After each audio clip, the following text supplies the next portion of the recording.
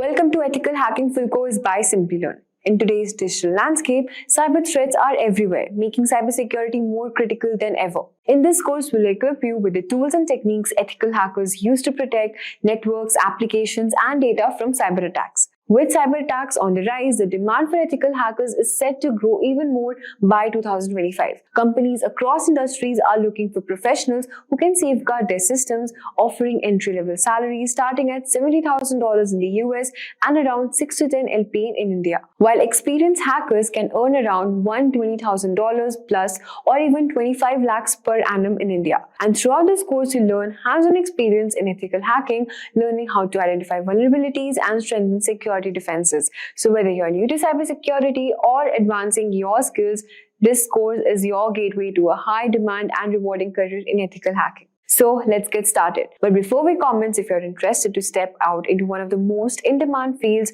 the Advanced Executive Program in Cybersecurity by Simplilearn is your perfect opportunity. In just 6 months, you'll gain expertise in ethical hacking, penetration testing, ransomware analysis, and also advanced defense strategies through a hands-on project, industry-relevant approach. This program, offered in collaboration with IIIT Bangalore and IBM, features live interactive classes, real-world projects, and industry-recognized certifications. So you can find the course link in the description box below and in the pinned comments. Meet Anne. She often shops from www.shoppingcart.com. She has her information like email ID, address, and credit card details saved on the website to enable a faster and hassle-free shopping experience. The required information is stored in a server. One day, Anne received an email which stated her eligibility for a special discount voucher from shoppingcart.com. In order to receive the coupon code, she was asked to fill in her shoppingcart.com account credentials. This didn't seem fishy to her at the time, as she thought it was just an account verification step. Little did she realize the danger she would be facing. She was knocked off her feet when a substantial amount of money was wiped off her account. How do you think this happened? Well, yes, the email she received was fake. Anne's shoppingcart.com account witnessed unauthorized access from a third party. This type of attack is known as a cyber attack, and the person who carries it out is called a hacker. Could Anne have prevented this attack? Indeed, she could have, with the help of cybersecurity. Cybersecurity involves techniques that help in securing various digital components, networks, data, and computer systems from unauthorized digital access. There are multiple ways to implement cybersecurity, depending on the kind of network you are connected to and the type of cyber attacks you are prone to. So, let's take a look at the various cyber attacks that Anne could have been exposed to. One of the most common types of cyber attacks is a malware attack like Trojan, adware, and spyware, to name a few. Had Anne downloaded any suspicious attachments online, her system could have gotten corrupted by certain malicious viruses embedded within the attachments. Next is a phishing attack, the type of cyber attack which Anne experienced. Here, the hacker usually sends fraudulent emails, which appear to be coming from a legitimate source. This is done to install malware or to steal sensitive data like credit card information and login credentials. Another type of attack is the man-in-the-middle attack.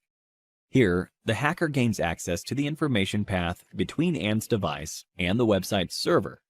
The hacker's computer takes over Anne's IP address.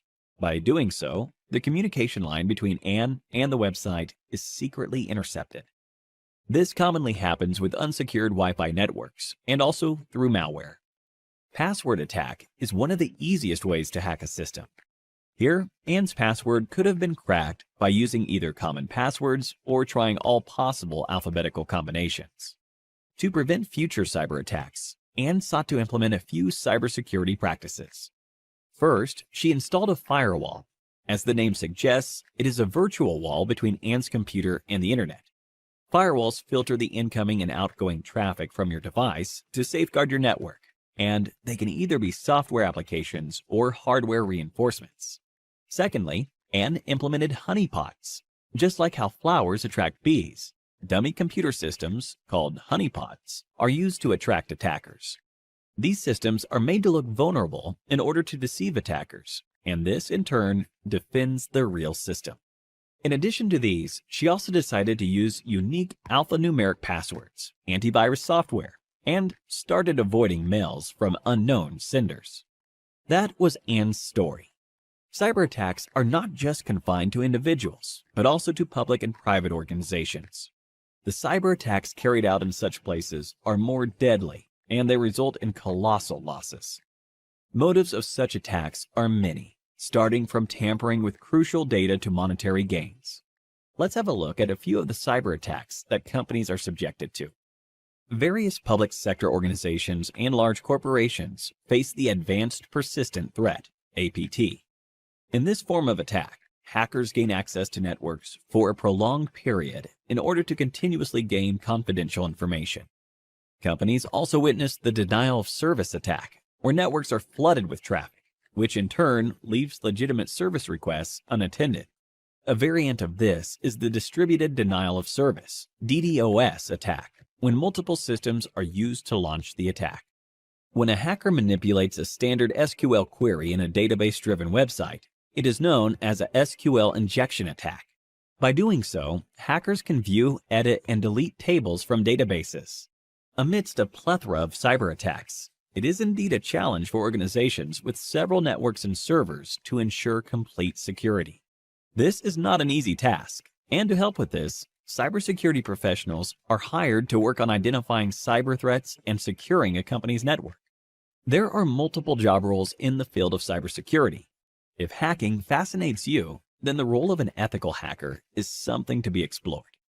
Such professionals try to exploit a network's vulnerabilities, just like how a hacker would do, but only to identify those vulnerabilities and resolve them for protection against an actual cyber attack. But if you are looking to design robust security structures, then the role of a security architect is more apt. A Chief Information Security Officer, CISO, plays a crucial role in enterprise security and is entrusted with the overall safety of the information in an organization. So, here's a question for you. Identify the type of cyber attack where the hacker's system takes over the client's IP address. A. DDoS attack. B.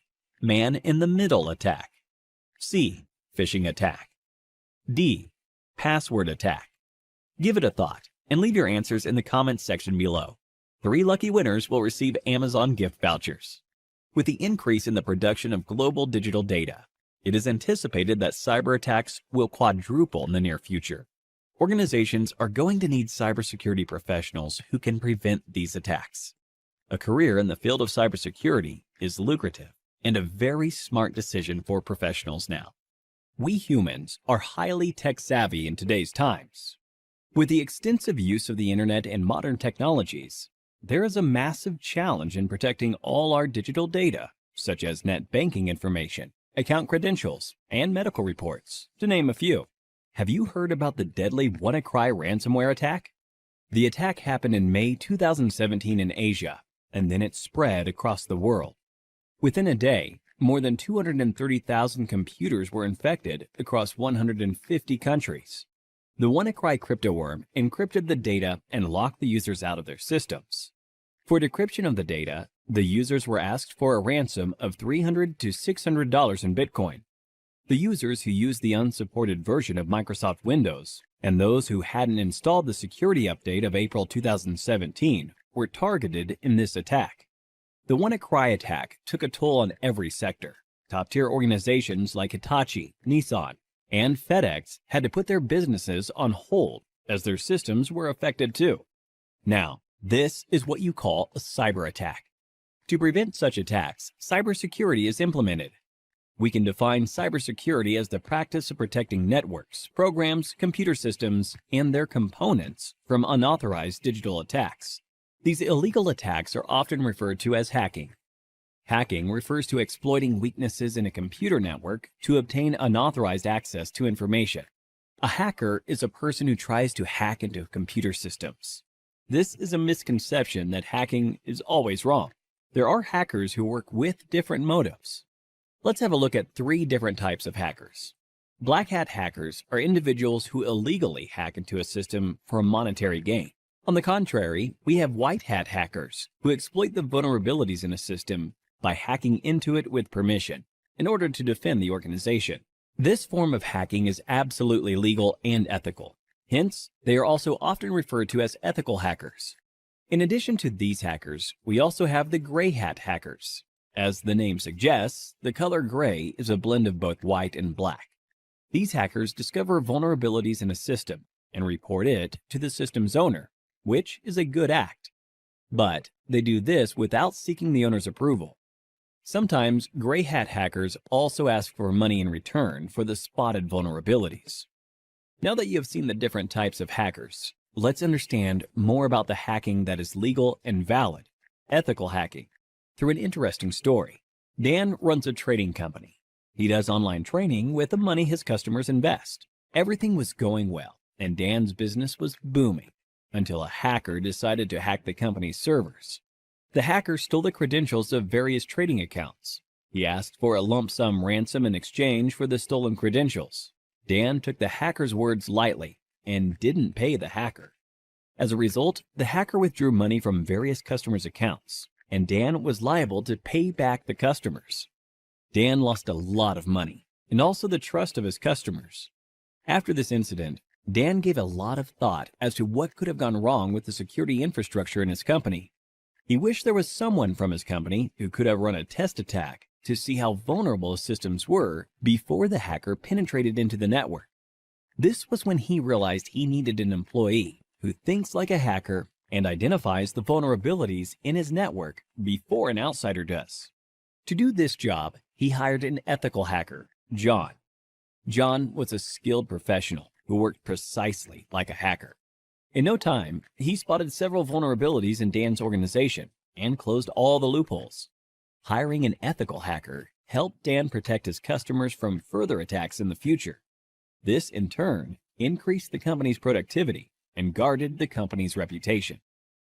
So, now you know hacking is not always bad. John, in this scenario, exposed the vulnerabilities in the existing network, and such hacking is known as ethical hacking. Ethical hacking is distributed into 6 different phases. Let us look at these phases step by step with respect to how John, our ethical hacker, will act. Before launching an attack, the first step John takes is to gather all the necessary information about the organization's system that he intends to attack. This step is called reconnaissance. He uses tools like Nmap and hping for this purpose. John then tries to spot the vulnerabilities, if any, in the target system using tools like Nmap and Nexpose. This is the scanning phase. Now that he has located the vulnerabilities, he then tries to exploit them. This step is known as gaining access. After John makes his way through the organization's networks, he tries to maintain his access for future attacks by installing backdoors in the target system. The Metasploit tool helps him with this. This phase is called maintaining access. John is a brilliant hacker. Hence, he tries his best not to leave any evidence of his attack. This is the 5th phase, clearing tracks. We now have the last phase, that is reporting. In this phase, John documents a summary of his entire attack, the vulnerabilities he spotted, the tools he used, and the success rate of the attack. Looking into the report, Dan is now able to take a call and see how to protect his organization from any external cyber attacks. Don't you all think John is an asset to any organization? If you want to become an ethical hacker like John, then there are a few skills that you need to acquire. First and foremost, you need to have a good knowledge of operating environments such as Windows, Linux, Unix, and Macintosh. You must have reasonably good knowledge of programming languages such as HTML, PHP, Python, SQL, and JavaScript. Networking is the base of ethical hacking. Hence, you should be good at it. Ethical hackers should be well aware of security laws so that they don't misuse their skills. Finally, you must have a global certification on ethical hacking to successfully bag a position of an ethical hacker like John. Few examples of ethical hacking certification are Certified Ethical Hacker Certification, CEH, CompTIA Pentest Plus, and Licensed Penetration Tester Certification, to name a few. Simplilearn provides a cybersecurity expert master's program that will equip you with all the skills required by a cybersecurity expert. You could have a look at it by clicking the link in the description. So, Here's a question for you. In which phase of ethical hacking will you install backdoors in the target system? A. Scanning. B. Maintaining access. C. Clearing tracks. D. Reconnaissance. Give it a thought and leave your answers in the comments section below. 3 lucky winners will receive Amazon gift vouchers. The endless growth of technologies in this area is directly proportional to the number of cybercrimes. Cybercrimes are estimated to cost $6 trillion in 2021. Hence, to tackle these cybercrimes, organizations are continuously on the lookout for cybersecurity professionals. The average annual salary of a certified ethical hacker is $91,000 in the US and approximately rupees 7 lakhs in India. So, what are you waiting for? Get certified and become an ethical hacker like John and put an end to the cyber attacks in the world. Let's understand what are the types of hackers. So, what are the types of hackers? Hacker is a technically skilled person who is very adept with computers. They have good programming skills, they understand how operating system works, they understand how networks work, they understand how to identify flaws and vulnerabilities within all of these aspects, and then they understand and know how to misuse these flaws to get a outcome which would be detrimental to the health of the organization.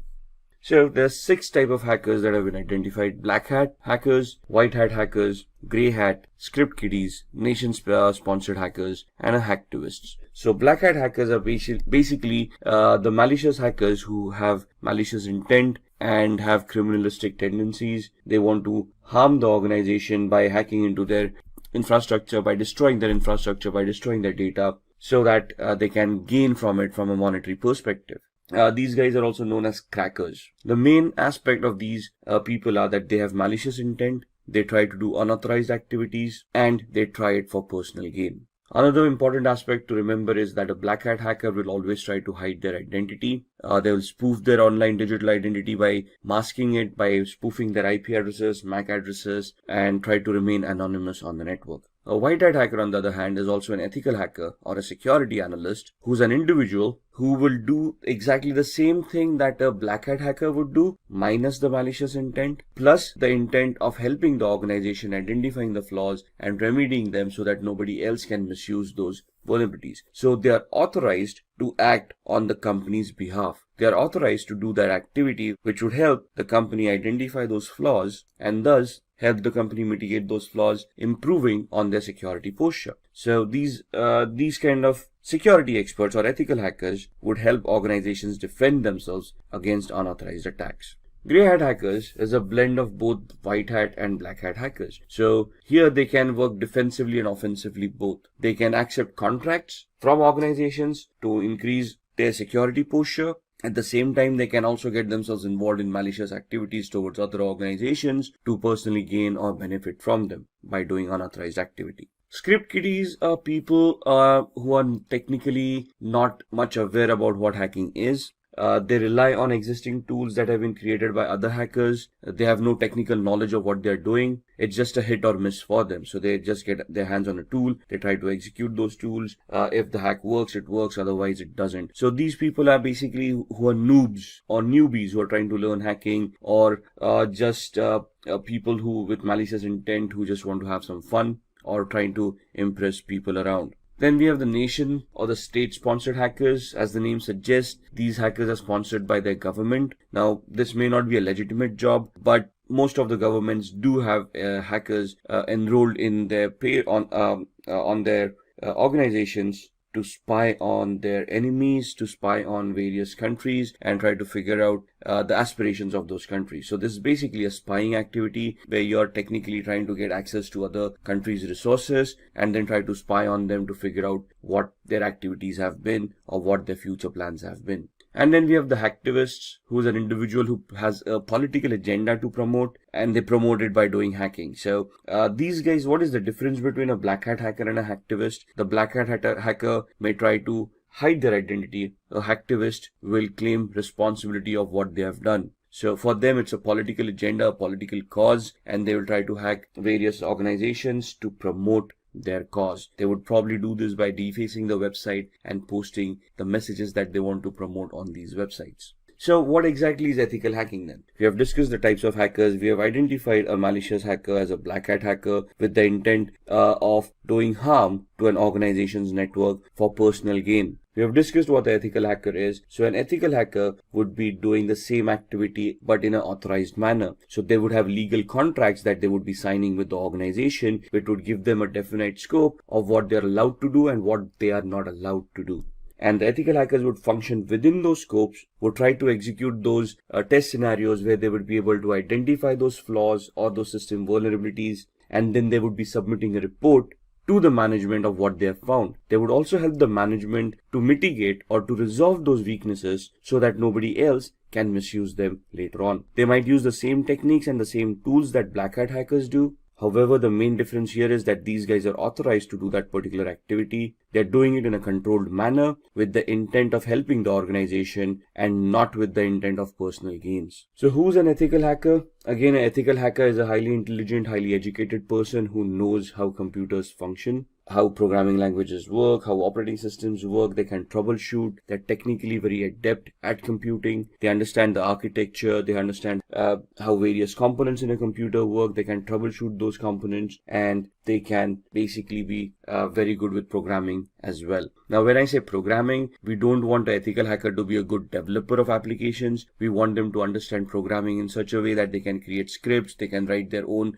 short programs like viruses, worms, trojans, or exploits which would help them achieve the objective that they have set out for. So here you can see the ethical hacker. They are individuals who perform a security assessment of their companies with the permission of concerned authorities. So what is a security assessment? A security assessment is finding out the exact security posture of the organization by identifying what security controls are in place, how they've been configured, and if there are any gaps in the configurations themselves. So an organization will hire an ethical hacker. They would give the ethical hacker the information about what information is or what security controls, what firewalls, what IDSS, IPSS, intrusion detection or intrusion prevention systems, antiviruses are already in place, and then they will ask the ethical hacker to figure out a way to bypass these mechanisms and see if they can still hack the organization. What is the need of an ethical hacker? The need of an ethical hacker is proactive security. The ethical hacker would identify all the existing flaws in an organization and try to resolve those flaws to help secure the organization from black hat hackers. So ethical hackers would prevent hackers from cracking into an organization's network by securing the organization, by improving on their security on a periodic basis. And they would also try to identify system vulnerabilities, network vulnerabilities, or application level vulnerabilities that would have been missed or have already been missed, and then try to figure out a way of plugging them or resolving them so that they cannot be misused by other hackers. They would also analyze and enhance an organization's security policies. Now, what are policies? Policies are basically documents that have been created by an organization of rules that all the employees need to follow to ensure that the security of an organization is maintained. For example, a password policy. A password policy would help users in an organization to adhere to the standards the organization has identified for a password complexity. For example, a password, when a user is creating them, should adhere to standards where they are using random words. They contain the alphabet A through Z, uppercase and lowercase, 0 through 9 as numerics, and special characters, and they are randomized so that the password becomes more stronger to prevent from brute force attacks. So what would an ethical hacker do at this point in time? They would try to test the strength of the passwords to see if brute force attacks or dictionary attacks are possible, and if any of these passwords can be cracked. They would ensure that all the employees are following the policies and all the passwords are as secured as the policies want them to be. If there are any gaps in the policies or the implementation of the policy, it is the ethical hacker's responsibility to identify those gaps and warn the organization about it. Similarly, they would also try to protect any personal information, any data that is owned by the organization that is critical for the functioning of the organization, and they will try to protect it from falling into the hacker's hands. Now, what are the skills that are required of an ethical hacker? These are the following skills. So first and foremost, they should have good knowledge with operating systems such as Windows, Linux, Unix, and Mac.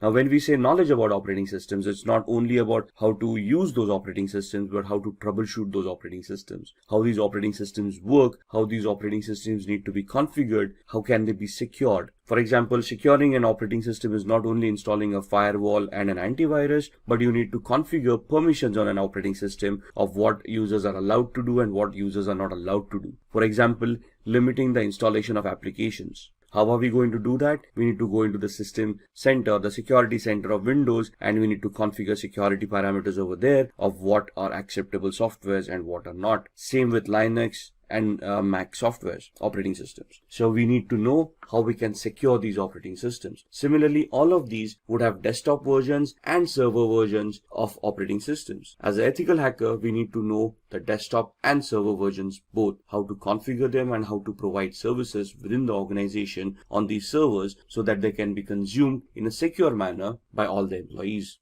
At the same time, they should also be knowledgeable of programming languages or scripting languages such as PHP, Python, Ruby, HTML for programming, if you will, because web servers come into the picture. So again, they should not be great developers where they can create huge applications, but they should be able to develop scripts, understand those scripts, analyze those scripts, and figure out what the output should be of those scripts to achieve the hacking goals that they have set out for. An ethical hacker should have a very good understanding about networking. No matter whether you're in application security, you're in network security, or you're in host-based security, since a computer will always be connected to a network, either a local area network like a LAN or the internet, we should know how networking works. We should know the 7 layers of the OSI model. We should know which protocols work on those 7 layers. We should identify the TCP/IP model and how a OSI model can be mapped to the TCP/IP model. We should understand how TCP and UDP work, how each and every protocol is crafted, how they are supposed to behave for us to analyze and understand any network-based attacks.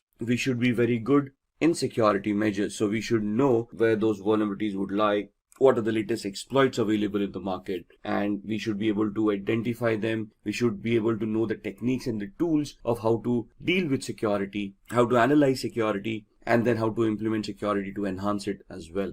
Along with that, it is important that a security analyst or ethical hacker is aware of the local security laws and standards. Why is that? Because an organization cannot do any illegal activity. Whatever responses that they have, whatever security mechanisms, whatever security controls they will implement, they need to be adhering to the local law of the land. They should be legal in nature and should not cause undue harm to any of the employees or any of the third-party clients that they are dealing with. So the ethical hackers should be aware of what security laws are before they implement security controls, or even before they start testing for security controls. And all of these should be backed up by having a global certification or a globally valid certification related to networking, related to security, ethical hacking, the law of the land, anything and everything. Maybe even programming. It's good to have a certification in PHP, Perl, Python, Ruby, and so on and so forth. Why? Because most of the organizations, when they hire ethical hackers, look out for these certifications, especially globally valid certifications, so that they can be sure, or they can be assured that the person that they are hiring has the required skill set. So let's talk about a few of the tools that an ethical hacker would utilize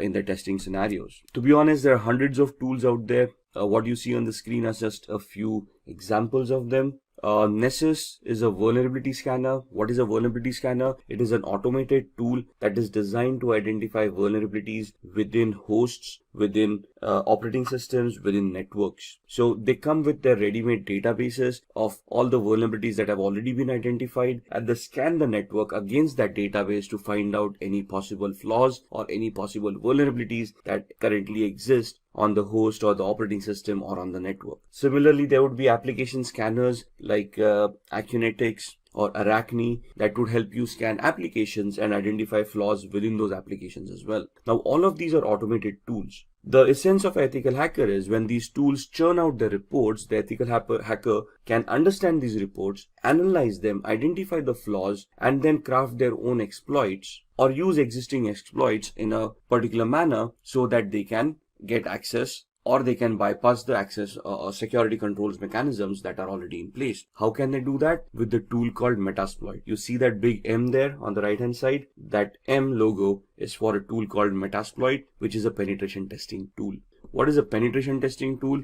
It is that tool that will allow an ethical hacker to craft their exploits or choose their exploits for the vulnerabilities that have been identified by Nessus. Since we are interacting with computers, we will always be interacting using tools, right? So the first tool, Nessus, identifies the flaws and the possible list of vulnerabilities. We do a penetration test using Metasploit to validate those flaws and to verify that those flaws actually exist, and try to figure out the complexity of those flaws. And that's where Metasploit helps us do that. Wireshark would be used in the background while we are doing both the activities using Nessus or Metasploit to keep a track of what packets are being sent and by received on the network, which will help us analyze those packets. So whenever I run a Nessus scanner, I would run a Wireshark in the background. It will capture the data packets, and I can go through those data packets and analyze that data packets to identify what Nessus is actually trying to do. Similarly, when I try to attack a machine using exploit on Metasploit, I will keep on Wireshark running in the background to capture the data packets that have been sent and the responses that I've received from the victim, so that I can also go through those packets and analyze the responses and analyze the attack, whether it was successful,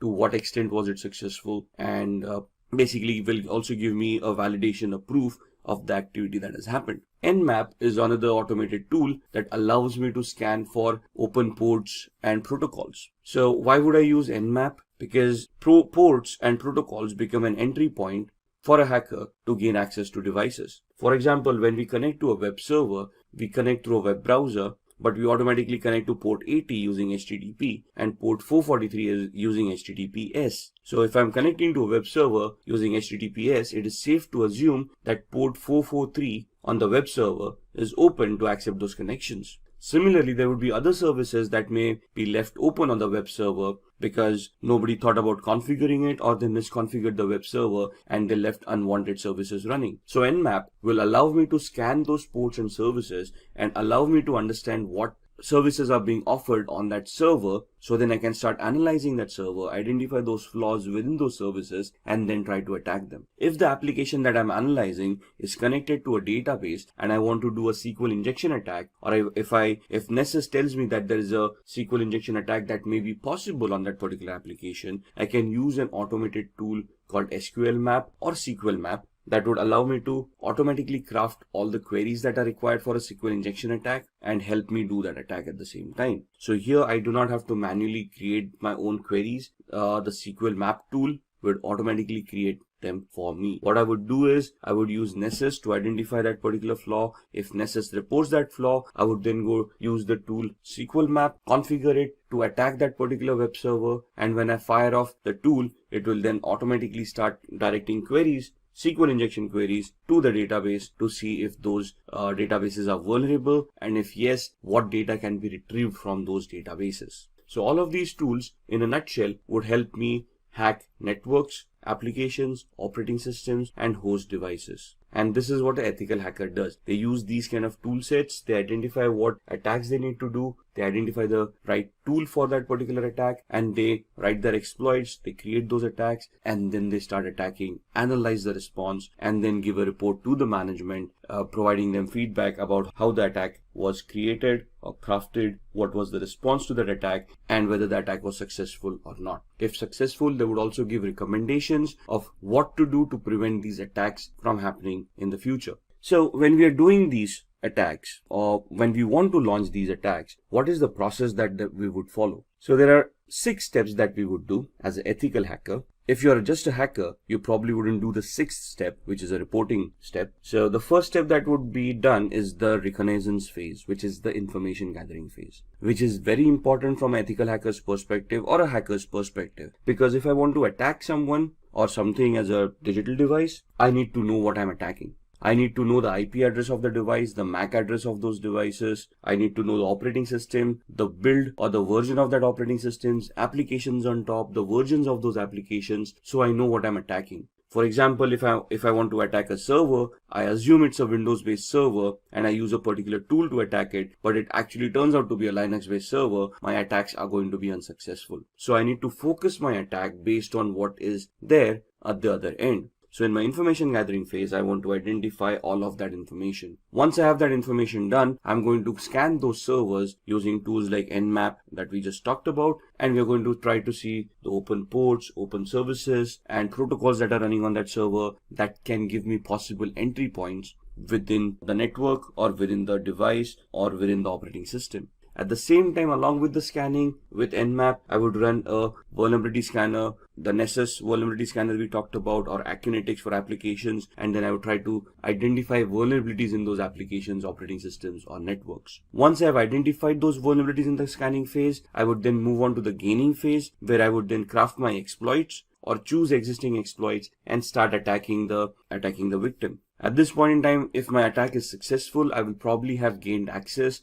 by either cracking passwords or escalating privileges or exploiting a vulnerability that I may have found during the scanning phase. Once I have gained my access, I want to maintain my access. Why? Because the vulnerability may not be there for long. Maybe somebody updated the operating system and hence the flaw was no longer existing, or somebody changed the password that I may have cracked, thus I no longer have access. So what do I do to maintain my access? I install Trojans or backdoor entries to those systems using which I can secretly, in a covert manner, get access to those devices at my own will, at my own time, as long as those devices are available over the network. So that's where I maintain my access. I have hacked them. Now I want to maintain my access, so I install a software which would give me a backdoor entry to that device no matter what. Once I have done this, I want to clear my tracks. So whatever activity that I've been doing, for example, installing a Trojan. A Trojan is also a software that would create directories and files once installed on the victim's machine. So I want to hide that. If I have accessed data stores, if I have modified data, I want to hide that activity, because if the victim comes to know that something has happened, they would start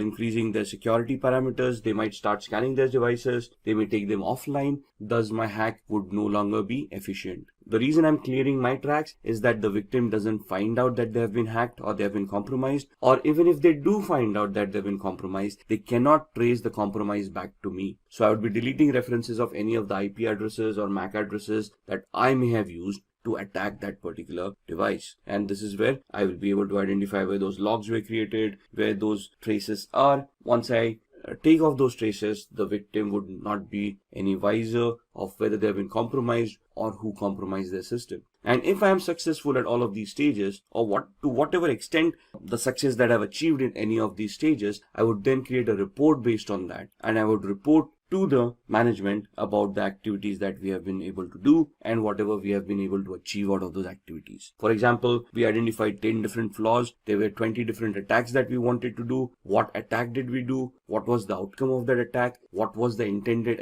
or the expected output of that attack? I'll create a report which would give a detailed analysis of all the steps that were taken, along with screenshots and evidences of what activity was conducted, what was the output, what was the expected output, and I would submit that report to the management, giving them an idea of what vulnerabilities and flaws exist in their environment or their devices that need to be mitigated so that the security can be enhanced. So these are the 6 steps that the ethical hacking process would take. Just going through this, the reconnaissance is where you're going to use hacking tools like Nmap, HPing to obtain information about targets. There are hundreds of tools out there depending on what information you want. Then in scanning, again, Nmap, Nexpose, these kind of tools to be utilized to identify open ports, protocols, and services. In gaining access, you're going to exploit a vulnerability by using the Metasploit tool that we talked about in the previous slides. In the maintaining access, you're going to install backdoors. You can use Metasploit at the same time. You can craft your own scripts to create a Trojan and install it on the victim's machine.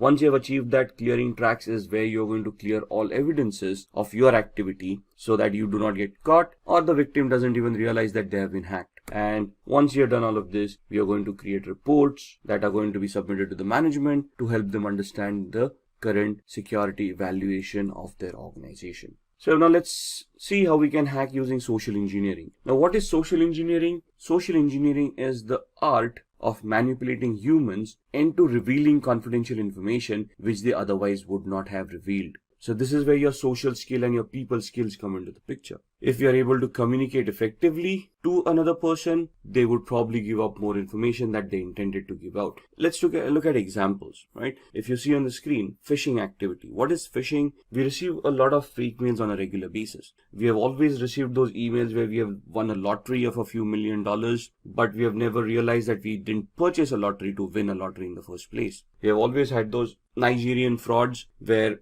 a prince died in some South African country and you out of 7 billion people on the planet have been identified, where they want to transfer a few $100 million through your account and they want to give you 50% of that money in return as thank you. So some very basic attacks where you go onto websites and there's a banner flashing at you saying, congratulations, you're the 1 millionth visitor to this website. Click here to claim your prize. All of these are social engineering attacks, phishing attacks, fake websites, fake communications being sent out to users to prey on their gullibility. Most of humans always have that dream of striking it rich, winning a huge lottery once and for all, and living their life lavishly ever after. But sadly, in the real world, that doesn't happen that often. And if you're receiving those mails, it is very important that you first research the validity of those communications before you even want to act upon them. So why are humans susceptible to social engineering? Because humans have emotion. Machines do not. Try pleading with a machine to give you access to an account that you have forgotten a password to. The machine wouldn't even know what you're doing. Try pleading with a human, sympathy or empathy, where you could try to create a social engineering attack where you can plead with them saying, if I do not get access to this account immediately, I might lose my job. And then that would put my family into problems. Somebody would feel empathy or sympathy towards you and help you reset that password and give you access to that account. It's how good the attack is and how convincing you are for the success of this attack to happen. So what is a familiarity exploit? Attackers interact with victims to gain information which will benefit the attackers to crack credentials. As passwords, if we want to reset our passwords, what do we have as a mechanism to resetting passwords? We have some security questions that we set up. Those questions are nothing but personal information that we would know, but through a social engineering attack, it would be easily be able to gather the information that you have set for your security questions. The security questions can be as simple as the first school that you attended. You probably have that listed on your LinkedIn profile, where a person can just go in there and see your academic qualifications and identify the school that you were in, right? Similarly, it might also be a question, what was your mother's maiden name? That's a very good attack. And that's, if a person can interact with you, let's say they're trying to take a survey and they approach you for a feedback on a particular product that you have been utilizing, and they ask you these questions, you wouldn't think twice before giving those answers. As long as the request sounds legitimate to us, we are able to justify that request, we do answer those queries. So it's upon us to verify the authenticity of the request coming in before we answer it. Phishing, as discussed, would be fraudulent emails which appear to be coming from a trusted source. So email spoofing comes into mind, fake websites, and so on and so forth. Exploiting human curiosity. Curiosity killed the cat, right? So there's so many physical attacks where hackers just keep pen drives lying around in a parking lot. Now this is a generic attack. Whoever falls victim will fall victim. So if I just throw around a few USBs in the parking lot, obviously with Trojans implemented on them, some people who are curious or who are looking for a couple of freebies might take up those pen drives, plug them in their computers to see what data is on the pen drives. At the same time, once they plug in those pen drives on their computers, the virus or the Trojan would get infected and cause harm to their machine. Then exploiting human greed. We just talked about the Nigerian frauds and the lotteries, those kind of attacks, the fake money making gimmicks. Now basically this is where you prey upon the person's greed kicking in, and they are clicking on those links in order to get that money that has been promised to them in that email. So one of the safest mechanism to keep data private and to keep yourself secure is using encryption. Now encryption can happen through cryptography. What is cryptography? Cryptography is the art of scrambling data using a particular algorithm so that the data becomes unreadable to the normal user. The only person with the key to unscramble that data would be able to unscramble it and make sense out of that data. So we're just making it unreadable or non-readable by using a particular key or a particular algorithm, and then we're going to send the key to the end user. The end user using this same key would then decrypt that data. If anybody compromises that data while it is being sent over the network, since it is encrypted, they would not be able to read it. So the encryption algorithm would be something like this. Now, if you see the computer word once made into unreadable format would look like EQORXVGT. For an end user, it wouldn't make any sense, but the person who has a key to unscramble that would be able to convert it back to computer and then understand the meaning of that word. So this is just a substitution cipher that is being shown on the screen. So what is the alphabet? The key is alphabet plus 3. So C plus 3 alphabets, that becomes E. O becomes Q, M becomes O. So the key that is utilized to scramble the data is the character that you are at, the third character from there would be the corresponding key. So the encrypted message is also known as a cipher. The decryption is just the other way around, where you know the key now and you can now figure out what that E corresponded to by going back 3 characters in the alphabet. Most of the times a certified ethical hacker must decrypt a message without knowing the secret key. So let's say a ransomware has affected your organization or has affected a device and you want to figure out or you want to decrypt that data. Now, as an ethical hacker, you wouldn't be for paying a ransom to the hacker, would you? So it is now your prerogative of how you're going to work around and how you're going to try to crack the encryption mechanism, how to crack the cipher to decrypt that message and see what's within it, right? Decryption without the use of a secret key, that is known as a cryptanalysis. Cryptanalysis is the reversing of an algorithm to figure out what the decryption was without using a key. So cryptanalysis can be done using various formats. The first one is a brute force attack, second is a dictionary attack, the third one is a rainbow table attack. A brute force attack is trying every combination, permutation and combination of the key to figure out what the key was.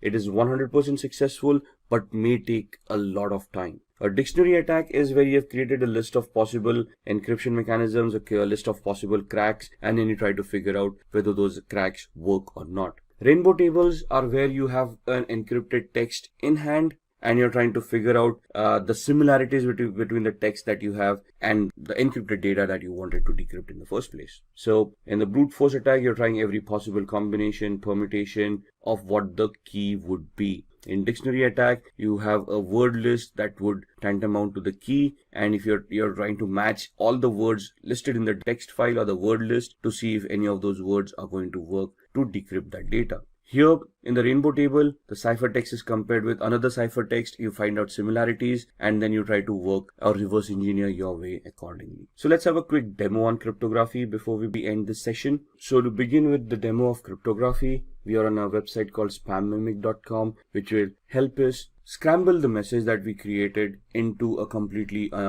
format which would be unrelated to the topic at hand. So if I say I want to encode a message, turn a short message into spam. So what this does is, you want to send across a secret message, you type in the secret message, a short one, and it will convert that into a spam mail. You send it across, so whoever's reading that spam mail would never get an idea of the embedded message within it. So if I want to type in a message here, hi, this is a secret message, the password is ASD@1234, and I want to send this out to people or to one of my colleagues, but I want to send it out in a secret manner so that others are not aware of this. So when I press on encode, what the algorithm will do is it will convert this message into a spam mail. So my message, hi, this is a secret message, the password is @1234 or ASD@1234, gets converted into this. Now if you read it, dear e-commerce professional, this letter was specially selected to be sent to you. This doesn't make sense. There is nowhere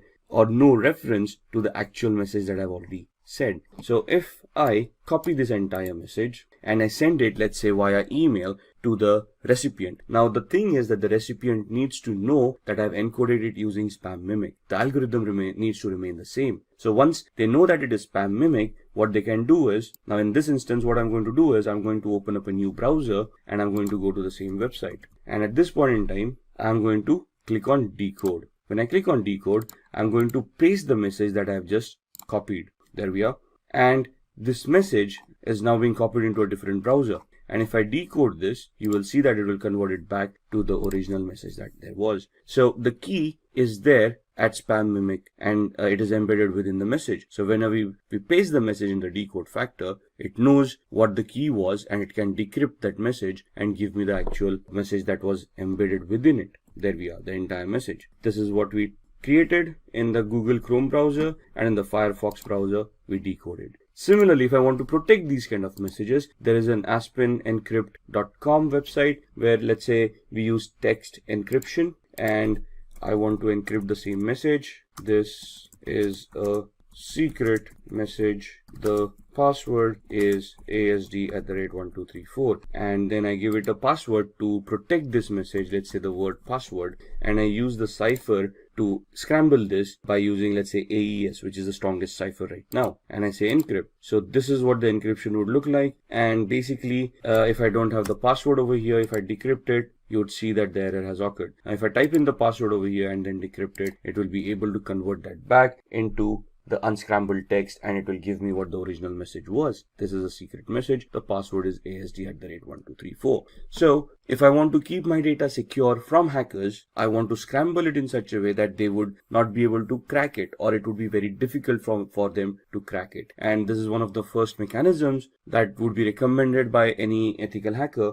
And before we begin, if you are someone who is interested in building a career in cybersecurity, or to become an ethical hacker by graduating from the best universities, or a professional who elicits to switch career with cybersecurity or ethical hacker by learning from the experts, then try giving a shot to Simplilearn's postgraduate program in cybersecurity with modules from MIT Schwarzman College of Computing. The course link is mentioned in the description box below that will navigate you to the course page, where you can find a complete overview of the program being offered. Hello everyone, and welcome to this video on the Hacker's Roadmap at the Simplilearn YouTube channel. As vast as the field of cybersecurity is, there is often an overflow of information about it at the same time. For people who wish to know more about how to venture into the cybersecurity or ethical hacking space, it is very important for them to know what's the career progression, what are the skills needed, and how a person with no or bare minimum knowledge can take their first step in this amazing career.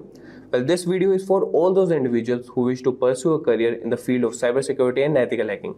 Whether you are an entry-level professional, a college graduate, or an experienced professional looking to understand how a career in the field of cybersecurity progresses and what additional skills and responsibilities would you need as you grow in the field, then you are at the right place. So let's get started with our topic, the Hacker's Roadmap. And before we begin, if you are someone who is interested in building a career in cybersecurity by graduating from the best universities, or a professional who elicits to switch careers with cybersecurity by learning from the experts, then try giving a shot to Simplilearn's postgraduate program in cybersecurity with modules from MIT Schwarzman College of Engineering. The course link is mentioned in the description box that will navigate you to the course page where you can find a complete overview of the program being offered. And if these are the types of videos you would like to watch, then hit the subscribe button, like, and press on the bell icon to never miss on further content. So stay tuned with us until the end of this video, and don't forget to register your opinion in the comment section below. And now, we will start with what is ethical hacking and how is it different from hacking. So in the world of cybersecurity, hacking can be broadly categorized into two types, ethical hacking and unethical hacking. Ethical hacking involves using the same tools and techniques as malicious hackers to identify and fix security vulnerabilities before they can be exploited. And these experts, known as white hat hackers, work with a focus on security rather on theft. And on the other hand, we have unethical hacking that refers to unauthorized access to digital devices or networks with malicious intent performed by black hat hackers. And additionally, there are grey hat hackers who possess knowledge in offensive and defensive computer use, sometimes working as security consultants during the day and engaging in black hat activities at night. It is important to understand these distinctions to protect against cyber threats effectively. Now we'll see the objective or roles of an ethical hacker. Ethical hackers, also known as white hat hackers, use their skills and expertise to identify vulnerabilities in system and network before malicious hackers can exploit them. Their primary objective is to simulate real-world attacks and help organizations strengthen their security measures. The role of an ethical hacker involves several key phases, and we'll see those roles and key phases. So they are responsible for reconnaissance, scanning, gain and maintain access, clear their tracks, document their findings, and compile detailed reports. So firstly, they conduct thorough reconnaissance, gathering information about the target system or organization. This includes understanding the organization's structure, network infrastructure, and potential weak points. And through scanning, they identify the easiest and quickest methods to gain access to the network and gather further information. And once access is gained, ethical hackers maintain it, allowing them to exercise their privileges and control the connected systems. This step helps them identify any potential security flaws and weaknesses within the network. They also work to clear their tracks, covering their footsteps to evade detection and ensuring the security personnel cannot trace their activities. And throughout the entire process, ethical hackers document their findings, compile detailed reports on the vulnerabilities discovered, and provide recommendations to address and mitigate the identified security issues. Their vulnerability goal is to help organizations strengthen their defenses, prevent data breaches, and protect sensitive information from falling into the wrong hands. Ethical hacking is a crucial aspect of cybersecurity as it allows organizations to stay one step ahead of cyber threats. By leveraging the skills of ethical hackers, businesses can proactively identify and address vulnerabilities, ensuring the overall security and integrity of their digital infrastructure. So now we'll see the skills that needed to be an ethical hacker. So now we'll see the skills. So the first skill is knowledge of computer networks, then it's the programming languages, then the knowledge of web applications, databases, ethical hacking tools, and knowledge of common attack vectors and techniques. Then what certificates that are required for an ethical hacker. Now we'll start with knowledge of computer networks. Understanding computer networks is fundamental for ethical hackers. This includes concepts such as IP addressing, network protocols, example TCP/IP, routing, switching, and firewalls.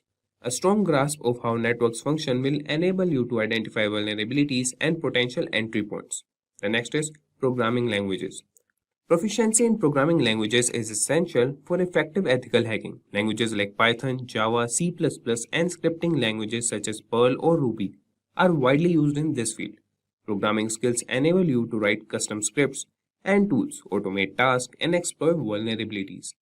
And the next we have is web applications. In today's digital landscape, web applications are often the target of attacks. Therefore, a solid understanding of web application architecture, protocols, example HTTP, and security mechanisms, example SSL, TLS, is crucial. Knowledge of web programming languages like HTML, CSS, JavaScript, and frameworks like PHP or ASP.NET is also beneficial. Then we have databases. So databases store and manage sensitive data, making them attractive targets for hackers. Familiarize yourself with database management systems DBMS such as MySQL, Oracle, or Microsoft SQL Server.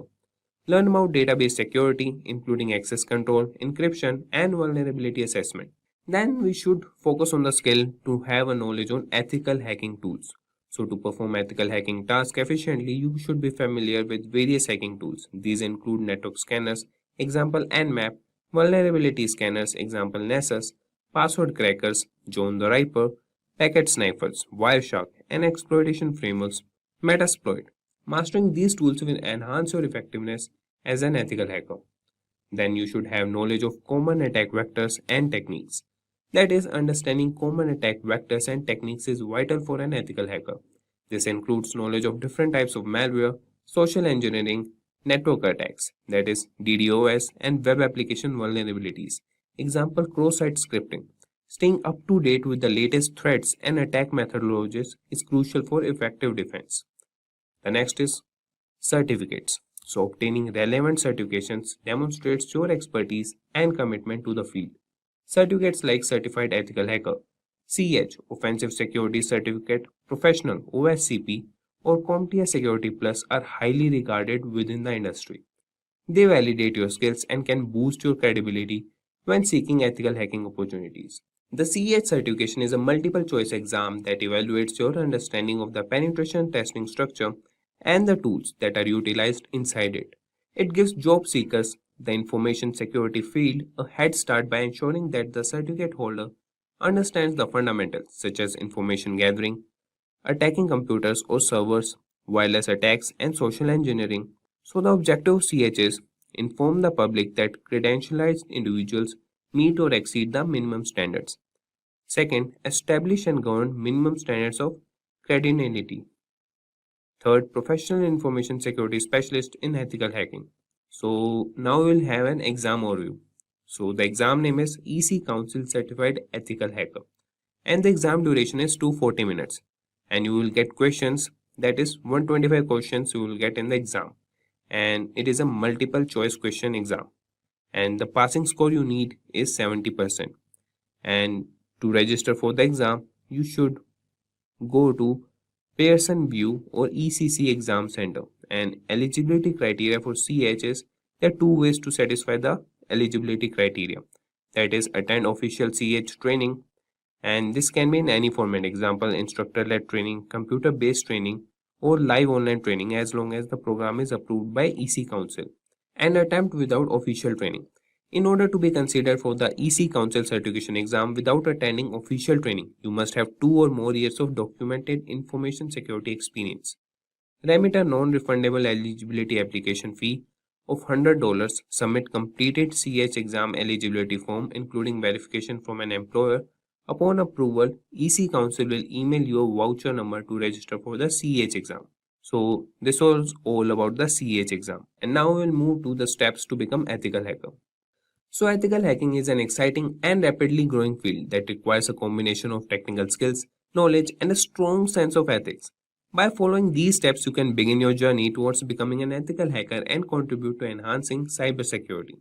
So step 1, that is knowledge of computer systems and networks. Step 2, you should have proficiency in programming languages. Step 3, networking and security concepts. You should have a knowledge of it. Third, knowledge of web application and database. Fifth, understanding of operating systems. Step 6, familiarity with ethical hacking tools. Step 7, problem solving and analytical thinking. Step 8, knowledge of common attack vectors and techniques. Step 9, certifications. So now we will elaborate all the steps one by one. So we'll start with knowledge of computer systems and networks. So to become an ethical hacker, it is crucial to have a deep understanding of computer systems and networks. This involves familiarizing yourself with the inner workings of computer system, network protocols, operating systems, and how different components interact within a network environment. By gaining this knowledge, you will be better equipped to identify vulnerabilities and assess potential security risks. And the next is proficiency in programming languages. So programming languages are an essential tool for ethical hackers. By gaining proficiency in programming languages such as Python, C++, Java, JavaScript, SQL, Perl, and Ruby, you will be able to develop your own scripts, automate tasks, and create exploit codes. These programming languages provide the foundation for writing secure and efficient code, as well as manipulating and analyzing data. The next step is networking and security concepts. To effectively assess and secure networks, it is important to have a solid understanding of networking and security concepts. This includes familiarizing yourself with topics such as network protocols, network security principles, encryption techniques, and firewall configurations. Understanding how data is transmitted, secured, and protected in a network environment will enable you to identify potential vulnerabilities and implement appropriate security measures. Step 4. Knowledge of web application and database knowledge. So in today's interconnected world, web applications and databases are common targets for hackers. Therefore, it is crucial to develop a strong understanding of web application architectures, web protocols, and database systems. Pay special attention to common vulnerabilities specific to web applications such as SQL injection, cross-site scripting, XSS, and cross-site request forgery, CSRF. By gaining expertise in these areas, you will be able to effectively assess the security of web applications and databases and provide appropriate recommendations for securing them. And the next step is understanding of operating systems. So operating systems form the backbone of computer systems and are often targeted by hackers. It is important to gain a comprehensive understanding of different operating systems, such as Windows, Linux, or Mac OS. This includes understanding system configurations, file permissions, user management, and security mechanisms specific to each operating system. This knowledge will enable you to identify vulnerabilities, apply patches, and secure operating systems effectively. Step 6. Familiarity with ethical hacking tools. Ethical hackers rely on a variety of tools to assess and secure systems and networks. Familiarize yourself with popular ethical hacking tools such as Matplotlib, Wireshark, Nmap, Burpsuit, Kali Linux, Canvas, SQL Ninja, and Wapiti. These tools provide functionalities for vulnerability scanning, network sniffing, exploit development, and penetration testing. Understanding how to use these tools effectively will enhance your capabilities as an ethical hacker. Now we'll see the step 7, that is problem solving and analytical thinking. So being an ethical hacker requires strong problem-solving skills and the ability to think analytically. You will often encounter complex systems and face intricate security challenges. Developing your problem-solving abilities and analytical thinking will help you approach these challenges systematically, identify vulnerabilities, and devise effective strategies to mitigate risk. It is essential to stay updated with the latest security trends and technologies to enhance your problem-solving skills. And the step 8 is knowledge of common attack vectors and techniques. So to defend against potential threats, you must familiarize yourself with common hacking techniques and attack vectors used by malicious hackers. This includes social engineering, phishing attacks, password cracking, network-based attacks, and more. Understanding how these attacks work and the methodologies used will enable you to proactively identify and prevent potential security breaches. And now the step 9, that is certifications. While certifications are not mandatory to start a career in ethical hacking, they can provide a structured learning path and validate your skills and knowledge. Consider pursuing certifications such as Certified Ethical Hacker, CEH, Offensive Security Certified Professional, OSCP, Certified Information Systems Security Professional, CISSP, Certified Penetration Testing Engineer, CPTE, and Certified Security Analyst, ECSA. These certifications demonstrate your expertise and dedication to the field, enhancing your credibility as an ethical hacker. Now we'll see the job roles in ethical hacking field. So starting with, there are several job roles in ethical hacking, such as here's an elaboration on each job role in ethical hacking, and we'll see some of the major ethical hacker job roles. So starting with ethical hacker. So an ethical hacker is a skilled professional who legally attempts to penetrate computer systems and networks to identify vulnerabilities and weaknesses. They use their knowledge to strengthen the security infrastructure and protect against cyber threats. And the next is network security engineer. Network security engineers specialize in securing and maintaining computer networks within an organization. They implement and manage security measures such as firewalls, intrusion detection systems, and virtual private networks, that is VPNs, to protect sensitive data. Then we have cybersecurity analyst. So cybersecurity analysts monitor and analyze systems for potential security breaches or incidents. They investigate threats, develop security protocols, and implement measures to protect against attacks. The next is penetration tester. Penetration testers, also known as ethical hackers, simulate real-world attacks to identify vulnerabilities in computer systems, networks, and applications. They conduct thorough assessments and provide recommendations for improving security. The next is information security manager. Information security managers are responsible for overseeing an organization's overall security strategy and ensuring the protection of sensitive data. They develop and implement security policies, manage security teams, and handle incident response.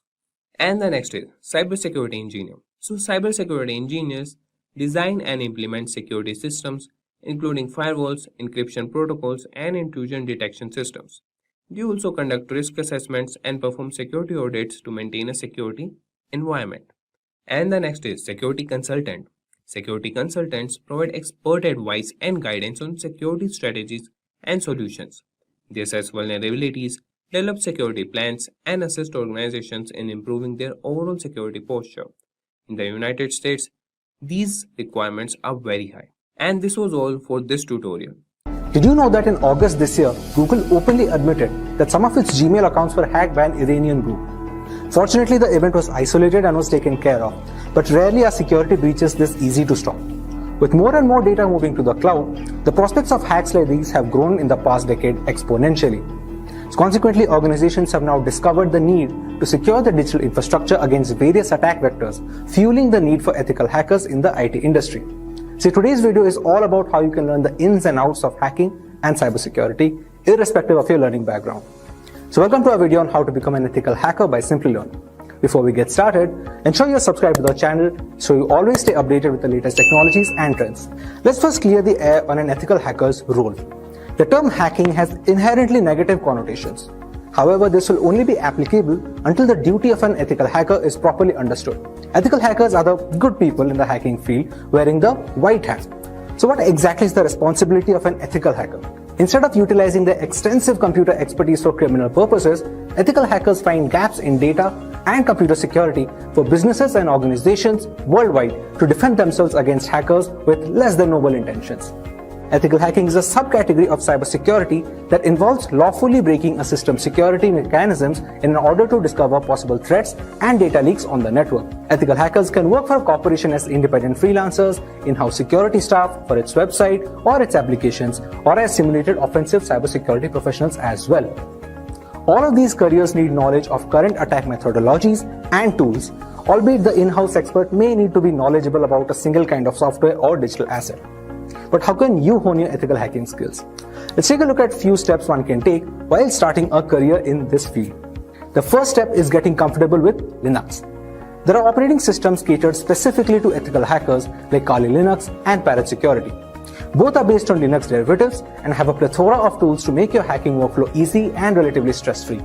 The better versed you are with Linux and its terminal, the quicker you can achieve things when hacking.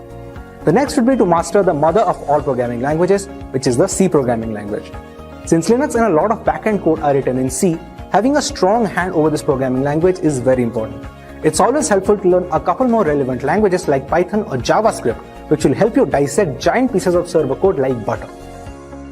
Remaining anonymous is vital in the hacking sphere, since giving a malicious actor news of your existence on a target network can cause him then to flee or attack your device instead. The usage of MAC address randomizers and proxy chains is highly beneficial and recommended when monitoring networks for criminal activity. And speaking of proxies, ethical hackers must understand networking fundamentals and exactly how they are established. Learning about various networks and protocols might help you exploit flaws. An ethical hacker with an extensive understanding of networking tools such as Wireshark, Nmap, and others can overcome field incidents relatively unscathed. The fifth skill in our list is traversing the dark web using the famous Tor browser. Most of the internet is hidden behind the Tor networks, and getting a closer look at the people who often are at the forefront of the hacking industry in the dark web directly can help you familiarize yourself with a certain domain secrets while keeping you updated with the latest happenings in the cybercrime world. A major advantage that can tip the scales in the favor of an ethical hacker is the knowledge of cryptography or encryption. Encryption is used in various elements of information security, including authentication, data integrity, anonymity, and others. Passwords and other sensitive information are always encrypted on a network. A hacker must understand how to recognize and break these encryption standards. Exploring vulnerabilities make you a better ethical hacker simply keeps you aware of the security measures that are kept in place as industry standards while handing you the most advanced penetration testing tools on the market. Learning how to scan networks and systems for vulnerabilities that might result in a security breach. Ethical hackers may also attempt to write vulnerabilities to exploit the system in question.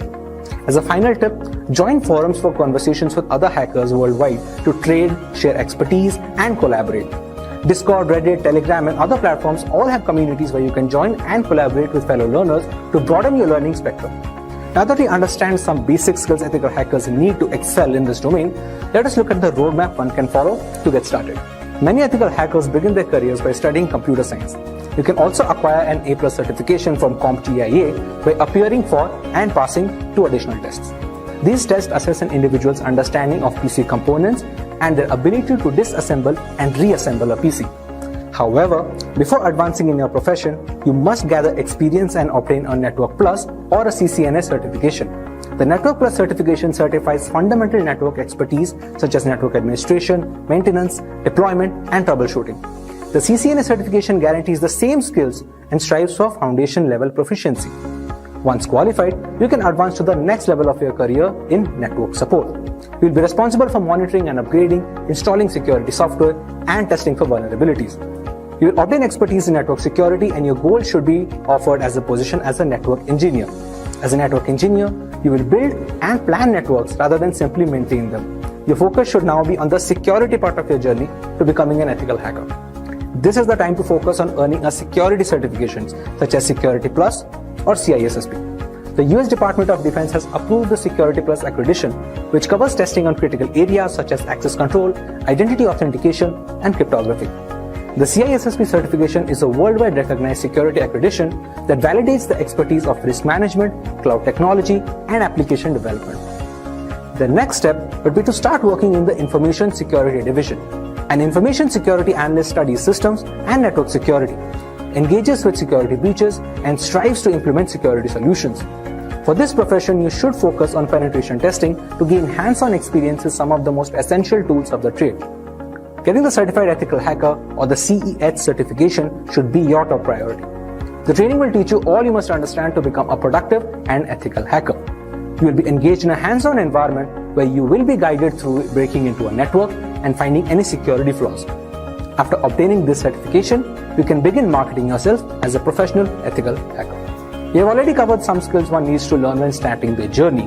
However, an ethical hacker has certain roles and responsibilities that must be carried out meticulously. The first of which is threat modeling.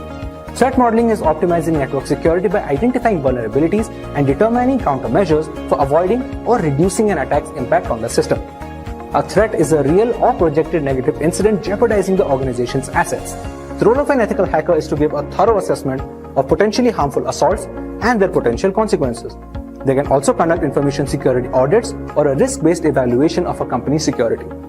These regular exercises assess security's readiness, identify IT system weaknesses, and offer strategies for reducing future attack threats. They also assess how successfully security-related policies are implemented, resulting in a report that includes discovered flaws and appropriate solutions.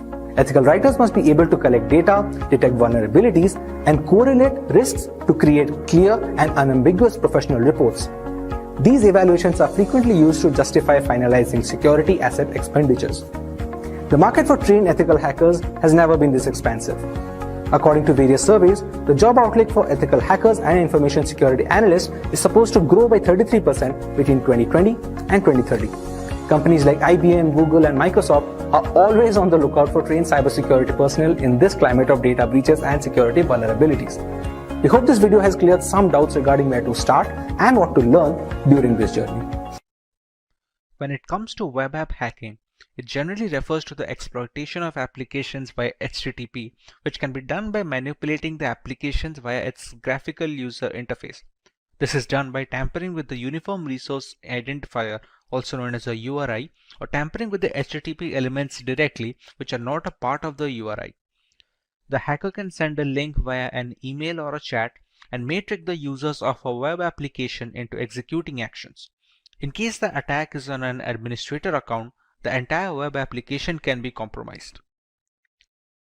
Anyone who uses a computer connected to the internet is susceptible to the threats that computer hackers and online predators pose. These online villains typically use phishing scams, spam email, or instant messages and bogus websites to deliver dangerous malware to your computer and compromise your computer security. Computer hackers can also try to access your computer and private information directly if you're not protected by a firewall. They can monitor your conversations or peruse the back end of your personal website. Usually disguised with a bogus identity, predators can lure you into revealing sensitive personal and financial information. A web server, which can be referred to as the hardware, the computer, or the software which helps to deliver content that can be accessed through the internet. The primary function of a web server is to deliver these web pages on the request to clients using the Hypertext Transfer Protocol or HTTP. So hackers attack the web server to steal credential information, passwords, and business information by using different types of attacks like DDoS attacks, SYN flooding, ping flood, port scan, and social engineering attacks. In the area of web security, despite strong encryption on the browser server channel, web users still have no assurance about what happens at the other end. Although wireless networks offer great flexibility, they have their own security problems. A hacker can sniff the network packets without having to be in the same building where the network is located. As wireless networks communicate through radio waves, a hacker can easily sniff the network from a nearby location. Most attackers use network sniffing to find the SSID and hack a wireless network. An attacker can attack a network from a distance, and therefore it is sometimes difficult to collect evidence against the main hacker. Social engineering is the art of manipulating users of a computing system into revealing confidential information, which can be later used to gain unauthorized access to a computer system. The term can also include activities such as exploiting human kindness, greed, and curiosity to gain access to restricted access buildings or getting the users to installing backdoor software. Knowing the tricks used by hackers to trick users into releasing vital login information is fundamental in protecting computer systems. Coming to our main focus for today, let us have a look at the top 5 most essential ethical hacking tools to be used in 2021. At the top of the chain lies Nmap. Nmap, which stands for Network Mapper, is a free and open source utility for network discovery and security auditing. Many systems and network administrators also find it useful for tasks such as network inventory, managing service upgrade schedules, and monitoring host or service uptime. It is most beneficial in the early stages of ethical hacking, where a hacker must figure the possible entry point to a system before running the necessary exploits, thus allowing the hackers to leverage any insecure openings and thus breach the device. Nmap uses raw IP packets in novel ways to determine what hosts are available on the network, what service they are running, what operating systems are installed, what type of packet filters and firewalls are in use, and dozens other characteristics. It was designed to rapidly scan large networks, but works fine against single host as well. Since every application that connects to a network needs to do so via a port, the wrong port or a server configuration can open a can of worms, which lead to a thorough breach of the system and ultimately a fully hacked device. Next on our list we have Metasploit. The Metasploit framework is a very powerful tool that can be used by cybercriminals as well as ethical hackers to probe systematic vulnerabilities on both networks and servers. Because it's an open source framework, it can be easily customized and used with most operating systems. With Metasploit, the ethical hacking team can use ready-made or custom code and introduce it into a network to probe for weak spots. As another flavor of threat hunting, once the flaws are identified and documented, the information can be used to address systemic weaknesses and prioritize solutions. Once a particular vulnerability is identified and the necessary exploit is fed into the system, there are a host of options for the hacker. Depending on the vulnerability, hackers can even run root commands from the terminal, allowing complete control over the activities of the compromised system as well as all the personal data stored on the device. A big advantage of Metasploit is the ability to run full-fledged scans on the target system, which gives a detailed picture of the security index of the system along with the necessary exploits that can be used to bypass the antivirus software. Having a single solution to gather almost all the necessary points of attack is very useful for ethical hackers and penetration testers, as denoted by its high rank in the list. Moving on, we have the Acunetics framework. Acunetics is an end-to-end web security scanner which offers a 360-degree view of an organization's security. It is an application security testing tool that helps the company address vulnerability across all their critical web assets. The need to be able to test applications in depth and further than traditional vulnerability management tools has created a market with several players in the application security space. Acunetics can detect over 7,000 vulnerabilities, including SQL injections, cross-site scripting, misconfigurations, weak passwords, exposed database, and other out-of-band vulnerabilities. It can scan all pages, web apps, and complex web applications running HTML5 and JavaScript as well. It also lets you scan complex multi-level forms and even password-protected areas of the site. Acunetics is a dynamic application security testing package, which has definite perks over status application security testing frameworks, which are also known as SAST scanners. SAST tools only work during development and only for specific languages and have a history of reporting a lot of false positives, whereas dynamic testing tools, also known as DAST, have the ability to streamline testing from development to deployment with minimal issues. Next on our list, we have Airgaden. This is a multi-use bash script used for Linux systems to hack and audit wireless networks like our everyday Wi-Fi router and its counterparts. Along with being able to launch denial of service attacks on compromised networks, this multi-purpose Wi-Fi hacking tool has very rich features which support multiple methods for Wi-Fi hacking, including WPS hacking modes, WP attacks, handshake captures, evil twin, and so much more. It usually needs an external network adapter that supports monitor mode, which is necessary to be able to capture wireless traffic that traverse the air channels. Thanks to its open source nature, AirGarden can be used with multiple community plugins and add-ons, thereby increasing its effectiveness against a wide variety of routers, both in the 2.4 GHz and the 5 GHz band. Finally, at number 5, we have John the Ripper. John the Ripper is an open source password security auditing and the password recovery tool which is available for many operating systems. John the Ripper Jumbo supports hundreds of hash and cipher types, including for user passwords of operating systems, web apps, database servers, encrypted keys, and document files. Some of the key features of the tool include offering multiple modes to speed up the password cracking, automatically deselecting the hashing algorithm used by the passwords, and the ease of running and configuring the tool to make it password cracking easier. It can use dictionary attacks along with regular brute forcing to speed up the process of cracking the correct password without wasting additional resources. The word list being used in these dictionary attacks can be used by the user's end, allowing for a completely customizable process. We also have a few honorary mentions in our list that just missed the cut. NetSparker, for instance, is an automated yet fully configurable web application security scanner that enables you to scan websites, web applications, and web services. The scanning technology is designed to help you secure web applications easily without any fuss, so you can focus on fixing the reported vulnerabilities. The Burp Suite Professional is one of the most popular penetration testing and vulnerability finder tools, and is used for checking web application security. The term Burp, as it is commonly known, is a proxy-based tool which is used to evaluate the security of web-based application and to do hands-on testing. Moving away from websites and applications, Wireshark is a free and open source packet analyzer which was launched in 2006.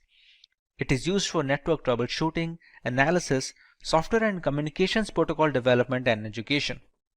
It captures network traffic on the local network and stores data for offline analysis. Wireshark captures network traffic from Ethernet, Bluetooth, wireless networks, and frame relay connections. Now that we learn about the different types of tools that can be used when conducting an ethical hacking audit, let's learn about some potential benefits of such campaigns and why organizations prefer to pay for such audits. Being able to identify defects from an attacker's perspective is game-changing, since it displays all the potential avenues of a possible hack. One can only prepare for the known vulnerabilities as a defensive specialist, but proactively trying to breach a network or device can make hackers think of techniques that no defense contractors can account for. This kind of unpredictability goes a long way in securing a network against malicious actors. Another advantage of hiring ethical hackers is the ability to preemptively fix possible weak points in a company's network infrastructure. As seen on many occasions, a real breach will cause loss of data and irreparable damage to the foundation of an organization. Being able to gauge such shortcomings before they become public and can be exploited is a benefit most organizations make use of. This is not to imply that such security audits are only beneficial to the organization paying for it. When coming across companies that provide certain services, a reliable third-party security audit goes a long way in instilling trust and confidence over their craft. If the ethical hackers cannot find any major vulnerabilities that can be leveraged by hackers, it just accentuates the technical brilliance of the organization and its engineers, thereby increasing the clientele by a substantial amount. In this, we are going to discuss ethical hacking and penetration testing. So we are going to talk about the concepts about what constitutes an ethical hack and what is a penetration test. We are going to talk about the different types of penetration tests and how they can be done. We are going to talk about an operating system called Kali Linux, and we are going to talk about its usage and its importance in cybersecurity. We will also be discussing the different phases of penetration test and how people or hackers would utilize these phases to gain their objectives. We will also be discussing in what areas can we do a penetration test, how to do those penetration tests. We'll be discussing quite a few bit of penetration testing tools that are available in the Kali Linux space, and then we'll be looking at a couple of demos at the end of the session to understand how these tools in the operating system can be utilized for various hacks. So let's start with what is ethical hacking. Now, Plainly defined, ethical hacking is locating weaknesses or vulnerabilities of computers and information systems using the intent and actions of a malicious hacker. The major difference is here that we are hired to discover those weaknesses in a legal and ethical manner. That means, first and foremost, our intent should not be malicious. We do not wish any harm to the organization, and whatever we discover is reported back and not misused. Once we report back, we would also be trying to help them out to mitigate or remove those weaknesses or vulnerabilities to enhance the company's security posture. So essentially, we would have the same training or the same knowledge as that of a malicious hacker, except that the intent is going to be different. The intent is going to help the organization achieve security to protect themselves against malicious hackers. And the second most important thing about ethical hacking is that we are authorized to do that activity. I cannot in good faith hack somebody and then tell them, you know what, I just wanted to help you out,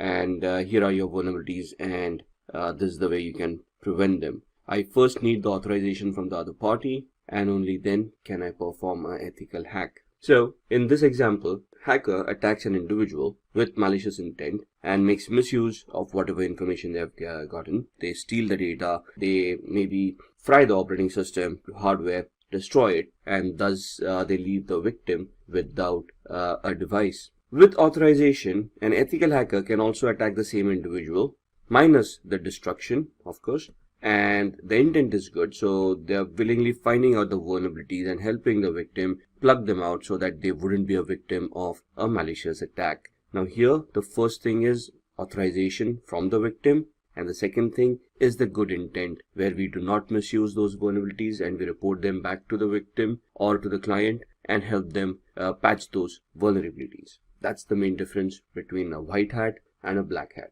So security experts are normally termed as white hat hackers. Malicious hackers are termed as black hats. Now, the responsibilities of an ethical hacker are multifold.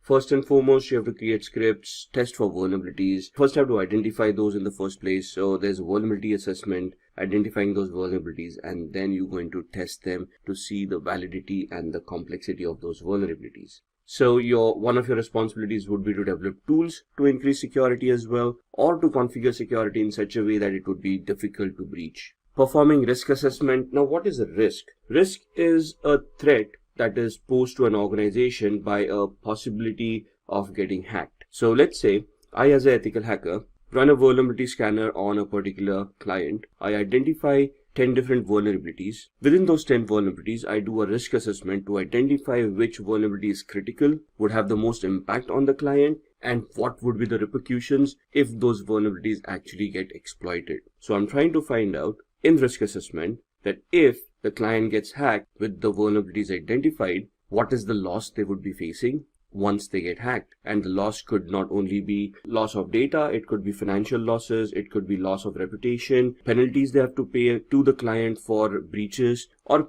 penalties that they may have to pay the governments in case of breaches that happened that couldn't be controlled. Another responsibility of the ethical hacker is to set up policies in such a way that it becomes difficult for hackers to get access to devices or to protected data. And finally, train the staff for network security. So we've got a lot of employees in an organization. We need to train the staff of what is allowed and what is not allowed, how to keep themselves secure so that they don't get compromised, thus becoming a vulnerability themselves to the organization. The policies that we have talked about are administrative policies to govern the employees of the organization. For example, password policies. Most of the organizations will have a tough password policy where they say you have to create a password that meets a certain level of complexity before that can be accepted.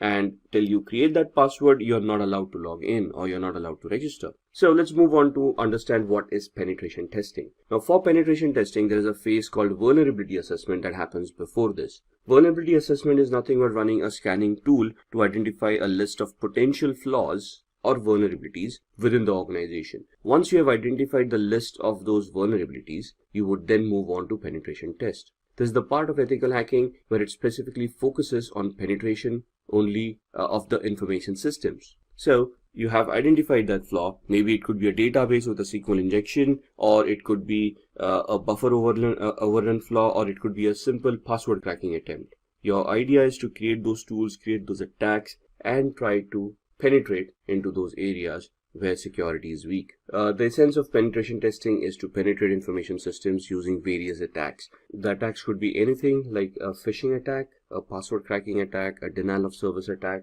or any other vulnerabilities that you have identified during the vulnerability scan. So what is Kali Linux and why is it used? Kali Linux is an operating system often used by hackers and ethical hackers both because of the tool sets that the operating system contains. It is an operating system created by professionals with a lot of embedded tools. It is a Debian based operating system with advanced penetration testing and security auditing features. There are more than 600 plus odd tools on that operating system that can help you leverage any of the attacks, man-in-the-middle attacks, sniffing, password cracking.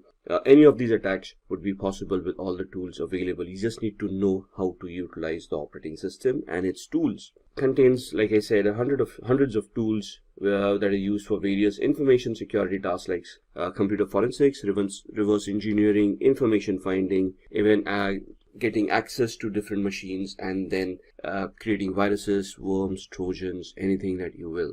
600 plus tools in the Kali Linux operating system. There are periodic updates that are given out to the operating system as well. It is open source. That means it is free to utilize. You can even have the source code. You can modify it if you want to. There's customizations available for all the tools. You can download third-party tools and install them if you want. There's a wide support for wireless network cards. Multiple languages are being supported at the same time as well. And you can create a lot of attacking scripts, you can create attacking tools, and you can write your own exploits as well on Kali Linux. So this all in all helps you create a very robust system where you can create your own attacks and then launch them against unsuspecting victims. Now that is illegal. So as far as ethical hacking is concerned, once you have authorization, you're going to identify which tools to be utilized, you're going to get the appropriate permissions, and only then are you going to attempt those attacks. Let's talk about the phases of penetration testing. Now, there are 5 different phases. The first one is the reconnaissance phase, also known as the information gathering phase. This is the most important phase for any hacker. This is where the hacker, or the ethical hacker if you will gather as much information about the target's victim, or vice versa, the victim, right? So once you have that information, you would then be able to identify what tool sets to include and how to attack the victim. For example, you want to find out the IP addresses, the domains, subdomains, the network architecture that is being utilized. You want to identify operating systems that are being utilized, the network IP ranges that are being utilized, and so on and so forth. You might want to identify employees within an organization for social engineering attacks in the future, email addresses, telephone numbers, anything and everything that will help you validate and give you information about the target is something that you want to do in the reconnaissance phase. At this point in time, we are not going to question whether whatever information we are getting is useful or not. Only time will tell, depending on the various attacks that we will be building up later on. This becomes your baseline, this becomes your database with all the information about the victim, so that you can come back from later stages back to the reconnaissance phase to look at the information that you have gathered, and then you can fine tune your attacks. Once you have done that, you're going to then start the scanning phase. Based on the information that you have gathered, you're going to identify live machines within a network. Once you have identified the live machines, you'll scan them for open ports, protocols and procedures, any processes that are running, and then we're going to identify vulnerabilities within these processes and within these open ports. So in the scanning phase, why do we need to find live machines? Because we want to find out the machines that have booted up, have an operating system, and are running on the network. If a machine is not available on the network, or is in a shutdown mode, that machine cannot be hacked through a technical attack. Then it will be a physical attack where you physically go to the machine and then do whatever you want to do with it. For a technical attack, you will have to identify the machines that have booted up. Then you're going to scan the open ports because that's going to be our entry point. And on the port would be a service that is running, so you scan the service as well, identify the version of the service, and then do a vulnerability scan to identify if there are any vulnerabilities on those services that are running. And then based on all of this information, we are going to develop our attacks as we go on. So once we have this, we go on to the gaining access phase, where we are going to attack and try to get access to our victims' machines. Could be a social engineering attack based on the information gathering we have done. In the technical assessment and scanning phase, if we have identified a vulnerability, we are going to identify a relevant exploit and then use that exploit to try to gain access. Or we might just craft a Trojan and try to execute that Trojan on the victim's machine to check if we can get access through that particular manner. Once we have the access, could be even a simple password cracking attack which we have been able to accomplish, and we have cracked the password of the person and now we have gained access to that person's computer, right? But these attacks would be temporary. For example, we have cracked a password, somebody changes the password every 30 days. After that period, our attack would be useless. If a Trojan is executed, we get a connection to that machine for once, but then how do we get a repeated connection over and over again if we want to reconnect to that machine? So that's where we come into the maintaining access phase, where we install rootkits, keyloggers, sniffers and things like that, where we could get a backdoor entry to the victim's machine. If we have already been successfully installed a Trojan, we would want to add the Trojan to the startup menu so that every time the operating system starts, the Trojan gets automatically executed, and thus we maintain the backdoor entry to that victim's machine. Once we have done all of this, all these activities are going to leave a trace in the victim's machine. So if we install a Trojan being an application would create directories and files. A virus would be destructive in nature. If you are executing a script, it will leave some logs behind. If we even log in through the cracked password that we have, it will create a login entry for that particular timestamp along with the IP address that we utilized. In the covering tracks, we are essentially trying to avoid detection by deleting traces of our activity. That means that we need to identify where logs are being stored, we need to address those logs, and we need to delete them or modify them in such a way that our activity is not traceable. So these are the 5 main phases of a penetration test. Gather as much information as you can, scan for machines, ports, protocols and services running on the victim's device. Try to gain access by password cracking, Trojans, exploits for the vulnerabilities if any. Maintain that access by installing further software which will allow you to get backdoor access to that particular system, and then try to cover your tracks by deleting all traces of your activity. Once successful, the victim will have no idea and you have a backdoor entry and you can monitor the victim to the extent that you want. Now, in an ethical hacker's perspective, this penetration test can be done in multiple aspects. So again, understand the fact that we are doing an authorized activity. We have identified the tools that we have to use, identified the attacks, we have got the appropriate authorization, and based on that authorization, we are conducting a penetration test. The penetration test may be asked to be done in one of these manners. First is the black box test. The black box test is where no information is given to the ethical hacker about the IT infrastructure. So they have no idea what it is. They start right from the first phase of the information gathering, gather as much information they can, and based on the gathered information, they try to create and launch attacks to see if they are going to be successful. Now, not only does it test the knowledge of the penetration tester, it would also test the security implementations that the organization has done to see whether they can identify the attack and prevent it in the first place. So this is the simulation of a malicious hacker scenario, where a malicious hacker, having no idea about the organization, first tries to gather information and then tries to attack that organization. So no source code knowledge, no technological knowledge, nothing. They're just going to try to gather information, scan those devices, and then try to gain access. The second test is a gray box test, where some information is given or some knowledge of the IT infrastructure is given. Think of it from an employee's perspective. A regular employee in an organization who doesn't have extra privileges like an administrator, but is just a regular employee, that means that they got limited access within the organization, based on which they get some knowledge of the IT infrastructure. So this is an attempt of an insider simulation attack, where a regular user may want to try to misuse the access that they've been given and then try to gather information or try to gain access to other devices which they are not authorized to. The third test is white box, where there's full knowledge of the IT infrastructure that has been given. So this is again a simulation of an insider attack, a malicious insider, if you will. But at this point in time, the person has complete knowledge of the infrastructure, could be in an administrative position, and then they are trying to leverage their access to see if they can get information or they can compromise any of the data.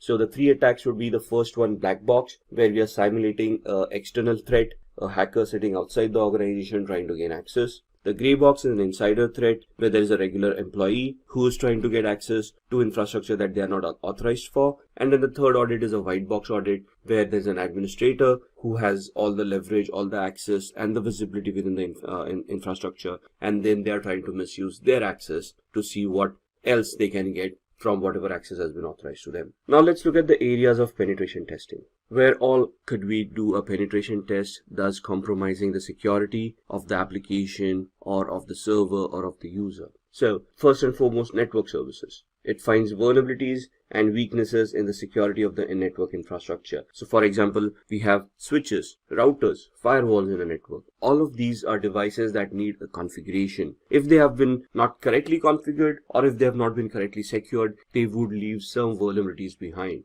If we as ethical hackers are able to identify these flaws, these misconfigurations, these vulnerabilities, we could then try to exploit them and try to gain access to the network and devices within that network by getting access to the network in the first place. Then we have the web applications. Web applications are nothing but softwares that are developed over or deployed over a web server and are made available over the intranet or the internet. For example, websites that we visit or web applications like Facebook, if you will, right? So if these applications have vulnerabilities within them, we then try to attack the web-based applications and thus try to bypass authentication or get access to database or try to leak information through those applications. If not, then we try to attack the client side. Now, web application is at the server level and is hosted by the deployer. So that's at the server side. The client side is where we as users are using a computer with a browser and trying to interact with the web application. Now, the browser and the operating system that we are utilizing would have its own vulnerabilities. Thus, identifying a client-side vulnerability and then exploiting it to either hack the client or then piggyback on the client's connection and try to get access to the server. So either you could attack the network, the web application, or the client side itself.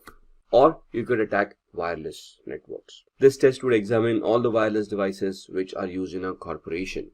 Most of the wireless would have laptops, smartphones, tablets, phablets, all of those connected to them. If you're able to access any of these devices through the wireless, it would help you gain access to other devices on the wireless as well. And then social engineering. So this is where you're trying to attack humans. You're tracking an employee of a corporation to reveal some confidential information, knowingly or unknowingly, by tricking them with fake mails or fake websites or malicious emails that you have sent to them, which they have failed to recognize as malicious, and they click on it, thus getting victimized. Social engineering attacks are always successful because of the gullibility of humans. Empathy, sympathy. Humans basically have emotions. Emotions can be toyed with and then taken advantage of if the person is not careful enough. For example, the most common social engineering attack that we see is the Nigerian fraud, where we receive an email that someone somewhere has died and has left a huge estate behind, a few $100 million,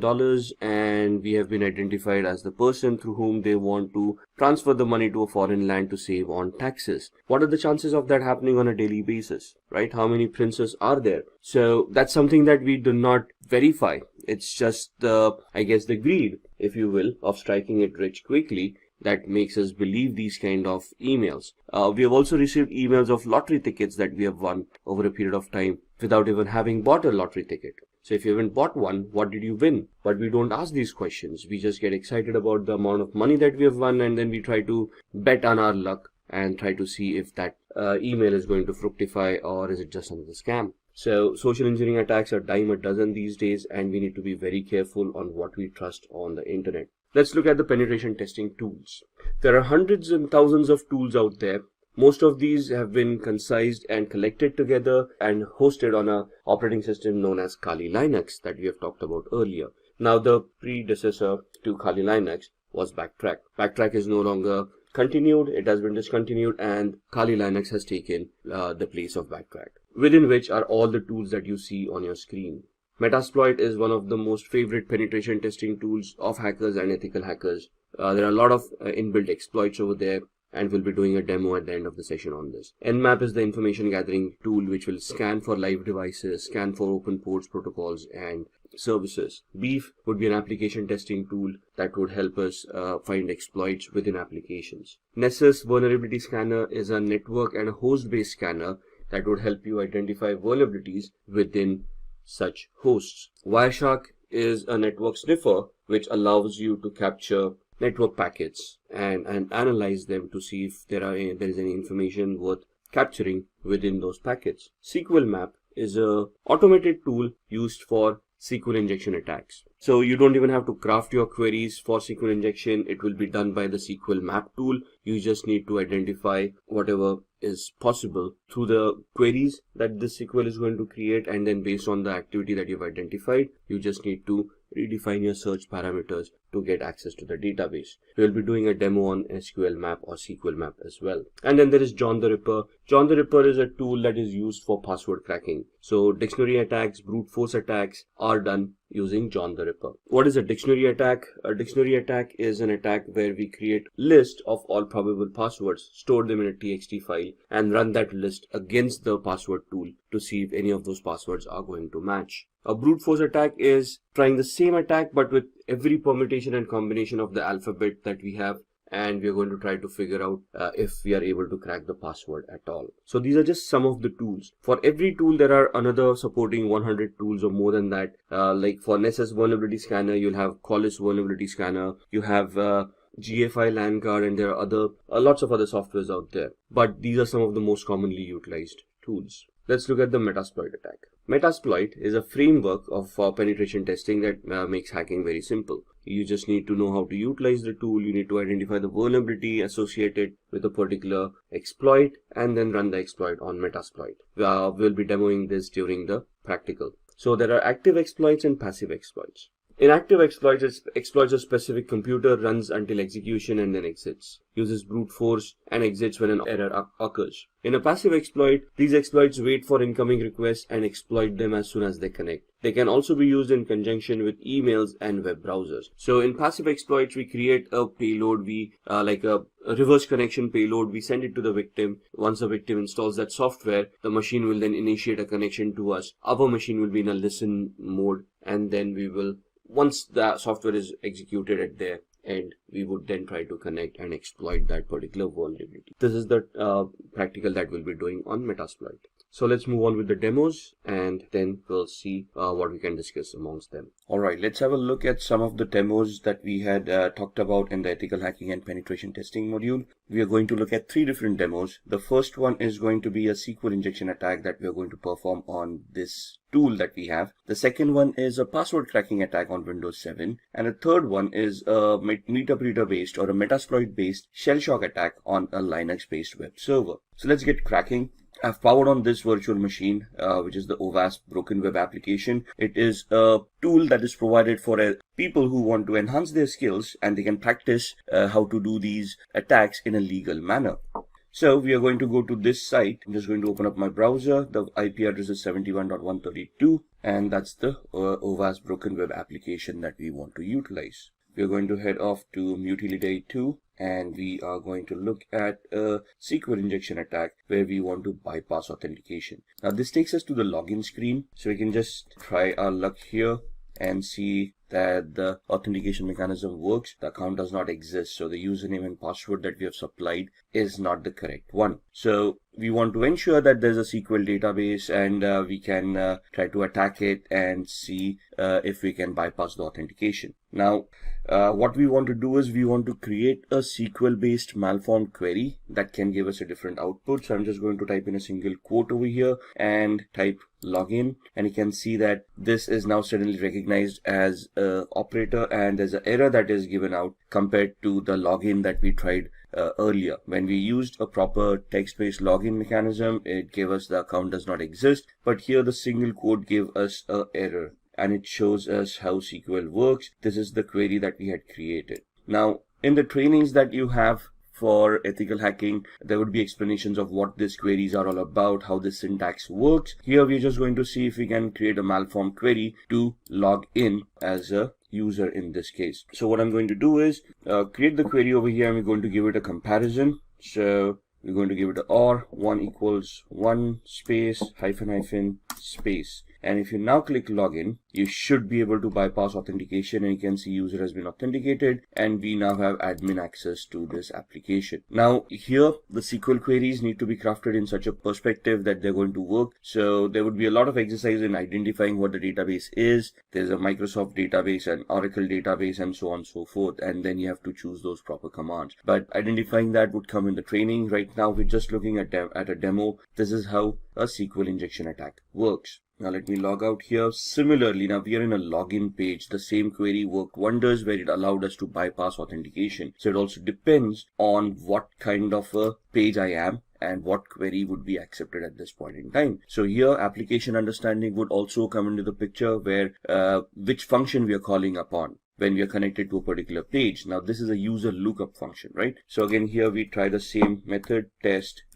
That's not going to work. Authentication error, bad user on password. And if we type in the same query over here, single quote or, and give it a condition, single quote or 1 equals 1 space hyphen space. Now here it is not going to log us in because this is not a login page. This is a user lookup form. So here it would instead give us a dump of all the databases that it has. So you can see all the usernames and passwords coming in that are stored in the user lookup field. So this is where the understanding comes in of which query to create at what page, we are depending upon the function that is being called, right? So that's the SQL injection attack that we wanted to look at.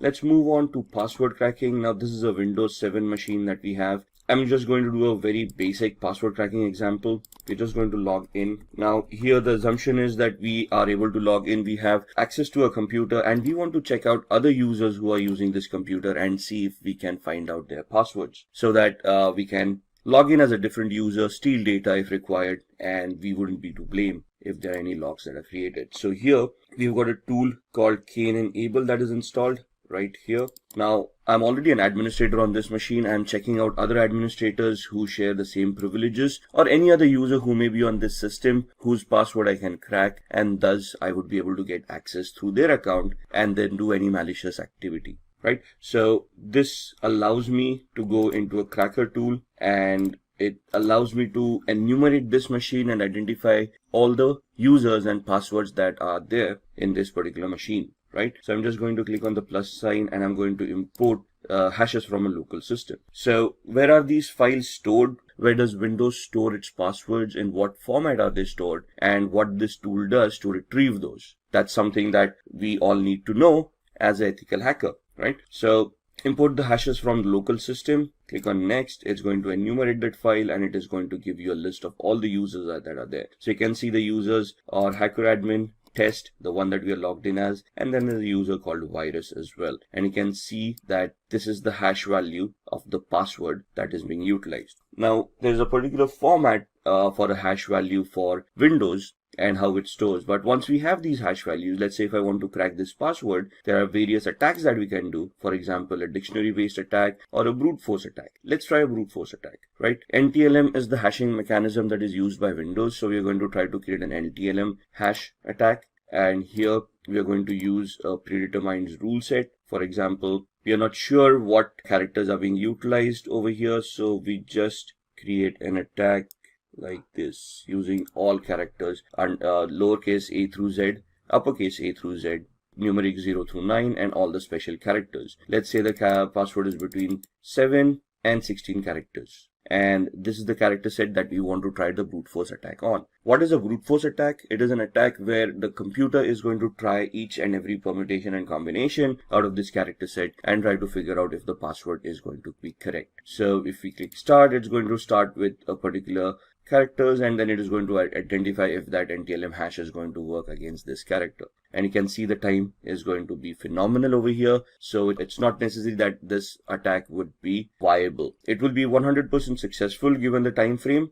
However, the time frame is huge enough for this attack to become a little bit redundant. There are other attacks that we can do which can easily identify this data for us as well, but that is something that we will look on in future videos. So that's how we can get access to users and passwords. There are different mechanisms where, let's say we don't have login access, then what are we going to do? How we can create a fake user, login, or how we can remotely access a machine and then try to get the same access. And that is what we are going to try to do in the next demo on a Linux machine. So what we are doing in a Linux machine could also be doable on the Windows machine with a different exploit. So what I'm going to do is, this is the Linux web server that I have that I'm going to power on. I'm going to use a Kali Linux machine to hack that device, and I'm going to just power off my Windows 7 machine. Give it a minute till it boots up. Now this is also a demo machine that we have, which has its own pre-configured vulnerabilities. So here we've got something from the pen testers lab and has a shell shock vulnerability implemented inside. Shell shock vulnerability affects Linux, Mac, and Unix based operating systems for a particular version of the bash shell. Bash is the born again shell, which is the command line interface in these operating systems. So what we are trying to do here is we are going to use the Kali Linux machine, try to find out the vulnerability over here, and if it exists, we are going to use Metasploit to attack this machine. Now the first and foremost thing is we want to identify the IP address. We have no idea what the IP address is. We are in the same subnet, so we are assuming that we are able to connect to this machine. So what I'm going to do is I'm going to open up a tool called ZenMap. I'm going to open up a command line interface, find out what my IP address is, and my IP address is this with a subnet mask of 255.255.255.0. So I want to see if there are any other machines that are live in the same subnet, and we are doing a ping sweep over here to identify which machines are live. In a minute we'll get all the IP addresses. 71.1, 2, 133, 254, and 128. We know that we are 128 at this point in time. 254 is the DHCP server. So we are assuming that 133 is the machine that we want to look at. And let's then try to see if we can scan that machine. 133, and we're going to do an intent scan to find out which ports are open, what services are running over there, and if it is whether the pentest machine that we were looking for. You can see off the start port 22 and port 80, and somewhere here it's going to give us the ports that are open and the details about those ports, and somewhere here it will tell us that this is the pentester lab machine that we wanted, which is correct. So now we want to do a vulnerability analysis on this. What we are going to do is I'm going to use another GUI based tool called Sparta, which I can just find out from here. Sparta uses two tools in the background, a Nmap tool and a tool called Nikto. So we're just going to start scanning. 192.168.71.133 was the IP address. Add to scope, and over a period of time you can see all of these will start populating with information. There we are. That's the Nikto tool coming in, scanning on port 80, which means that it's a web server using HTTP. It tells us it's an Apache HTTPD 2.2.21, and gives us the 22 port number as well. If we head over to the tab of Nikto, or let's look at the screenshot first. This is what the website would be looking like, and Nikto gives us the options over here. It tells us that there is a vulnerability over here for shell shock, and this is the path where the vulnerability is going to exist. So what we are going to do, we go back to the command line, we open up a new one, minimize all these other windows, and we are going to open up Metasploit. Metasploit is a penetration testing tool that is used by most hackers and ethical hackers to test applications and test existing exploits and vulnerabilities. So just give it a minute till it starts. You can see there are already around 1700 exploits right here. We are going to see all those exploits with these commands. There we are, sorry for the typo. And it will just give us a list of all the exploits that are stored in Metasploit in this version. So all of these are Windows based. If we scroll up, we will be looking at other vulnerabilities as well, or exploits, the Unix based exploits, Linux, OS X, multi-exploits. And we are looking for an exploit for multi-based Apache or HTTP. Let's go up, let's look at, so this is the one that we're looking for, Apache mod CGI bash environmental executable. So what we're going to do is we're just going to copy it, go back to the bottom, say use exploit, and paste the one that we wanted. Press enter, say show options. So it will ask us to configure this. I'm just going to configure it based on the knowledge that we have. Set our host, which is the remote host, the victim's machine. So we put in the IP address. It asks us for the target URI. So that's the path that we saw. Set target URI to CGI-bin/status. Enter. Now with the exploit, we need to find a payload that is going to give us the output that we want. So we say show payloads, and it will give us a list of all the compatible payloads with this exploit. And we want to create a reverse TCP connection, which is this. So we know it's a Linux operating system. We want this payload to be set. So set payload, press enter. That's the payload coming in. Show options.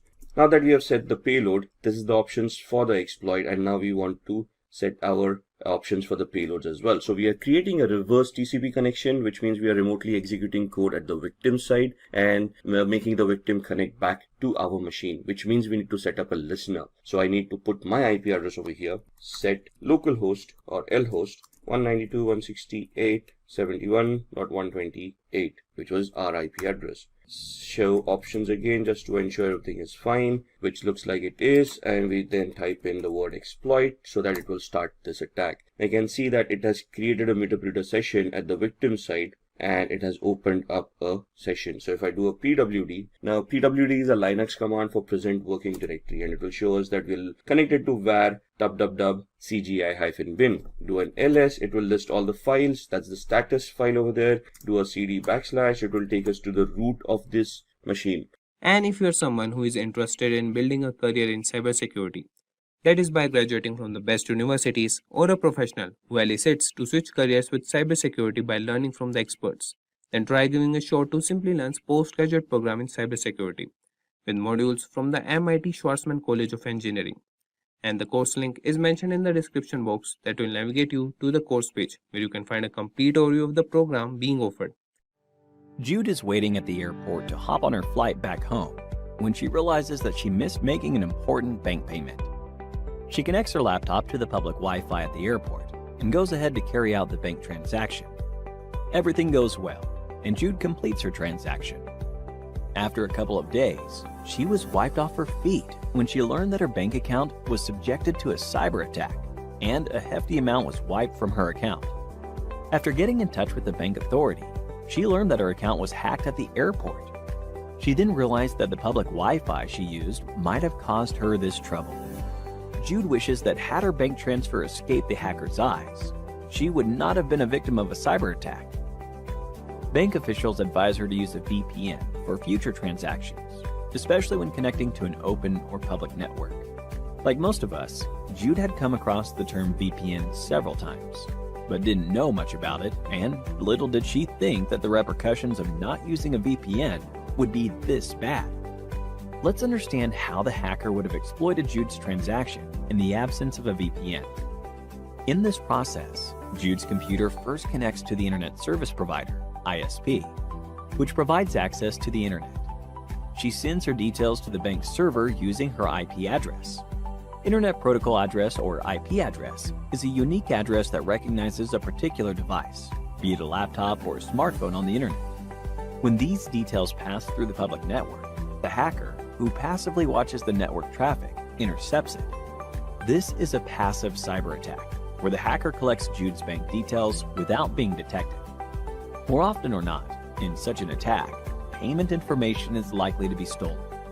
The targeted data here are the victim's username, passwords, and other personal information. Such an unsecured connection exposed Jude's IP address and bank details to the hacker when it passed through the public network. So would Jude have been able to secure her transaction with the help of a VPN? Well, yes.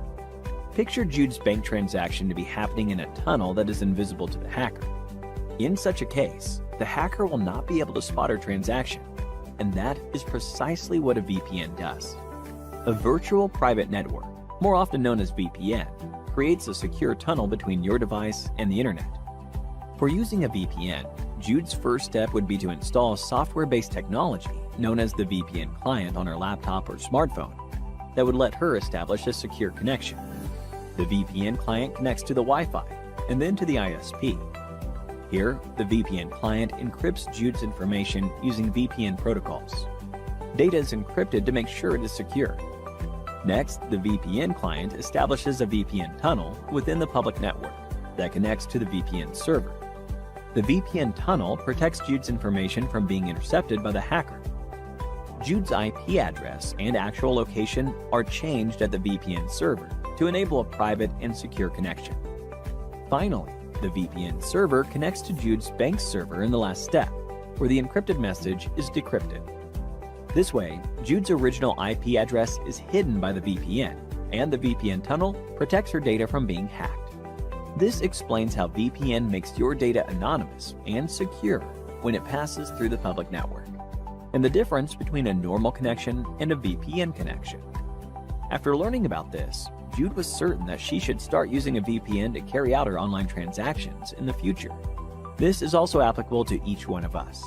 Even if you work remotely or connect to public Wi-Fi, using a VPN is the safest option. In addition to providing a secure encrypted data transfer, VPNs are also used to disguise your whereabouts and give you access to regional web content. VPN servers act as proxies on the internet. This way, your actual location cannot be established. VPN enables you to spoof your location and switch to a server to another country and thereby change your location. For example, by doing so, you can watch any content on Netflix that might be unavailable for your region. Meet Jonathan. He is an investigative journalist who occasionally researches and publishes news articles contrary to the government's ideologies. On one such occasion, he could not access a global news website dealing with uncensored information. It seemed his IP was blocked from visiting the news website. With his IP blocked, Jonathan turned to a popular proxy service that was able to unblock the news website, thereby allowing an open internet to all users. Just like how your friend gives a proxy attendance for you, a proxy server serves as a stand-in user to keep the real client private. But what is a proxy? Let's understand its working by taking a look at how Jonathan was able to access geo-blocked content without much hassle. A proxy server acts as a gateway or intermediary server between a user and its destination website. When Jonathan wasn't able to access the news website, he connected his system to a global proxy server. Once connected, the proxy server assigns a new IP address to Jonathan's system, an IP address of a different country where the website is not censored. Following this process, whenever Jonathan visits that website, the website administrators see the new IP address assigned via proxy server and sees no reason to deny access to their account. Once the proxy server is able to access the website, it's passed on to Jonathan's system via the same channel. Regarding accessibility to proxy servers, you must first set it up on your computer, device, or network. Next, check the steps required for your computer or network, as each operating system has its setup procedures. In most cases, however, setup entails using an automated configuration script. There are plenty of free proxy services available on the internet. However, the safety of such proxies is rarely verified. Most free proxies will provide an IP address and a relevant port for connection purposes. Reputed proxy providers like Smart Proxy and Bright Data that run on subscription models will most likely provide credentials to log into when establishing the connection. This extra step acts as authentication that verifies an existing subscription on the proxy provider server, unlike free providers that are open to all. When it comes to hiding IP addresses, many people consider a VPN to be the primary solution. While that's true up to some extent, there are a few things proxies do differently. In the case of VPNs, extra encryption is also carried out to create a secure tunnel between the user's device and a VPN server. A VPN is usually much faster, more secure, thanks to multiple layers of encryption, and has little to no downtime. Proxies tend to be comparatively unsafe, with the service owners having the exact IP address of the end user and having no guarantees regarding downtimes and reliability. If you want to know more about how VPNs work, do watch how Jude could have protected her banking credentials using VPNs in our detailed video linked above. Now, let's take a small quiz to check how much we have learned. What can a VPN connection provide that a proxy service cannot? A. New IP address. B. Multiple layers of encryption. C. Access to geo-blocked content. D. Authentication credentials. Think about it and leave your answers below in the comments section, and 3 lucky winners will receive Amazon gift vouchers. What about the benefits of a proxy service though? Besides allowing access to blocked content, proxies can serve as an efficient firewall system. They can also filter content from third-party websites, allowing control over internet usage. In many cases, browsing speeds are stabilized compared to vanilla internet, thanks to proper optimization of the base proxy server. The element of privacy proxies provides is highly lucrative to people looking to hide their actual IP address from as many prying eyes as possible. One can easily argue the benefits of using VPNs over proxies for added security measures. However, a few basic tasks don't warrant maximum privacy for the user's side, as in other cases. For example, many consumers worldwide find proxy services more convenient, since all major operating systems starting from Windows to Android allow proxy configuration without the hassle of installing new applications, as is in the case of a VPN. In addition, there are services online that function as web proxies, allowing users to access blocked content without any setup from their end. They can enter the target URL, and the web proxy will route data from its physical server. This level of freedom is hard to come by in the case of VPNs, making proxies an ideal solution for casual browsing. With the next generation of internet exchanges focused on maximum privacy and security, a variety of ways have been enforced to maintain them as such.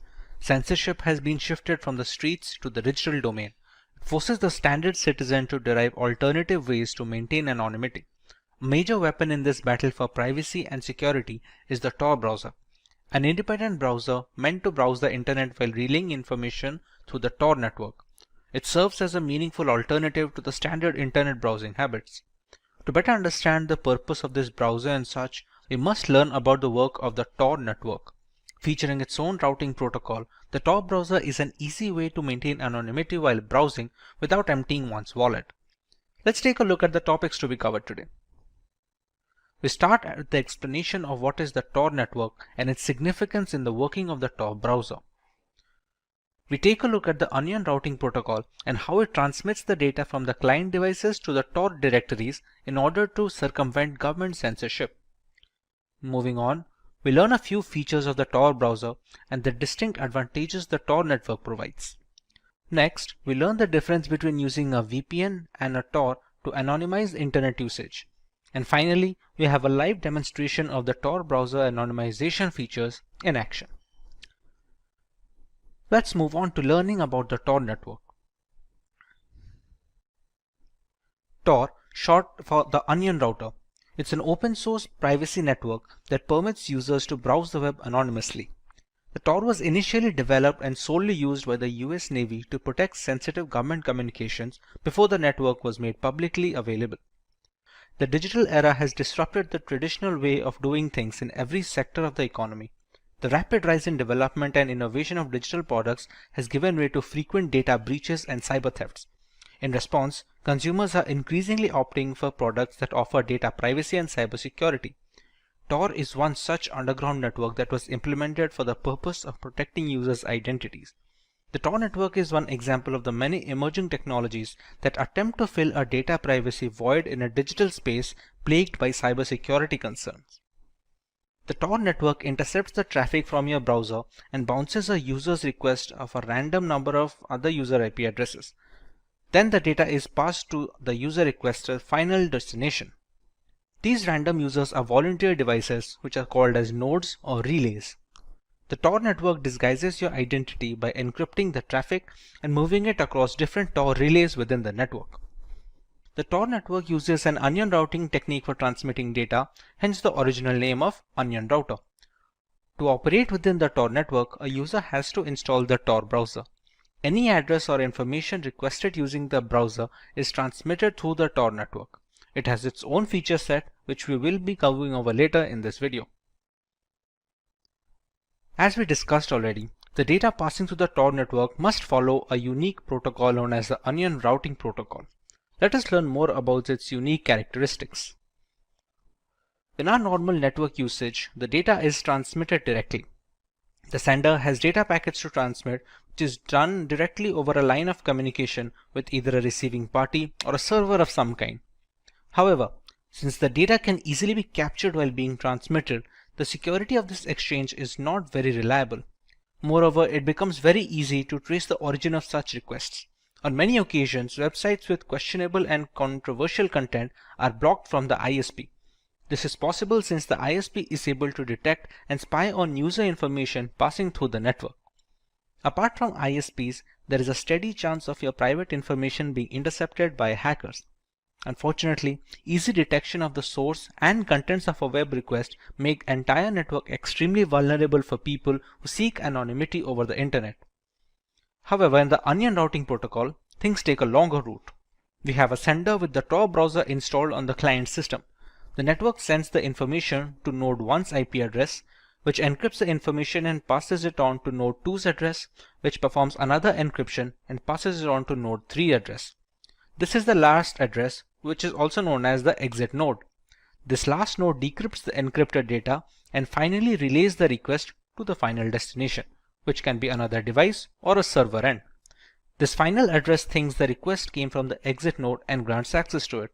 The encryption process across multiple computers repeats itself from the exit node to the original user. The Tor network obfuscates user IP addresses from unwanted surveillance by keeping the user's request untraceable. With multiple servers touching the data, it makes the tracking very difficult for both ISPs and malicious attackers. Now that we understand the way Tor works, let us learn more about the Tor browser. The Tor browser was developed by a non-profit organization as a part of the Tor project in 2008, and its first public release was announced. The Tor browser is a browser forked from the popular Firefox that anonymizes your web traffic using the Tor network. If you're investigating a competitor, researching an opposing litigant in a legal dispute, or just think it's creepy for your ISP or the government to know what websites you visit, the Tor browser might be the right solution. Before the Tor browser were developed, using that network to maintain anonymity was a huge task for everyday consumers. Starting from the setup to the usage, the entire process demanded a lot of knowledge and practice. The Tor browser managed to make it easy for users to traverse the relay servers in Tor and guarantee the privacy of the data exchange. A major feature of the Tor browser is the ability to delete all browser history, cookies, and tracking data the moment it is closed. Every new launch of the browser opens an empty slate, having your usage habits from being tracked and singled out. A major feature that is the highlight of the Tor network is the availability of onion links. Only a small portion of the World Wide Web is available to the general public. We have the deep web that contains links that are not allowed to be indexed by standard search engines like Google and Bing. The dark web is a further subset of the deep web which contains onion links. Tor browser gives you access to these .onion websites which are only available within the Tor network. Onion is a special use top-level domain which designates an anonymous onion service, which is also known as a hidden service. Similar to the links of the deep web, these onion links provide services like online shopping, cryptocurrency, and many other products not available in the consumer internet space. Often being considered as a haven for illegal activities and sales, onion links provide both information and assets in a private manner without the risk of spying by authorities. Browsing the web over Tor is slower than the ClearNet due to the multiple layers of encryption. Some web services also block Tor users. Tor browser is also illegal in authoritarian regimes that want to prevent citizens from reading, publishing, and communicating anonymously. Journalists and dissidents around the world have embraced Tor as a cornerstone of democracy, and researchers are hard at work at improving Tor's anonymity properties. Let us take a look at some of the advantages of using the Tor browser over standard web browsers. The highlight of using the Tor browser is to maintain anonymity over the internet. The cause for such requests can differ from person to person, but all of these concerns are answered by the Tor network. Routing the information via multiple nodes and relay servers make it entirely difficult for the ISP to keep a track of usage data. The entire Tor project is designed to be completely free and open source. Allowing the code for the browser to be inspected and audited by third parties helps in the early detection of faulty configurations and critical bugs. It is present for multiple operating systems, starting from laptops to mobile devices. A number of websites are blocked by governments for a variety of reasons. Journalists under authoritarian regimes have difficulty in getting the word out regarding the situation. Since the onion routing protocol transfers data between multiple servers of random countries, the domains being blocked become available when used via Tor. Usage of these encryption messaging platforms is easily enforced using the Tor browser, which otherwise would have been a difficult task under oppressive circumstances. Many people believe that a VPN offers the same benefits as the Tor browser. Let's put both of them to the test and see the differences between them. Coming to the first point of difference, Tor is completely free and open source. All of the code for the browser and the network can be audited and has been cleared for security concerns. When it comes to VPN, there are many different brands which have open source clients, but the same cannot be said for their counterparts. Some have partly open source, while some have completely locked up their code so that they cannot be stolen further. Moving on, Tor has multiple relay points in its data transfer protocol. Between the server and the receiver, there are 3 different IP nodes.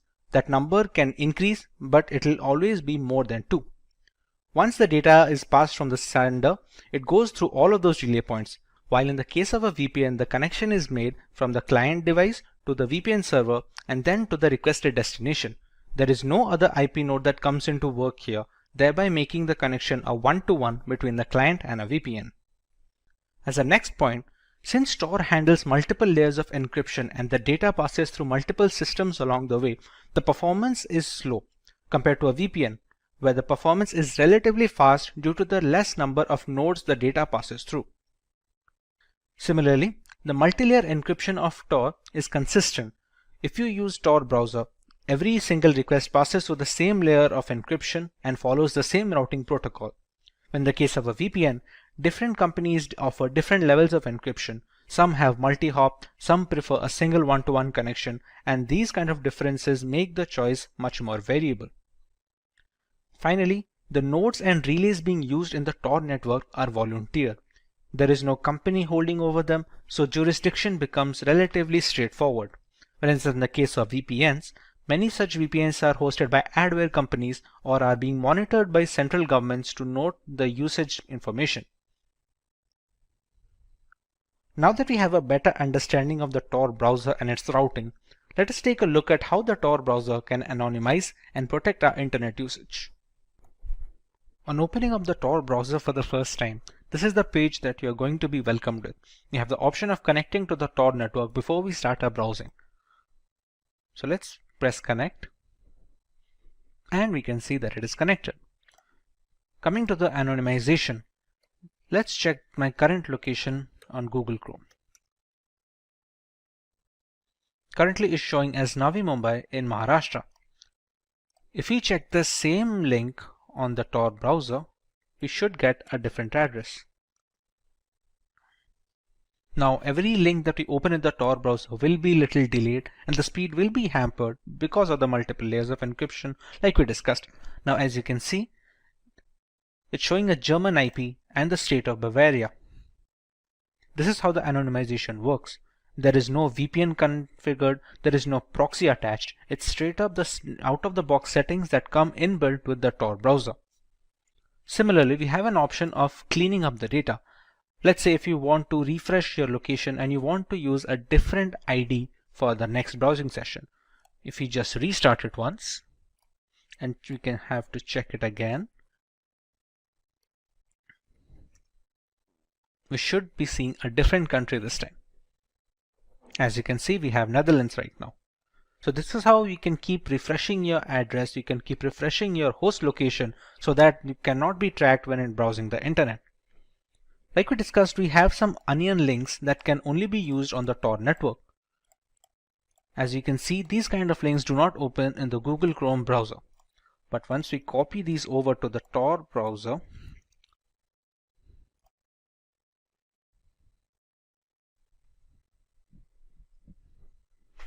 as you can see, we have opened the hidden wiki, which is available only on the Tor network. This is kind of an alternative Wikipedia website where we can find articles to read and more information to learn. Similarly, we have another onion link over here, which is once again available only for the Tor browser.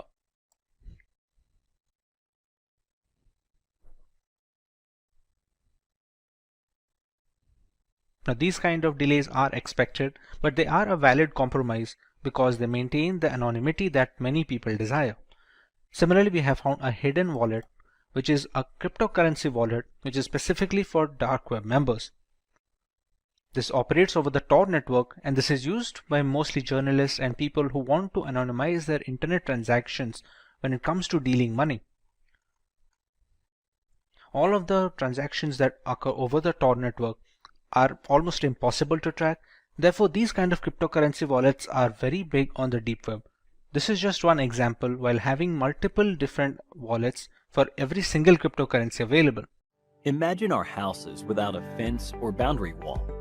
This would make our property easy accessible to trespassers and robbers, and place our homes at great risk, right?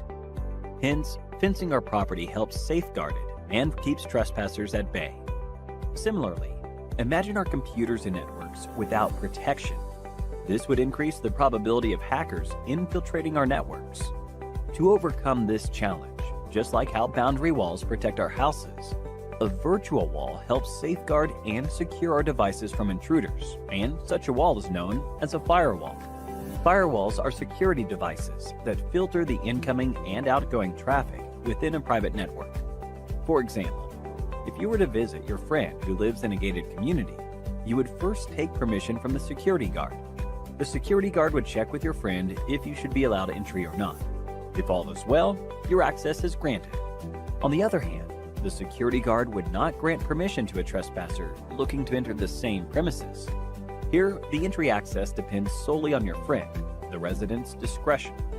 The role of the security guard in this case is similar to that of a firewall. The firewall works like a gatekeeper at your computer's entry point, which only welcomes incoming traffic that it has been configured to accept. Firewalls filter the network traffic within your network and analyzes which traffic should be allowed or restricted based on a set of rules in order to spot and prevent cyber attacks. Your computer communicates with the internet in the form of network packets that hold details like the source address, destination address, and information. These network packets enter your computer through ports. A firewall works on a set of rules based on the details of these network packets, like their source address, a destination address, content, and port numbers. Only trusted traffic sources or IP addresses are allowed to enter your network. When you connect your computer to the internet, there is a high chance of hackers infiltrating your network. This is when a firewall comes to your rescue by acting as a barrier between your computer and the internet. The firewall rejects the malicious data packet and thus protects your network from hackers. On the other hand, traffic from trusted websites is allowed access to your network. This way, a firewall carries out quick assessments to detect malware and other suspicious activities, thereby protecting your network from being susceptible to a cyber attack. Firewalls can either be hardware or software. Software firewalls are programs installed on each computer. This is also called a host firewall. Meanwhile, hardware firewalls are equipments that are established between the gateway and your network. Linksys routers are a good example of a hardware firewall. Besides this, there are other types of firewalls designed based on their traffic filtering methods, structure, and functionality. The firewall that compares each outgoing and incoming network packet to a set of established rules, such as the allowed IP addresses, IP protocols, port number, and other aspects of the packet, is known as a packet filtering firewall. If the incoming network traffic is not per the predefined rules, that traffic is blocked. A variant of the packet filtering firewall is the stateful inspection firewall. These types of firewalls not only examine each network packet, but also checks whether or not that network packet is part of an established network connection. Such firewalls are also referred to as dynamic packet filtering firewalls. Our next type of firewall is called a proxy firewall. This draws close comparison to how you give proxy attendance for a friend. Like how you take the authority to represent your friend, the proxy firewall pretends to be you and interacts with the internet. They come between you and the internet, and thereby prevents direct connections. This protects your device's identity and keeps the network safe from potential attacks. Only if the incoming data packet contents are protected, the proxy firewall transfers it to you. They are also known as application-level gateway. A firewall can spot malicious actions and block your computer from receiving data packets from harmful sources. In addition to preventing cyber attacks, firewalls are also used in educational institutions and offices to restrict users' access to certain websites or applications. It is used to avoid access to unauthorized content.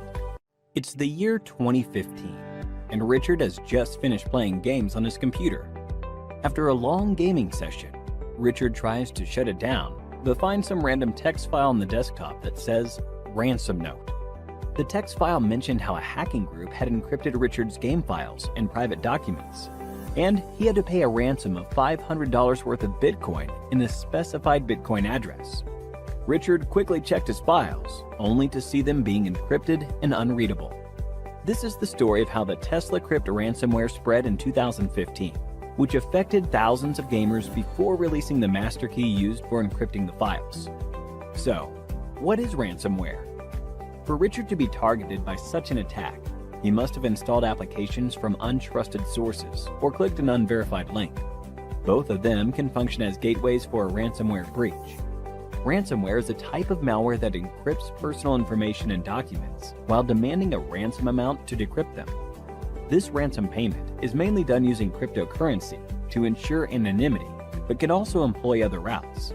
Once the files are encrypted or locked behind a password, a text file is available to the victim, explaining how to make the ransom payment and unlock the files for it. Just like Richard found the ransom note text file on his desktop. Even after the money has been paid, there is no guarantee that the hackers will send the decryption key or unlock the files. But in certain sensitive situations, victims make the payment hoping for the best. Having never been introduced to ransomware attacks before, this gave Richard an opportunity to learn more about this, and he began his research on the topic. The spread of ransomware mostly starts with phishing attacks. To know more about phishing attacks, click the link in the button above. Users tend to click on unknown links received via emails and chat applications, promising rewards of some nature. Once clicked, a ransomware file is installed on the system that encrypts all the files or blocks access to computer functions. They can also be spread via malware, transmitted via untrusted application installation, or even a compromised wireless network. Another way to breach a system with ransomware is by using the Remote Desktop Protocol, or RDP access. A computer can be accessed remotely using this protocol, allowing a hacker to install malicious software on the system with the owner unaware of these developments. Coming to the different types of ransomware. First, we have locker ransomware, which is a type of malware that blocks standard computer functions from being accessed until the payment to the hackers is complete. It shows a lock screen that doesn't allow the victim to use the computer for even basic purposes. Another type is crypto ransomware, which encrypts the local files and documents in the computers. Once the files are encrypted, finding the decryption key is impossible unless the ransomware variant is old and the keys are already available on the internet. Scareware is fake software that claims to have detected a virus or other issue on your computer and directs you to pay to resolve the problem. Some types of scareware lock the computer, while others simply flood the screen with pop-up alerts without actually damaging files. To prevent getting affected by ransomware, Richard could have followed a few steps to further enhance his security. One must always have backups of their data. Cloud storage for backup is easy, but a physical backup in a hard drive is always recommended. Keeping the system updated with the latest security patches is always a good idea. Apart from system updates, one must always have reputed antivirus software installed. Many antivirus software like Kaspersky and Bitdefender have anti-ransomware features that periodically check for encryption of private documents. When browsing the internet, a user must always check for the lock symbol on the address bar, which signifies the presence of HTTPS protocol for additional security. If a system is infected with ransomware already, there is a website, nomoreransom.org. It has a collection of decryption tools for most well-known ransomware packages. It can also help decrypt specific encrypted files if the list of anti-ransomware tools didn't help the victim. Malware is a malicious software that is programmed to cause damage to a computer system, network, and hardware devices. Many malicious programs like Trojan, viruses, bombs, and bots which cause damage to the system are known as malware.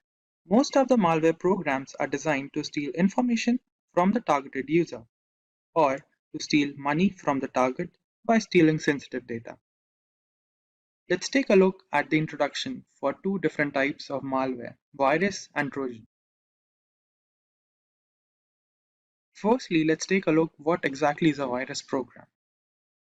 A computer virus is a type of malicious program that on execution replicates itself. They get attached to different files and programs which are termed as host programs by inserting their code. If the attachment succeeds, the targeted program is termed as infected with a computer virus. Now let's take a look at the Trojan horse. Trojan horse program is a program that disguises itself as a legitimate program but harms the system on installation. They hide within the attachments and emails, then transfer from one system to another. They create backdoors into a system to allow the cybercriminal to steal our information. Let's take a look how they function after getting installed into our system. Firstly, we have virus programs. The computer virus must contain two parts to infect the system. First is the search routine, which locates new files and data that is to be infected by the virus program. And the second part is known as the copy routine, which is necessary for the program to copy itself into the targeted file, which is located by the search routine. Now let's take a look at the Trojan horse functioning. For Trojan horses, entryway into our system is through emails that may look legitimate but may have unknown attachments. And when such files are downloaded into the device, the Trojan program gets installed and infects the system. They also infect the system on the execution of infected application or the executable file and attacks the system. Now that we understand what virus and Trojans are, let's understand different types of virus and Trojans. Let's take a look at different types of viruses. The first one is known as the boot sector virus. This type of virus damages the booting section of the system by infecting the master boot record, which is also known as MBR.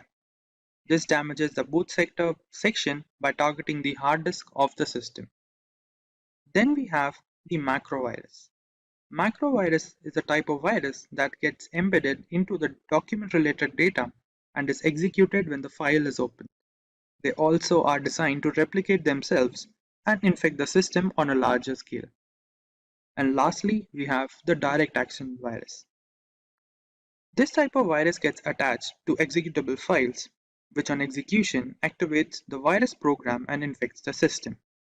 Once the infection of the file is completed, they exit the system, which is also the reason it is known as a non-resident virus. Let's take a look at different types of Trojans. The first type of Trojan is the backdoor Trojan. They are designed to create a backdoor in the system on execution of an infected program. They provide remote access of a system to the hacker. This way, the cybercriminal can steal our system data and may use it for illegal activities. Next, we have Quicksauce Trojan. They enter the system by clicking the random pop-ups which we come across on the internet. They tempt the user to give their personal details for different transactions or schemes, which may provide remote access of a system to the cybercriminal. And the last Trojan type is ransom Trojan. This type of Trojan program, after entering the system, blocks the user from accessing its own system and also affects the system functioning. The cybercriminal demands a ransom from the targeted user for the removal of the Trojan program from the device. Now that we understand some details regarding viruses and Trojan, let's solve a question. The question is, Jake was denied access to his system and he wasn't able to control the data and information in his system. Now, the actual question is, what could be the reason behind his system's problem? Option A, macrovirus. Option B, ransom Trojan. Option C, backdoor Trojan. Give your answers in the comment section. Now let's understand how to detect the activity of viruses and Trojan in our system. To detect virus or Trojan activity in our system, we can refer to the following points. For viruses, we have slowing down of the system and frequent application freeze shows that the infection of the virus is present in the system. Then we have the viruses can also steal sensitive data, including passwords, account details, which may lead to unexpected logout from the accounts or corruption of the sensitive data. And lastly, we have frequent system crashes due to virus infection. which damages the operating system. For Trojan, we have frequent system crashes, and system also faces slow reaction time. Then there are more random pop-ups from the system, which may indicate Trojan activity. And lastly, we have modification in the system application and change of the desktop appearance can be also due to the infection of a Trojan program. Next, let's take a look at a famous cyber attack for virus and a Trojan horse. For virus, we have the MyDoom virus, which was identified in the year 2004, which affected over 50 million systems by creating a network of sending spam emails, which was to gain backdoor access into our systems. Next, for the Trojan horse, we have the Emotet Trojan program, which is specifically designed for financial theft and for stealing bank-related information. Next, we have few points for how to prevent virus entry or Trojan attack for a system. The most basic way of virus protection is to using antivirus and do regular virus scan. This will prevent virus entry in the system, and also having more than one antivirus provides much better protection.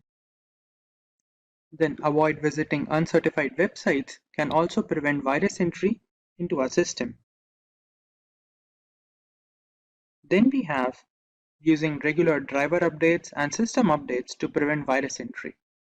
For Trojan, we have using certified softwares from legal sites to prevent any Trojan activity in our system. And also avoid clicking random pop-ups that we often see on the internet. And lastly, using antivirus and firewalls for protection against Trojan horses is a good habit. Now that we have reached the end of the video, let's take a look what we learned. For the first part, we saw the main objective of the virus is to harm the data and information in a system, whereas for the Trojan we have stealing of the data files and information. Effect of viruses is more drastic in comparison to the Trojan horses. Then we have viruses which are non-remote programs, whereas Trojan horses are remote accessed. And lastly, viruses have the ability to replicate itself to harm multiple files, whereas Trojan does not have the replication ability. So let's begin with what is SQL injection. As the name suggests, SQL injection vulnerability allows an attacker to inject malicious input into a SQL statement. So SQL stands for Structured Query Language, which is a language used by an application to interact with a database. Now, normally this attack is targeted towards a database to extract the data that is stored within. However, the vulnerability does not lie in the database itself. The vulnerability will always lie in the application. It is the developer's prerogative of how to develop the application, how to configure it to prevent SQL injection queries from happening. A database is created to answer questions, and if a question is asked, it is supposed to answer it. Database needs to be configured for some amount of security, but the vulnerability, the flaw here for SQL injection will always lie in the application itself. It is how the application interacts with the database that needs to be modified, that needs to be maintained by the developer rather than just configuring the database itself. So the attacker at this point in time, when they send a query to the application, will form a malformed query by injecting a particular command or an operator that is recognized by the SQL language. And if that operator is passed through the application to the database, then the database basically gets cracked or does a data dump because of that unwanted character coming in. So this character needs to be filtered at the application level itself. Now let's look at a quick demo. So what we have done here is I have this virtual machine called OWASP Broken Web Applications Virtual Machine version 1.2. I'm going to power this on. Till this powers on, I'm going to show you where we can download this utility from. So you can just look for OWASP Broken Web Application Project download. You'll find it on sourceforge.net. Click on the link. You can download the Broken Web Application Project from here. This is a 1.9 GB download, and you can have a zip machine directly for VMware or Oracle VirtualBox. Now, this is an application that has been developed by OWASP, which stands for Open Web Application Security Project, which is a not-for-profit organization and periodically releases the most top 10 risks that an application will face for that particular year. So they have given a web application with inbuilt vulnerabilities for professionals like us to practice upon, to develop our skills upon, because doing this in the real world is illegal. I cannot go onto a website to demonstrate how a SQL injection attack works. Neither should you try your hands on it till you become very well rehearsed with it. So to upgrade your skills, to upskill yourself, please download this machine, host it in a VMware workstation or an Oracle VirtualBox, and you can then try your skills on it, right? So just going back to the browser here, if I open up a new tab, you'll see that this machine has booted up and has an IP address called 71.132. So if I just go onto that IP address and I type in 192.168.71.132, and you'll see the OWASP Broken Web Application Project, and there are a lot of training applications, realistic intentionally vulnerable applications, old versions of real applications, and so on and so forth. So there is a lot of applications inbuilt over here that you can try your skills upon. We are going to try to use the OWASP Mutility over here. This gives you the OWASP top 10 risks for 2010, 2013. 2017 is the latest one so far, but the difference between 2013 and 2017 is that some of these have changed, but not all of them. The order has changed a little bit, but you can see that SQL injection is on the top A1 amongst the injection attacks, right? And you can see there are multiple types that have been given here: the SQL injection for extracting data, or SQL injection for bypass authentication, or insert your injection attacks, blind SQL injection. And then there is a tool called SQL Map, which is available freely on your Linux machines, Kali Linux or Parrot Linux, whichever you want to use for your practice targets, and so on and so forth. So if I just take you here for bypass authentication, and this is a regular login page that an application may have, right? You look at a username, you look at password, you type that in, and you log in. So let's say I don't know a password here. I'm just going to type in a username test. Password is PASSWORD. I try to log in, and it shows me that the account does not exist. So the authentication mechanism does work. I did type in a username and password. It wasn't recognized, so the account does not exist. Now let's try to type in a SQL query. Here I'm going to just give it a single quote, which is an operator that is recognized by the SQL language, which when the database tries to execute will cause the database to dump some data or to bypass authentication in this case. And I'm going to give it a condition, single quote, or 1 equals 1 space hyphen space, and I'm going to click on login. Now right now I'm not logged in at all, and we tried our username and password and we weren't able to log in. So now if I log in, you will see that it gave me a status update saying the user has been authenticated and I'm logged in as admin, got root. So that is what these SQL queries can achieve. I'm going to log out right now, and we are going to look at the basics of SQL injection.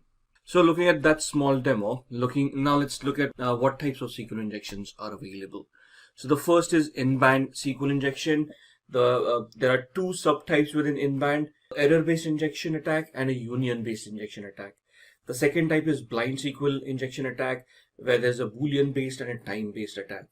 And the third one is out-of-bound SQL injection attack.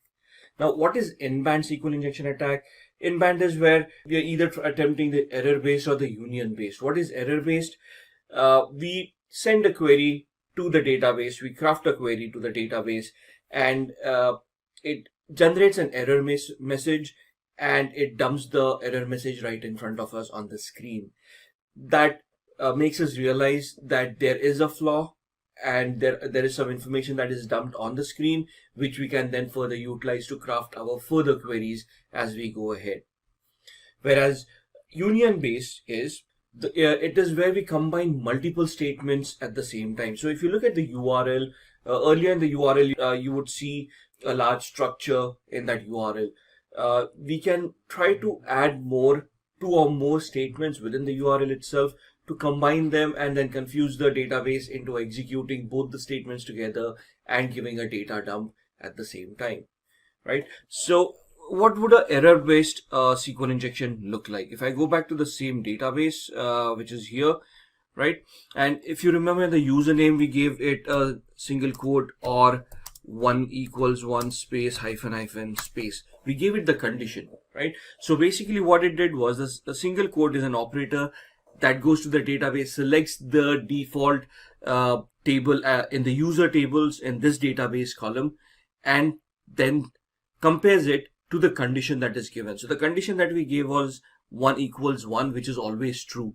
So what it did was it selected the default user table that was available in the database, and instead of comparing it to a password, it compared it to the condition. So if I give it 1 equals 2 where the condition is false, and if I log in, you will see that the account doesn't exist, comes back again because the condition was false, and instead of comparing the user account to the password, it basically compared the user account to the condition. So if I give it a single quote or 1 equals 1 hyphen space and log in, you can see that this is a correct condition, and thus we are able to log in. Now, before we even go to that extent, if I just forget the condition over here and I just give it a single quote, the operator, and I send this operator to the database and I click on login, you will see that it generates an error which is right on top, and it tells us the line, the file where the error happened, and you can see it happened in the MySQL handler.php file,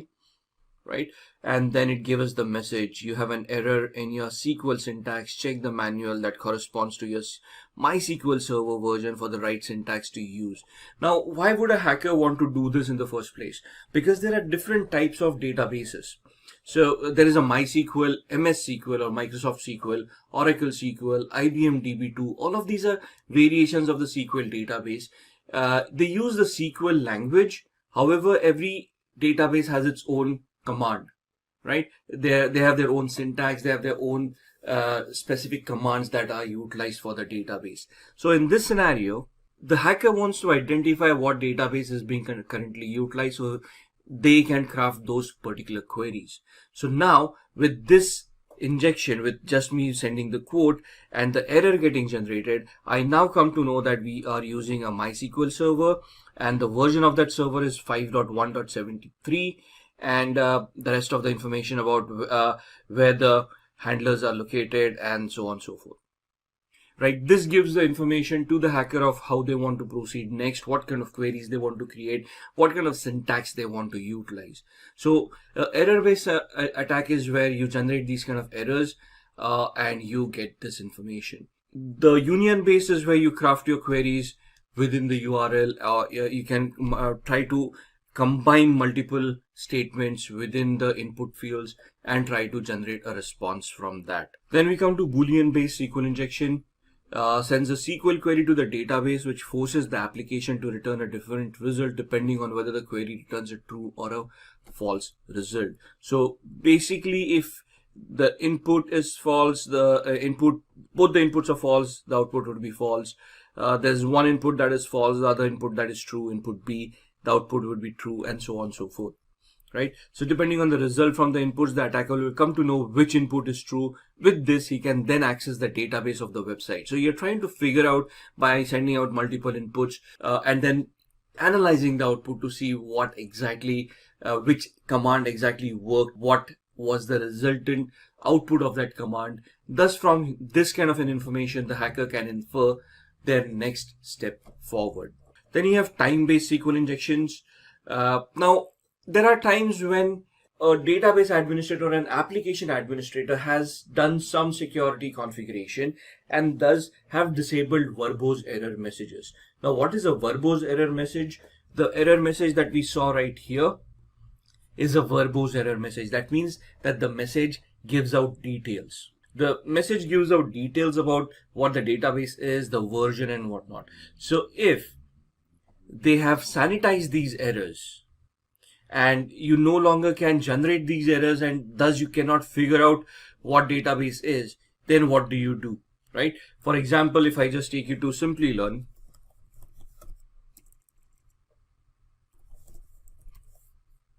and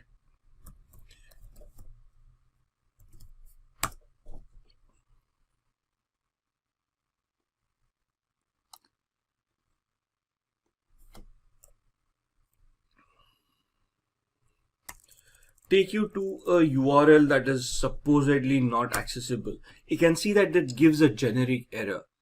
Oops, like it looks like you have crash landed on Mars. It doesn't give you a verbose error that we saw here. So this gives us a detailed error of what went wrong, where it gives us the database, the version of the database, and where the query went wrong, and etc, etc, etc. Whereas on this site, where there's a lot of security that goes in here, so you can see that it doesn't generate a error.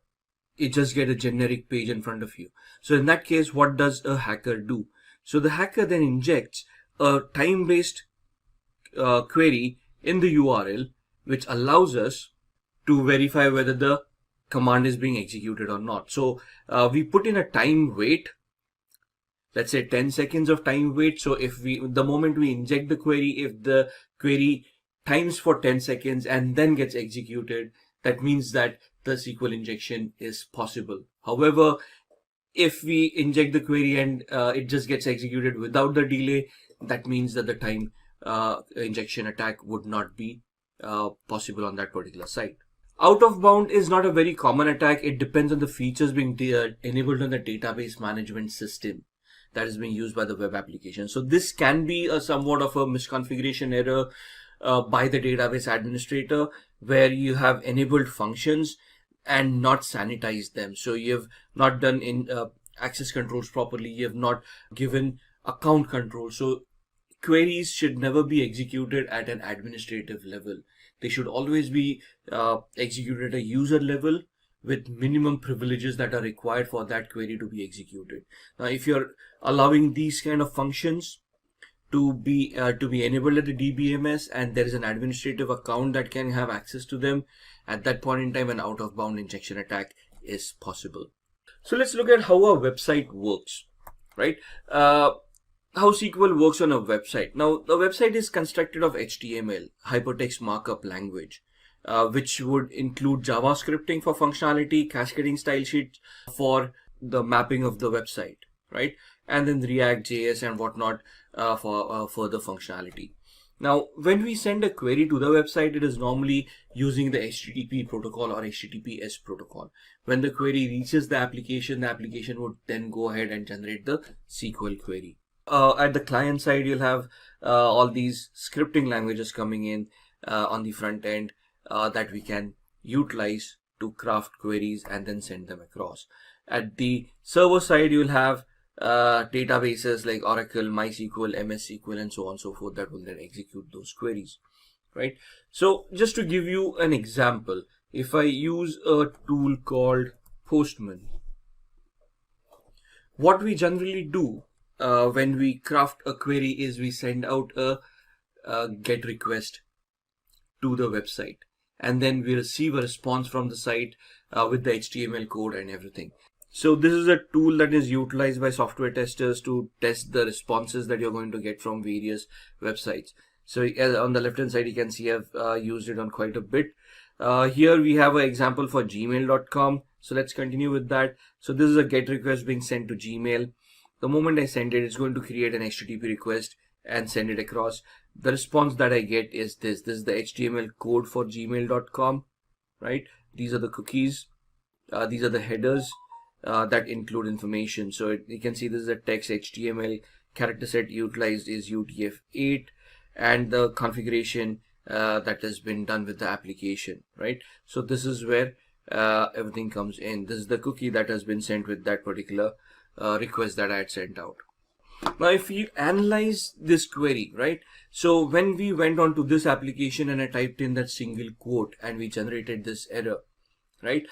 You can see that the application converted this into a SQL query. So the query was select username from accounts, where the username in quotes, single quotes, and we use this quote, right? The single quote right there.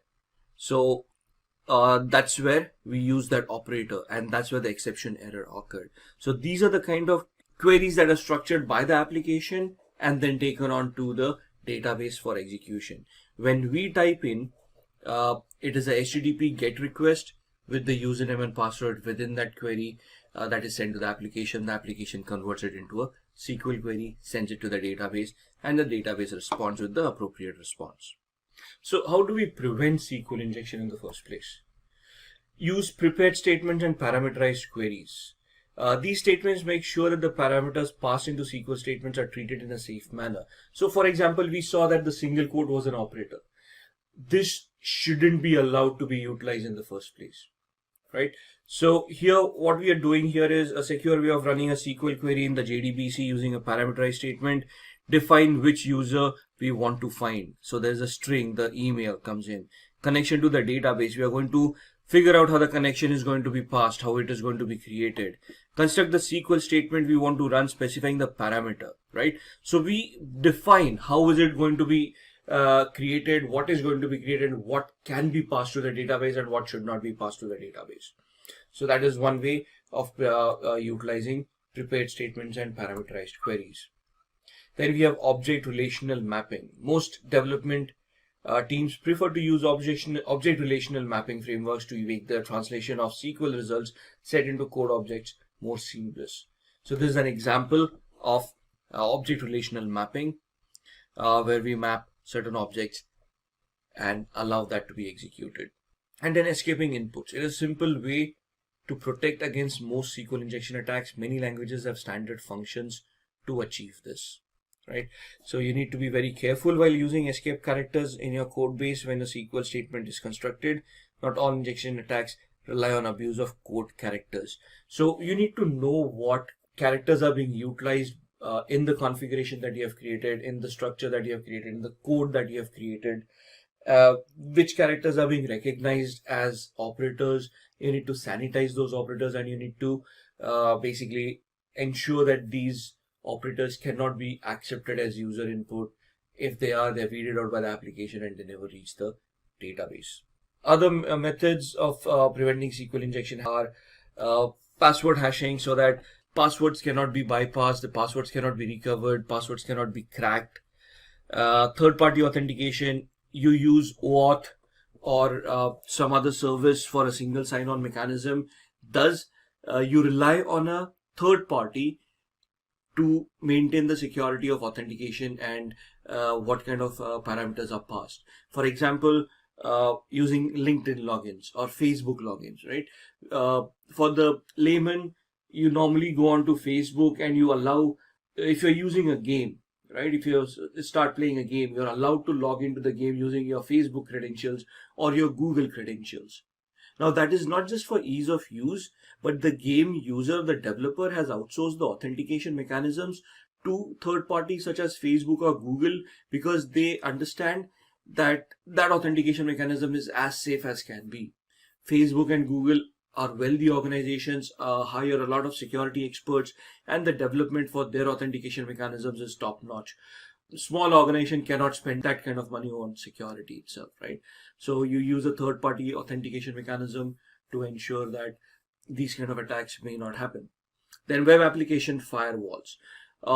Having a web application firewall and configuring it properly for SQL injection attacks is one of the sure shot method of mitigating or minimizing the threat in the first place. So at this point in time, you have realized that the application has some vulnerabilities for SQL injection, and instead of recoding or restructuring the application, you want to take the easier way out or the cheaper way out. So what you do is you install a web application firewall and you configure the web application firewall to identify malicious queries and stop them at the firewall level itself, so they never reach the application, and thus the vulnerabilities on the application don't get executed. Buy better software and keep on updating the software. So it's not necessary that once you have a software, you install it, it's going to be safe for life. New vulnerabilities are discovered every day, every hour, and it may so happen what is secure today may be completely insecure tomorrow or the day after, right? So you need to keep on upgrading the software, if there are no upgrades available and the vulnerability still exists, you might want to migrate to a better software and thus ensure that you don't get hacked, right? Always update and use patches. Organizations keep on sending out updates and patches.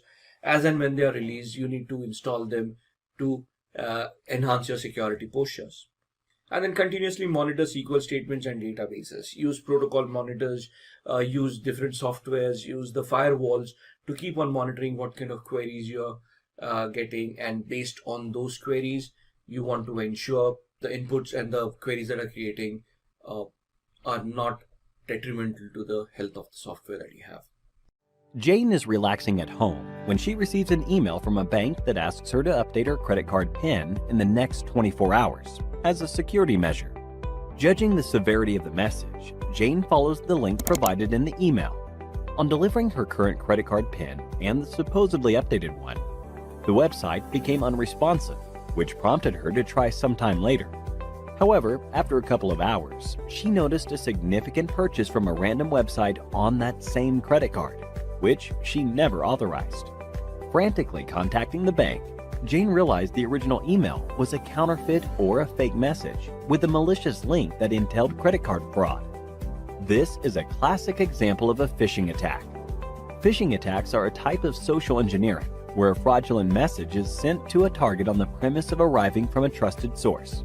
Its basic purpose is to trick the victim into revealing sensitive information like passwords and payment information. It's based on the word phishing, which works on the concept of baits. If a supposed victim catches the bait, the attack can go ahead, which in our case makes Jane the fish and the phishing emails the bait. If Jane never opened the malicious link or was cautious about the email authenticity, an attack of this nature would have been relatively ineffective. But how does the hacker gain access to these credentials? A phishing attack starts with a fraudulent message, which can be transmitted via email or chat applications. Even using SMS conversations to impersonate legitimate sources is known as smishing, which is a specific category of phishing attacks. Irrespective of the manner of transmission, the message targets the victim in a way that coaxes them to open a malicious link and provide critical information on the requisite website. More often than not, the websites are designed to look as authentic as possible. Once the victims submit information using the link, be it a password or credit card details, the data is sent to the hacker who designed the email and the fake website, giving him complete control over the account whose password was just provided. Often carried out in campaigns where an identical phishing mail is sent to thousands of users, the rate of success is relatively low, but never zero. Between 2013 and 2015, corporate giants like Facebook and Google were tricked off of $100 million due to an extensive phishing campaign, where a known common associate was impersonated by the hackers. Apart from credit access, some of these campaigns target the victim device and install malware when clicked on the malicious links, which can later function as a botnet or a target for ransomware attacks. There is no single formula, for there are multiple categories of phishing attacks. The issue with Jane, where the hacker stole her bank credentials, falls under the umbrella of deceptive phishing. A general email is sent out to thousands of users in this category, hoping some of them fall prey to this scam. Spear phishing, on the other hand, is a bit customized version. The targets are researched before being sent an email. For example, if you never had a Netflix subscription, sending you an email that seems like the Netflix team sends it becomes pointless. This is a potential drawback of deceptive phishing techniques. On the other hand, a simple screenshot of a Spotify playlist being shared on social media indicates a probable point of entry.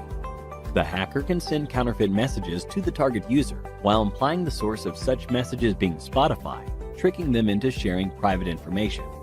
Since the hacker already knows the target uses Spotify, the chances of victims taking the bait increase substantially.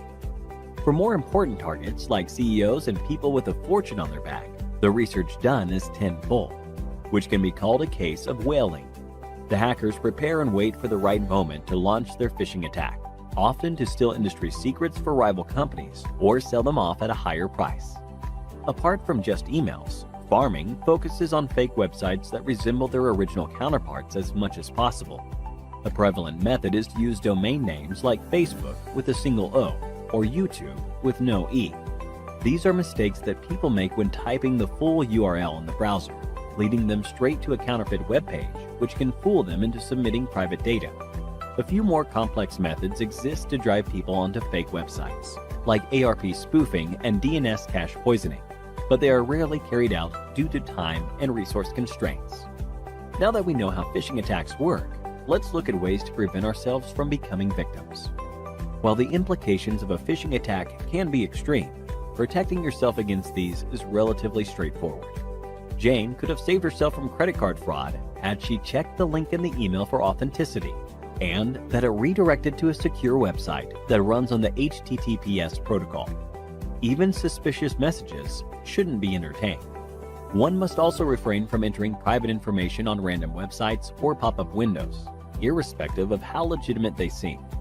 It is also recommended to use secure anti-phishing browser extensions like Cloudfish to sniff out malicious emails from legitimate ones.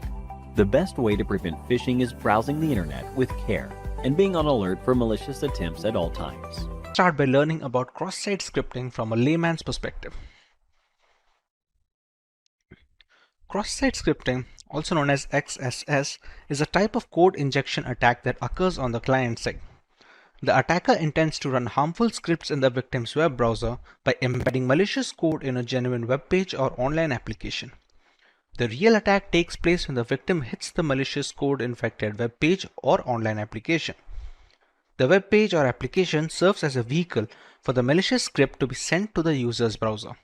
Forums, message boards, and online pages that enable comments are vulnerable vehicles that are frequently utilized for cross-scripting assaults. A web page or web application is vulnerable to XSS if the output it creates contains unsanitized user input. The victim's browser must then parse this user input. In VBScript, ActiveX, Flash, and even CSS, cross-site scripting attacks are conceivable. They are nevertheless most ubiquitous in JavaScript, owing to the fact that JavaScript is most important to most browser experiences nowadays. The main purpose of this attack is to steal the other user's identity, be it via cookies, session tokens, and other information. In most of the cases, this attack is being used to steal the other person's cookies. As we know, cookies help us to log in automatically. Therefore, with the stolen cookies, we can log in with other identities. And this is one of the reasons why this attack is considered as one of the riskiest attacks.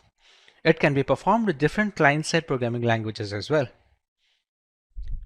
Cross-site scripting is often compared with similar client-side attacks, as client-side languages are mostly being used during this. However, an XSS attack is considered riskier because of its ability to damage even less vulnerable technologies. Most often, this attack is performed with JavaScript and HTML. JavaScript is a programming language that runs on web pages inside your browser. The client-side code adds functionality and interactivity to the web page and is used extensively on all major applications and CMS platforms. Unlike server-side languages such as PHP, JavaScript code runs inside your browser and cannot impact the website for other visitors. It is sandboxed to your own navigator and can only perform actions within your own browser window. While JavaScript is client-side and does not run on the server, it can be used to interact with the server by performing background requests. Attackers can then use these background requests to add unwanted spam content to a web page without refreshing it. They can then gather analytics about the client's browser or perform actions asynchronously. The manner of attack can range in a variety of ways. It can be a single link which the user must click on to initiate a JavaScript piece of code. It can be used to show any piece of images that can be later used as a front-end for malicious code being installed as malware.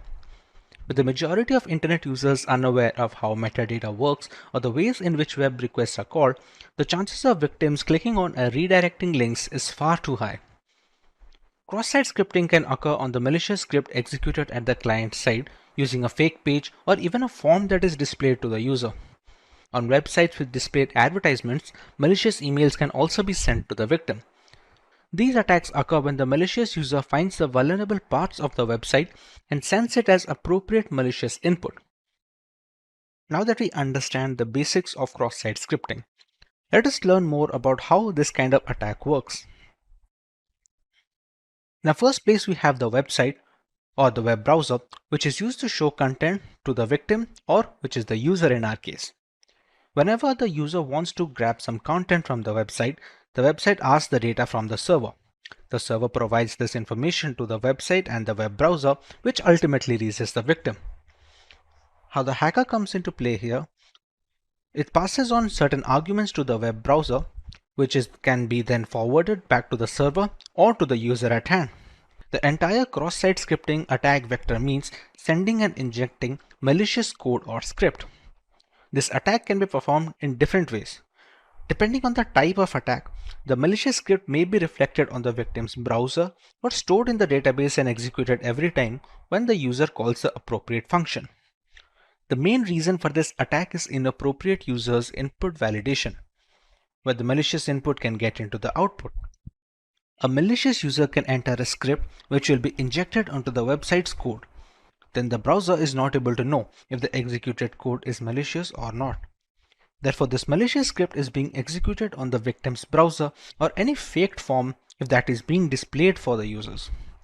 There are many ways to trigger an XSS attack.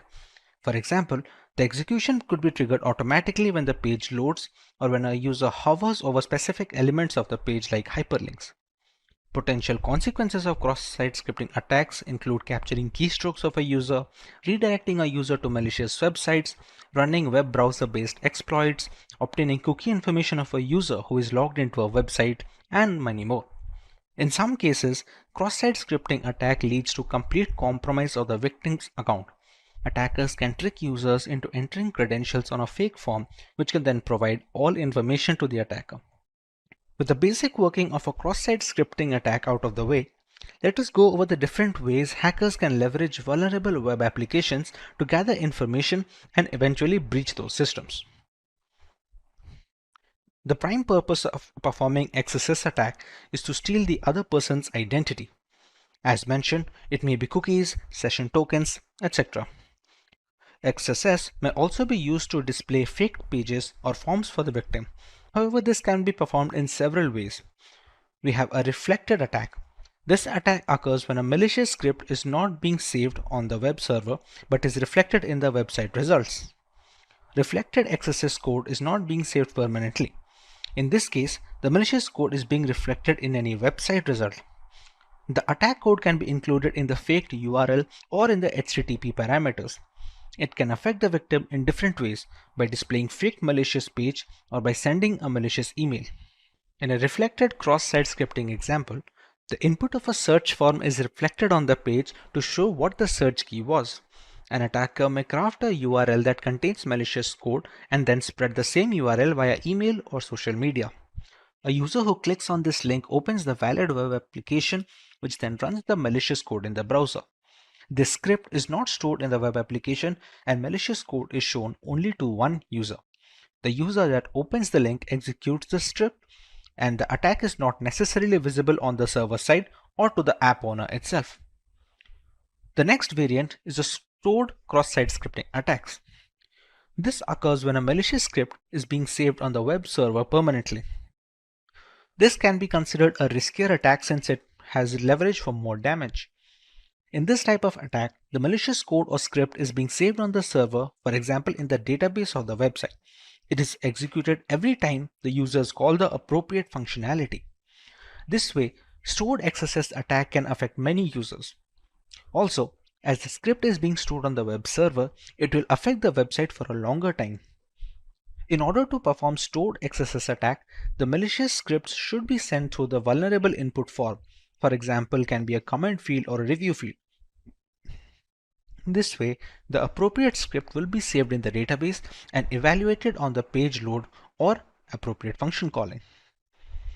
In a stored XSS example, the script might have been submitted via an input field to the web server, which did not perform a sufficient validation and stores the script permanently in the database. The consequence of this might be that this script is now being delivered to all users visiting the web application and, for example, able to gain access to the user session cookies. In this attack, the script is permanently stored in the web app. The users visiting the app after the information retrieve the script. The malicious code then exploits the flaws in the web application, and the script and the attack is visible on the server side or to the app owner as well. The third variant is DOM-based cross-site scripting attacks. This type of attack occurs when the DOM environment is being changed, but the client-side code does not change.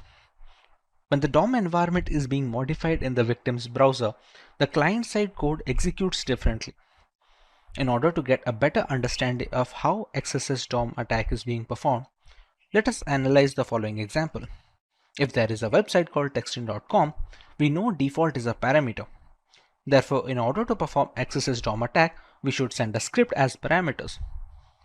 A DOM-based XSS attack may be successfully executed even when the server does not embed any malicious code into the web page by using a flaw in the JavaScript executed in the browser.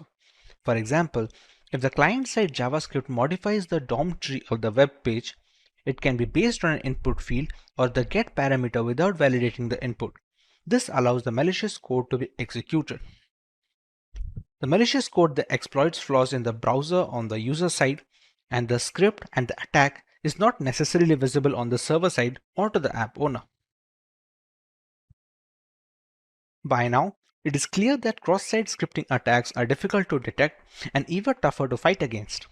There are, however, plenty of ways one can safeguard against such attacks. Let's go through some of these preventive measures.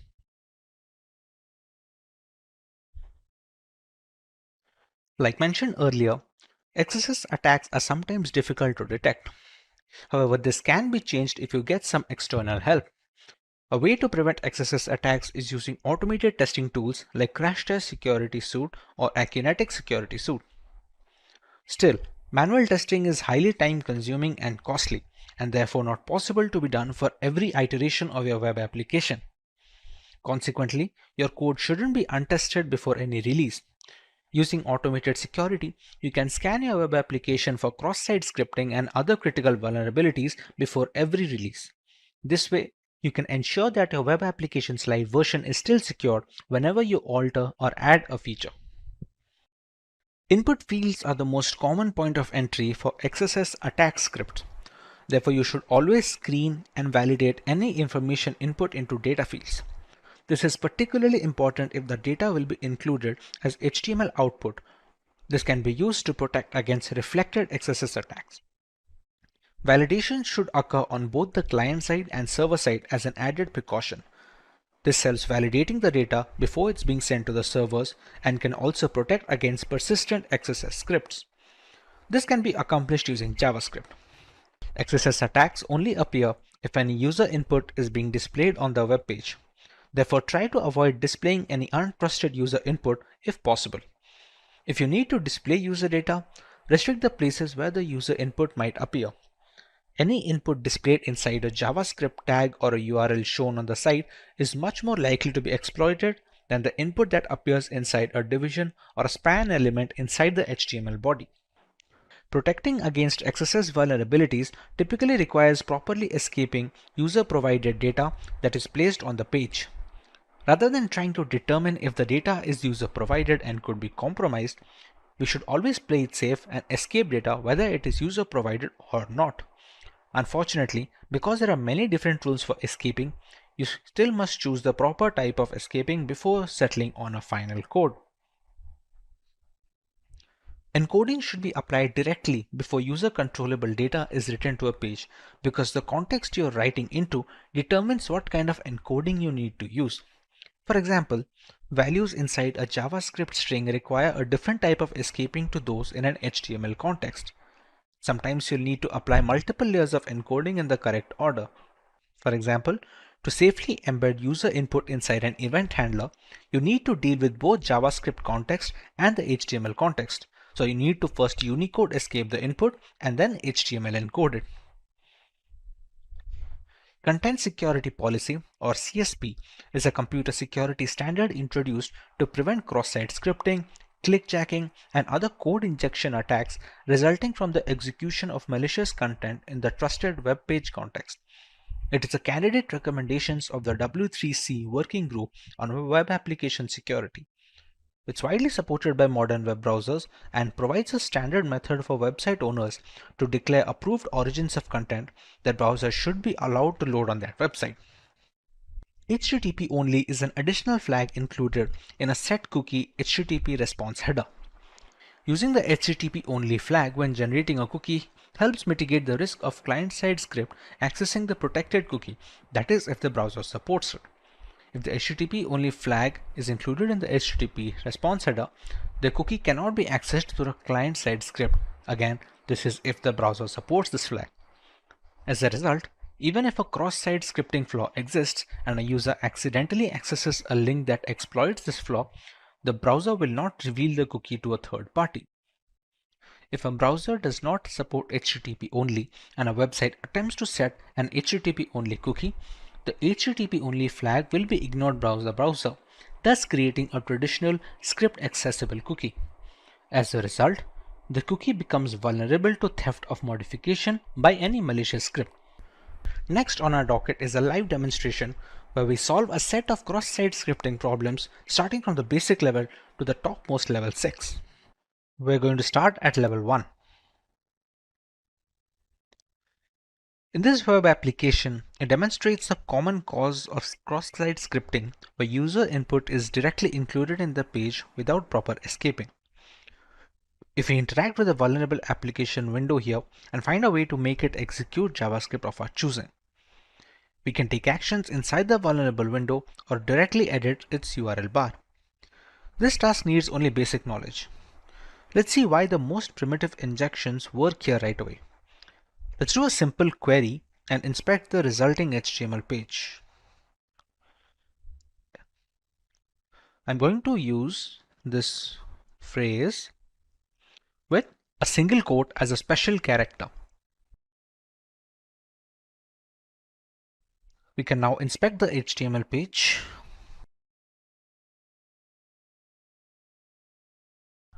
We can see here in this line, the special character single quote appears in the result over here. The provided query text is placed directly in a B tag, as in a body element. We need to perform a reflected XSS into the web application because they are non-persistent XSS attacks and the payload should be included in the URL to perform successful exploitation. We can use any payload, but we're going to use the simple one to perform an alert in this web application. It's simple and can be shown easily. We're just going to write the script over here.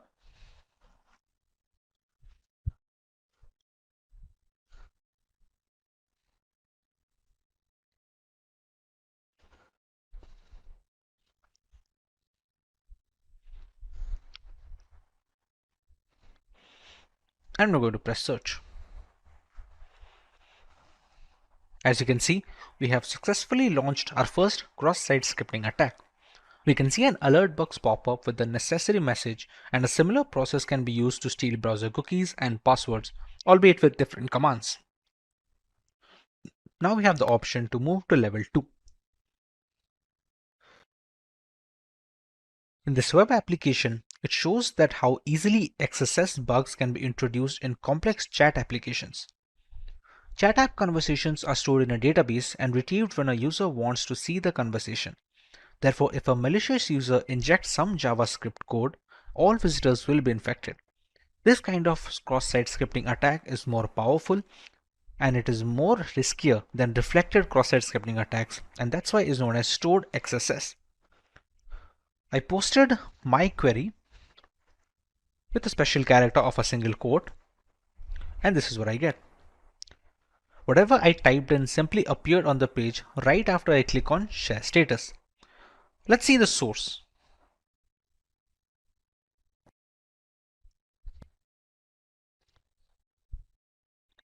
You can see here, the text I posted seems directly put inside a block code tag. So even a simple script tag we used in level 1 should work here, but it will not. Let us examine the code to understand why. We're going to toggle the code over here and check the index.html file.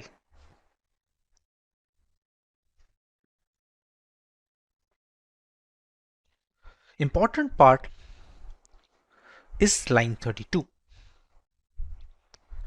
The generated HTML fragment, which is the HTML variable in the code, is added to the mail HTML using the inner HTML method. So when the browser parsing this HTML fragment, it will not execute any script tag defined within that HTML fragment. HTML parser will not execute a script tag when it parses HTMLs via this method.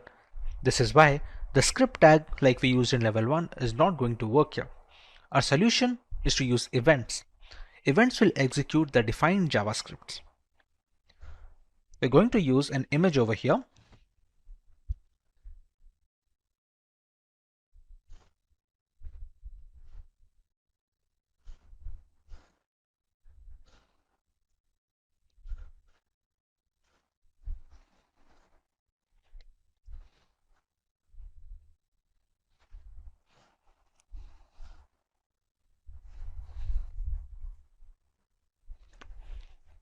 And when we press on share status, in the above injection, we are loading an image that doesn't exist, which causes to trigger an onError event. In onError event, it will execute our alert method. With that, we are able to beat level 2, and we can now move up to the next level in our challenge.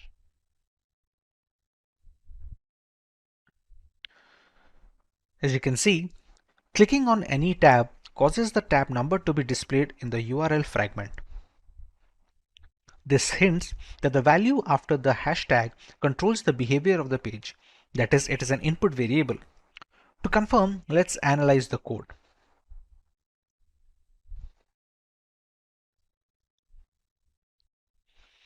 As you can see in line 43, inside the event handling, the value provided after the hash in the URL is directly passed onto the choTab method. No input validation is being performed. The value passed to the choseTab method is directly injected into the img tag in line 17.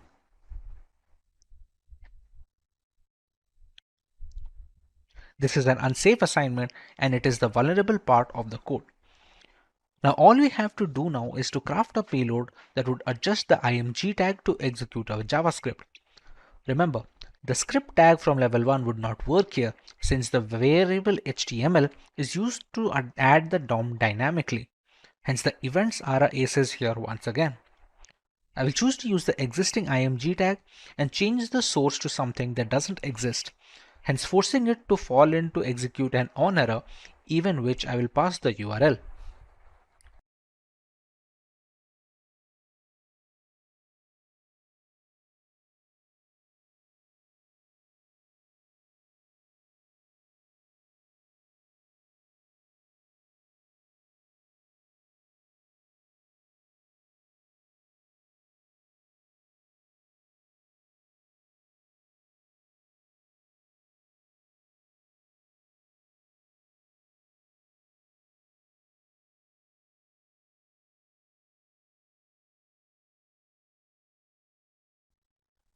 Once we visit that URL, we can see that our Java pop-up has opened up here with the same message of XSS level 3 has been completed.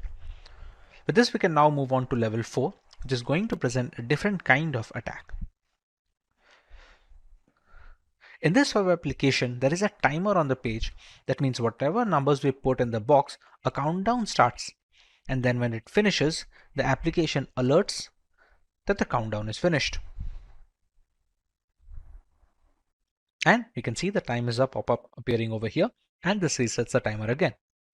Now it is obvious that the value entered in the text box is transferred to the server over the timer parameter in the URL. Let us examine the code to see how the timer parameter is being handled. We're going to visit timer.html over here, and we're going to check over here. In line 21, the start timer method is being called in the onLoad event. However, the timer parameter is being directly passed to the start timer method.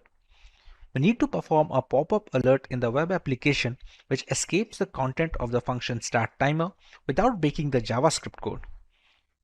The parameter value is directly added to the start timer method without any filtering.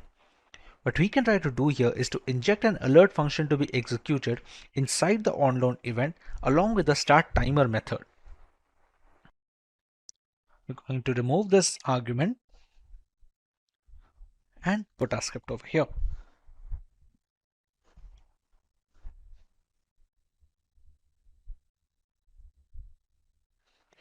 Now when we press on create timer, and we have a pop-up with the XSS level 4 completed. We can now move on to level 5.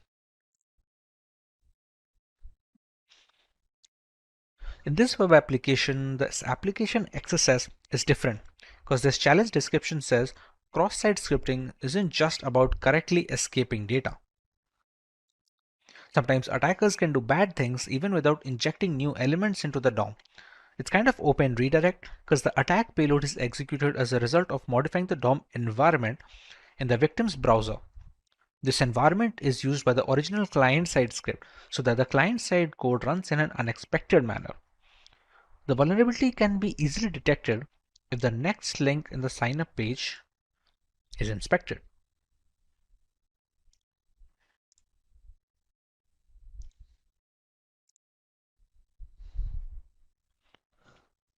The href attribute value of next link is confirmed, which is exactly the value of the next URL query parameter, as you can see over here. This means using the next query parameter can be used to inject a JavaScript code to the href attribute of the next link. The following is the best way to do it. As soon as the user clicks on the link, the script will be triggered.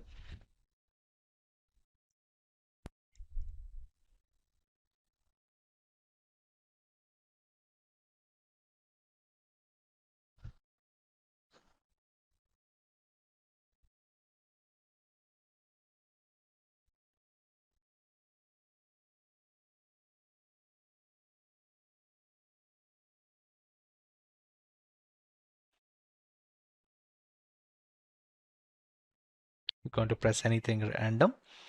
And now that we click next, we can see the XSS level 5 that we had provided in the URL as a parameter to the next variable.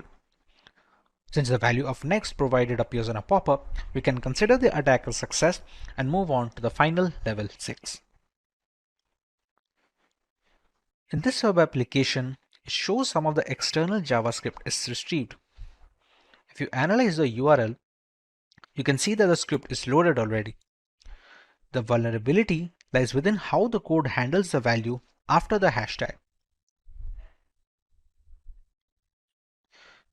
If you check on line 45, the value right after the hashtag is taken as the gadget name, and then in line 48, the value is directly passed on to the includeGadget method. And in the includeGadget method that we can see over here, you can see in line 18, a script tag is created and the URL gadget name parameter value is directly used as the source attribute of the script tag in line 28. This means we can completely control the source attribute of the script tag that is being created. That is, with this vulnerability, we can inject our own JavaScript file into the code. We can inject a URL of our own hosted JavaScript into the web application's URL after the hashtag, and the URL should not be using HTTPS but anything like that to bypass the regular expression for security checking. We're going to remove the pre-stored URL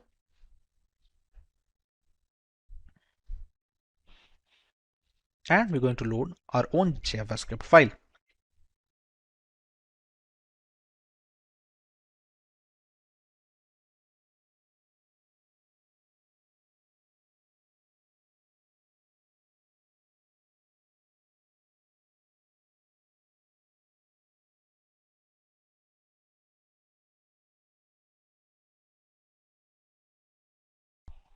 Finally, we have reached the end of our challenge.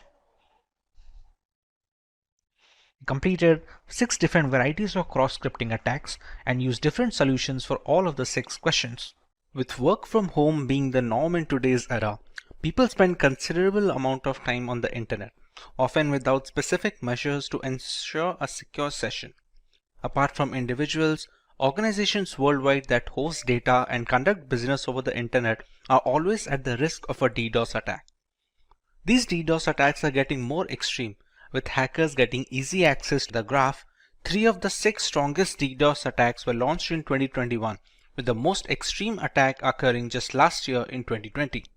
Lately, cybercriminals have been actively seeking out new services and protocols for amplifying these DDoS attacks.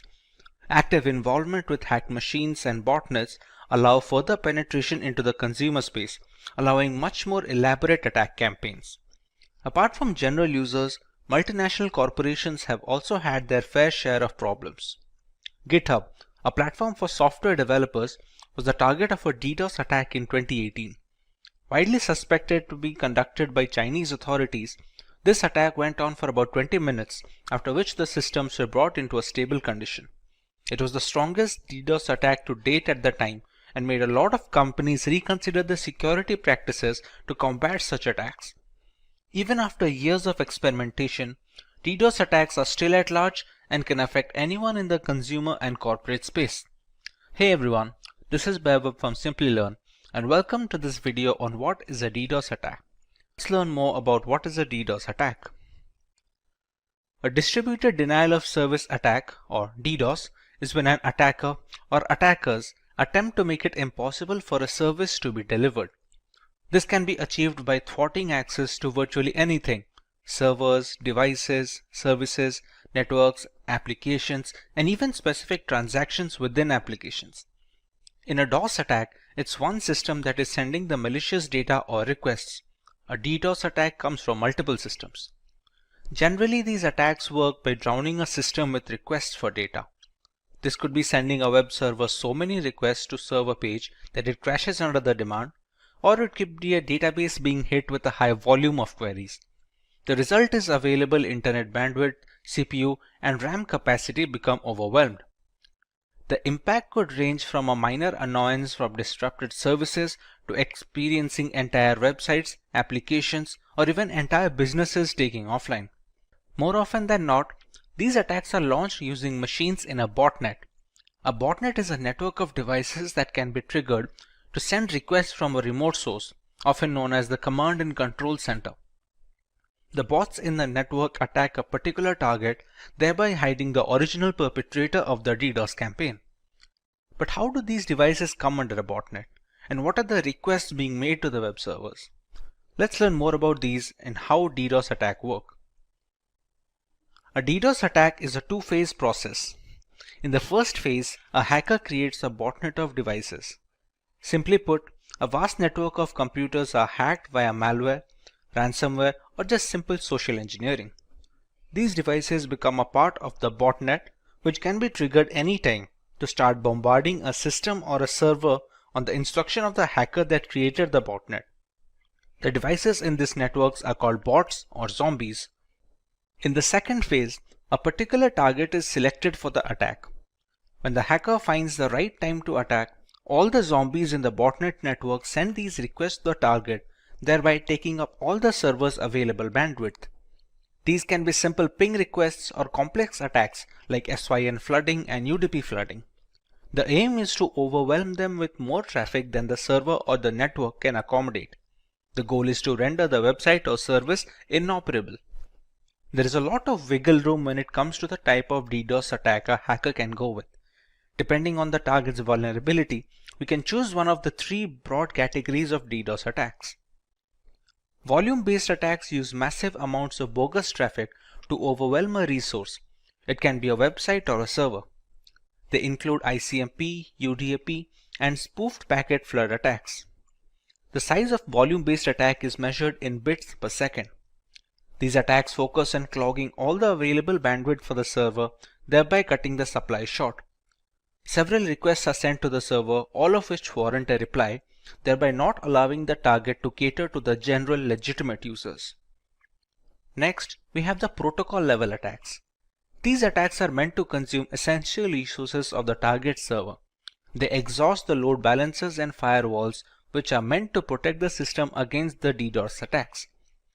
These protocol attacks include SYN floods and Smurf DDoS, among others, and the size is measured in packets per second.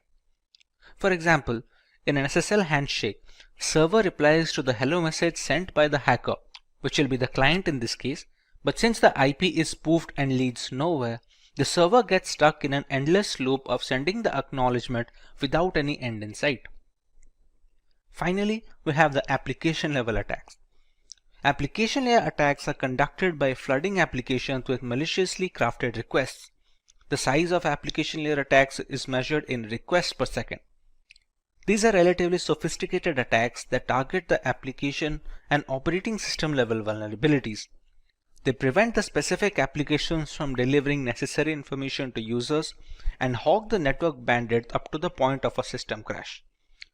Examples of such an attack are HTTP flooding and BGP hijacking. A single device can request data from a server using HTTP post or GET without any issues. However, when the requisite botnet is instructed to bombard the server with thousands of requests, the database bandwidth gets jammed and it eventually becomes unresponsive and unusable. But what about the reasons for such an attack? There are multiple lines of thought as to why a hacker decides to launch a DDoS attack on unsuspecting targets. Let's take a look at a few of them. The first option is to gain a competitive advantage. Many DDoS attacks are conducted by hacking communities against rival groups. Some organizations hire such communities to stagger their rivals' resources at a network level to gain an advantage in the playing field. Since being a victim of a DDoS attack indicates a lack of security, the reputation of such a company takes a significant hit, allowing the rivals to cover up some ground. Secondly, some hackers launch these DDoS attacks to hold multinational corporations at ransom. The resources are jammed, and the only way to clear the way is if the target company agrees to pay a designated amount of money to the hackers. Even a few minutes of inactivity is detrimental to a company's reputation in the global market, and it can cause a spiral effect, both in terms of market value and product security index. Most of the time, a compromise is reached and the resources are freed after a while. DDoS attacks have also found use in the political segment. Certain activists tend to use DDoS attacks to voice their opinion. Spreading the word online is much faster than any local rally or forum. Primarily political, these attacks also focus on online communities, ethical dilemmas, or even protests against corporations.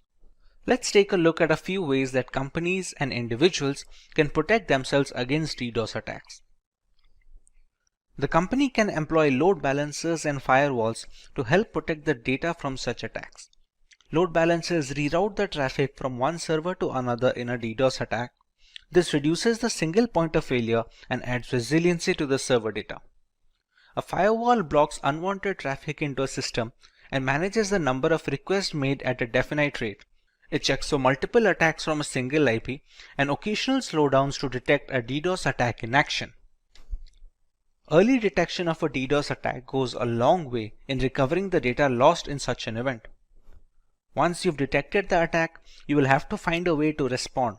For example, you will have to work on dropping the malicious DDoS traffic before it reaches your server so that it doesn't throttle and exhaust your bandwidth. Here's where you will filter the traffic so that only legitimate traffic reaches the server.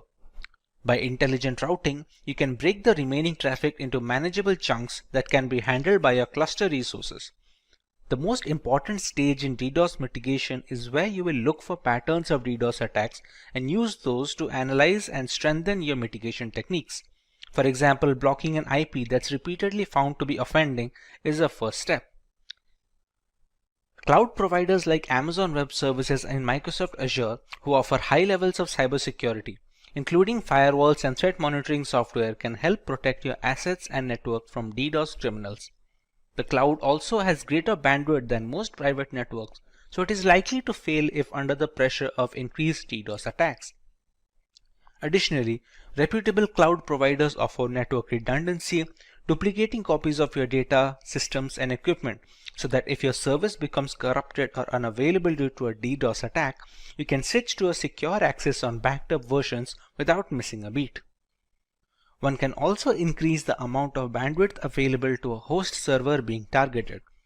Since DDoS attacks fundamentally operate on the principle of overwhelming systems with heavy traffic, simply provisioning extra bandwidth to handle unexpected traffic spikes can provide a measure of protection.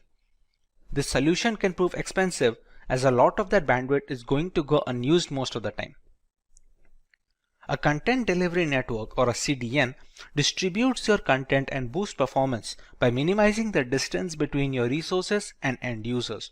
It stores the cached version of your content in multiple locations, and this eventually mitigates DDoS attacks by avoiding a single point of failure when the attacker is trying to focus on a single target. Popular CDNs include Akamai CDN, Cloudflare, AWS CloudFront, etc. Let's start with our demo regarding the effects of DDoS attacks on a system. For our demo, we have a single device that will attack a target, making it a DOS attack of sorts. Once a botnet is ready, multiple devices can do the same and eventually emulate a DDoS attack. To do so, we will use the virtualization software called VMware with an instance of Parrot Security operating system running.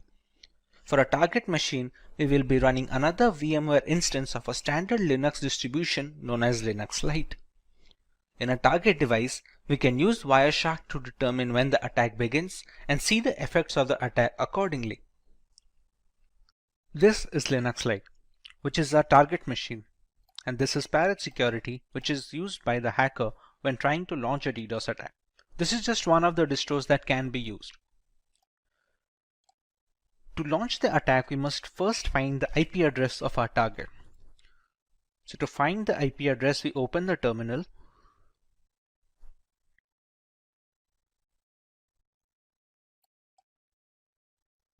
We use the command ifconfig. And here we can find the IP address. Now remember, we're launching this attack in VMware. Now both the instances of Parrot Security and Linux Lite are being run on my local network. So the address that you can see here is 192.168.72.129, which is a private address. This IP cannot be accessed from outside the network, basically anyone who is not connected to my Wi-Fi. When launching attacks with public servers or public addresses, it will have a public IP address that does not belong to the 192.168 subnet. Once we have the IP address, we can use a tool called hping3. hping3 is an open source packet generator and analyzer for the TCP/IP protocol. To check what are the effects of an attack, we will be using Wireshark. Wireshark is a network traffic analyzer. We can see whatever traffic that is passing through the Linux Lite distro is being displayed over here with the IP address, the source IP, and the destination IP as to where the request is being transferred to.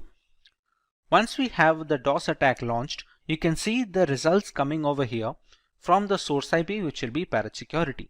Now, to launch the hping3 command, we need to give sudo access to the console, which is the root access.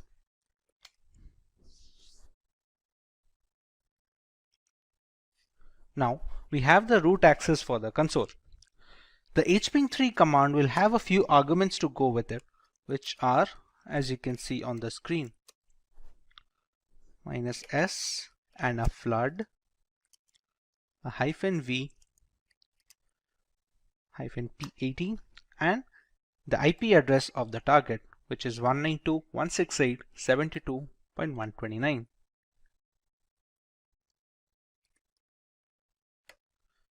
In this command, we have a few arguments such as the -s, which specifies SYN packets. Like in an SSL handshake, we have the SYN request that the client sends to the server to initiate a connection. The -flood aims to ignore the replies that the server will send back to the client in response to the SYN packets. Here the Parrot Security OS is the client and Linux Lite being the server. -v stands for verbosity, as in where we will see some output when the requests are being sent. The -p80 stands for port 80, which we can replace the port number if we want to attack a different port. And finally, we have the IP address of our target. As of right now, if we check Wireshark, it is relatively clear and there is no indication of a DDoS attack incoming. Now once we launch the attack over here, We can see the requests coming in from this IP, which is 192.168.72.128.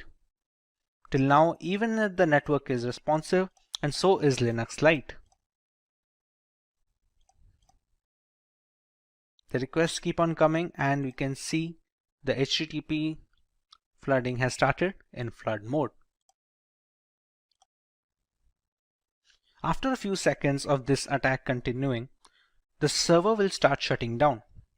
Now remember, Linux Lite is a distro that can focus on that serves as a backend. Now remember, Linux Lite is a distro, and such Linux distros are served as backend to many servers across the world. For example, a few seconds have passed from the attack. Now the system has become completely irresponsive. This has happened due to the huge number of requests that came from Parrot Security. You can see whatever I press, nothing is responded. Even the Wireshark has stopped capturing new requests because the CPU usage right now is completely 100%, and at this point of time, anyone who is trying to request some information from this Linux distro, or where this Linux distro is being used as a backend for a server or a database, cannot access anything else. The system has completely stopped responding, and any request, any legitimate request from legitimate users will be dropped. Once we stop the attack over here, it takes a bit of time to settle down. Now remember, it's still out of control, but eventually the traffic dies down and the system regains its strength. It is relatively easy to gauge right now the effect of a DOS attack. Now remember, this Linux Lite is just a VM instance. Actual website servers and web databases, they have much more bandwidth and are very secure, and it is tough to break into. That is why we cannot use a single machine to break into them. That is where a DDoS attack comes into play. What we did right now is a DOS attack, as in a single system is being used to penetrate a target server using a single request. Now, when a DDoS attack, multiple systems such as multiple Parrot Security instances or multiple zombies or bots in a botnet network can attack a target server to completely shut down the machine and drop any legitimate request, thereby rendering the service and the target completely unusable and inoperable. As a final note, we would like to remind that this is for educational purposes only, and we do not endorse any attacks on any domains. Only test this on servers and networks that you have permission to test on. Cybersecurity has become one of the most rigid industries in the last decade, while simultaneously being the most challenged. With every aspect of corporate culture going online and embracing cloud computing, there is a plethora of critical data circulating through the internet, all worth billions of dollars to the right person. Increasing benefits require more complex attacks, and one of these attacks is a brute force attack. A brute force, or known as brute force cracking, is the cyber attack equivalent of trying every key on your keyring and eventually finding the right one. Brute force attacks are simple and reliable. There is no prior knowledge needed about the victim to start an attack. Most of the systems falling prey to brute force attacks are actually well secured. Attackers let a computer do the work, that is, trying different combinations of usernames and passwords until they find one that works. Due to this repeated trial and error format, the strength of password matters a great deal. Although with enough time and resources, brute force will break a system since they run multiple combinations until they find the right passcode. Hey everyone, this is Vaibhav from Simplilearn, and welcome to this video on what is a brute force attack. Let's begin with learning about brute force attacks in detail. A brute force attack, also known as an exhaustive search, is a cryptographic hack that relies on guessing possible combinations of targeted password until the current password is discovered. It can be used to break into online accounts, encrypted documents, or even network peripheral devices. The longer the password, the more combinations that will need to be tested. A brute force attack can be time consuming and difficult to perform if methods such as data obfuscation are used, and at times downright impossible. However, if the password is weak, it could merely take seconds with hardly any effort. Dictionary attacks are an alternative to brute force attacks, where the attacker already has a list of usernames and passwords that need to be tested against the target. It doesn't need to create any other combinations on its own. Dictionary attacks are much more reliable than brute force in a real-world context, but the usefulness depends entirely on the strength of passwords being used by the general population. There is a three-step process when it comes to brute forcing a system. Let's learn about each of them in detail. In step 1, we have to settle on a tool that we are going to use for brute forcing. There are some popular names on the market like Hashcat, Hydra, and John the Ripper. While each of them has its own strengths and weaknesses, each of them perform well with the right configuration. All of these tools come pre-installed with certain Linux distributions that cater to penetration testers and cybersecurity analysts like Kali Linux and Parrot Security. After deciding what tool to use, we can start generating combinations of alphanumeric variables whose only limitation is the number of characters. For example, while using Hydra, a single 6-digit password will create 900,000 passwords with only digits involved. Add alphabets and symbols to that sample space and that number grows exponentially. The popular tools allow customizing this process. Let's say the hacker is aware of the password being a specific 8-digit word containing only letters and symbols. This will substantially increase the chances of being able to guess the right password since we remove the time taken to generate the longer ones. We omit the need for including digits in such combinations. These small tweaks go a long way in organizing an efficient brute force attack since running all the combinations with no filters will dramatically reduce the odds of finding the right credentials in time. In the final step, we run these combinations against the file or service that is being broken. We can try and break into a specific encrypted document, a social media account, or even devices at home that connect to the internet. Let's say there is a Wi-Fi router. The generated passwords are then fed into the connection one after the other. It is a long and arduous process, but the work is left to the computer rather than someone manually clicking and checking each of these passcodes. Any password that doesn't unlock the router is discarded and the brute force tool simply moves on to the next one. This keeps going on until we find the right combination which unlocks the router. Sometimes reaching the success stage takes days and weeks, which makes it cumbersome for people with low computing power at their disposal. However, the ability to crack any system in the world purely due to bad password habits is very appealing, and the general public tends to stick with simple and easy to use passwords. Now that we have a fair idea about how brute force works, let's see if we can answer this question. We learned about how complex passwords are tougher to crack by brute force. Among the ones listed on the screens, which one do you believe will take the longest to be broken when using brute force tools? Leave your answers in the comment section and we will get back to you with the correct option next week. Let's move on to the harmful effects of getting a system compromised due to brute force attacks. A hacked laptop or mobile can have social media accounts logged in, giving the hackers free access to the victim's connections. It has been reported on multiple occasions where compromised Facebook accounts are sending malicious links and attachments to people on their friends list. One of the significant reasons for hacking, malware infusion is best done when spread from multiple devices, similar to distributing spam. This reduces the chance of circling back the source to a single device which belongs to the hacker. Once brute forced, a system can spread malware via email attachments, sharing links, file upload via FTP, etc. Personal information such as credit card data, usage habits, private images and videos are all stored in our systems, be it in plain format or root folders. A compromised laptop means easy access to these information that can be further used to impersonate the victim regarding bank verification, among other things.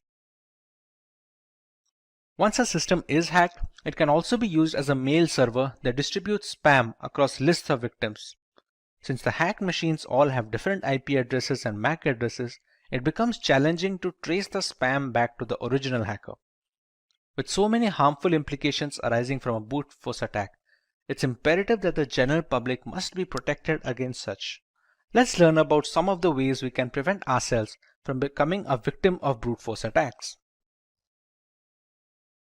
Using passwords consisting of alphabets, letters, and numbers have a much higher chance of withstanding brute force attacks thanks to the sheer number of combinations they can produce. The longer the password, the less likely it is that a hacker will devote the time and resources to brute force them. Having alphanumeric passwords also allows the user to keep different passwords for different websites. This is to ensure that if a single account or a password is compromised due to a breach or a hack, the rest of the accounts are isolated from the incident. Two-factor authentication involves receiving a one-time password on a trusted device before a new login is allowed. This OTP can be obtained either via email, SMS, or specific 2FA applications like Authy and Aegis. Email and SMS-based OTPs are considered relatively less secure nowadays due to the ease with which SIM cards can be duplicated and mailboxes can be hacked. Applications that are specifically made for 2FA cores are much more reliable and secure. CAPTCHAs are used to stop bots from running through web pages precisely to prevent brute forcing through their website. Since brute force tools are automated, forcing the hacker to solve CAPTCHA for every iteration of a password manually is very challenging. The CAPTCHA system can filter out these automated bots that keep refreshing the page with different credentials, thereby reducing the chances of brute force considerably. A definite rule that locks the account being hacked for 30 minutes after a specific number of attempts is a good way to prevent brute force attempts. Many websites lock account for 30 minutes after 3 failed password attempts to secure the account against any such attack. On an additional note, some websites also send an email instructing the user that there have been 3 insecure attempts to log into the website. Let's look at a demonstration of how brute force attacks work in a real-world situation. The world has gone wireless. With Wi-Fi taking the reins in every household, it's natural that their security will always be up for debate. To further test the security index and understand brute force attacks, we will attempt to break into the password of a Wi-Fi router. For that to happen, we first need to capture a handshake file, which is a connection file from the Wi-Fi router to a connecting device like a mobile or a laptop. The operating system used for this process is Parrot Security, a Linux distribution that is catered to penetration testers. All the tools being used in this demo can easily be found pre-installed in this operating system. If getting your learning started is half the battle, what if you could do that for free? Visit SkillUp by Simplilearn. Click on the link in the description to know more. To start our demo, we're going to use a tool called Airgeddon, which is made to hack into wireless networks specifically.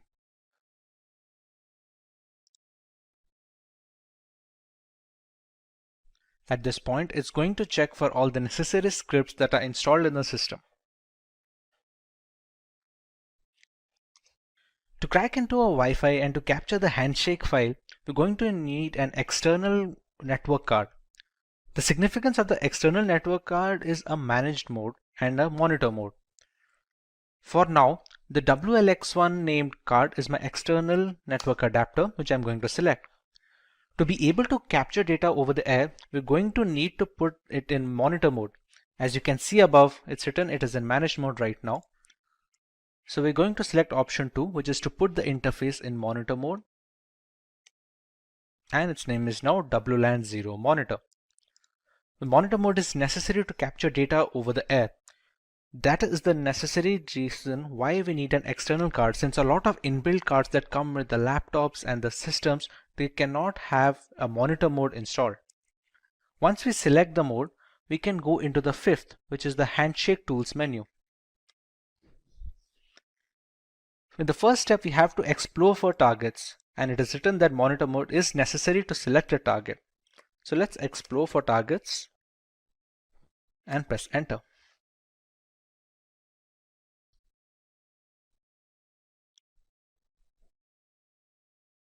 We have to let this run for about 60 seconds to get a fair idea about the networks that are currently working in this locality. For example, this ESS ID is supposed to be the Wi-Fi name that we see when connecting to a network. Geo24, Recover Me, these are all the names that we see on our mobile when trying to search for the Wi-Fis. This BSS ID is supposed to be an identifier, somewhat like a MAC address, that identifies this network from other devices. The channels features on 1 or 2, or there are many channels that the networks can focus on. This here is supposed to be a client that is connected to one such network. For example, the station that you can see 5626, this is supposed to be the MAC address of the device that is connected to a router. This BSS ID is supposed to be which Wi-Fi it is connected to. For example, 5895D8 is this one, which is the Geo24 router.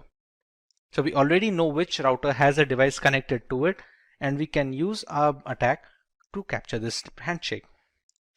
Now that it has already run for 1 minute, now that we press Ctrl C, we will be asked to select a target. See, it has already selected the number 5, which is the Geo24 router, as the one with clients. So it is easy to run an attack on, and it is easy to capture a handshake for. We select network 5 and we run a capture handshake.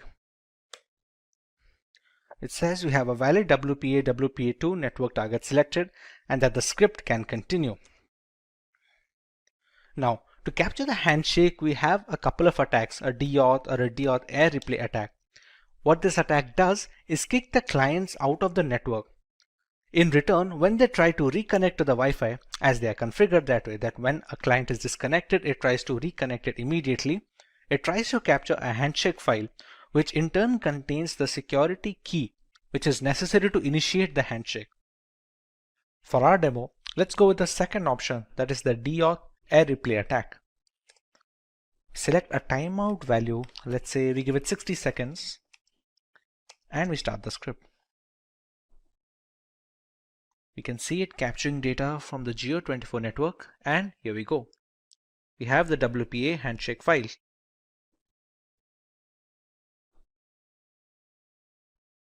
Once the handshake file is captured, you can actually close this, and here we go. Congratulations.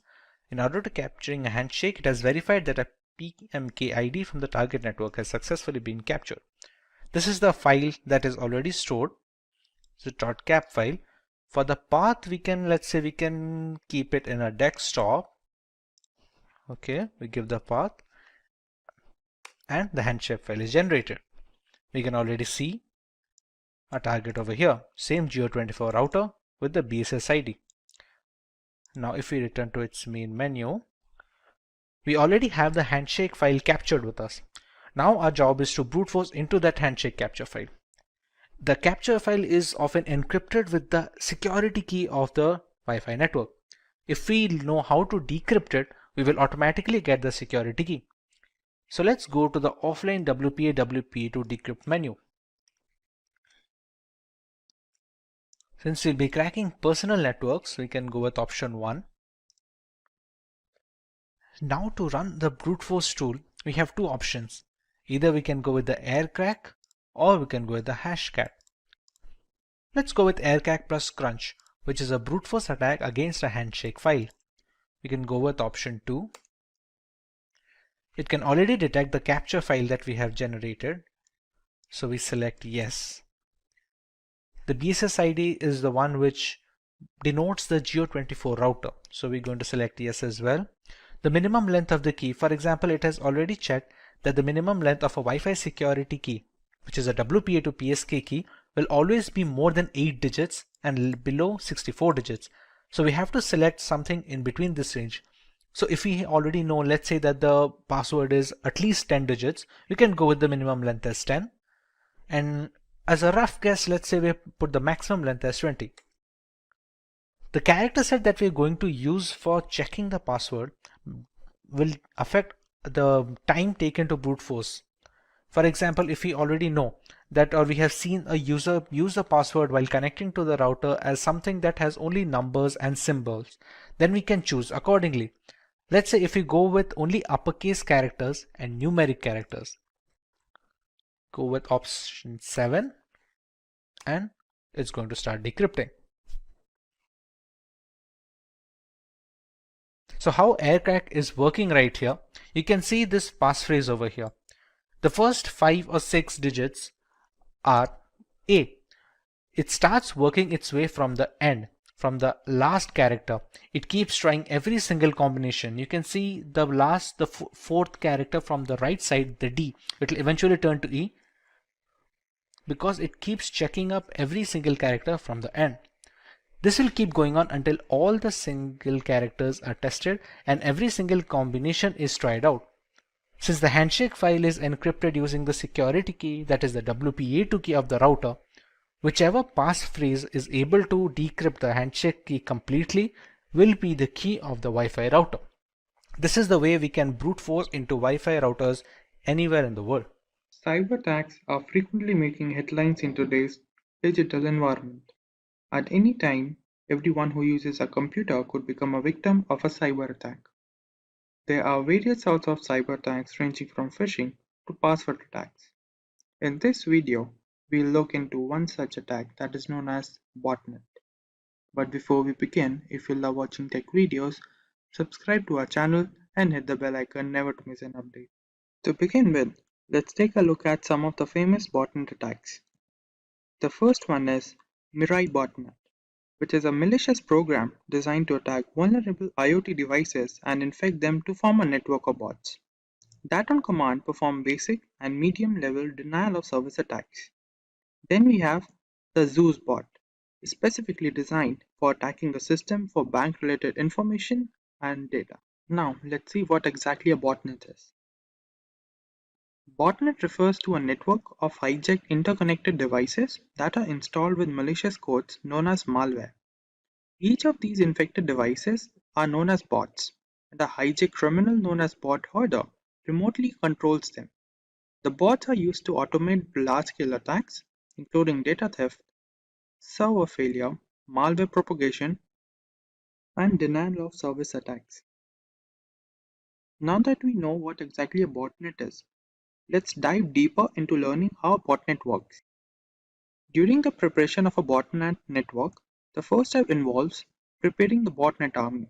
After that, the connection between the botnet army and the control server is established. And the end, the launching of the attack is done by the bot herder. Let's understand through an illustration. Firstly, we have a bot herder that initiates the attack. According to the control server commands, the devices that are infected with the malware programs and begins to attack the infected system. Let's see some details regarding the preparation of the botnet army. The first step is known as the prepping the botnet army. The first step is creating a botnet is to infect as many as connected devices as possible. This ensures that there are enough bots to carry out the attack. This way, it creates bots either by exploiting the security gaps in the software or websites or using phishing attacks. They are often deployed through Trojan horses. For the next step we have establishing the connection. Once it hacks the device, as per previous step, it infects it with a specific malware that connects the device back to the control bot server. A bot herder uses command programming to drive the bot's actions. And the last step is known as launching the attack. Once infected, a bot allows access to admin level operation like gathering and stealing of data, reading and rewriting the system data, monitoring user activities, performing denial of service attacks, including other cybercrimes. Now let's take a look at the botnet architecture. The first type is known as client-server model. The client-server model is a traditional model that operates with the help of a command and control center server and communication protocols like IRC. When the bot herder issues a command to the server, it is then relayed to the client to perform malicious actions. Then we have peer-to-peer model. Here controlling the infected bots involves a peer-to-peer network that relies on a decentralized approach. That is, the bots are topological interconnected and acts as both C and C servers, that is, the server and the client. Today hackers adopt this approach to avoid detection and single point failure. In the end, we will see some points on some countermeasure against botnet attacks. The first step is to have updated drivers and system updates. After that, we should avoid clicking random pop-ups or links that we often see on the internet. And lastly, having certified antivirus, anti-spyware softwares, and firewall installed into a system will protect against malware attack. The internet is an endless source of information and data. Still, in some cases, we come across some occurrences like cyber attacks, hacking, force entry which may affect our time on the web. Hi everyone and welcome to the Simplilearn channel. Today we will discuss a topic that secretly records our input data, that is known as keyloggers. But before we begin, if you like watching tech videos, subscribe to our channel and hit the bell icon to never miss an update. To understand the keylogging problem better, let's take a look at an example. This is June. She works in a business firm where she manages the company's data regularly. This is Jacob from the information department who is here to inform her about some of the security protocols. During the briefing, she informed him about some of the problems her system was facing with, which included slow reaction speed and unusual internet activity. As Jacob heard about the problems with the system, he thinks of the possibility what could be the reason behind these problems her system was facing with. The conclusion that he came across was the keylogging issue. Unknown to the problem her system was facing with, she asked him about some of the details regarding it. For today's topic, we learn what exactly keyloggers are and how they affect our system, what are the harmful effects that keylogging can bring into the system. To begin with, we learn what exactly the keylogging program is. As the name suggests, keylogger is a malicious program or a tool that is designed to record keystrokes that are typed during data input and record them into a log file. Then the same program secretly sends these log files to its origin, where they can be used for malicious acts by the hacker. Now that we know what the keylogging program is, let's take a look how they enter into the system. Searching for a suitable driver for a system can often lead to the installation of the keylogging program into the system if we often visit suspicious sites and uncertified software are installed into a system. Then, if we use unknown links or visiting unknown websites which come through unknown addresses can also be a reason behind the keylogging issue entering into the system. And lastly, there are often cases where different pop-ups that we often see on social sites or different media sites can lead to the installation of keylogging program into a system. Now that we know how the problem gets into the system, let's take a look how to identify whether the system is infected by the keylogging issue. The keylogging issue can be identified if there are often cases when our keyboard lags behind the system. The data that we enter sometimes is stuck in between when we type through the input. Then, there are cases when the system freeze occurs unknowingly to what exactly could be the reason behind them. And also there are delayed reaction time for different applications that run on the system. And lastly, there are different cases when we often see suspicious internet activity on the system that we don't know about. This could lead to the identification of a problem into the system. Now, we'll take a look at different types of keyloggers that are present on the net which can harm our system differently. The first problem that keyloggers arouse is API based. The most common keylogging case, which uses APIs to keep a log of the typed data and share it to its origin for malicious purposes. Each time we press a key, the keylogger intercepts the signal and logs it.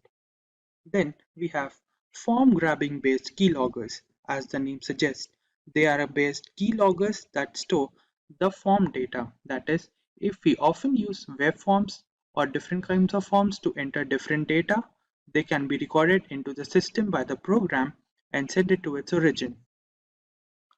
Then we have kernel-based keyloggers. These keyloggers are installed deeply into the operating system, where they can hide from different antivirus if not checked properly, and they record the data that we type on the keyboard and send it to its origin. And lastly, we have hardware keyloggers.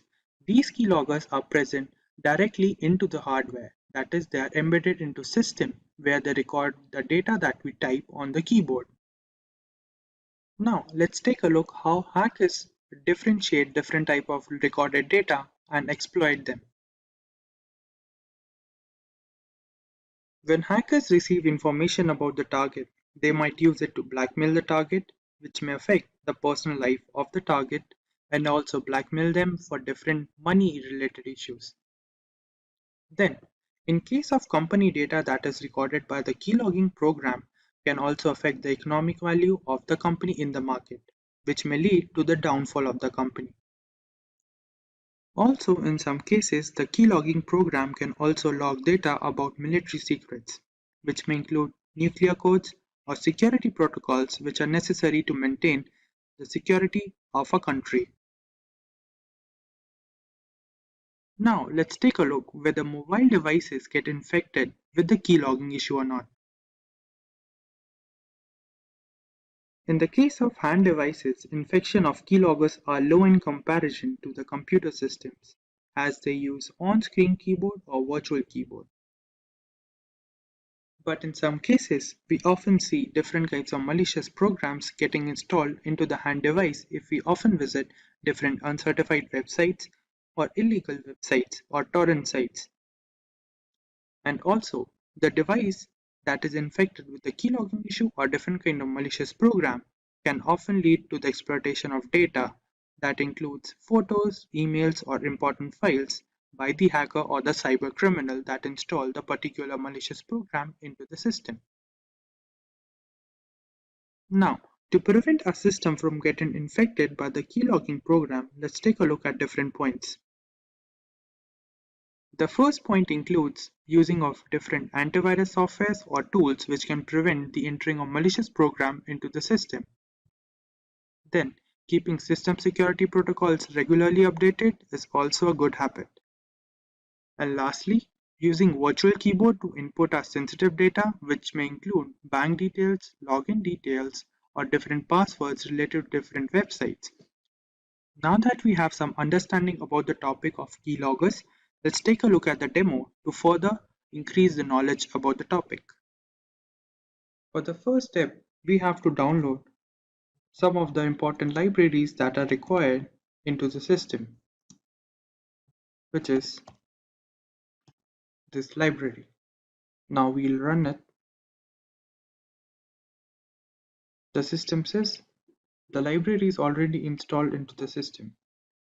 Now let's take a look what exactly modules are required from the particular library. From this library, we'll import the keyboard module, which will help us to record the data that we type on the keyboard. Now, from the same, we'll also import key module and the listener module, and also the logging module, which will help us to record the data into a log file. For the next part, we'll write a piece of code that will allow us to save the data that is recorded by the program into a text file that will be named as key_log text file along with the date and time stamp. Let's take a look.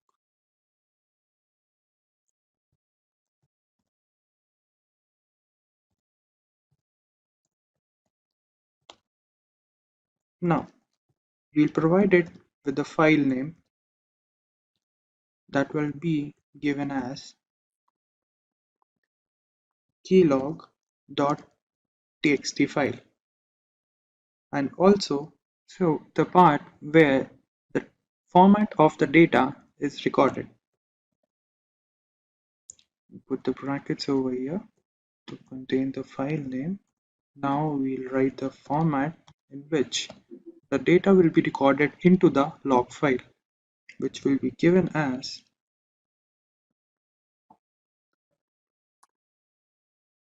the format would be the message and the timestamp, which would be given as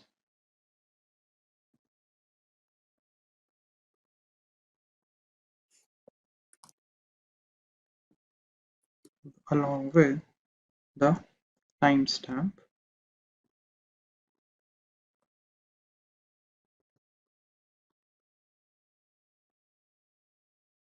given as percentage and ending it with the bracket.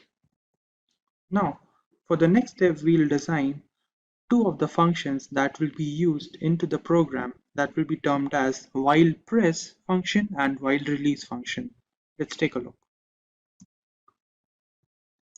While press function would be a function that will come into play when the keyboard key has been pressed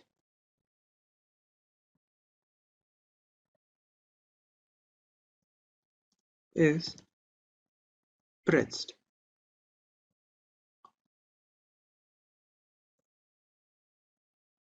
And this would go for the format that we designed in the above line, and logging the pressed key info, a string file to be recorded into the log file. Now we'll design a function that is while release.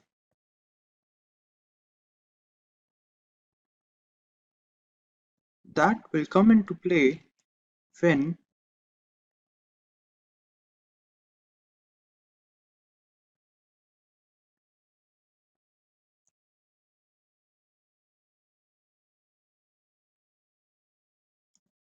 the escape key has been pressed. That is, the program will terminate itself and the program will stop from running. And in the end, we require for the functioning of the program to loop these functions, that is while press and while release, to continue its cycle.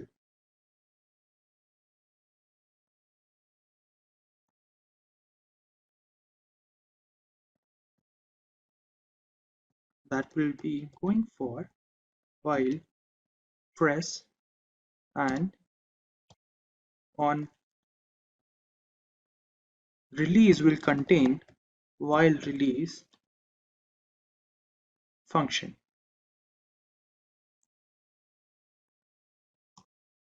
As listener. And now this part would join the different threads and store them into the log file. Now that we have completed the code for the program, let's run it.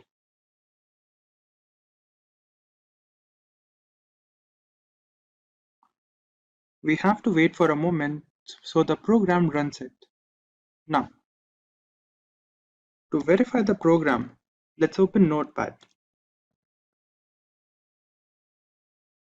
And on the Notepad, we'll write hello world, which will be the basic whether the program is working or not. Let's take a look. And we'll go for the main page on Jupyter Notebook and refresh the page. Go to the bottom. Over here, we see the keylog text. That is a text file that we created. Let's open it. And over here, we have the data that is created. As we started with note, then this is the hello world part that we created just now, which shows that the program we created is working properly. Now that we have reached the end of the module, let's take a look at the summary. Firstly, we learned what exactly keyloggers are. Then we understood what different modes are present, how the system get infected with the keylogging problem. Then we learned how to detect the problem into our system. Then we learned what different types of keyloggers are present on the net. We also understood how hackers use the recorded data from the program. And we also learned whether mobile devices get infected with the keylogging problem or not. And lastly, we understood what different points can be taken to prevent the entering of the keylogging problem into the system. And before we begin, if you are someone who is interested in building a career in cybersecurity, or to become an ethical hacker by graduating from the best universities, or a professional who elicits to switch career with cybersecurity or ethical hacker by learning from the experts, then try giving a shot to Simplilearn's postgraduate program in cybersecurity with modules from MIT Schwarzman College of Computing. The course link is mentioned in the description box below that will navigate you to the course page, where you can find a complete overview of the program being offered. Before we learn about the Pegasus platform, let us understand what spyware is and its working. Spyware is a category of malware that can gather information regarding a user or a device straight from the host machine. It is mostly spread by malicious links via email or chat applications. When a link with the malware is received, clicking on this link will activate the spyware, which allows the hacker to spy on all our user information. With some spyware systems, even clicking on the link isn't necessary to trigger the malicious payload. This can ultimately cause security complications and further loss of privacy. One such spyware system that is making the rounds in the tech industry today is Pegasus. The Pegasus is a spyware system developed by an Israeli company known as the NSO Group. It runs on mainly mobile devices, spanning across the major operating systems like the Apple's iOS on iPhone and the standard Android versions. This is not a newly developed platform since Pegasus has existed since as early as 2016. A highly intricate spyware program that can track user location, read text messages, scan through mobile files, access device camera and microphone to record voice and video. Pegasus has all the tools necessary to enforce surveillance for any client that wishes to buy its services. Initially, the NSO Group had designed the software to be used against terrorist factions of the world. With more and more encrypted communication channels coming to the forefront, Pegasus was designed to maintain control over the data transmission that can be a threat to national security. Unfortunately, the people who bought the software had complete control over who, how, and up to what level they can put surveillance limits on. Eventually, the primary clients became sovereign nations. Spying on public information that is supposed to stay private became really easy with this service. Multiple devices can be affected with the same spyware system to create a network information. This network keeps feeding data to the host. To understand how a network can be created, let's know how a mobile device can be affected by Pegasus. We all communicate with friends and family over instant messaging applications and email in some instances. If you check your inbox on a regular basis, you must have noticed that we receive some spam emails that the mail providers like Gmail and Yahoo can just filter into the spam folder. Some of these messages bypass this filter and make their way into a person's inbox. They look like generic emails which are supposed to be safe. The Pegasus spyware targets such occurrences, bypassing malicious messages and links which install the necessary spy software on the user's mobile device, be it Android or an iPhone. This isn't unique to the email ecosystem, since it's equally likely to be targeted via SMS text, WhatsApp, Instagram, or even the most secure messaging apps like Signal and Threema. Once the malicious links are clicked, a spyware package is downloaded and installed on the device. After the spyware is successfully installed, the perpetrator who sent the payload to the victim can monitor everything the user does.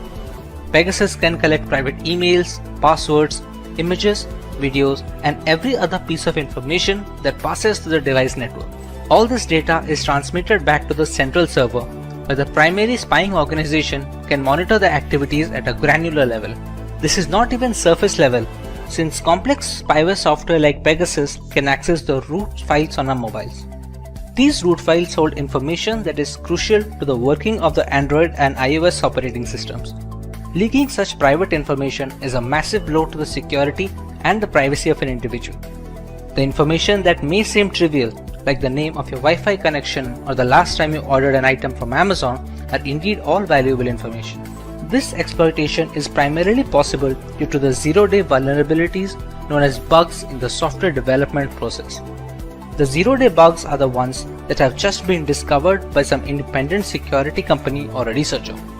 Once they are found, reporting these vulnerabilities to the developer of the platform, which would be either Google for Android or Apple for iOS, is the right thing to do.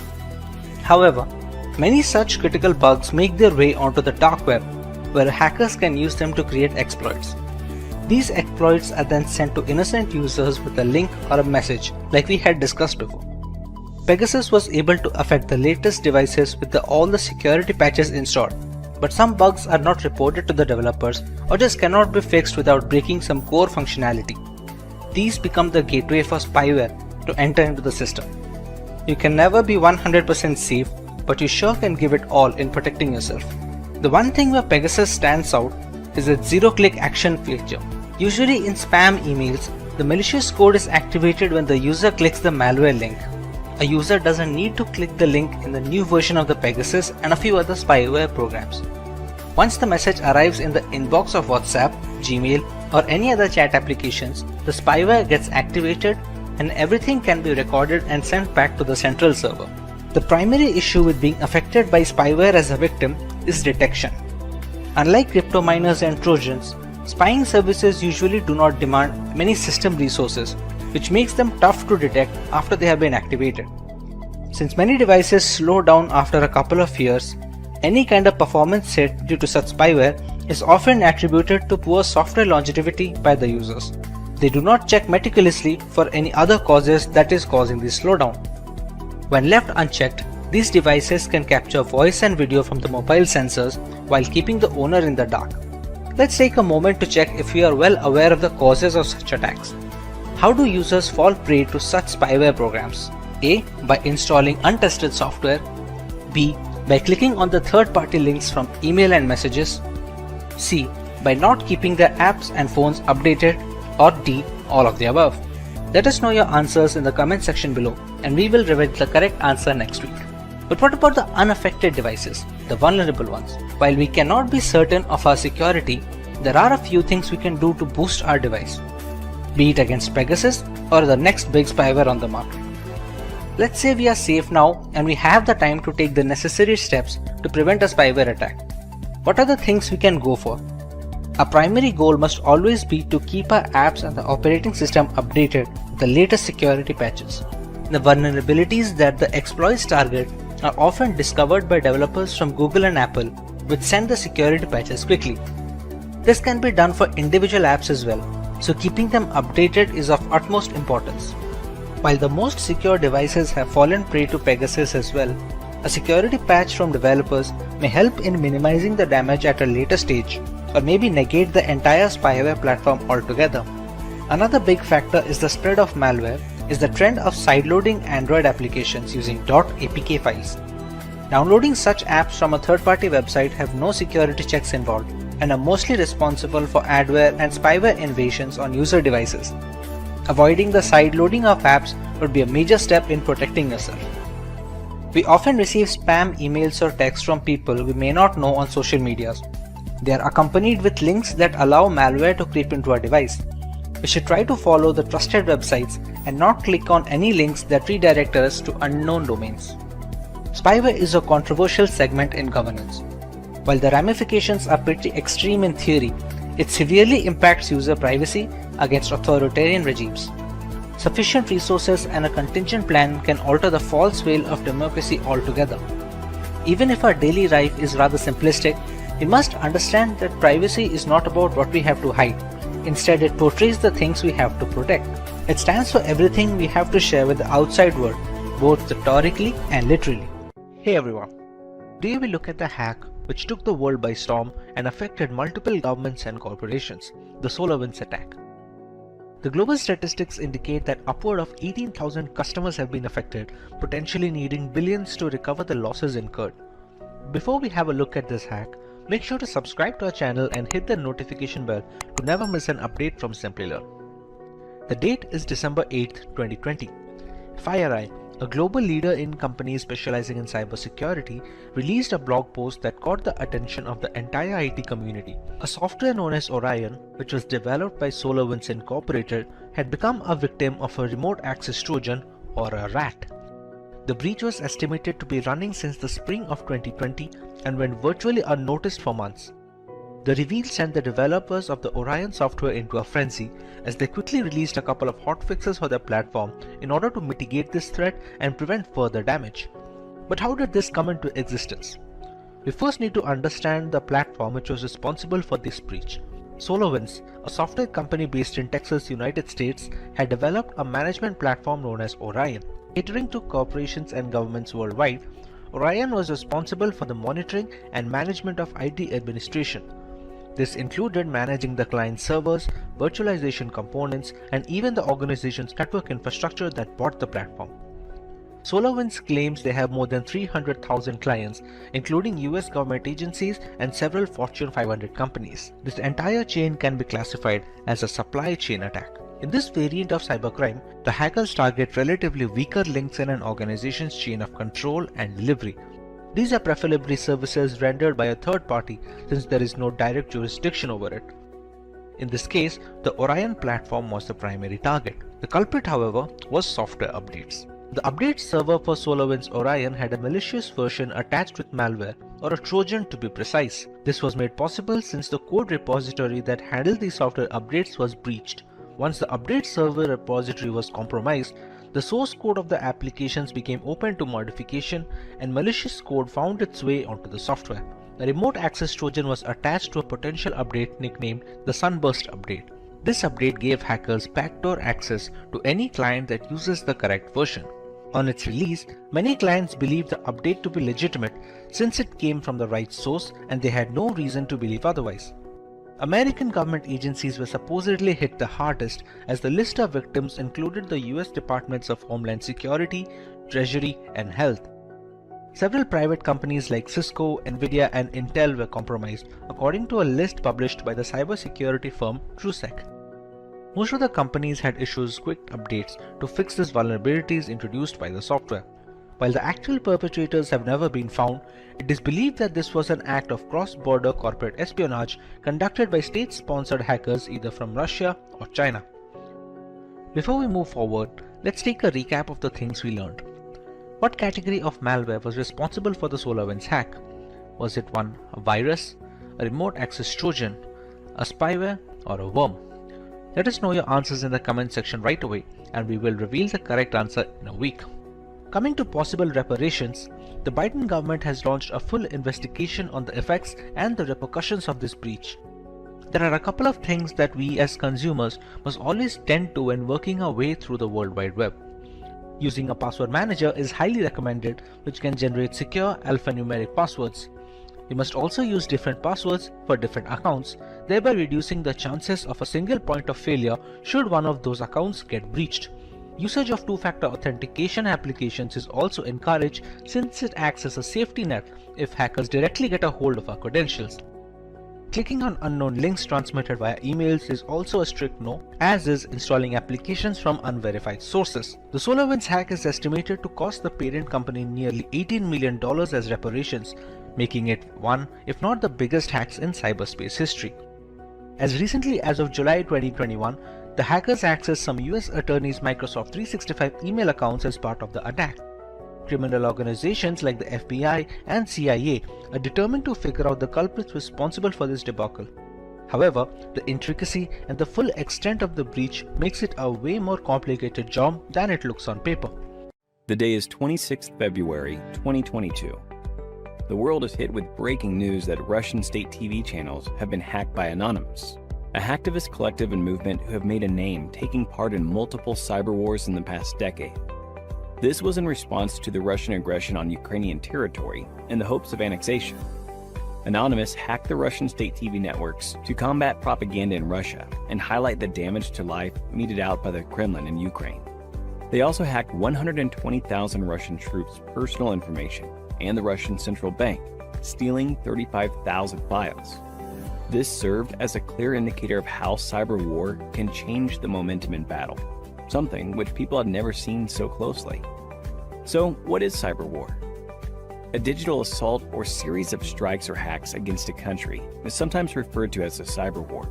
It has the ability to cause havoc on government and civilian infrastructure, as well as disrupt essential systems, causing state harm and even death.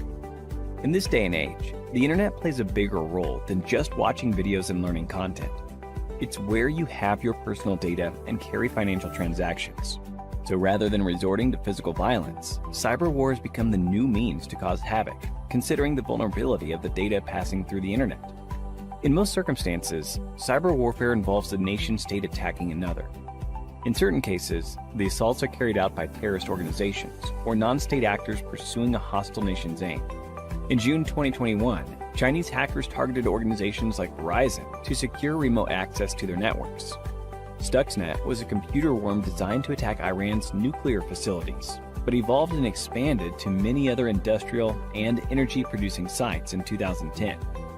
Since the definition of cyber war is so vague, applying rules and sanctions based on digital assault is even tougher, making the field of cyber warfare a lawless land, not bound by any rules or policies. There are multiple ways in which these attacks can be carried out. A major category of cyber attack is espionage. Espionage entails monitoring other countries to steal critical secrets. This might include compromising vulnerable computer systems with botnets or spear phishing attempts before extracting sensitive data in cyber warfare. The next weapon in cyber war is sabotage. Government agencies must identify sensitive data and its dangers if it is exploited. Insider threats, such as disgruntled or irresponsible personnel or government staff with ties to the attacking country, can be used by hostile countries or terrorists to steal or destroy information. By overwhelming a website with bogus requests and forcing it to handle them, denial of service attacks prohibit real users from accessing it. Attacking parties may use this form of assault to disrupt key operations and systems and prevent citizens, military, and security officials and research organizations from accessing sensitive websites. But what benefits does cyber war offer in contrast to traditional physical warfare? The most important advantage is the ability to conduct attacks from anywhere globally without having to travel thousands of miles. As long as the attacker and target are connected to the internet, organizing and launching cyber wars is relatively less tedious than physical warfare. People living in or battling for a country are subjected to propaganda attacks in an attempt to manipulate their emotions and thoughts. Digital infrastructure is highly crucial in today's modern world. Starting from communication channels to secure storage servers, crippling a country's footprint and control on the internet is very damaging. But what are some of the ways we as citizens protect ourselves in the case of a cyber war? In the unfortunate event that your country is involved in warfare, be sure to fact-check every piece of information and follow only trusted sources in that frame of time. Even conversations online should be limited to a need-to-know basis, considering propaganda campaigns have the power to influence the tide of war drastically. It is highly crucial to follow basic security guidelines to secure our devices, like regularly updating our operating systems, occasionally running full system antivirus scans, etc. If your country or organization is being attacked, having devices segregated in a network goes a long way in bolstering security. Try to avoid sharing a lot of personal data online. In this era of Instagram and Facebook, divulging private information can be detrimental to keeping a secure firewall for your data. The more information an attacker has access to, the higher his chances of being able to devise a plan to infiltrate defenses. And if you're someone who is interested in building a career in cybersecurity, that is by graduating from the best universities, or a professional who elicits to switch careers with cybersecurity by learning from the experts, then try giving a shot to Simplilearn's postgraduate program in cybersecurity with modules from the MIT Schwarzman College of Engineering. And the course link is mentioned in the description box that will navigate you to the course page where you can find a complete overview of the program being offered. During data transmission, there are various external factors which can affect the transmission of data over a network channel. To prevent such cases from happening, we use Internet Protocol Security, which we will be discussing in this session on IPsec Explained. Hi guys, and welcome to yet another interesting video by Simplilearn. But before we begin, if you love watching tech videos, subscribe to our channel and hit the bell icon to never miss an update from us. Now without further ado, let's take a look at the agenda for this session. To begin with, we will look into what is IPsec. Continuing with why do we use IPsec in a network, followed by components of IPsec, modes of IP security. As for the last topic, we will look into working steps involved in IP security. Let's begin with the first heading, that is, what is IPsec? IPsec, Internet Protocol Security, is defined as a set of framework and protocol to ensure data transmission over a network channel. This protocol was initially defined of two main protocols for data security over a network channel, which were authentication header, which is responsible for data integrity and anti-replay services. And the second protocol is encapsulating security payload, in short ESP, which includes data encryption and data authentication. Now let's move on to the next setting, that is, why do we use IPsec in a network? IPsec is used to secure sensitive data and information, such as company data, clinical data, bank data, and various sensitive information regarding an institution, which are used during data transmission over a network channel. The use of VPNs, that are virtual private networks, and apply IPsec protocols to encrypt the data for end-to-end transmission.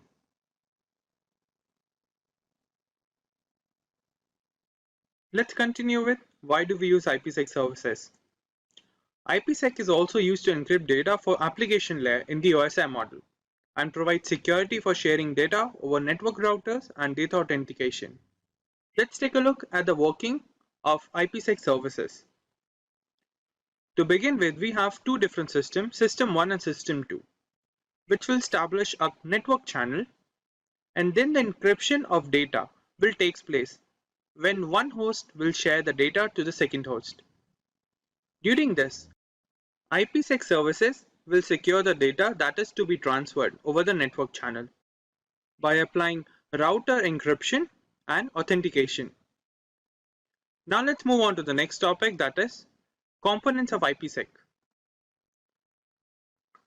The IPsec services comprises of multiple protocols that ensure the data transmission over the network channel. The first one is Encapsulating Security Payload Protocol, in short ESP. This protocol of IP security provides data encryption and authentication services, and it also authenticates and encrypts the data packet in the transmission channel. Moving on, we have Authentication Header, in short AH. Similar to ESP, the authentication header also provides all the security services, but it does not encrypt the data. It also protects the IP packet and adds additional headers to the packet header. The modified IP datagram looks this way, where the IP components are included at the second position, the seventh position, and the sixth position, along with the authentication of data services over the network channel. Moving on, we have Internet Key Exchange, IKE. This protocol provides protection for content data and also changes the attribute of the original data to be shared by implementing SHA and MD5 algorithms. They also check the message for authentication and then only is forwarded to the receiver side. For example, this is the original data packet we are used to with IP header path, TCP UDP and data. Whereas this is the modified IPsec data packet where a ESP header is added between IP header and the TCP protocol. Now let's move on to the next heading, that is modes of IPsec. There are basically two types of IPsec modes available for data transmission over the network channel, where the first one is tunnel mode. This mode of transmission is used to secure gateway to gateway data. It is applied when the final destination of the data is to be connected to a sender side through a connection gateway over the internet. For example, we have two hosts, host A and host B. Through the host A, we are sending a message to host B, which will pass through a gateway at host A point, and it passes through a gateway to host B then.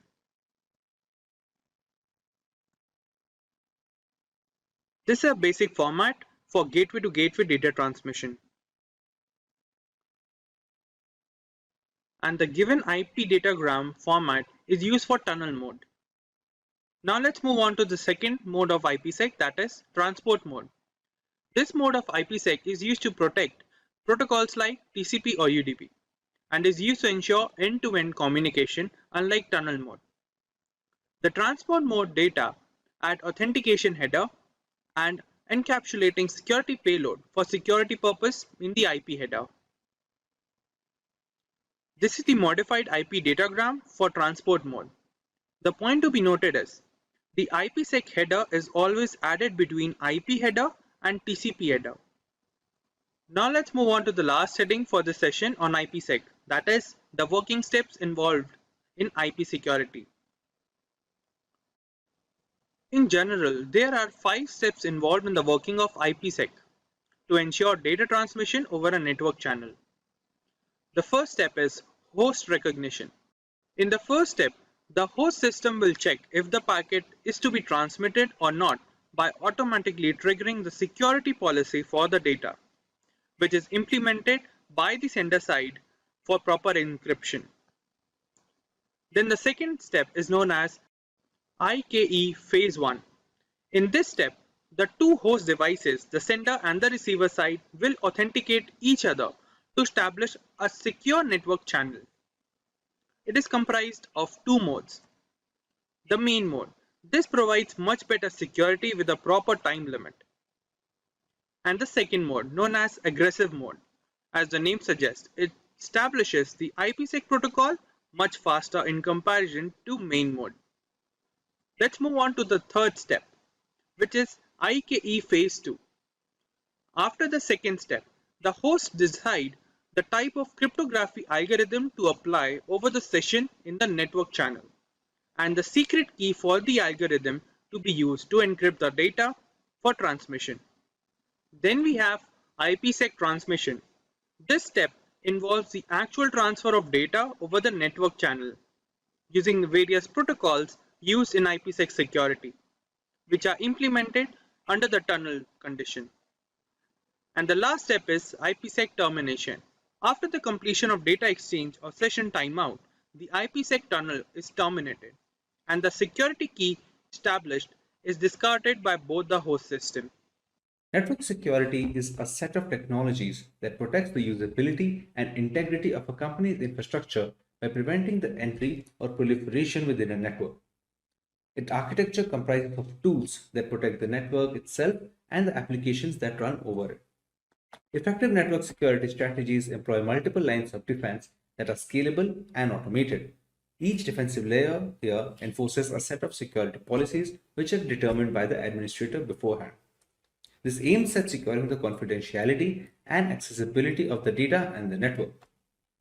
Every company or organization that handles a large amount of data has a degree of solutions against many cyber threats. The most basic example of network security is password protection. It has the network the user chooses. So recently, network security has become the central topic of cybersecurity, with many organizations involving applications from people with skills in this area. It is crucial for both personal and professional networks. Most houses with high-speed internet have one or more wireless routers, which can be vulnerable to attacks if they are not adequately secured. Data loss, theft, and sabotage risk may be decreased with the usage of a strong network security system. Your workstations are protected from hazardous spyware thanks to network security. Additionally, it guarantees the security of the data which is being shared over a network.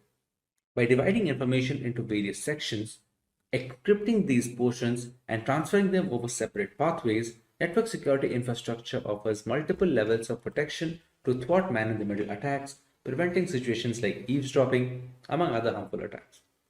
It is becoming increasingly difficult in today's hyper-connected environment as more corporate applications migrate to both public and private clouds. Additionally, modern applications are also frequently virtualized and dispersed across several locations, some outside the physical control of the IT team. Network traffic and infrastructure must be protected in these cases since assaults on businesses are increasing every single day. We now understood the basics of network security, but we need to understand how network security works in the next section in slightly more detail. Network security revolves around two processes: authentication and authorization. The first process, which is authentication, is similar to access cards, which ensure that only those who have the right to enter a building. In other words, authentication checks and verifies that it is indeed the user belonging to the network who is trying to access or enter it, thereby preventing unauthorized intrusions. Next comes authorization. This process decides the level of access provided to the recently authenticated user. For example, the network admin needs access to the entire network, whereas those working within it probably need access to only certain areas within the network. Based on the network user's role, the process of determining the level of access or permission level is known as authorization. Today's network architecture is complex and faces a threat environment that is always changing and attackers that are always trying to find and exploit vulnerabilities. These vulnerabilities can exist in many areas, including devices, data, applications, users, and locations. For this reason, many network security management tools and applications are in use today that address individual threats. When just a few minutes of downtime can cause widespread disruption and massive damage to an organization's bottom line and reputation, it is essential that these protection measures are in place beforehand. Now that we know a little about network security and its working, let's cover the different types of network security. The fundamental tenet of network security is the layering of protection for massive networks and stored data that ensure the acceptance of rules and regulations. As a whole, there are three types. The first of which is physical security, the next being technical, and the third being administrative. Let's look into physical security first. This is the most basic level that includes protecting data and network to unauthorized personnel from acquiring control over the confidentiality of the network. These include external peripherals and routers that might be used for cable connections. The same can be achieved by using devices like biometric systems. Physical security is critical, especially for small businesses that do not have many resources to devote to security personnel and the tools as opposed to large firms.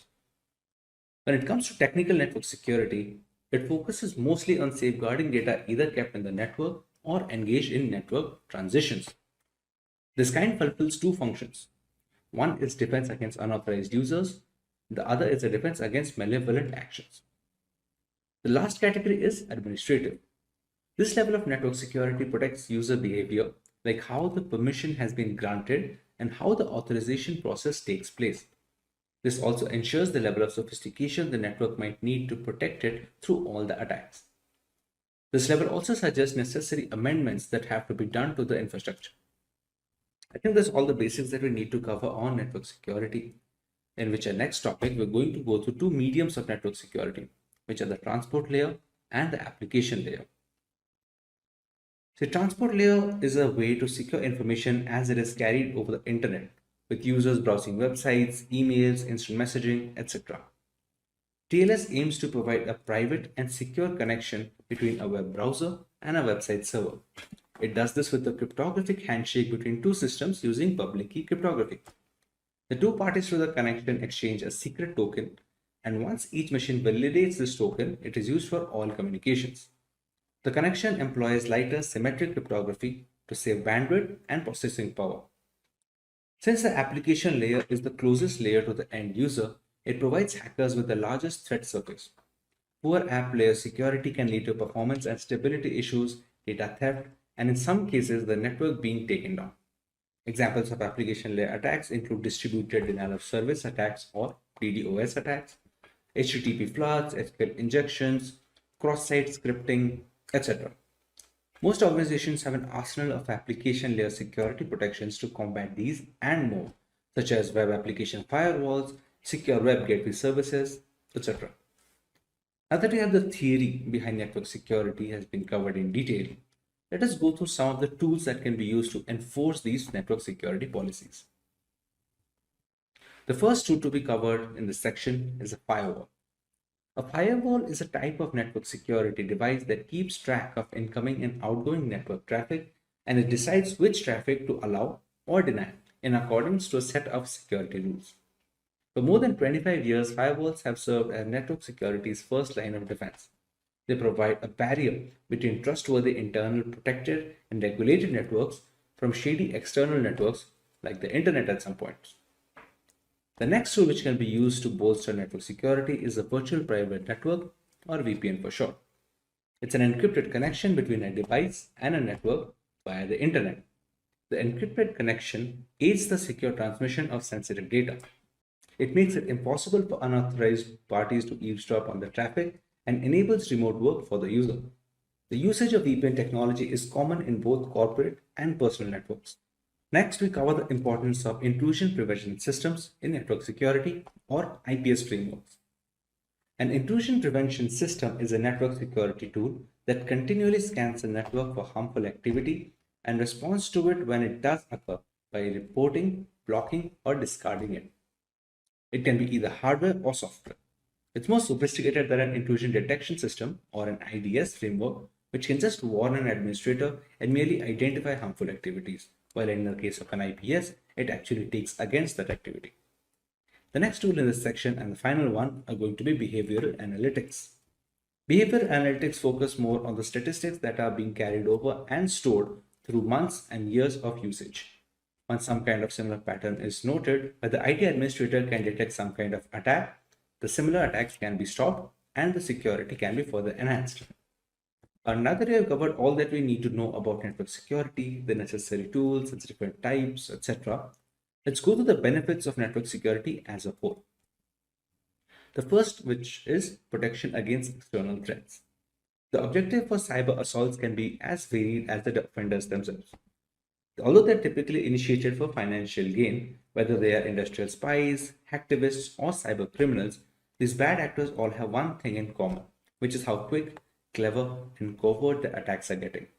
A strong cybersecurity posture that considers routine software updates may assist firms in identifying and responding to the abuse techniques, tools, and the common entry points. The next benefit is protection against internal threats. The human aspect continues to be the cybersecurity system's weakest link. Insider risk can originate from current or former workers, third-party vendors, or even trusted partners, and they can be unintentional, careless, or downright evil. Aside from that, the rapid expansion of remote work and the personal devices used for business purposes, while even IoT devices in remote locations, can make it easier for these kind of threats to go undetected until it's too late. However, by proactively monitoring networks and managing access, these dangers may be identified and dealt with before they become expensive disasters.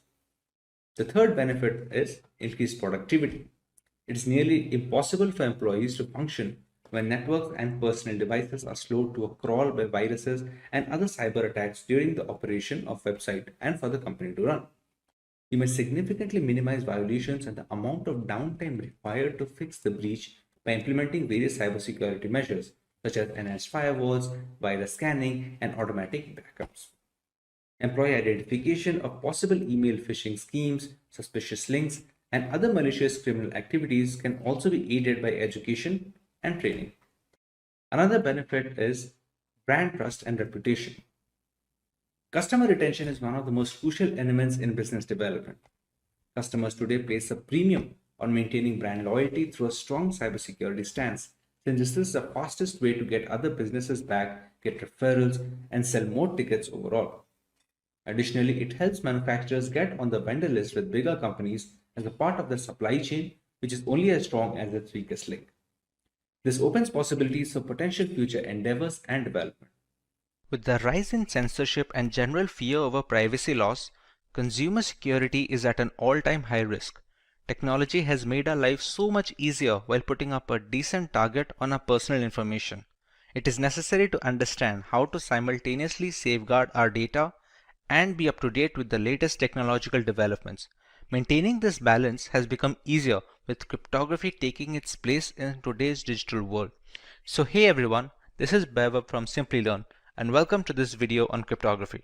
But before we begin, if you love watching tech videos, subscribe to our channel and hit the bell icon to never miss an update from Simplilearn. So here's a story to help you understand cryptography. Meet Anne. Anne wanted to look for a decent discount on the latest iPhone. She started searching on the internet and found a rather shady website that offered a 50% discount on the first purchase. Once Anne submitted her payment details, a huge chunk of money was withdrawn from her bank account just moments after. Devastated, Anne quickly realized she had failed to notice that the website was a HTTP web page instead of an HTTPS one. The payment information submitted was not encrypted and it was visible to anyone keeping an eye, including the website owner and hackers. Had she used a reputed website which has encrypted transactions and employs cryptography, our iPhone enthusiast could have avoided this particular incident. This is why it's never recommended to visit unknown websites or share any personal information on them. Now that we understand why cryptography is so important, let's take a look at the topics to be covered today. We take a look into what cryptography is and how it works. We learn where cryptography is being used in our daily lives and how we are benefiting from it. then we will understand the different types of cryptography and their respective uses. Moving on, we will look at the usage of cryptography in ancient history and a live demonstration of cryptography and encryption in action. Let's now understand what cryptography is. Cryptography is the science of encrypting or decrypting information to prevent unauthorized access. We transform our data and personal information so that only the correct recipient can understand the message. As an essential aspect of modern data security, using cryptography allows the secure storage and transmission of data between willing parties. Encryption is the primary route for employing cryptography by adding certain algorithms to jumble up the data. Decryption is the process of reversing the work done by encrypting information so that the data becomes readable again. Both of these methods form the basis of cryptography. For example, when Simplilearn is jumbled up or changed in any format, not many people can guess the original word by looking at the encrypted text. The only ones who can are the people who know how to decrypt the coded word, thereby reversing the process of encryption. Any data pre-encryption is called plain text or clear text. To encrypt the message, we use certain algorithms that serve a single purpose of scrambling the data to make them unreadable without the necessary tools. These algorithms are called ciphers.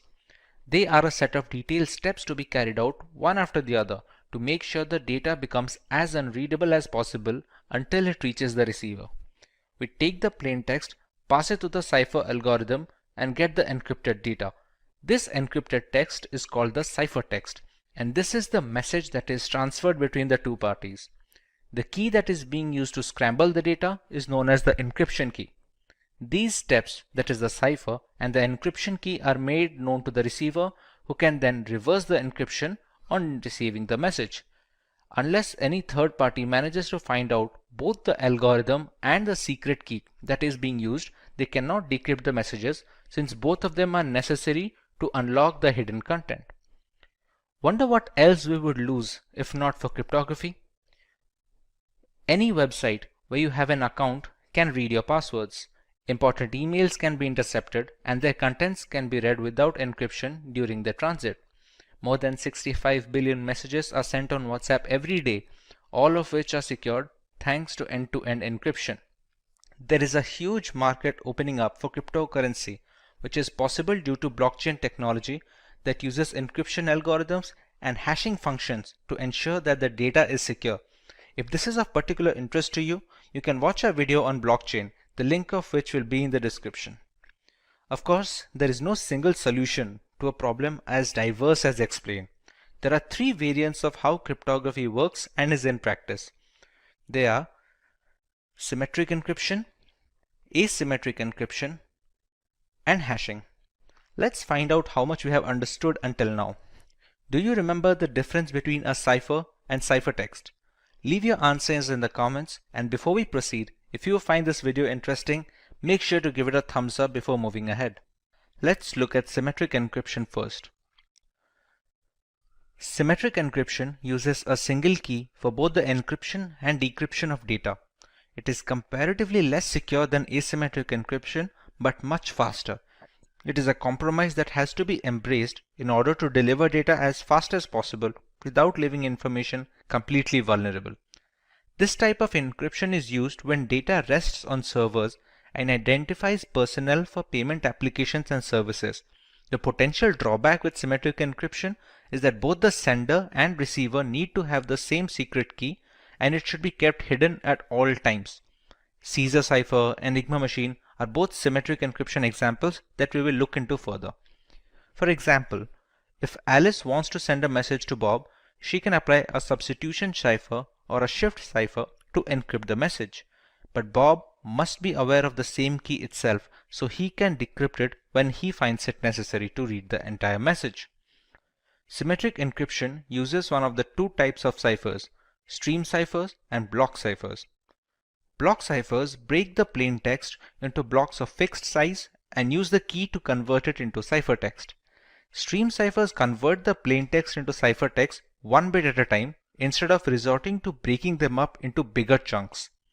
In today's world, The most widely used symmetric encryption algorithm is AES 256, that stands for Advanced Encryption Standard, which has a key size of 256-bit with 128-bit and 196-bit key sizes also being available. Other primitive algorithms like the Data Encryption Standard, that is the DES, the Triple Data Encryption Standard 3DES, and Blowfish have all fallen out of favor due to the rise of AES. AES chops up the data into blocks and performs 10 plus rounds of obscuring and substituting the message to make it unreadable. Asymmetric encryption, on the other hand, has a double whammy at its disposal. There are two different keys at play here, a public key and a private key. The public key is used to encrypt information pre-transit, and a private key is used to decrypt the information post-transit. If Alice wants to communicate with Bob using asymmetric encryption, she encrypts the message using Bob's public key. After receiving the message, Bob uses his own private key to decrypt the data. This way, nobody can intercept the message in between transmissions, and there is no need for any secure key exchange for this to work, since the encryption is done with the public key and the decryption is done with the private key that no one except Bob has access to. Both the keys are necessary to read the full message. There is also a reverse scenario where we can use the private key for encryption and the public key for decryption. A server can sign non-confidential information using its private key, and anyone who has its public key can decrypt the message. This mechanism also proves that the sender is authenticated and there is no problem with the origin of the information. RSA encryption is the most widely used asymmetric encryption standard. It is named after its founders Rivest, Shamir, and Edelman, and it uses block ciphers that separate the data into blocks and obscure the information. Widely considered the most secure form of encryption, albeit relatively slower than AES, it is widely used in web browsing, secure identification, VPNs, emails, and chat applications. With so much hanging on the key's secrecy, there must be a way to transmit the keys without others reading our private data. Many systems use a combination of symmetric encryption and asymmetric encryption to bolster security and match speed at the same time. Since asymmetric encryption takes longer to decrypt large amounts of data, the full information is encrypted using a single key, that is, symmetric encryption. That single key is then transmitted to the receiver using asymmetric encryption, so you don't have to compromise either way. Another route is using the Diffie-Hellman key exchange, which relies on a one-way function and is much tougher to break into. The third variant of cryptography is termed as hashing. Hashing is the process of scrambling a piece of data beyond recognition. It gives an output of fixed size, which is known as the hash value of the original data, or just hash in general. The calculations that do the job of messing up the data collection form the hash function. They are generally not reversible without resilient brute force mechanisms and are very helpful when storing data on website servers that need not be stored in plain text. For example, many websites store your account passwords in a hashed format so that not even the administrator can read your credentials. When a user tries to log in, they can compare the entered password's hash value with the hash value that is already stored on the servers for authentication, since the function will always return the same value for the same input. Cryptography has been in practice for centuries. Julius Caesar used a substitution shift to move alphabets a certain number of spaces beyond their place in the alphabet table. A spy can't decipher the original message at first glance. For example, if he wanted to pass confidential information to his armies and decides to use the substitution shift of +2, A becomes C, B becomes D, and so on. The word attack, when passed through a substitution shift of +3, becomes DWWDEFN. This cipher has been appropriately named the Caesar cipher, which is one of the most widely used algorithms. The Enigma is probably the most famous cryptographic cipher device used in ancient history. It was used by the Nazi German armies in the World Wars. They were used to protect confidential political, military, and administrative information, and it consisted of 3 or more rotors that scrambled the original message depending on the machine's state at that time. The decryption is similar, but it needs both machines to stay in the same state before passing the ciphertext so that we receive the same plain text message. Let's take a look at how our data is protected while we browse the internet thanks to cryptography. Here we have a web-based tool that will help us understand the process of RSA encryption. We see the entire workflow from selecting the key size to be used until the decryption of the ciphertext in order to get the plain text back. As we already know, RSA encryption algorithm falls under the umbrella of asymmetric key cryptography. That basically implies that we have two keys at play here, a public key and a private key. Typically, the public key is used by the sender to encrypt the message and the private key is used by the receiver to decrypt the message. There are some occasions when this allocation is reversed and we will have a look at them as well. In RSA, we have the choice of key size. We can select any key from a 512-bit to 1024-bit all the way up to a 4096-bit key. The longer the key length, the more complex the encryption process becomes and thereby strengthening the ciphertext. Although with added security, more complex functions take longer to perform the same operations on similar size of data. We have to keep a balance between both speed and strength because the strongest encryption algorithms are of no use if they cannot be practically deployed on systems around the world. Let's take a 1024-bit key over here. Now we need to generate the keys. This generation is done by functions that operate on passphrases. The tool we are using right now generates these pseudo-random keys to be used in this explanation. Once we generate the keys, you can see the public key is rather smaller than the private key, which is almost always the case. These two keys are mathematically linked with each other.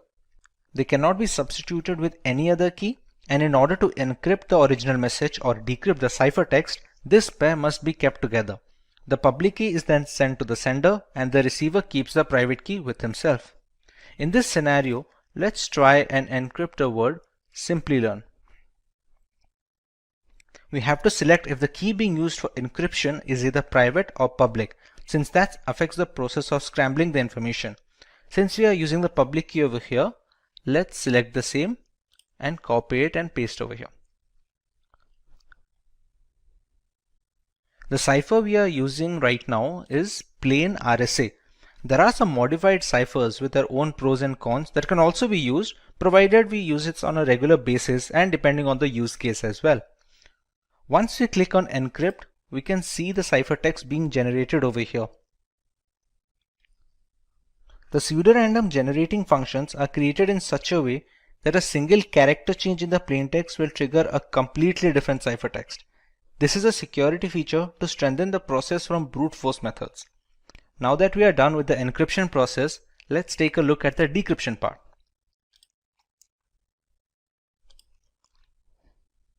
The receiver gets this ciphertext from the sender with no other key or supplement. He or she must already possess the private key generated from the same pair. No other private key can be used to decrypt the message since they are mathematically linked. We paste the private key here and select the same. The cipher must also be the same used during the encryption process. Once we click decrypt, you can see the original plaintext we had decided to encrypt.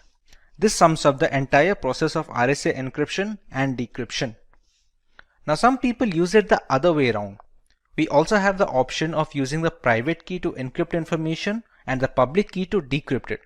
This is done mostly to validate the origin of the message.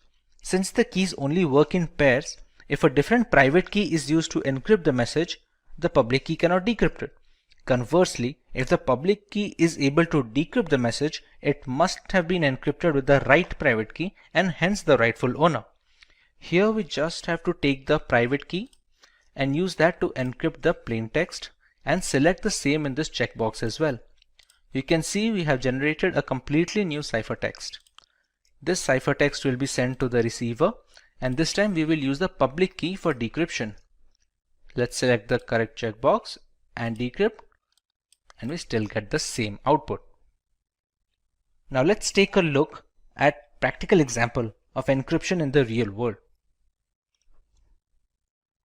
We all use the internet on a daily basis and many are aware of the implications of using unsafe websites. Let's take a look at Wikipedia here. Pretty standard HTTPS website where the H stands for secured. Let's take a look at how it secures the data. Wireshark is the world's foremost and most widely used network protocol analyzer. It lets you see what's happening on your network at a microscopic level, and we are going to use this software to see the traffic that is leaving our machine and to understand how vulnerable it is. Since there are many applications running in this machine, let's apply a filter that will only show us the results related to Wikipedia.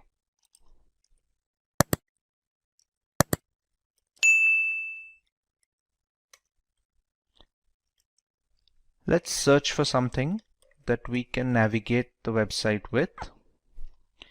Okay, once we get into it a little, you can see some of the requests being populated over here. Let's take a look at the specific request. These are the data packets that basically transport the data from our machine to the internet and vice versa. As you can see, there's a bunch of gibberish data here that doesn't really reveal anything that we searched or watched. Similarly, other secured websites function the same way, and it is very difficult, if at all possible, to snoop on user data this way. To put this in perspective, let's take a look at another website, which is a HTTP web page.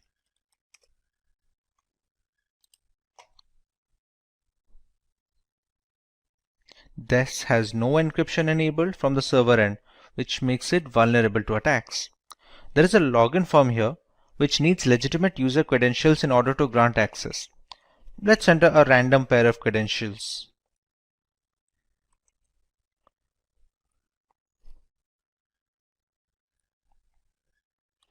These obviously won't work, but we can see the manner of data transfer.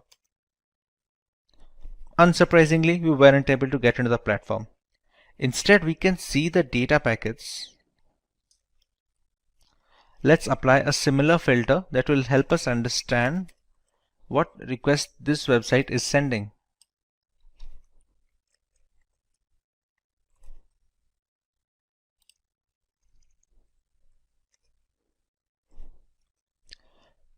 These are the requests being sent by the HTTP login form to the internet. If we check here, see, whatever username and password that we are entering, we can easily see it with the Wireshark. Now, we used a dummy pair of credentials. If we select the right data packet, we can find our correct credentials. If any website had asked for our payment information or our legitimate credentials, it would have been really easy to get a hold of these. To reiterate what we have already learned, we must always avoid HTTP websites and just unknown or not trustworthy websites in general, because the problem we saw here is just the tip of the iceberg. Even though cryptography has managed to lessen the risk of cyber attacks, it is still prevalent and we should always be alert to keep ourselves safe online. There are two types of encryption in cryptography: symmetric key cryptography and asymmetric key cryptography. Both of these categories have their pros and cons and differ only by their implementation. Today we are going to focus exclusively on symmetric key cryptography. Let us have a look at its applications in order to understand its importance better. This variant of cryptography is primarily used in banking applications where personally identifiable information needs to be encrypted. With so many aspects of banking moving onto the internet, having a reliable safety net is crucial. Symmetric cryptography helps in detecting bank fraud and boosts the security index of these payment gateways in general. They are also helpful in protecting data that is not in transit and rests on servers and data centers. These centers house a massive amount of data that needs to be encrypted with a fast and efficient algorithm, so that when the data needs to be recalled by the respective service, there is the assurance of minor to no delay. While browsing the internet, we need symmetric encryption to browse secure HTTPS websites so that we get an all-around protection.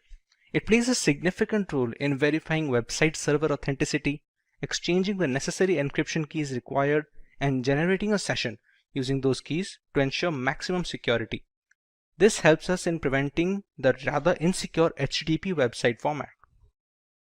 So let us understand how symmetric key cryptography works first before moving on to the specific algorithms. Symmetric key cryptography relies on a single key for the encryption and decryption of information.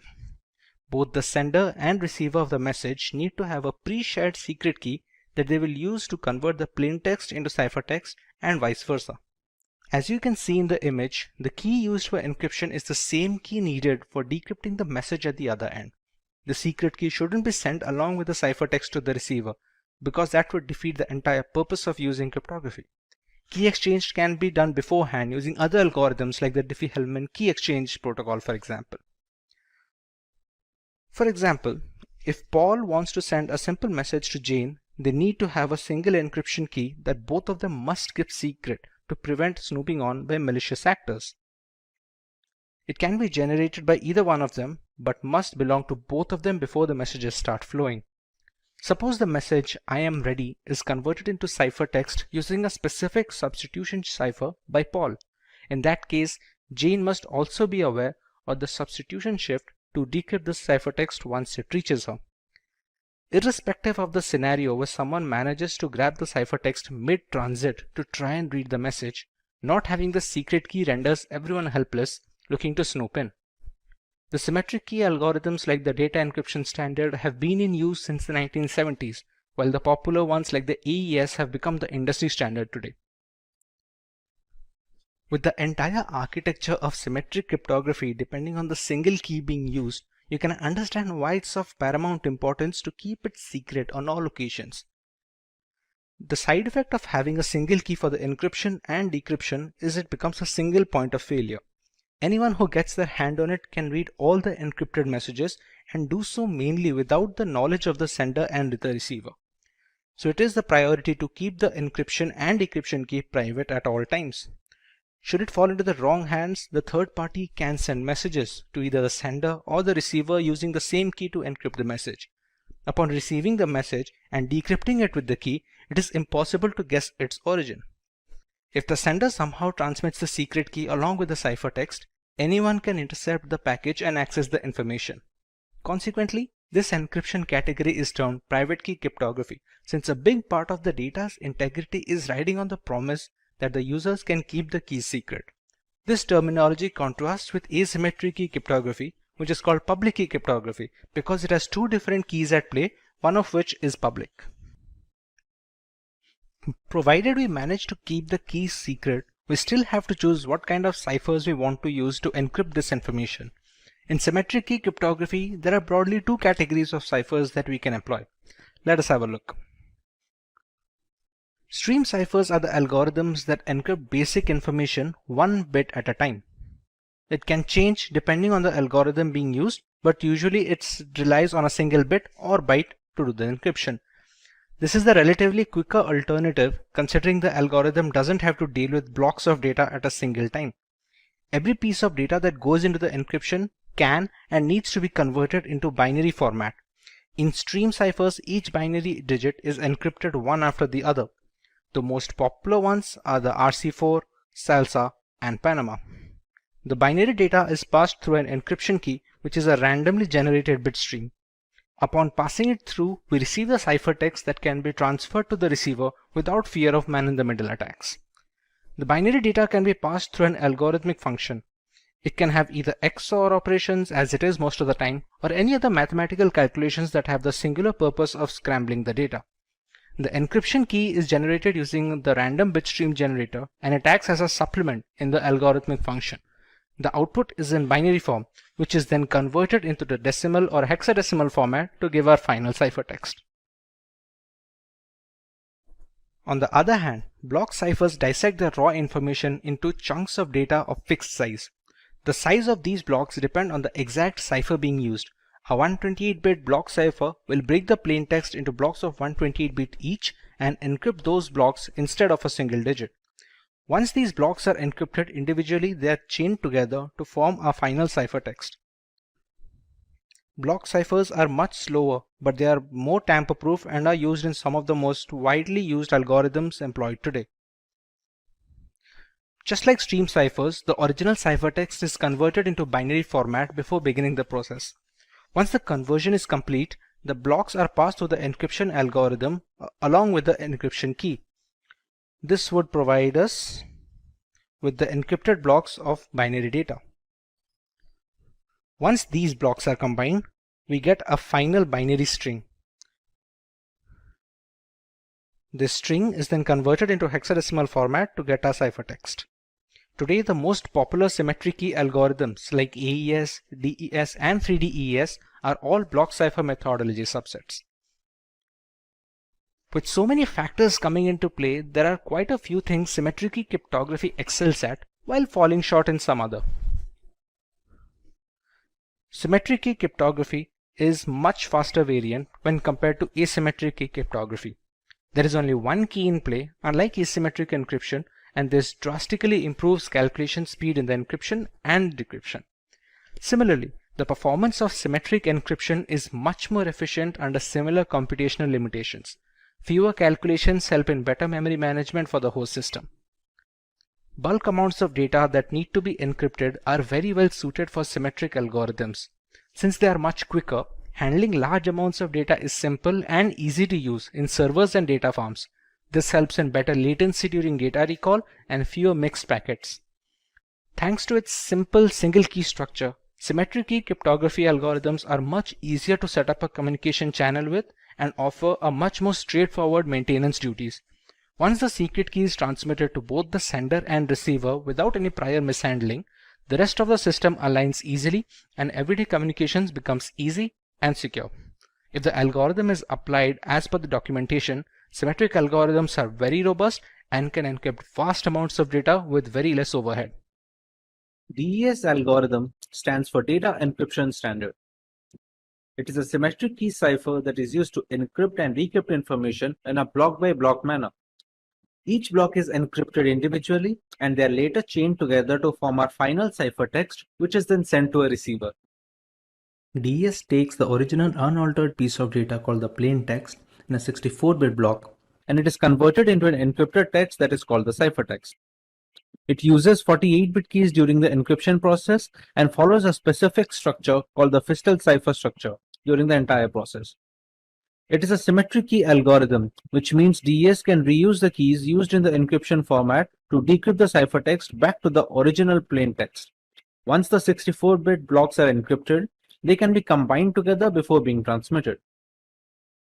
Let's take a look at the origin and the reason DES was founded.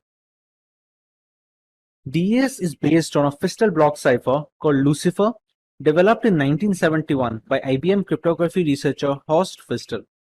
DES uses 16 rounds of this Fistel structure, using a different key for each round. It also utilizes a random function with 2 inputs and provides a single output variable. DES became the organization's approved encryption standard in November 1976 and was later reaffirmed as a standard in 1983, 1988, and finally in 1999. But eventually DES was cracked and it was no longer considered a secure solution for all official routes of communication. Consequently, Triple DES was developed. Triple DES is a symmetric key block cipher that uses a double DES cipher. Encrypt with the first key, delete encryption with the second key, and encrypt again with the third key. There is also a variation of the two keys where the first and second key are duplicate of each other.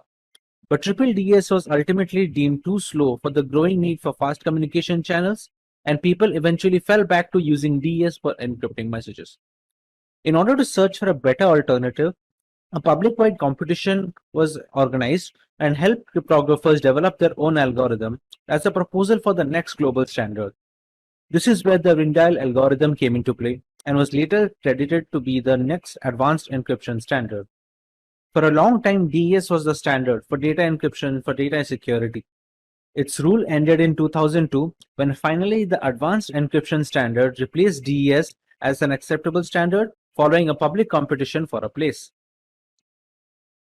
To understand the structure of a Fistel cipher, we can use the following image as a reference. The block being encrypted is divided into two parts, one of which is being passed on to the function, while the other part is XORed with the function's output. The function also uses the encryption key that differs for each individual round.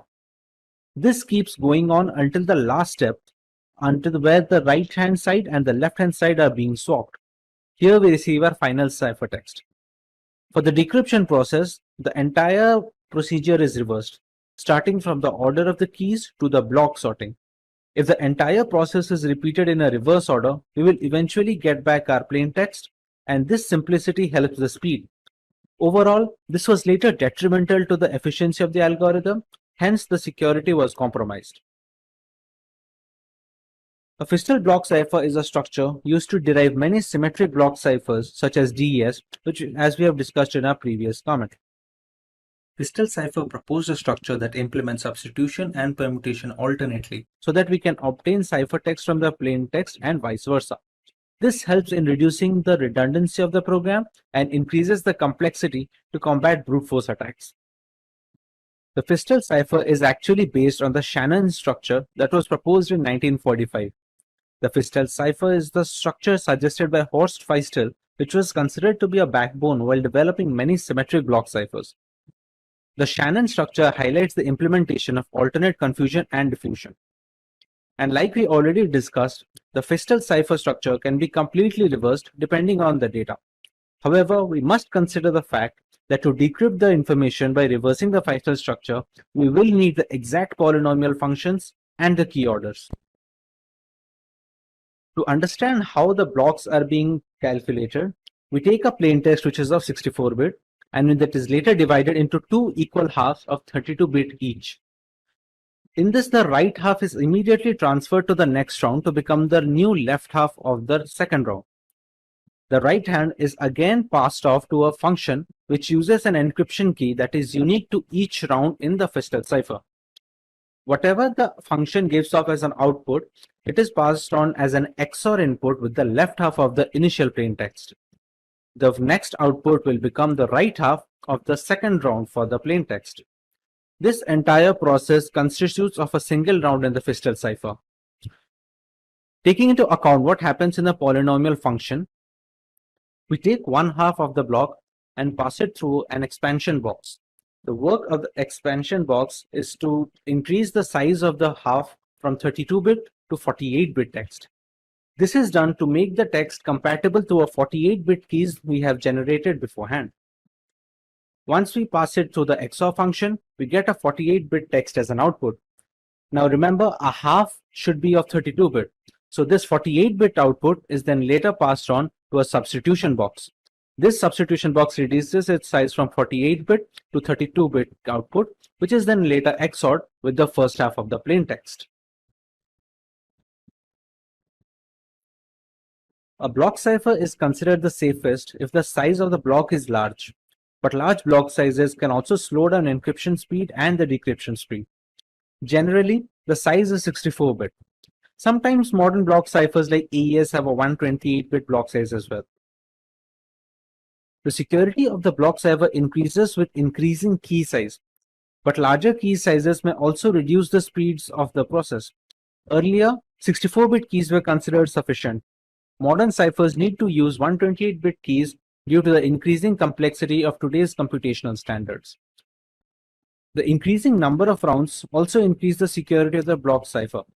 Similarly, they are inversely proportional to the speed of encryption.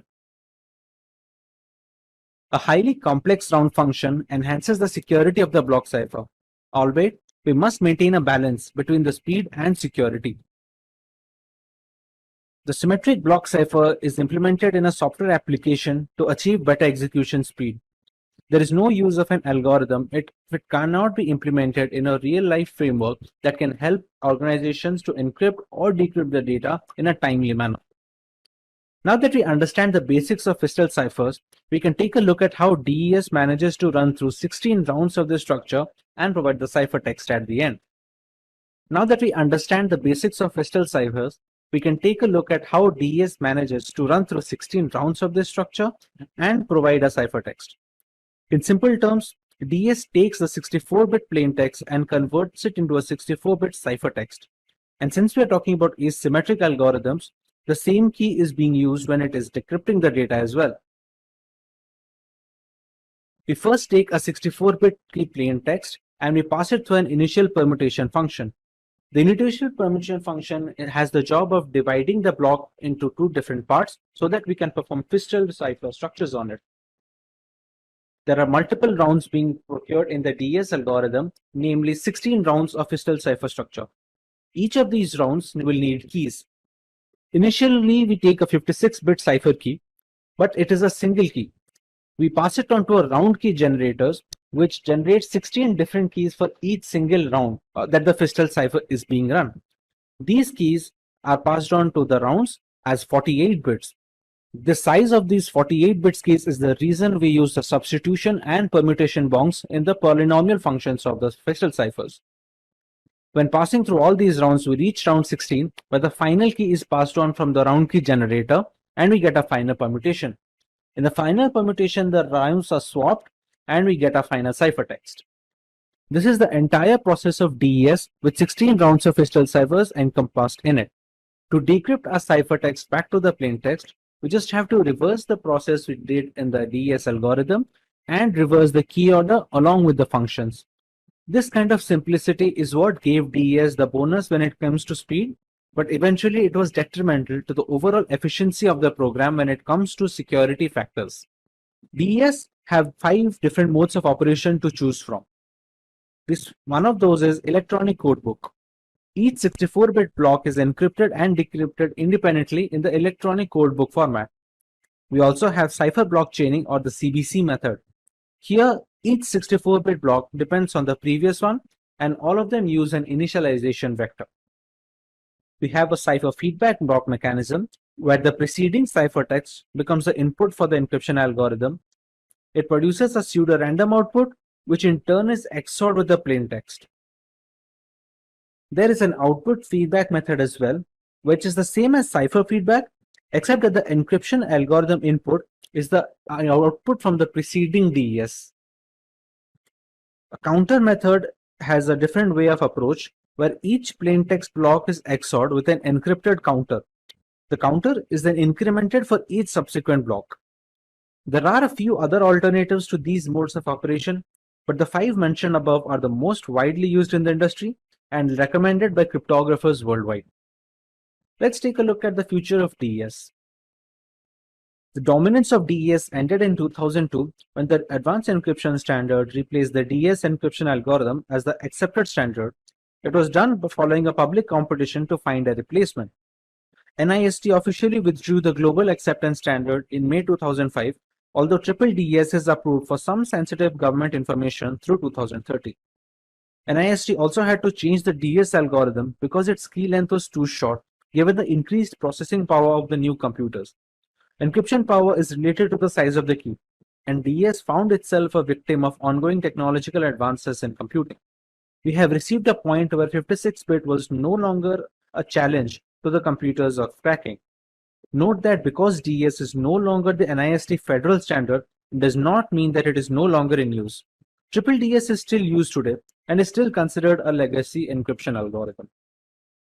To get a better understanding of how these keys and ciphertext look like, we can use an online tool for our benefit. As we already know, to encrypt any kind of data, a key is mandatory. This key can be generated using mathematical functions or computerized key generation program, such as this website offers. It can be based on any piece of text. Let's say the word is Simplilearn in our example. Once the key is settled, we provide the plain text or the clear text that needs to be encrypted using the aforementioned key. Suppose our sentence for this example is "This is my first message." We have satisfied 2 prerequisites, the message and the key. Another variable that goes into play is the mode of operation. We have already learned about 5 different modes of operation, while we can see some other options here as well. Let us go with the CBC variant, which basically means the cipher block chaining method. One of CBC's key characteristics is that it uses a chaining process. It causes the decryption of a block of ciphertext to depend all on the preceding ciphertext blocks. As a result, the entire validity of all the blocks is contained in the previous adjacent blocks as well. A single bit error in a ciphertext block affects the decryption of all the subsequent blocks. Rearrangement of the order of these, for example, can cause the decryption process to get corrupted. Regarding the manner of displaying binary information, we have 2 options here. We can either go with base 64 or the hexadecimal format. Let's go with the base 64 right now. As you can see, the ciphertext is readily available. Base 64 is a little more efficient than hex, So we will be getting a smaller ciphertext when it comes to base 64. Albeit the size of both the formats will be the same. The hex has a longer ciphertext since base 64 takes 4 characters for every 3 bytes, while hex will take 2 characters for each byte. Hence, base 64 turns out to be more efficient. Now to decrypt the ciphertext, we go by the same format. We choose base 64. We copy the ciphertext onto a decryption tool, and we have to make sure that the key we are using is exactly the same. We choose similar mode of operation, and we choose the correct encoding format as well, which is base 64 in this case. As you can see, the decryption is complete and we get a plain text back. Even if you keep everything the same, but we just change the encoding format, it will not be able to decrypt anything. Unfortunately, DES has become rather easy to crack even without the help of a key. The advanced encryption standard is still on top when it comes to symmetric encryption security and will likely stay there for a while. Eventually, with so much computing power growth, the need for a stronger algorithm was necessary to safeguard our personal data. As solid as DES was, the computers of today could easily break the encryption with repeated attempts, thereby rendering the data security helpless. To counter this dilemma, a new standard was introduced which was termed as the Advanced Encryption Standard, or the AES algorithm. Let's learn what is Advanced Encryption Standard. The AES algorithm, also known as the Rijndael algorithm, is a symmetric block cipher with a block size of 128 bits. It is converted into ciphertext using keys of 128, 192, or 256 bits. It is implemented in software and hardware throughout the world to encrypt sensitive data. The National Institute of Standards and Technology, also known as NIST, started development on AES in 1997 when it was announced the need for an alternative to the data encryption standard.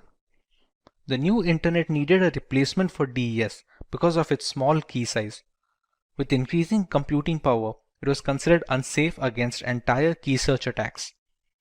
The triple DES was designed to overcome this problem. However, it was deemed to be too slow to be deployed in machines worldwide.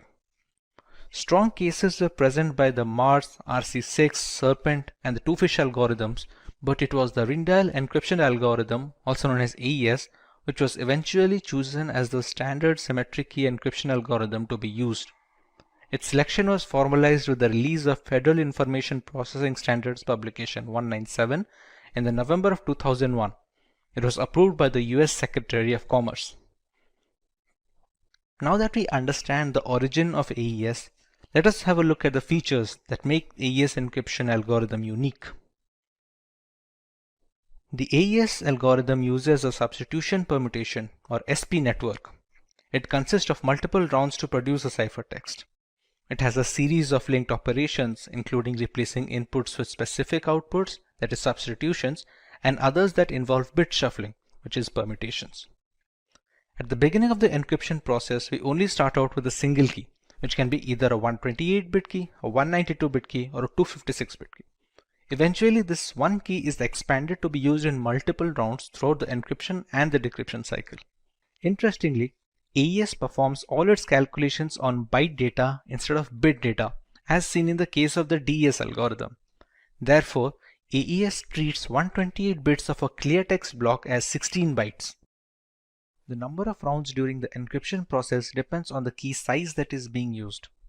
The 128-bit key size fixes 10 rounds, the 192-bit key size fixes 12 rounds, and the 256-bit key holds 14 rounds. A round key is required for each of these rounds, but since only one key is input into the algorithm, the single key needs to be expanded to get the key for each round, including the round 0. With so many mathematical calculations going on in the background, there are bound to be a lot of steps throughout the procedure. Let's have a look at the steps followed in AES.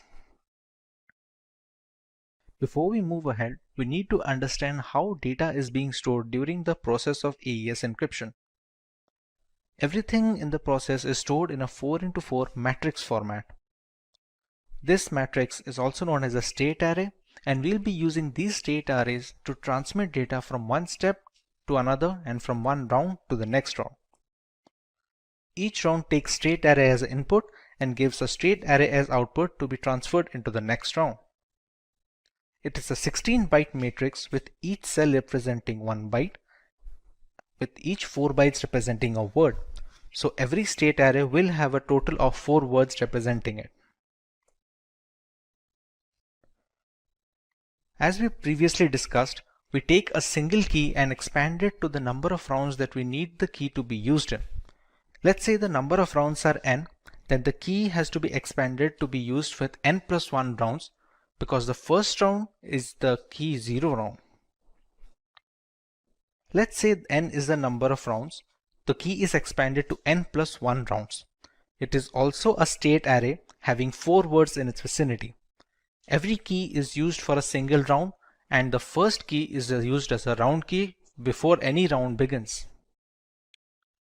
In the very beginning, the plaintext is captured and passed through an XOR function with the round key as a supplement. This key can be considered the first key from the n plus 1 expanded set. Moving on, the state array resulting from the above step is passed on to a byte substitution process. Beyond that, there is a provision to shift rows in the state arrays. Later on, the state array is mixed with a constant matrix to shuffle its column in the mix column segment, after which we add the round key for that particular round. The last 4 steps mentioned are part of every single round that the encryption algorithm goes through.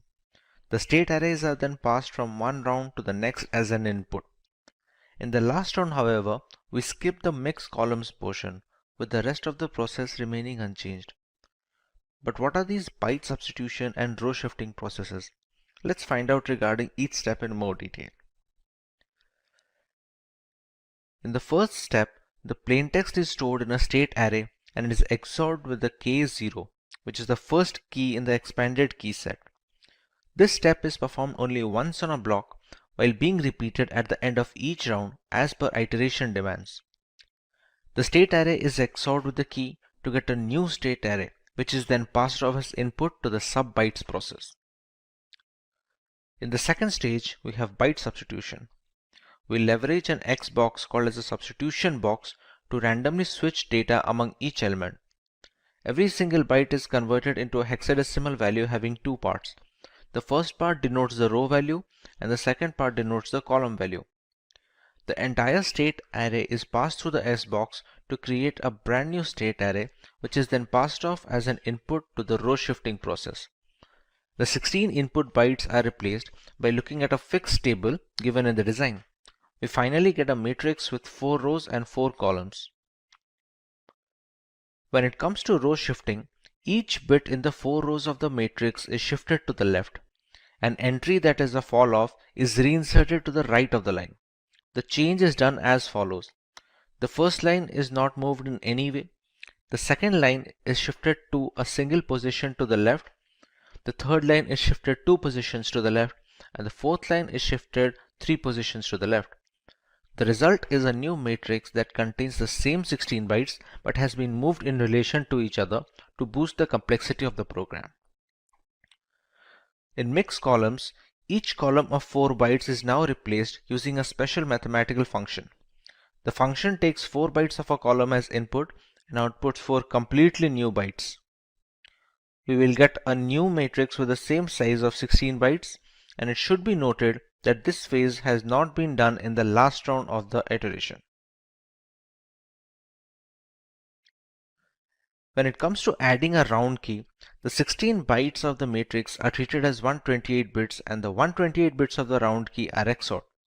If it is the last round, the output is the ciphertext. If you still have a few rounds remaining, the resulting 128 bits are interpreted as 16 bytes and we start another similar round. Let's take an example to understand how all these processes work.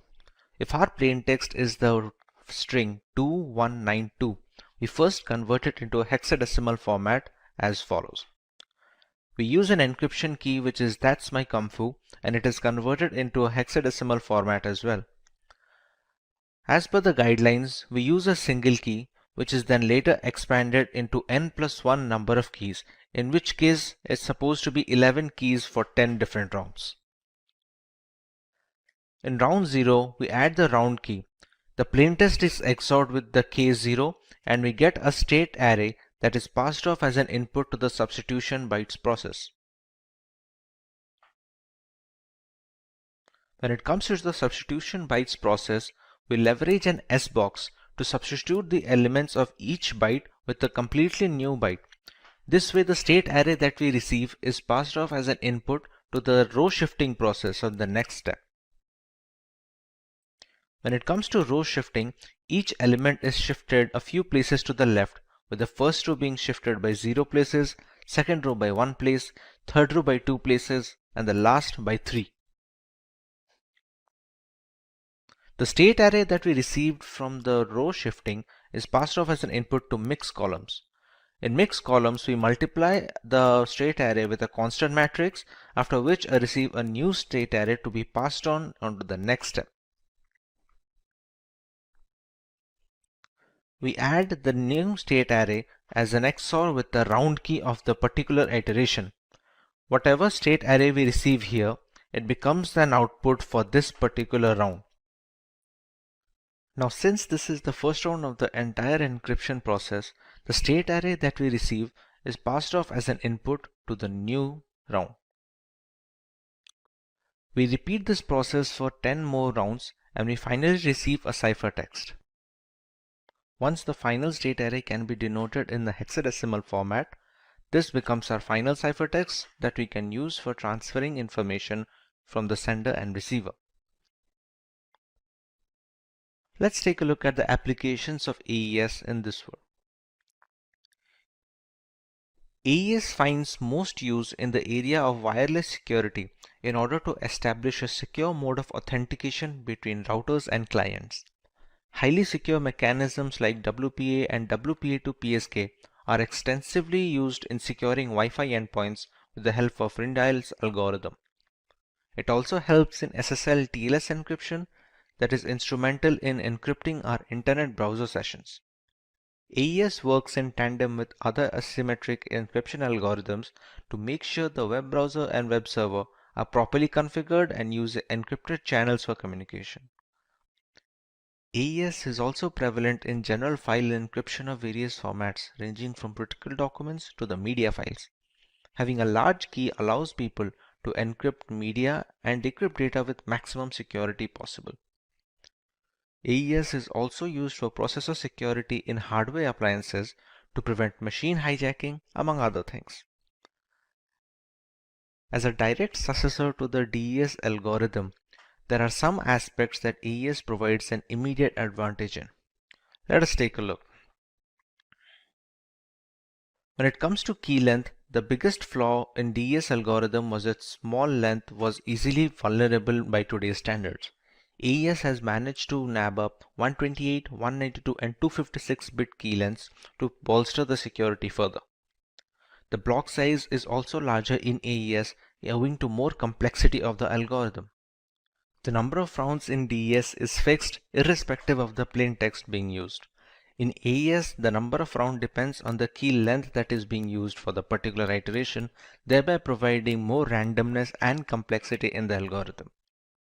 The DES algorithm is considered to be simpler than AES, even though AES beats DES when it comes to relative speed of encryption and decryption. This makes advanced encryption standard much more streamlined to be deployed in frameworks and systems worldwide when it compares to the data encryption standard. Hello. In our last video on cryptography, we took a look at symmetric key cryptography. We used a single private key for both the encryption and decryption of data, and it works very well in theory. Let's take a look at a more realistic scenario now. Let's meet Joe. Joe is a journalist who needs to communicate with Ryan via long-distance messaging. Due to the critical nature of the information, people are waiting for any message to leave Joe's house so that they can intercept it. Now Joe can easily use symmetric key cryptography to send the encrypted data so that even if someone intercepts the message, they cannot understand what it says. But here's the tricky part. How will Joe send the required decryption key to Ryan?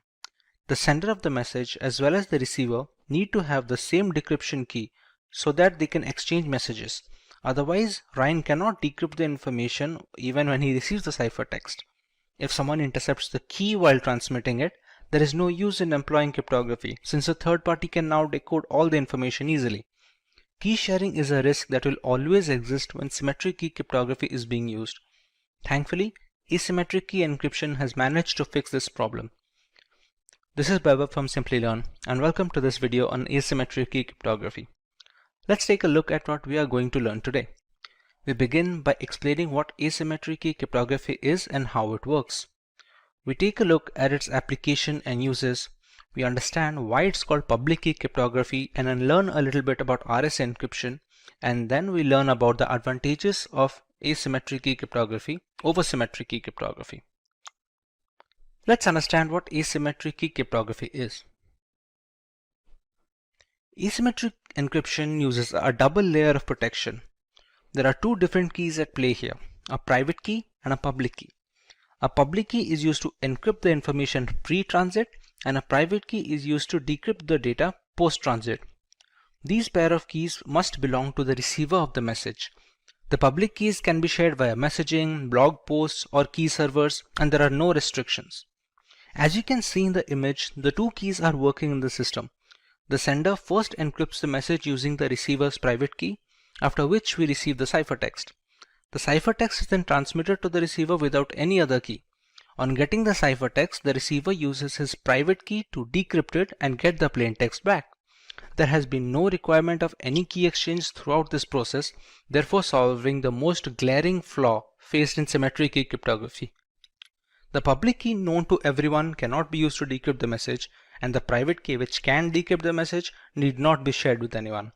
The sender and receiver can exchange personal data using the same set of keys as often as possible. To understand this better, take the analogy of your mailbox. Anyone who wants to send you a letter has access to the box and can easily share information with you. In a way, you can say the mailbox is publicly available to all, but only you have access to the key that can open the mailbox and read the letters in it. This is how the private key comes to play. No one can intercept the message and read its contents since it's encrypted. Once the receiver gets its contents, he can use his private key to decrypt the information. Both the public key and the private key are generated, so they are interlinked, and you cannot substitute other private keys to decrypt the data.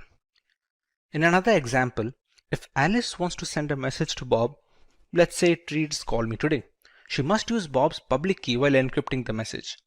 Upon receiving the cipher message, Bob can proceed to use his private key in order to decrypt the message, and hence complete security is attained during transmission without any need for sharing the key.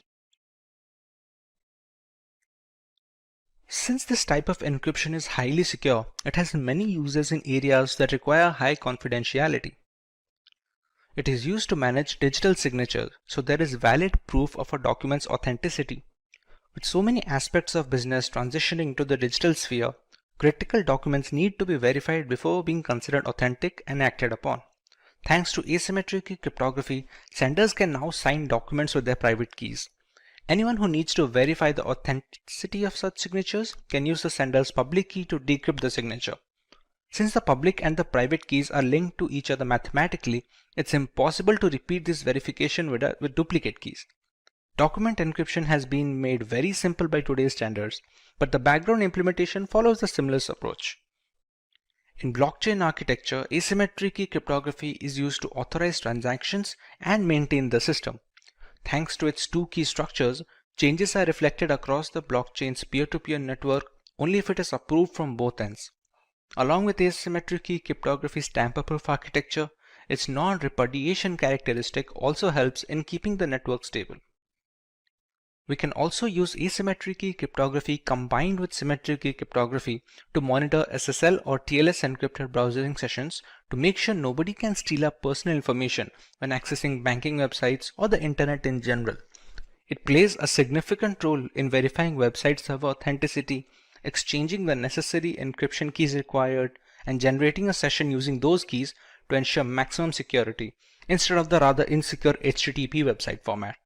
Security parameters differ on a session-by-session basis, so the verification process is consistent and utterly essential to modern data security. Another great use of the asymmetric key cryptography structure is transmitting keys for symmetric key cryptography.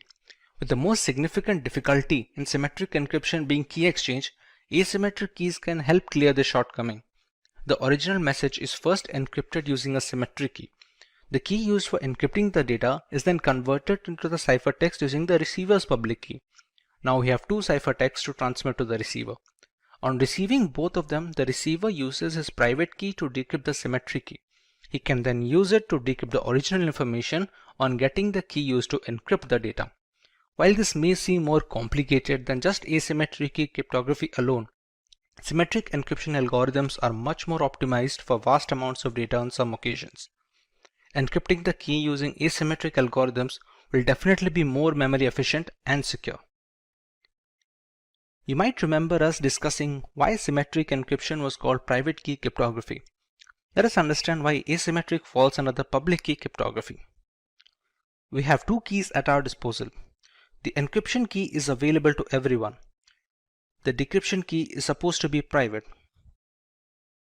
Unlike symmetric key cryptography, there is no need to share anything privately to have an encrypted messaging system. To put that into perspective, we share our email address with anyone looking to communicate with us. It is supposed to be public by design so that our email login credentials are private and they help in preventing any data mishandling. Since there is nothing hidden from the world, if they want to send us any encrypted information, this category is called the public key cryptography. There are quite a few algorithms being used today that follow the architecture of asymmetric key cryptography, none more famous than the RSA encryption. RSA encryption is the most widely used encryption or public key encryption standard using asymmetric key approach. Named after its founders, Rivest, Shamir, and Edelman, it uses block ciphers to obscure the information.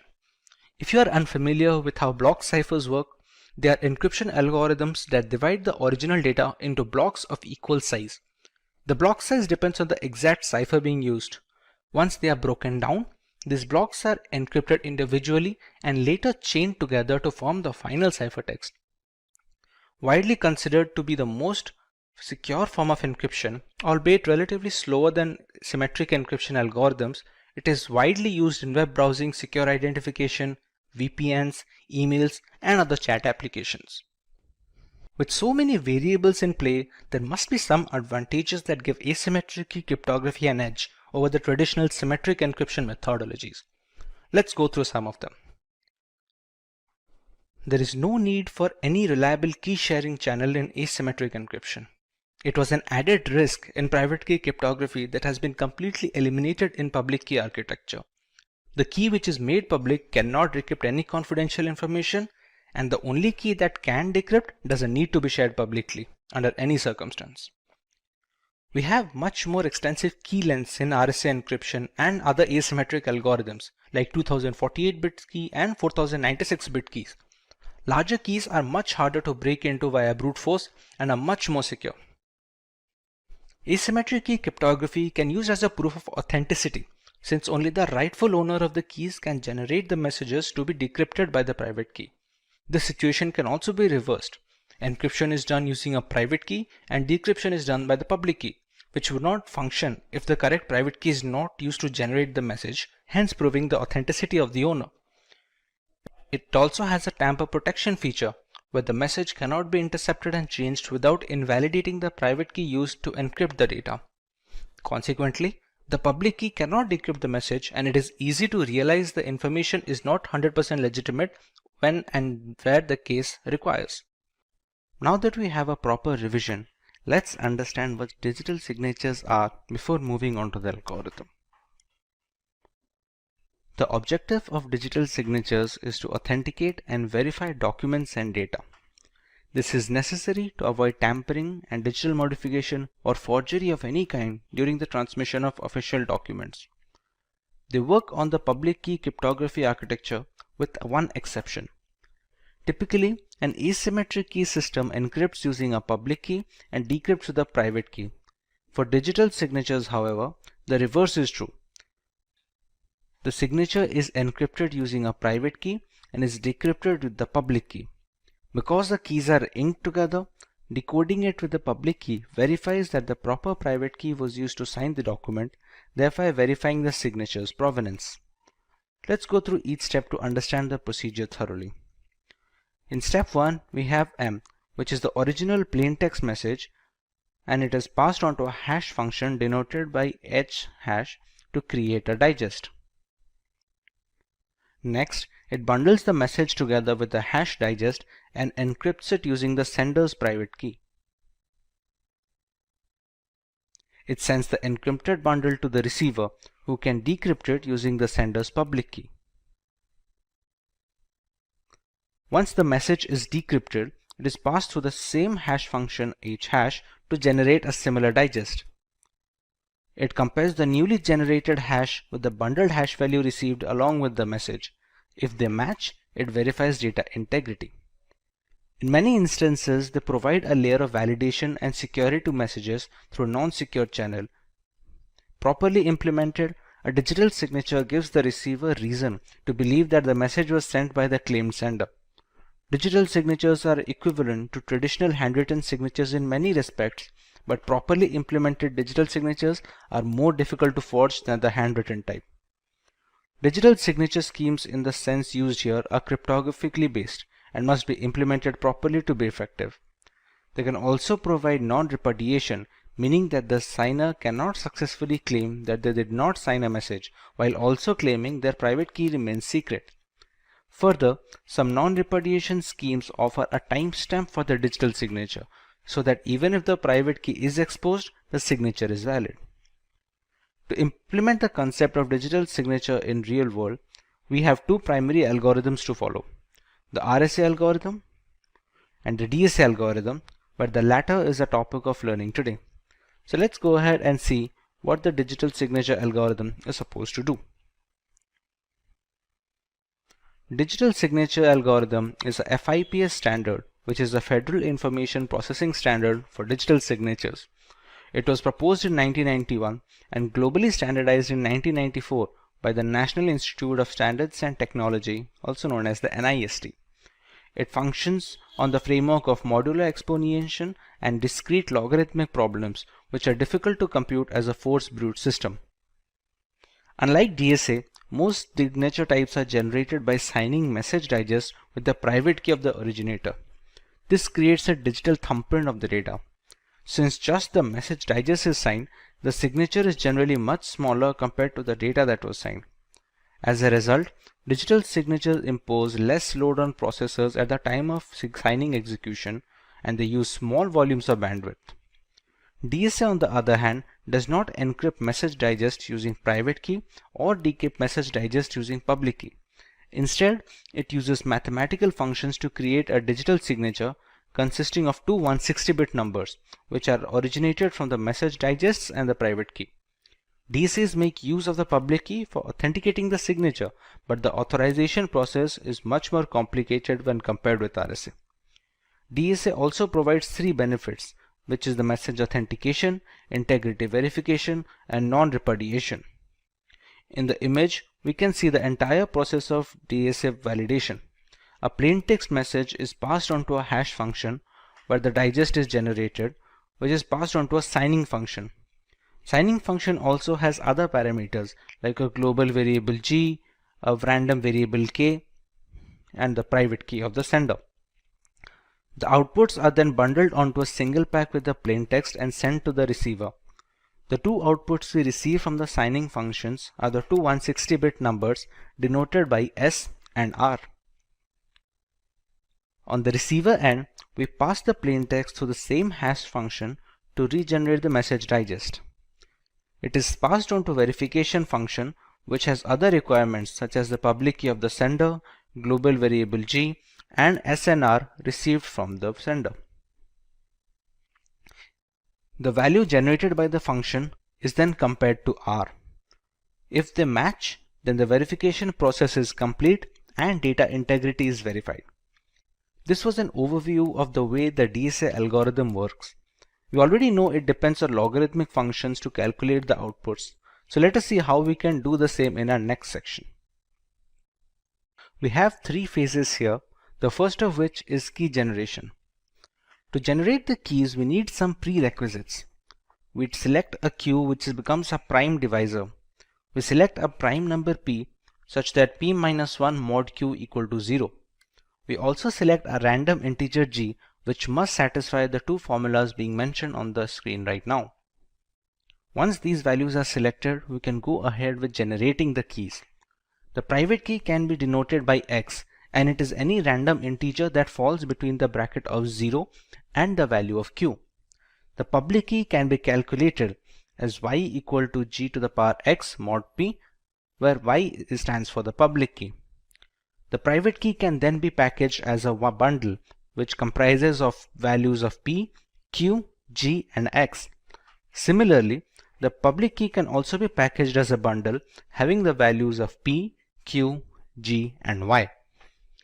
Once we're done with key generation, we can start verifying the signature and its generation. Repeat. Once the keys are generated, we can start generating the signature. The message is passed through a hash function to generate the digest h first.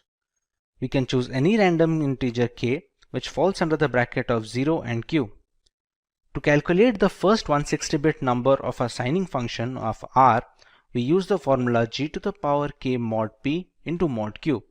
Similarly, to calculate the value of the second output, that is s, we use the following formula that is shown on the screen. The signature can then be packaged as a bundle having r and s. This bundle along with the plain text message is then passed on to the receiver.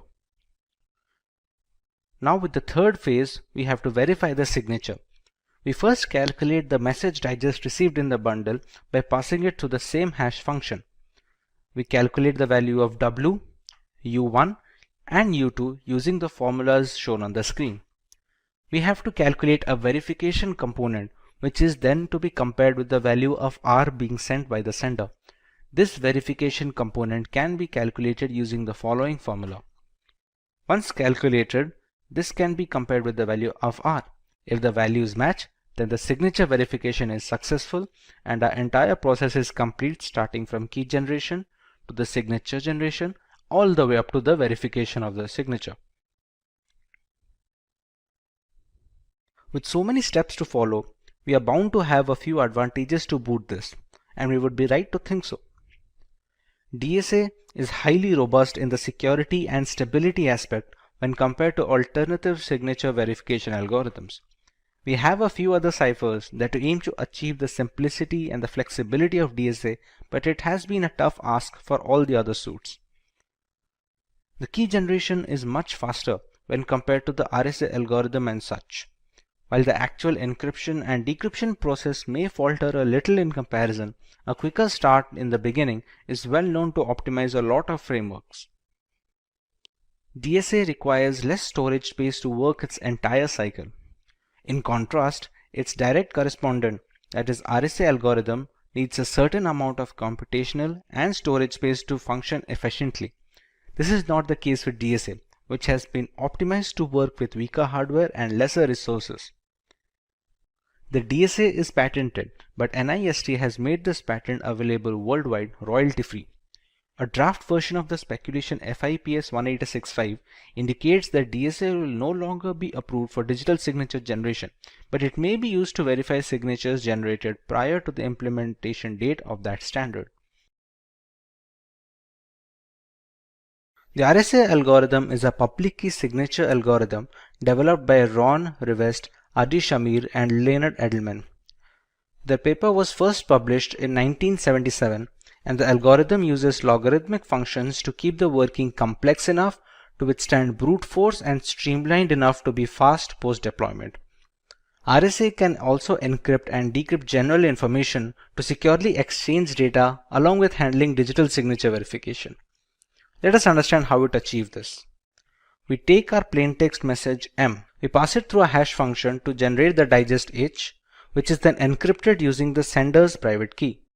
This is appended to the original plaintext message and sent over to the receiver. Once the receiver receives the bundle, we can pass the plaintext message to the same hash function to generate a digest, and the ciphertext can be decrypted using the public key of the sender. The remaining hashes are compared. If the values match, then the data integrity is verified and the sender is authenticated. Apart from digital signatures, the main case of RSA is encryption and decryption of private information before being transmitted across communication channels. This is where the data encryption comes into play. When using RSA for encryption and decryption of general data, it reverses the key set usage. Unlike signature verification, it receives the receiver's public key to encrypt the data and uses the receiver's private key in decrypting the data. Thus, there is no need to exchange any keys in this scenario. There are two broad components when it comes to RSA cryptography. One of them is key generation. Key generation employs the step of generating the private and the public keys that are going to be used for encrypting and decrypting the data. The second part is the encryption and decryption functions. These are the ciphers and steps that need to be run when scrambling the data or recovering the data from the ciphertext. You will now understand each of these steps in our next subtopic. Keeping the previous two concepts in mind, let us go ahead and see how the entire process works, starting from creating the key pair to encrypting and decrypting the information. You need to generate the public and private keys before running the functions to generate ciphertext and plaintext. They use certain variables and parameters, all of which are explained. We first use two large prime numbers which can be denoted by P and Q. We can compute the value of n as n equal to P into Q and compute the value of Z as P minus 1 into Q minus 1. A number E is chosen at random satisfying the following conditions, and a number D is also selected at random following the formula ED mod Z equal to 1, and it can be calculated with the formula given below. The public key is then packaged as a bundle with N and E, and the private key is packaged as a bundle using N and D. This sums up the key generation process. For the encryption and decryption function, we use the formula C and M.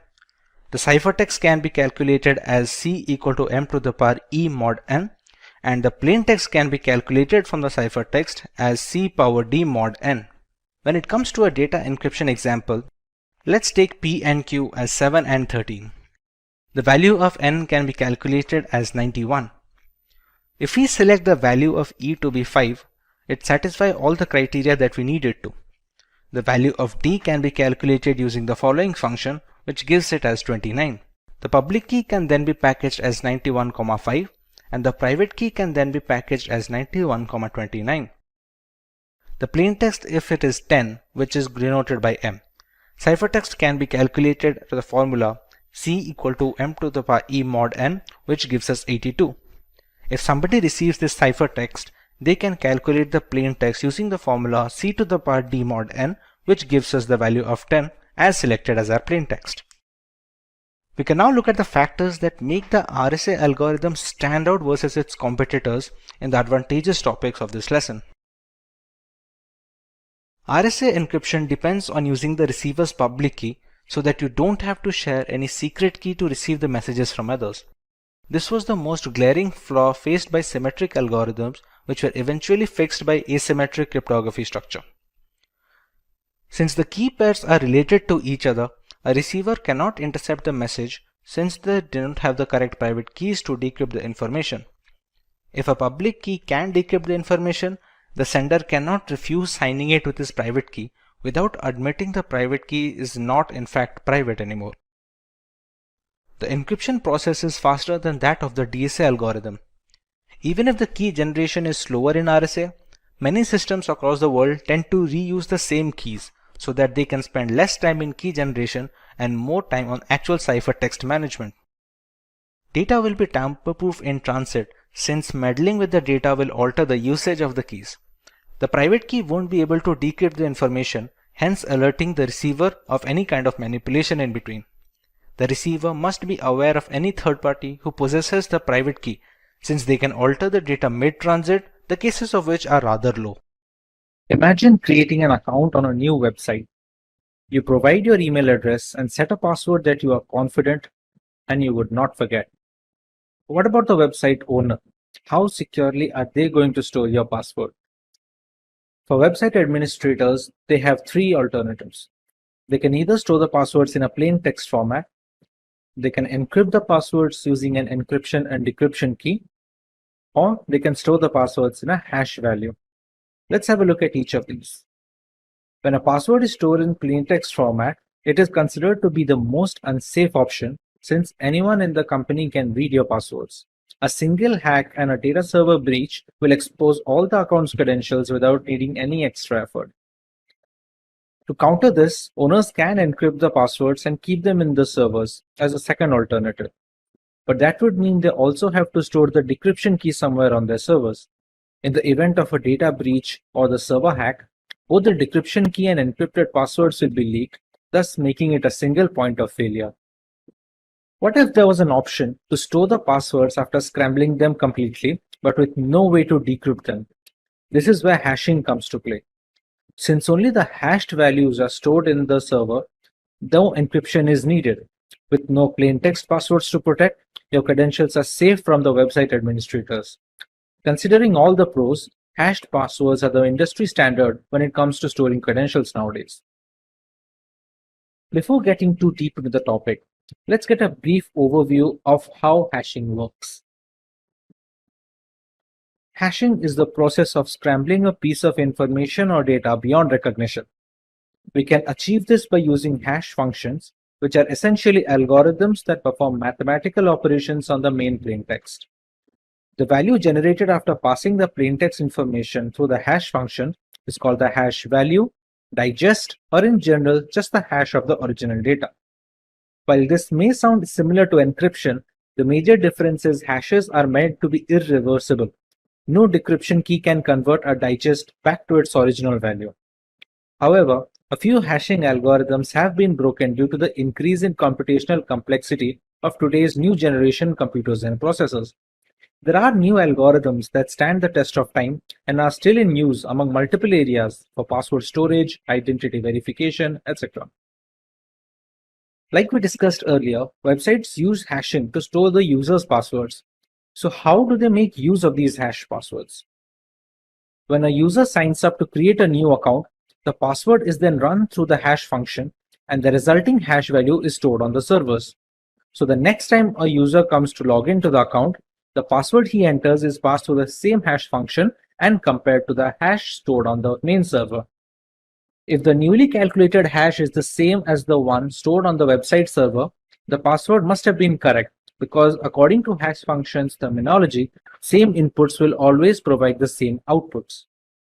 If the hashes do not match, then the password entered during login is not the same as the password entered during the signup. Hence, the login will be denied. This way, no plain text passwords get stored, preventing both the owner from snooping on user data and protecting users' privacy in the unfortunate event of a data breach or a hack. Apart from password storage, hashing can also be used to perform integrity checks. When a file is uploaded on the internet, the file's hash value is generated and it is uploaded along with the original information. When a new user downloads the file, he can calculate the digest of the downloaded file using the same hash function. When the hash values are compared, if they match, then file integrity has been maintained and there has been no data corruption. Since so much important information is being passed onto the hash function, we need to understand how they work. A hash function is a set of mathematical calculations operated on two blocks of data. The main input is broken down into two blocks of similar size. The block size is dependent on the algorithm that is being used. Hash functions are designed to be one-way. They shouldn't be reversible, at least by design. Some algorithms like the previously mentioned MD5 have been compromised, but more secure algorithms are being used today, like the SHA family of algorithms. The digest size is also dependent on the respective algorithm being used. MD5 has a digest of 128 bits, while SHA-256 has a digest of 256 bits. This digest must always be the same for the same input, irrespective of how many times the calculations are carried out. This is a very crucial feature since comparing the hash value is the only way to check if the data is untouched, as the functions are not reversible. There are certain requirements of a hash function that need to be met before they are accepted. While some of them are easy to guess, others are placed in order to preserve security in the long run. The hash function must be quick enough to encrypt large amounts of data at a relatively fast pace, but it also shouldn't be very fast. Running the algorithm on all cylinders makes the functions easy to brute force and a security liability. There must be a balance to allow the hash function to handle large amounts of data and not make it ridiculously easy to brute force by running through all the possible combinations. The hash function must be dependent on each bit of the input. The input can be text, audio, video, or any other file extension. If a single character is being changed, it doesn't matter how small that character may be, the entire digest must have a distinctly different hash value. This is essential to create unique digests for every password that is being stored. But what if two different users are using the same password? Since the hash function is the same for all users, both the digests will be the same. This is called a hash collision. You may think this must be a rare occasion where two users have exactly the same password, but that is not the case. We have techniques like salting that can be used to reduce these hash collisions, as we will discuss later in this video. You would be shocked to see the most used passwords of 2020. All of these passwords are laughably insecure, and since many people use the same passwords repeatedly on different websites, hash collisions risks are more common than one would expect. Let's say the hash functions find two users having the same password. How can they store both the hashes without messing up the original data? This is where salting and peppering come to play. Salting is the process of adding a random keyword to the end of the input before it is passed on to the hash function. This random keyword is unique for each user on the system, and it is called the salt value or just the salt. So even if two passwords are exactly the same, the salt value will differ, and so will their digest. There is a small problem with this process though. Since the salt is unique for each user, they need to be stored in the database along with the passwords, and sometimes even in plain text to speed up the process of continuous verification. If the server is hacked, then the hashes will need to be brute forced, which takes a lot of time. But if they receive the salts as well, the entire process becomes very fast. This is something that peppering aims to solve. Peppering is the process of adding a random string of data to the input before passing them to the hash function. But this time the random string is not unique for each user. It is supposed to be common for all users in the database, and the extra bit added is called the pepper in this case. The pepper isn't stored on the servers. It is mostly hard-coded onto the website source code, since it's going to be the same for all credentials. This way, even if the servers get hacked, they will not have the right pepper needed to crack into all the passwords. Many websites use a combination of salting and peppering to solve the problem of hash collision and bolster security. Since brute force takes such a long time, many hackers avoid taking the effort. The returns are mostly not worth it, and the possible combinations of using both salting and peppering is humongous.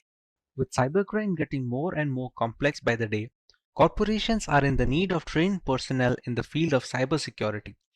Ethical hacking and penetration testing had always been necessary for organizations and the general public to protect the system against malicious attackers. However, with the exponential growth in cyber attacks, the necessity of being trained in ethical hacking is at an all-time high. Many such professionals tend to use Linux distributions for their penetration testing activities. There are specific operating systems which are catered to ethical hackers. These operating systems come pre-installed with the necessary tools and scripts required for ethical hacking. Probably the most famous operating system in this bracket is Kali Linux. For today's video, we will learn about this distribution made by and for hackers. We take you through the intricacies of its hardware and software specifications. Let's take a look at the agenda for today. We start by learning about Kali Linux and a basic explanation of its purpose. We take a look at the history of Kali Linux from the story of its origin to its current day exploits. Next, we learn a few distinct features of Kali Linux that make it an attractive choice for penetration testers worldwide. Moving on, we take a look at the multiple ways we can install Kali Linux to start our journey in the world of penetration testing. In the next few sections, we compare it to an industry rival operating system by the name of Parrot Security Operating System. We take a look at the OS on a grassroots level. Next, We learn about the standout features of Kali Linux and Parrot with their unique offerings. We make a direct comparison between Kali and Parrot OS as far as their hardware specifications and all-around usability is concerned. We make a conclusion as to which operating system caters to which category of user. In the next topic, we take a detailed look at how we can install Kali Linux on a Windows 10 system using the VMware virtualization software. Moving on, we go through some of the reasons why people should choose Kali Linux as their primary operating system when it comes to ethical hacking and penetration testing. In the next section, we cover the 5 different phases of penetration testing, where each stage is a crucial segment in the entire cycle of an ethical hacking campaign. We also take a look at the most popular tools installed in Kali Linux that are used regularly by ethical hackers as a part of their professional work. Coming to a few live demonstrations, we start by learning some Linux terminal basic commands, set up proxy chains to maintain our privacy on the internet, run a few Nmap scans to find information about our victims, use Wireshark to detect insecure browser traffic traveling through HTTP web pages, learn about Metasploit and its components, and finally use Metasploit to hack into a Windows 10 machine and grant ourselves root access or the admin access, which basically gives us the key to the entire machine. It's no secret that the majority of our internet usage is at the risk of being hacked, be it via unsafe messaging applications or misconfigured operating systems. To counteract this void of digital security, penetration testing has become the norm when it comes to vulnerability assessment. Kali Linux is an operating system that has become a well-known weapon in this fight against hackers. A Linux distribution that is made specifically for penetration testers, Kali Linux has layers of features that we will be covering in today's lesson. Let's take a look at the topics to be covered in this video. We start by learning about Kali Linux and a basic explanation of its purpose. We take a look at the history of Kali Linux from the story of its origin to its current day exploits. Next, we learn a few distinct features of Kali that make it an attractive choice for penetration testers worldwide. Finally, we take a look at the multiple ways we can install Kali Linux to start our journey in the world of penetration testing. Let's start by learning about Kali Linux in general.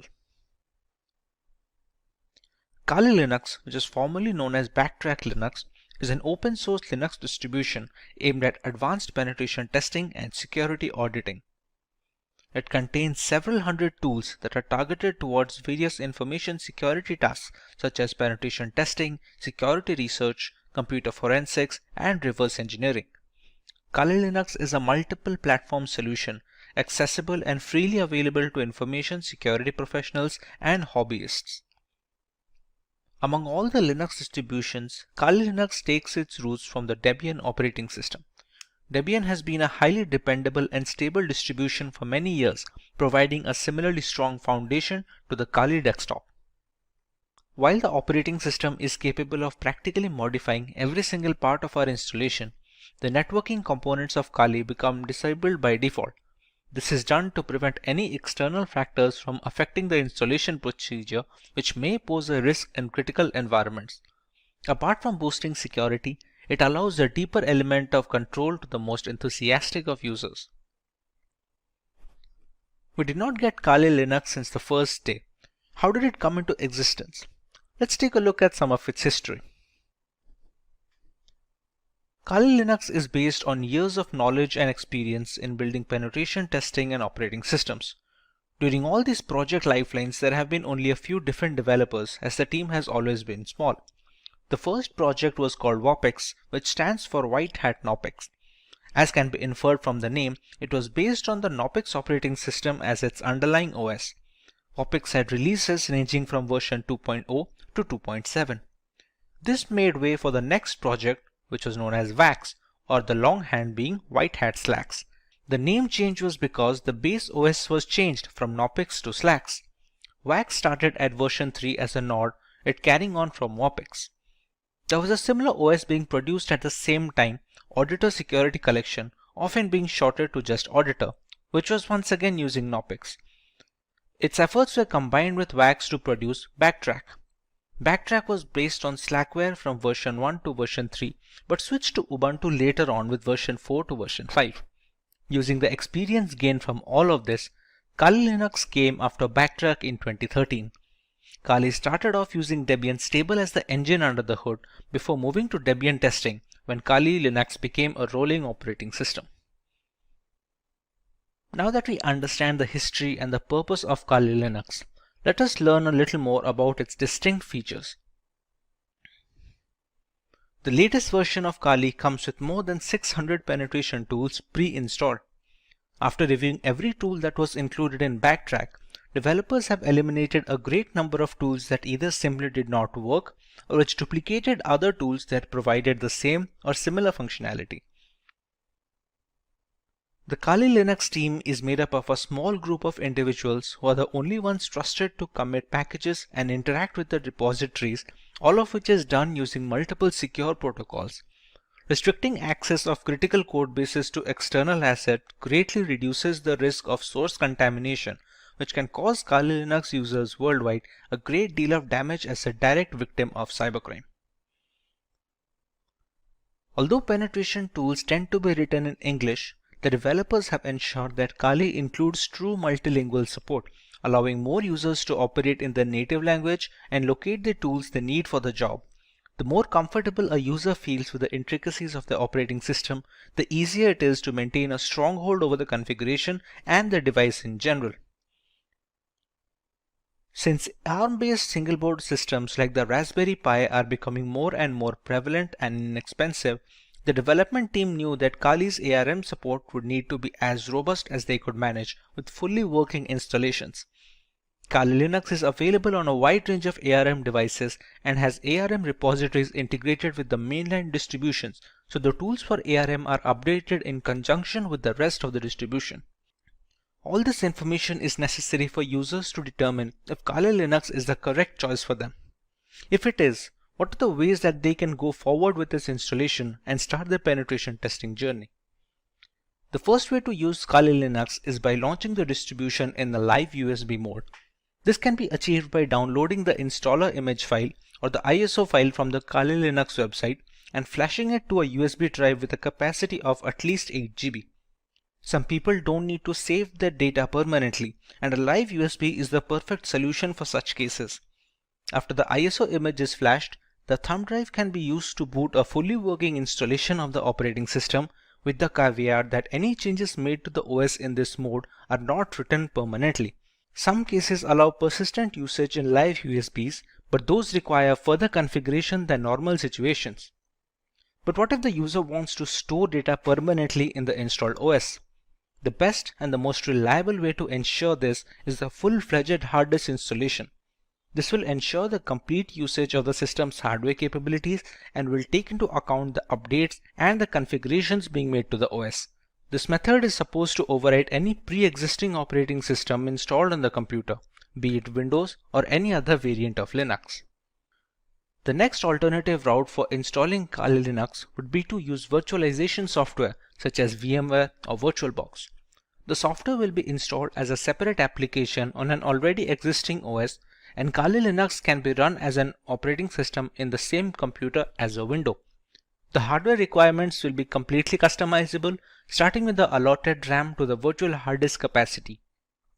The usage of both a host and guest operating system like Kali Linux allows users a safe environment to learn while not putting their systems at risk.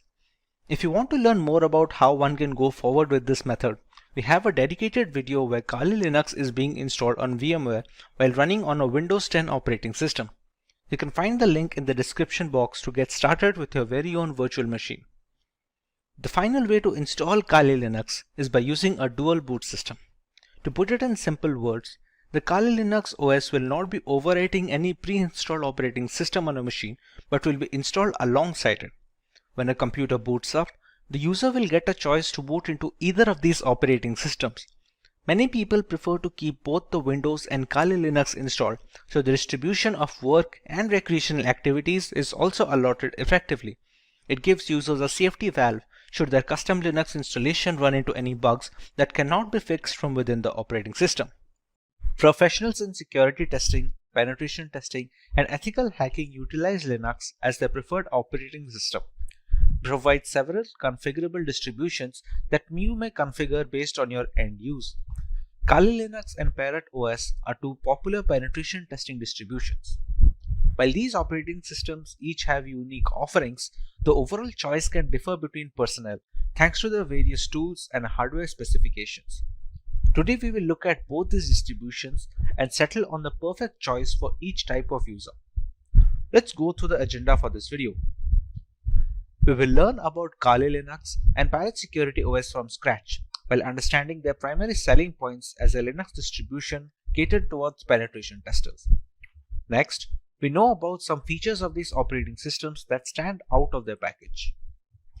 Finally, we directly compare Kali Linux and Parrot Security OS, thereby making a clear-cut conclusion on which OS is perfect on a per-requirement basis. So let's start by learning about Kali Linux from a ground level. Kali Linux, which is formerly known as Backtrack Linux, is an open source Linux distribution aimed at advanced penetration testing and security auditing. It contains several hundred tools targeted towards various information security tasks such as penetration testing, security research, computer forensics, and reverse engineering. Kali Linux is a multi-platform solution, accessible and freely available to information security professionals and hobbyists. Among all the Linux distributions, Kali Linux takes its roots from the Debian operating system. Debian has been a highly dependable and a stable distribution for many years, providing a similarly strong foundation to the Kali Linux desktop. While the operating system can practically modify every single part of our installation, the networking components of Kali Linux come disabled by default. This is done to prevent any external factors from affecting the installation procedure, which may pose a risk in critical environments. Apart from boosting security, it allows a more profound element of security control to the most enthusiastic of users. Now, let's take a look at Parrot Security operating system. Parrot Security OS is a Debian-based Linux distribution with an emphasis on security, privacy, and development. It is built on the Debian's testing branch and uses a custom hardened Linux kernel. Parrot Security contains several hundred tools targeted towards tasks such as penetration testing, computer forensics, reverse engineering, and security research. It is seen as a generally lightweight distribution that can work under rigorous hardware and software specifications. It features a distinct forensics mode that does not mount any of the system's hard disks or partitions and has no influence on the host system, making it much more stealthy than its regular occurrence. This mode is used on the host system to execute forensic procedures. A rolling release is a paradigm in which software upgrades are rolled out constantly rather than in batches of versions in software development. This ensures that the software is constantly up to date. A rolling release distribution such as Parrot Security OS follows the same concept. It provides the most recent Linux kernel and software versions as soon as they become available. With the basic introduction to the operating systems out of the way, let us take a look at the unique features of both Kali Linux and Parrot Security OS.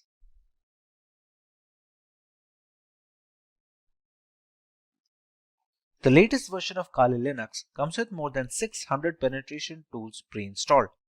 After reviewing every tool included in Backtrack, developers have eliminated a significant number of tools that either simply did not work or duplicated other tools that provided the same and similar functionality. The Kali Linux team comprises a small group of individuals who are the only ones trusted to commit packages and interact with the repositories, all of which is done using multiple secure protocols. Restricting access of critical code bases to external assets dramatically reduces the risk of source contamination, which can cause Kali Linux users worldwide a great deal of damage as a direct victim of cybercrime. Although penetration tools tend to be written in English, the developers have ensured that Kali includes proper multilingual support, allowing more users to operate in the native language and locate the tools they need for their job. The more comfortable a user feels with the intricacies of the operating system, the easier it is to maintain a strong hold over the configuration and the device in general. Since ARM-based single-board systems like the Raspberry Pi are becoming more prevalent and inexpensive, the development team knew that Kali's ARM support would need to be as robust as they could manage with fully working installations. Kali Linux is available on a wide range of ARM devices and has ARM repositories integrated with the mainline distribution, so the tools for ARM are updated in conjunction with the rest of the distribution. Let's take a look at some of the features of Parrot Security operating system now.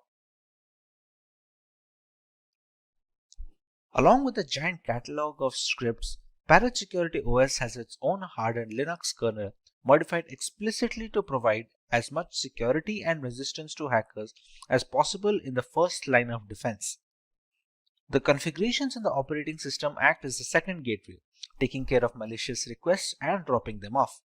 This is particularly beneficial since should there be a scenario where the latest Linux kernel is causing some particular issue, the Parrot OS development team will most likely iron it out first before passing it on as an update.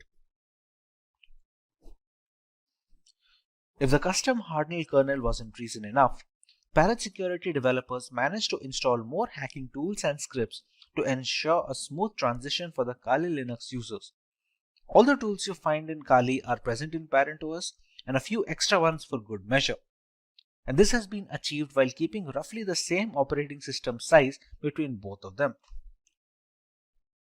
However, it's not all productivity points for Parrot OS.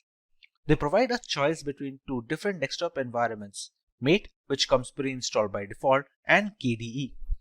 For those unfamiliar with Linux terminology, you can think of desktop environments as the main UI for a distribution.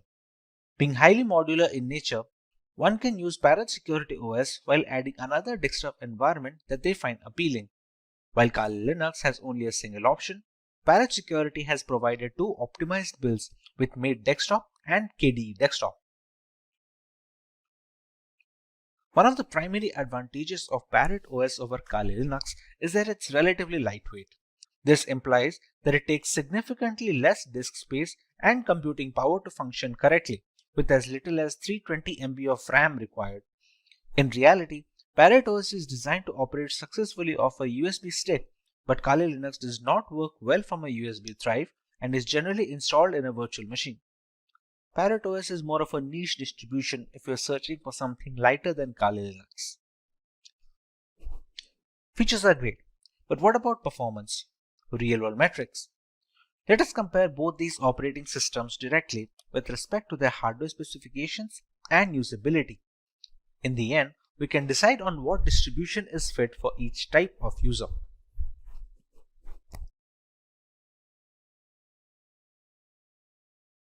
For our first point of comparison, let's take a look at the RAM required.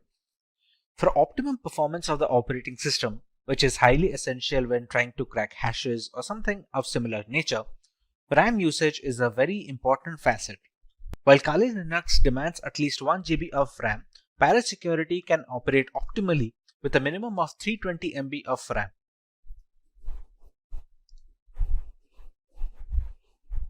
For correctly displaying graphical elements, Kali Linux requires GPU-based acceleration, while this is not the case with Parrot Security OS, which doesn't require any graphical acceleration needed from the user side. Once these operating systems are installed on VMware using their live boot ISOs, they take up a minimum amount of hard disk storage. Both of these operating systems have a recommended disk storage of minimum of 20 GB in Kali Linux and a minimum of 15 GB in Parrot Security, so they can install all the tools necessary in the ISO file. When it comes to the category and the selection of tools, Kali Linux has always been the first in securing every single tool available for hackers in the penetration testing industry. Parrot Security, on the other hand, has managed to take it up a notch. While specializing in wireless pen testing, Parrot Security makes it a point that all the tools that Kali Linux provides has been included in the ISO, while simultaneously adding some extra tools that many users will have to install from third-party sources in Kali Linux. Being a decade-old penetration testing distribution, Kali Linux has formed up a very big community with strong support signature. Parasecurity, on the other hand, is still growing, and it is garnering much more interest among veteran penetration testers and ethical hackers. A primary drawback of Kali Linux is the extensive hardware requirement. To perform optimally, it requires higher memory than Parasecurity. It also needs graphical acceleration while demanding more virtual hard disk storage. Parasecurity, on the other hand, was initially designed to run off a USB drive directly, thereby requiring very minimal requirements from a hardware perspective, like just 320 MB of RAM and no graphical acceleration needed. This means Parasecurity is much more feasible for people who are not able to devote massive resources to either their virtual machine or on their laptop hard disk directly. With the comparison done between both of these operating systems, let's take a look at the type of users both of these are catered to. One can go with Kali Linux if they want the extensive community support offered by its users, if they want to go with a trusted development team that have been working on this distribution since many years, if they have a powerful system which can run Kali Linux optimally without having to bottleneck performance, and if they are comfortable with a semi-professional environment which may or may not be very useful for new beginners. One can decide to go with Parasecurity if they want to go with a very lightweight and lean distribution that can run pretty much on all systems. It also has a lot of tools pre-installed, and some of them are not even present on Kali Linux. It is much more suitable for underpowered rigs where users do not have a lot of hardware resources to provide to the operating system, and thereby it is much more feasible for people with underpowered laptops or no graphical acceleration. Compared to Kali Linux, Parasecurity's desktop environment is also relatively easier to use for new beginners. For people who are just getting into ethical hacking, Parasecurity does a relatively better job of introducing them to the operating system and to the various tools without having to dump them into the entire intricacies. The installation of Kali Linux. There are multiple ways to install Kali Linux. We can either install it on a normal hard drive, in a virtual machine software such as VMware or VirtualBox, or we can do that in hard bare metal machines.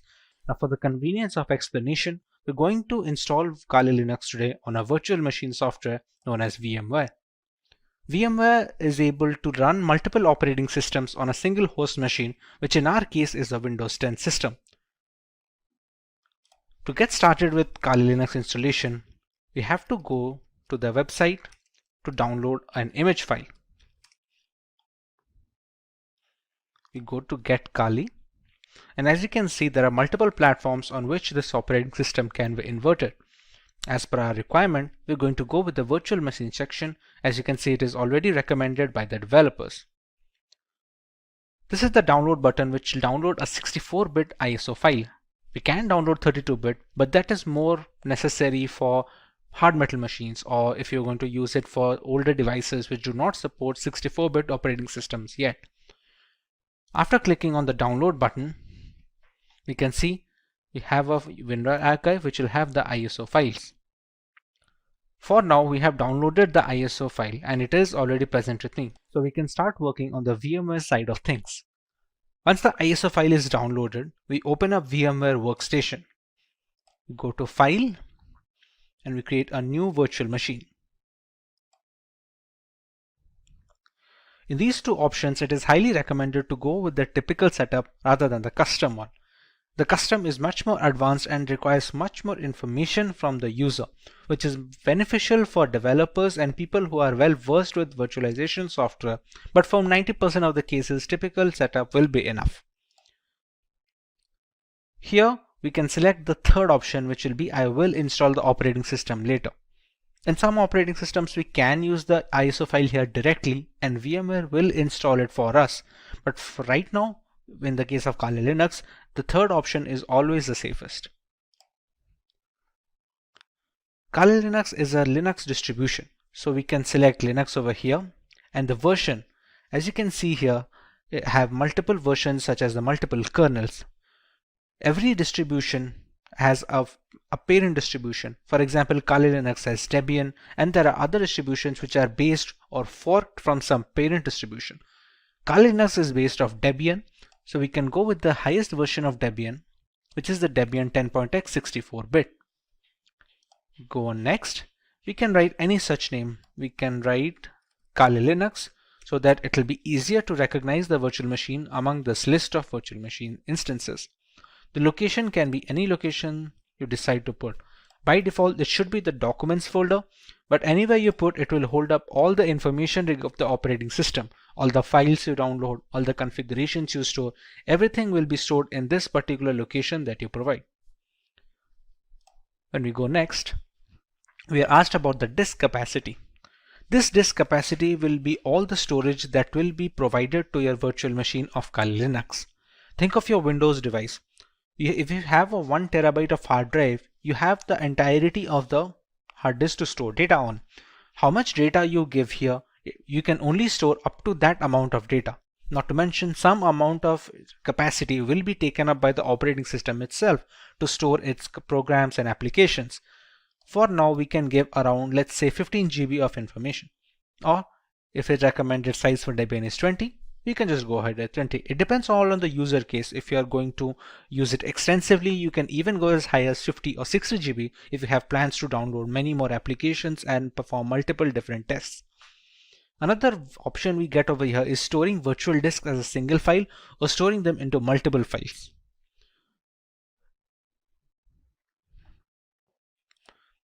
As we already know, this virtual machine runs entirely on VMware. Sometimes when transferring these virtual machine instances, let's say from a personal computer to a work computer, we're going to need to copy up the entire folder that we had mentioned before over here. Instead, all virtual machines have a portability feature. Now this portability feature is possible for all scenarios, except it is much easier if they split the virtual disk into multiple files. Now even if this makes porting virtual machines easier from either system to system or software to software, let's say if you want to switch from VMware to VirtualBox or vice versa, the performance takes a small hit. It's not huge, but it's recommended to go with storing the virtual disk as a single file if you have no purposes of ever moving the virtual machine. Even if you do, it's not a complete stop that it cannot be ported. It's just easier when using multiple files. But in order to get the best performance out of the virtual machine, we can store it as a single file over here. This is a summary of all the changes that we made and all the configurations that have been settled until now.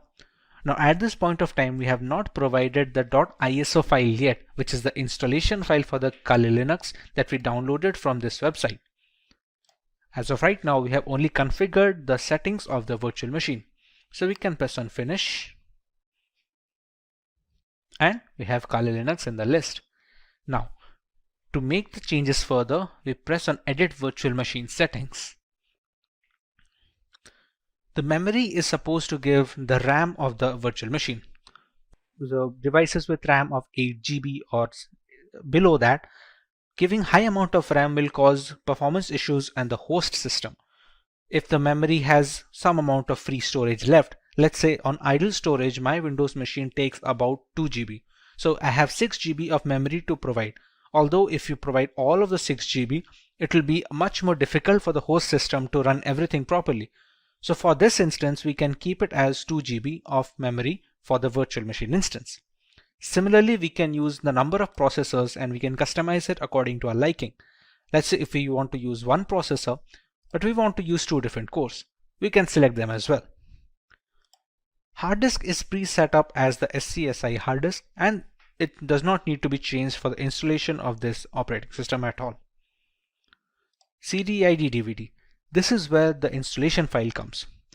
You can think of the ISO file that we downloaded as a pen drive or a USB thumb drive, which is necessary to install an operating system. To provide this, we're going to select Use ISO image file. We're going to click on Browse.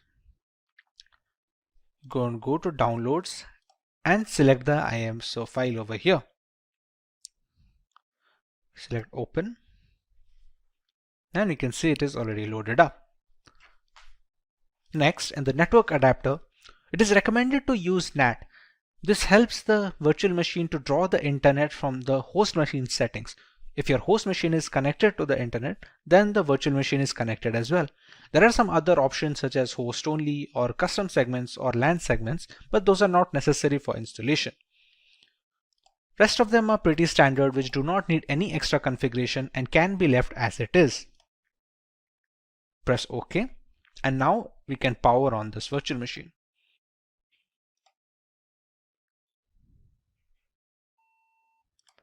In this screen, we can choose how we want to proceed with the installation. We have a Start Installer option over here. So we're going to press Enter on that.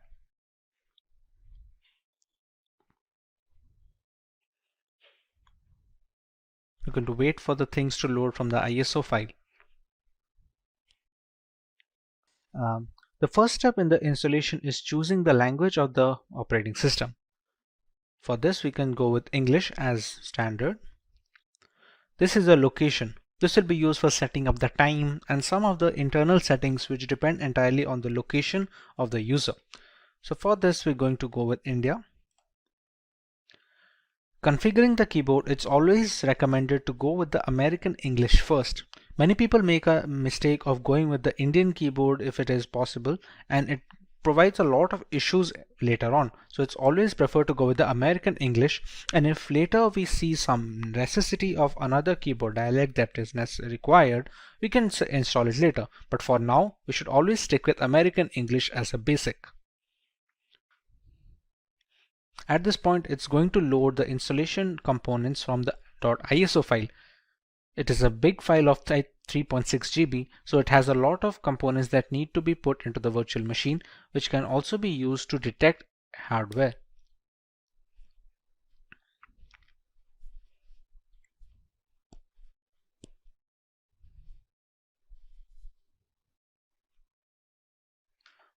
Once the hardware and the network configuration is done by the ISO file, we want to write a host name for the system.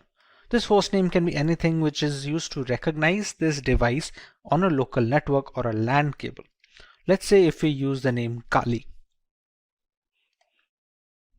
Domain name, we can skip it for now. It's not necessary as such for the installation. This is the full name for the user.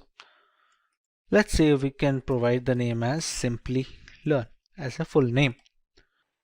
Next, we're going to set up a username.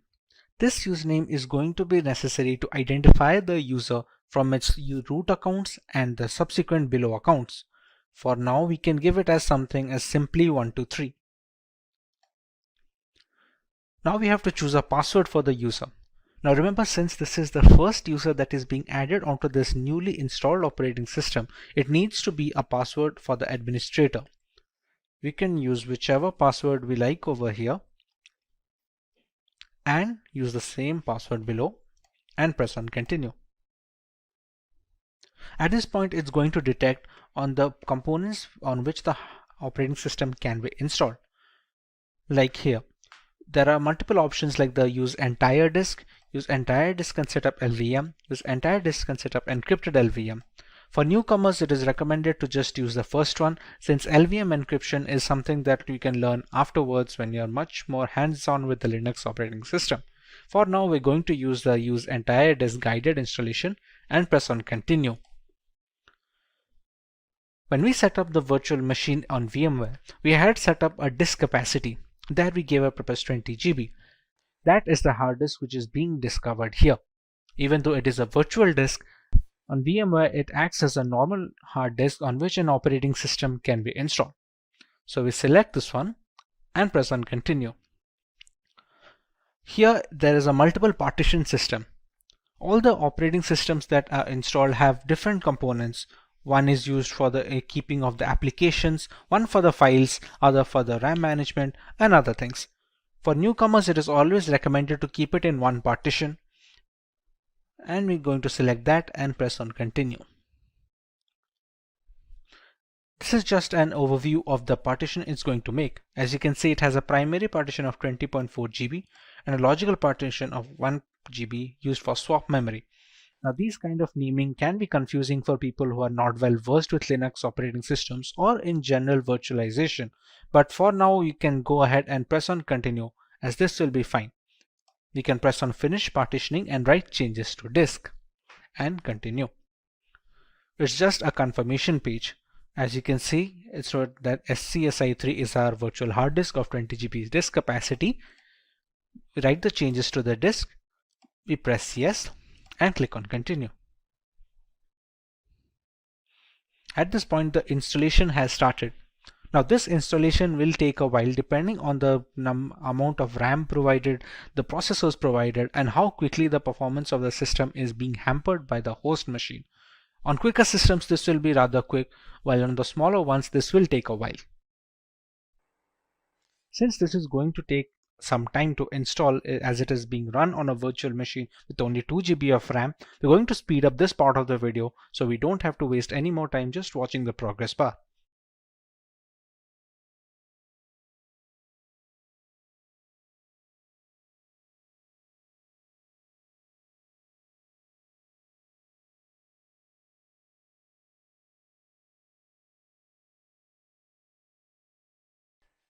Now that our core installation is completed, it's asking us to configure a package manager.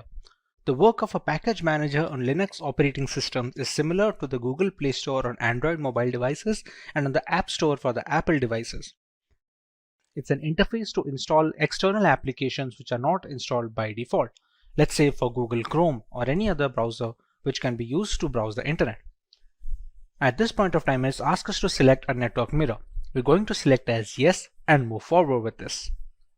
Next, it's going to ask us for an HTTP proxy, which we can leave it as blank and press it as continue forward. At this point of time, it's looking for updates to the Kali Linux installation.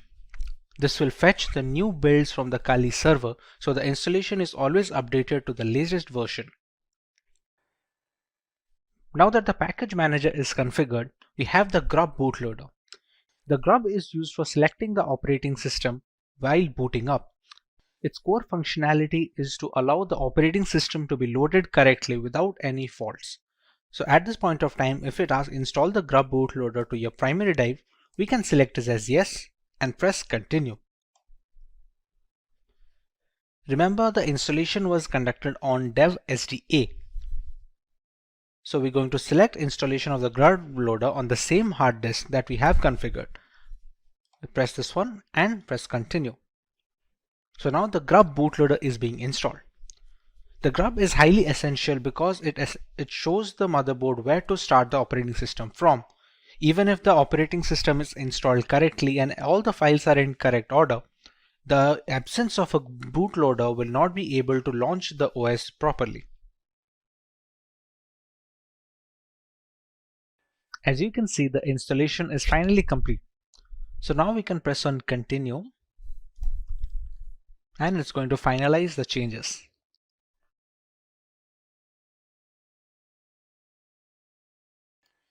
Now you can see Kali Linux being booted up straight away.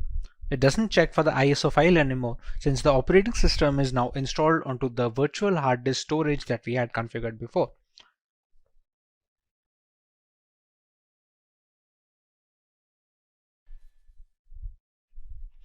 Here we're going to enter our username and password that we had set up before.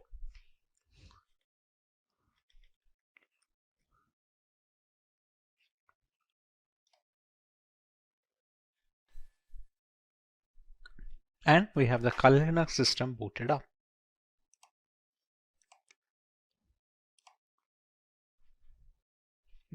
And this is your homepage.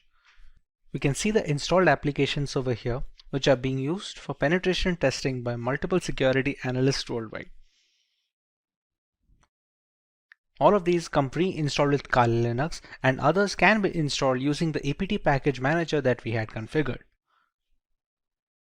We can see our full name over here. And with this, our installation of the Kali Linux is complete. It's no secret that the vast bulk of our internet usage is vulnerable to hacking, whether it's through hazardous messaging apps or faulty operating systems. Penetration testing has become the norm for vulnerability assessment in order to fill this vacuum in digital security. Kali Linux is a well-known operating system in this fight against hackers.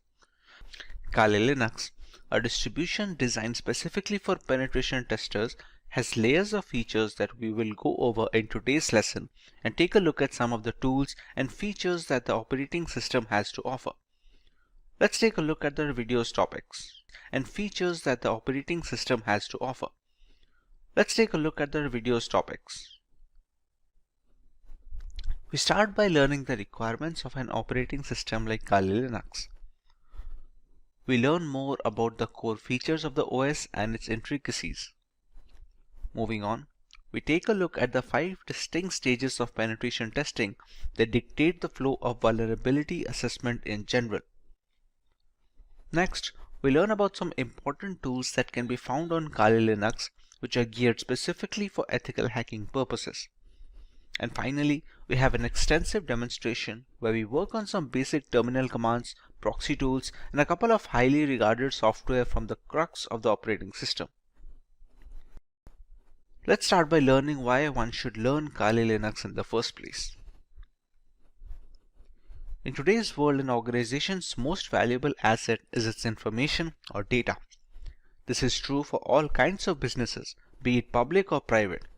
On a daily basis, they all deal with enormous amounts of sensitive information. As a consequence, terrorist groups, hacking teams, and cyber thieves often attack them.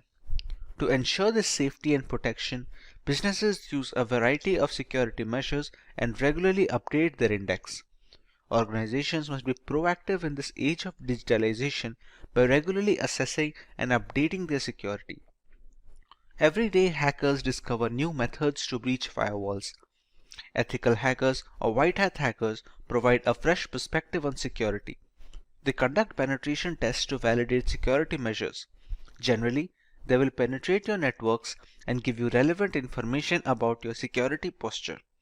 Once an organization has this knowledge, it may upgrade its security procedures accordingly. The latest version of Kali Linux comes with more than 600 penetration tools pre-installed. After reviewing every tool that was included in Backtrack, developers have eliminated a great number of tools that either simply did not work or which duplicated other tools that provided the same or similar functionality.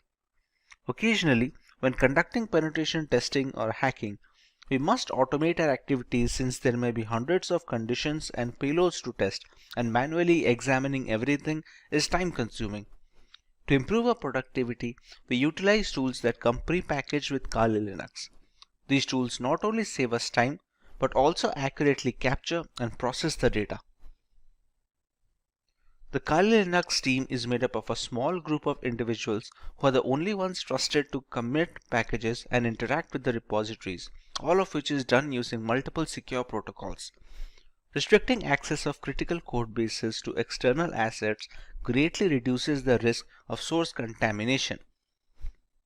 Although penetration tools tend to be written in English, the developers have ensured that Kali includes true multilingual support, allowing more users to operate in their native language and locate the tools they need to do for the job. Since ARM-based single board systems like the Raspberry Pi are becoming more and more prevalent and inexpensive, the development team knew that Kali's ARM support would need to be as robust as they could manage with fully working installations. Kali Linux is available on a wide range of ARM devices and has ARM repositories integrated with the mainline distribution, so tools for ARM are updated in conjunction with the rest of the distribution tools.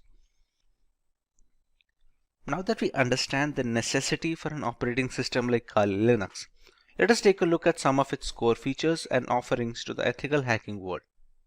Kali Linux, formerly known as Backtrack Linux, is an open source Linux distribution which is aimed at advanced penetration testing and security auditing. It contains several hundred tools targeted towards various information security tasks such as penetration testing, security research, computer forensics, and reverse engineering.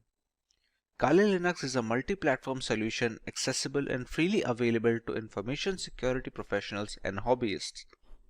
Among all the Linux distributions, Kali Linux takes its roots from the Debian operating system.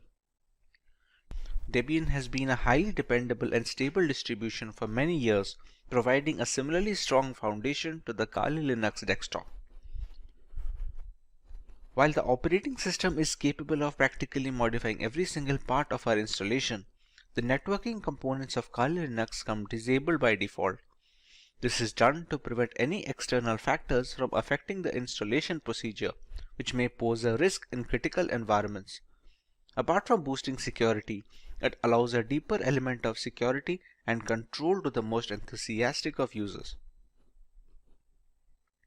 Let us now take a look at the 5 stages or phases of penetration testing. This is the first stage of the penetration test, which is known as the reconnaissance phase.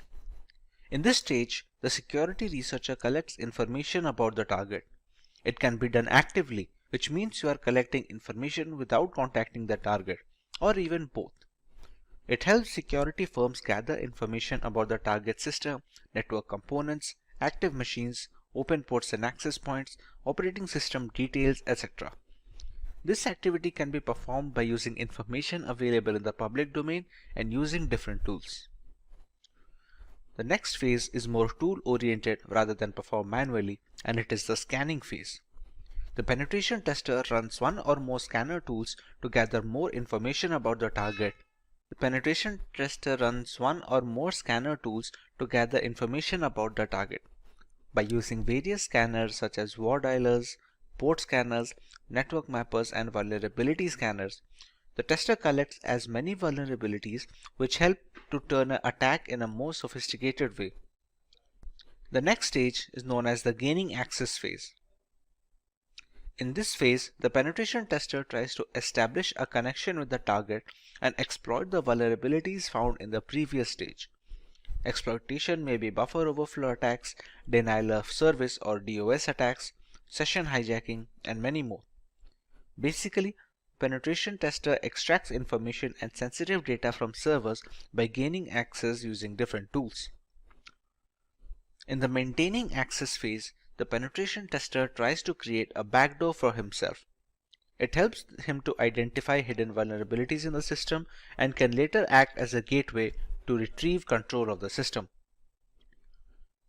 In the final phase of covering tracks, the penetration tester tries to remove all logs and footprints which help the administrator identify his presence. This helps the tester to think like a hacker and perform corrective actions to mitigate those activities. Now that we understand the basics of penetration testing and how ethical hackers go about their way, let us take a look at some notable tools which can be used on Kali Linux.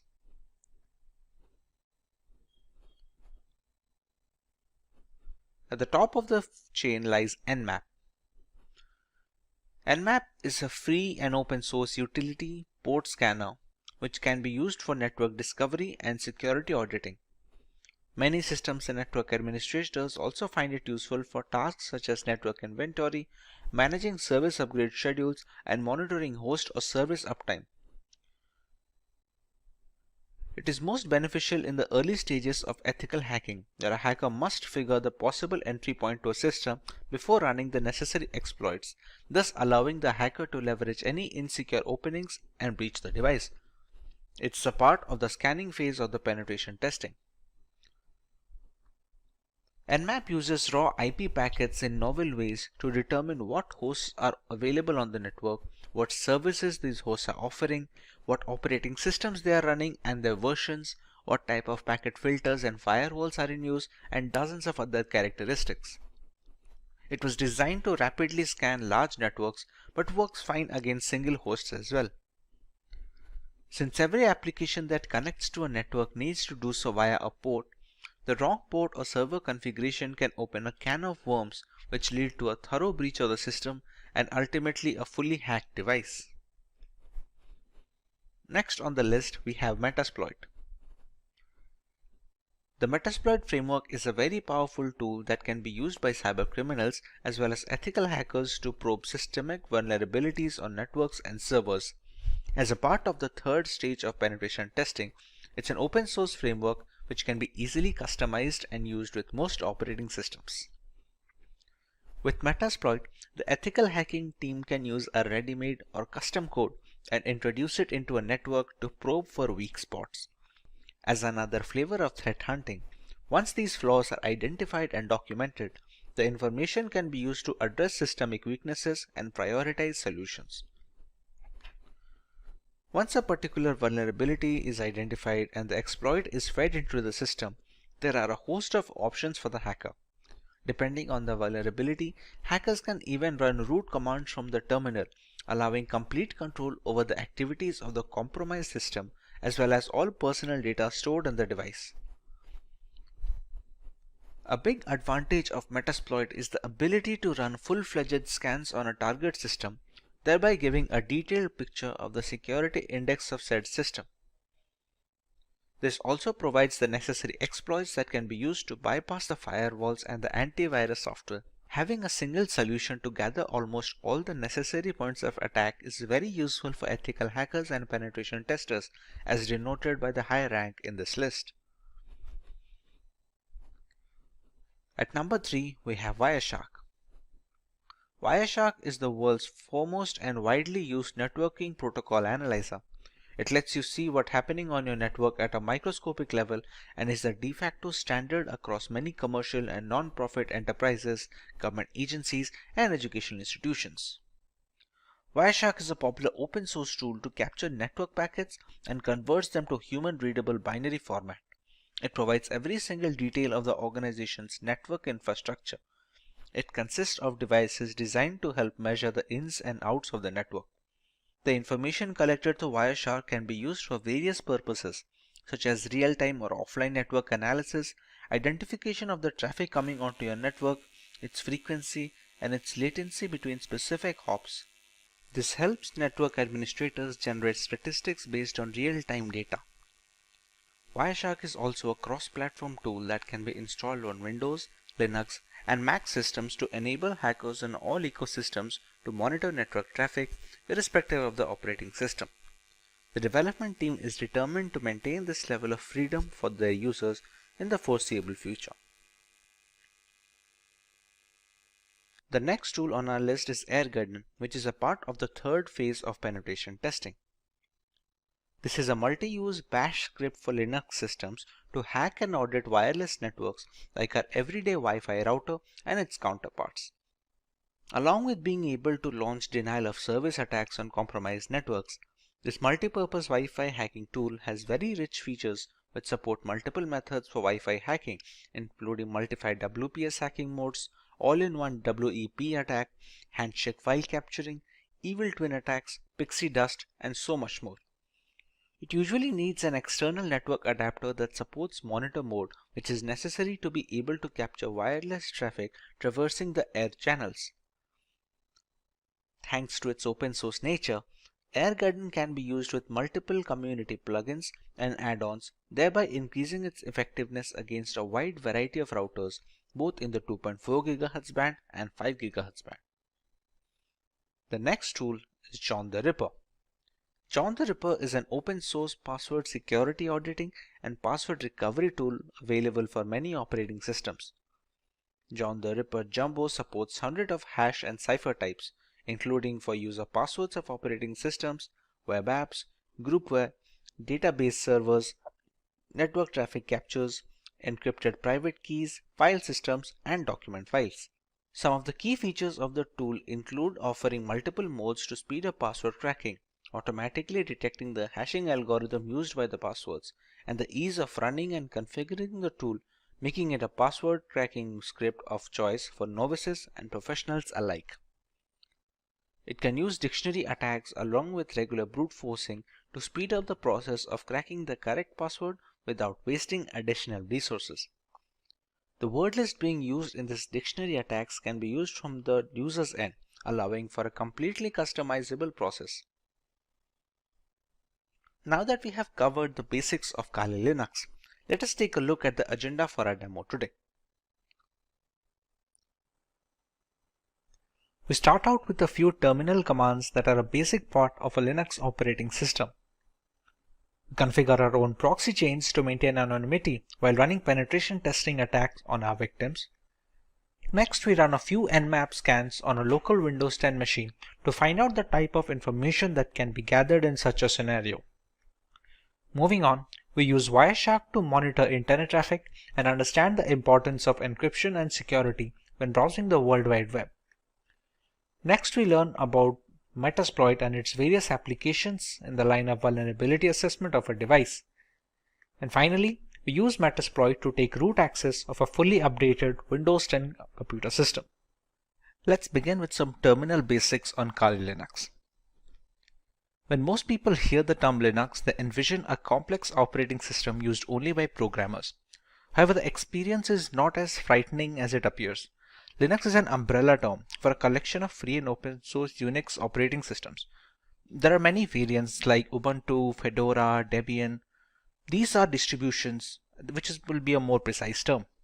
When using a Linux operating system, you will most likely utilize a shell, which is a command line interface that provides access to the operating system services. The majority of Linux distributions ship with a graphical user interface, also known as GUI, as their primary shell. This is done to facilitate user interaction in the first place. Having said that, a command line interface is suggested due to its increased power and effectiveness. By entering the commands into the CLI, tasks that require a multi-step GUI procedure may be completed in a matter of seconds. We can start the terminal by clicking on the prompt icon here on top.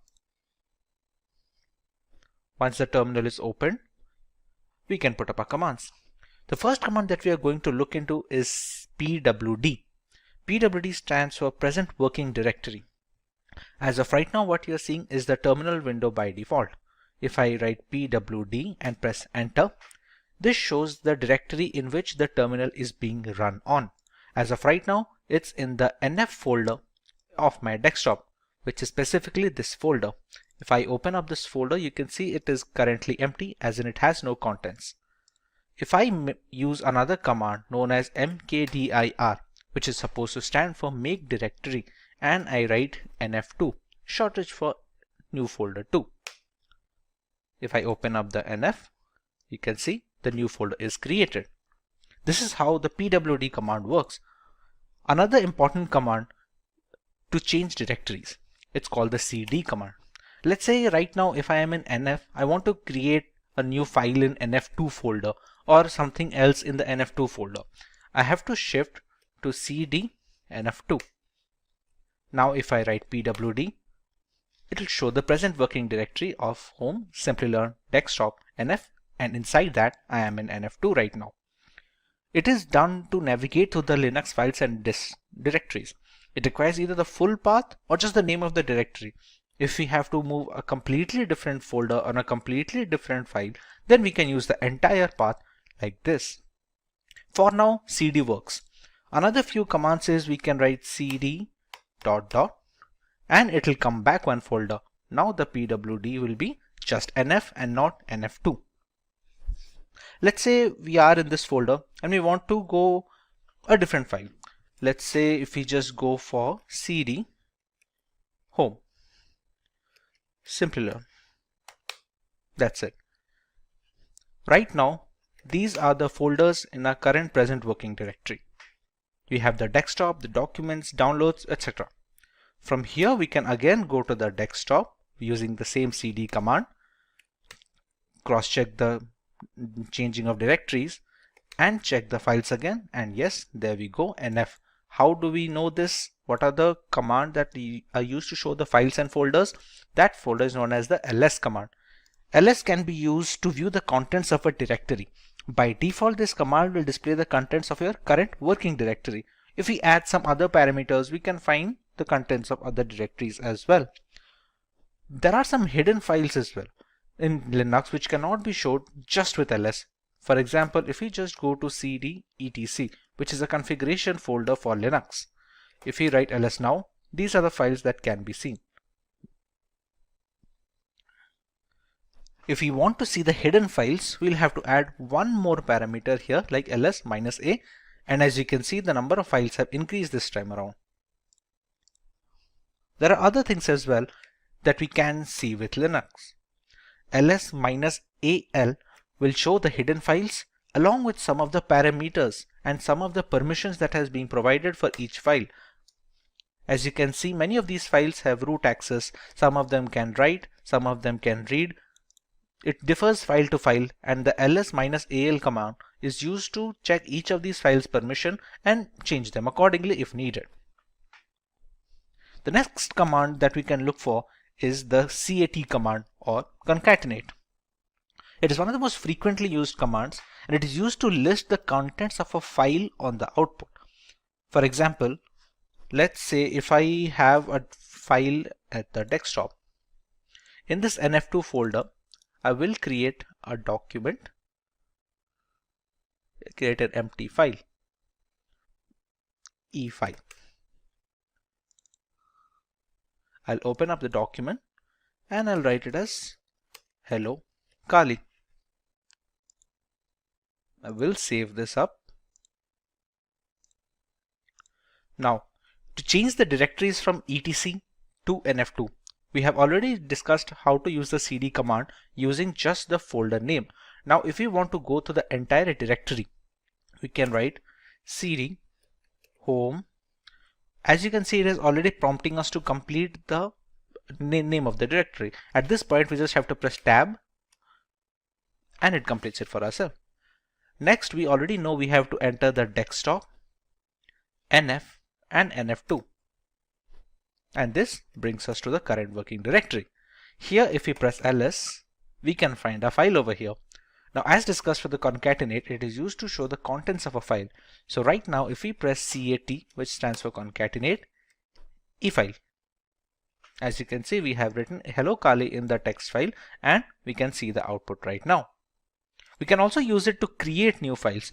For example, if we write cat, any file name such as e-file2. Here we can write anything. Hello Kali again.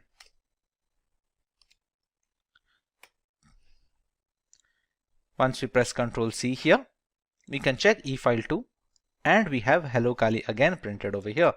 We can see the same using the concatenate command as well. If I press ls, you can see we have two files here, and I can go with cat e-file2 and I have hello Kali again. This is how the concatenate command works. Apart from this, it can be used to copy. There is a different command called cp, which is used to copy the files from one place to another. Mind you, this is not moving. This is only going to copy the command. For example, currently our pwd, which is the present working directory, is in the nf2 folder, as you can see over here. Let's copy the e-file2 to the nf folder. We can write cp e-file2 and give the path of the nf folder, which will be home, Simplilearn, desktop, and nf. Now if I press ls, I'll find both the files in nf2 since I copied. To go back to the nf folder again, we can again use the same command of we can again use the home, Simplilearn, desktop, and just nf. No nf2 this time, just nf. As you can see, this will change back our present working directory. Now when we press ls, we will find the e-file2 file and the nf2 folder, and we can confirm this using the GUI as well. This is the nf folder, and you can see the nf2 folder and the e-file2 document. If I write cat e-file2,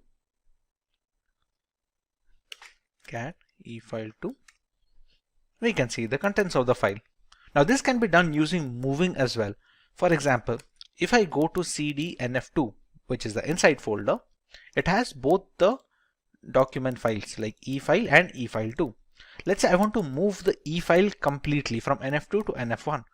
Instead of writing cp, the command I'm going to use is mv e-file, and again give the path of the folder into which I have to copy, which will be again home, Simplilearn, desktop, and nf. As you can see, the contents of the nf2 have appeared here, and e-file has been moved from nf2 to nf.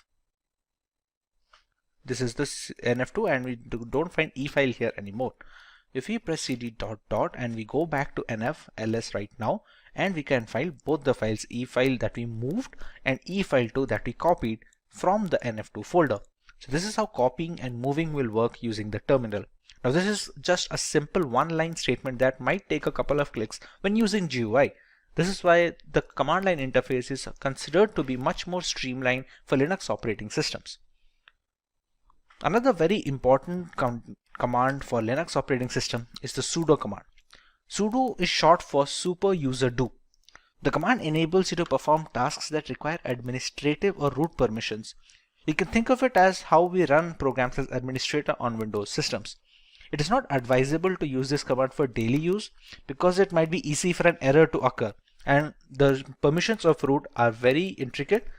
So new beginners are advised to use the sudo command only when absolutely necessary. For example, sudo su. With this command, I am giving this terminal a root permission. This su stands for this user. At this point, it's going to ask for my admin password. Once I enter my password, and I now have root access. Note how the password that I entered did not show up here. This is a security measure to prevent people from snooping on your root password, which is the end game of all this operating system. As you also can see, the symbol changed. If the dollar symbol is showing, it shows as a standard user. When you switch to root, you can easily see a hash symbol.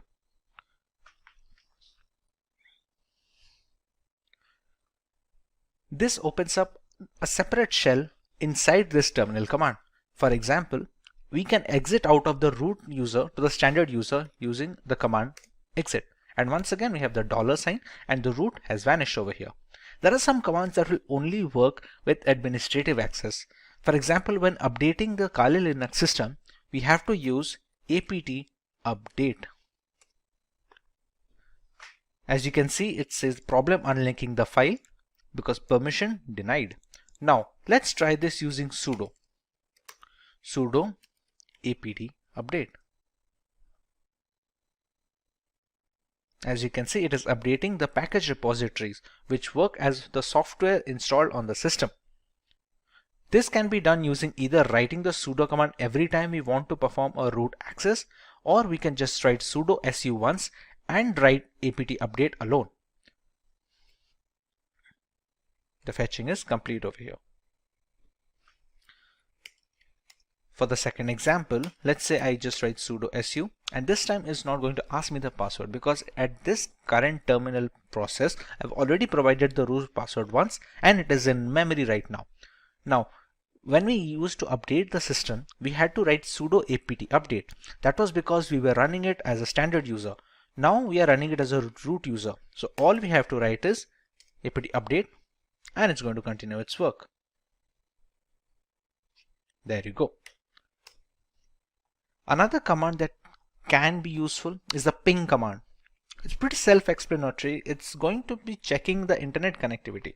You can be used to check internet connectivity, or you can see if there is a local server on your system which needs to be pinged, then you can check that.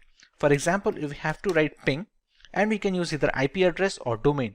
Let's say if we want to check that if we can access google.com using this Kali Linux installation or not, we can write ping google.com, and you can see it shows the bytes being sent and received and how much time it took to take up the request. This can be done for local systems as well. For example, this installation of Kali Linux is being run on a virtual machine. Once this machine is running, I still have my host machine running over here, the IP address of which is 192.168.29.179. If I try to ping this from here,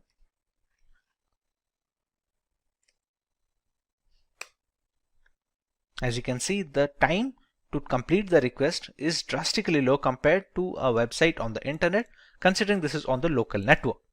This is how the ping command is worked, and it can show you what kind of packages are transmitted, how many are received, if there was any kind of packet loss between the connection window, and other details.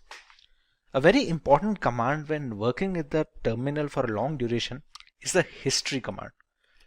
Pretty self-explanatory. There are so many commands that are being run. Sometimes people forget what was the change they did or what was the directory name they put. A history command helps to recover some of the commands that you have written. It doesn't go all the way back, but it takes up many commands that were inputted in the last few processes. This is how the history command works. These are some of the most commonly used terminal commands. If you want to learn more about this terminal and every other feature of this, please let us know in the comment section, and we'll try to make an in-depth tutorial, especially if you could repeat.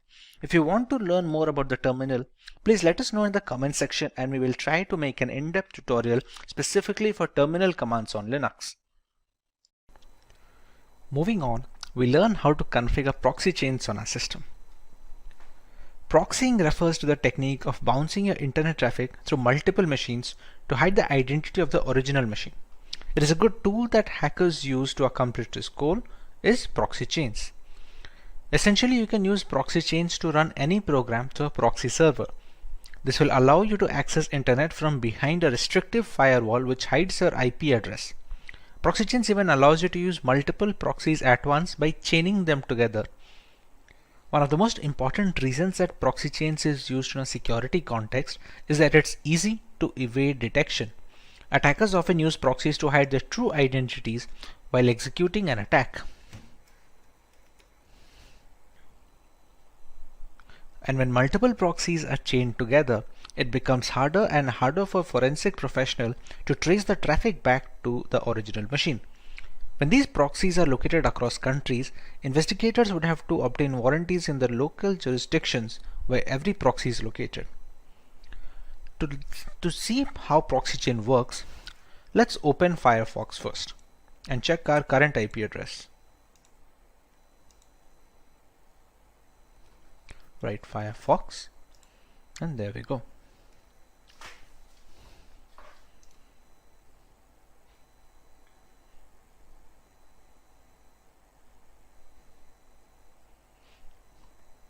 As we can see, Firefox is now open. Let's check our current IP address right now. If we go to an address called myip.com,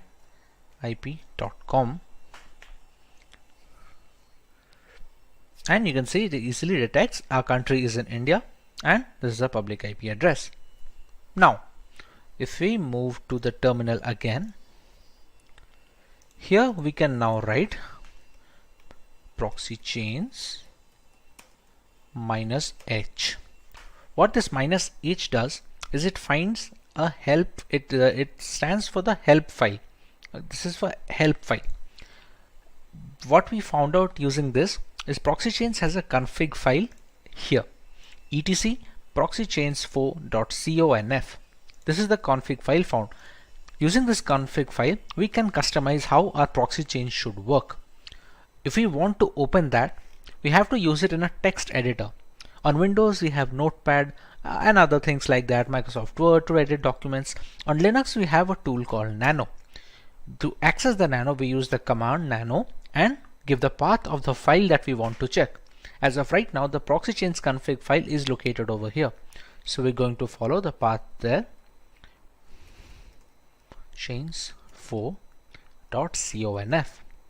And here we go. We see the config file. There are three basic types of proxy chaining here. We have a strict chain where all the proxy in the list will be used and they will be chained in order. We have a random chain where each connection made through proxy chains will be done by a random combo of proxies in the proxy list. And you have dynamic chain. It's the same as strict chain, but dead proxies are excluded from the chain. And here we can set up whichever type we want. To enable or disable a particular type, we use the hash symbol here. As you can see right now, all the lines have a hashtag symbol at the front, except this one, a dynamic chain. This is the current one being used. Let's say if I want to use a strict chain method, so I can add a hash value here and remove the hash here. At one point of time, any one of these 3-4 types should be enabled. Let's go for the dynamic chain. We can disable this strict chain by putting the hashtag in front and removing the dynamic chain. As you can see below, we have few commands to how to handle the nano text editor. This symbol is known as the control button on your keyboard. Now if we want to write out, which is synonymous to saving the file, supposed to go with Control O. So if I press Control O on my keyboard, it says file name to write, and we have to press enter here since we want to overwrite the proxy chains 4.conf file. We don't want to create a new file over here. So just press enter and we get a permission denied. This permission denied we're getting is because we have opened this using a standard user. etc is a system folder. To be able to make some changes, we have to use it using a sudo command. To exit this nano, we have to use the Control X command. We use Control X. We're going to clear, and this time we're going to use the sudo command. Sudo nano etc proxy chains 4.conf, and we have the same file open up again. Now this time if we want to make a change, let's say we're going to add a strict chain instead of a dynamic chain, we remove the hashtag from strict. We're going to use Control O for the save file option. We're going to press enter and it says wrote 160 lines. Again, if we want to reverse this change, we put the hashtag over here, enable dynamic chain, we press Control O, press enter, and it says wrote 160 lines. Now we can exit straight away using the Control X format. Right now we have not provided any file or a proxy chain. We can have proxy IP addresses from the internet, but we have to make sure that they are safe and they don't snoop on our data. When there is no proxy chains being provided personally, it's going to use the Tor network, but for that we have to start Tor. Tor is a service in Linux. To know more about this Tor, we can write sudo systemctl, which is used to know the status of services on the Linux operating system, and status of Tor. Systemctl, sorry, instead of stl, it should be systemctl status Tor. As you can see, it is a Tor service, anonymizing overlay network for TCP connections, and it's currently inactive. Now to start this up, we have to write sudo systemctl start Tor. Now if we repeat the same sudo systemctl status Tor, as you can see, it's active now. You can see the green logo over here. Okay. To integrate the Firefox and the browser, we can use the proxy chains command directly over here. We can write proxy chains. We can use Firefox to launch our web browser, and let's say if we want to visit google.com. We press enter and the Firefox window is launched, and it should open up google.com next. And there we go. If we go to myip.com once again, as you can see, we have a different IP address and the country is unknown as well. So this is how we can use proxy chains to anonymize internet usage when using Kali Linux. Next on our agenda is the ability to scan networks using Nmap. At its core, Nmap is a network scanning tool that uses IP packets to identify all the devices connected to a network. You can learn more about Nmap using their help file. As you can see, these are some of the parameters that can be used when scanning ports of a system. You can see the version and the URL of the service over here. The primary uses of Nmap can be broken into 3 core processes. First, the program gives you detailed information on every IP active on your network, and then each IP can then be scanned. Secondly, it can also be used to providing a lot of live hosts and open ports, as well as identifying the OS of every connected device. Thirdly, Nmap has also become a valuable tool for users looking to protect personal and business websites. Using Nmap to scan your own web server, particularly if you are hosting your website from home, is essentially simulating the process that a hacker would use to attack your site. Attacking your own site in this way is a powerful way of identifying security vulnerabilities. As we already discussed, the host Windows 10 machine on this system has an IP address of 192.168.29.179. If you want to test the OS scan of the system, we're going to first get the root permission over here. We use the sudo command and now we are a root user. We're going to launch the command nmap -o, which is supposed to be an OS detection scan. The IP address we can use of the host system 192.168.29.179. In a legitimate penetration testing scenario, we can use the IP address of the vulnerable device over here. We are going to let it scan for a while, and it's going to give us some guesses on what can the OS be.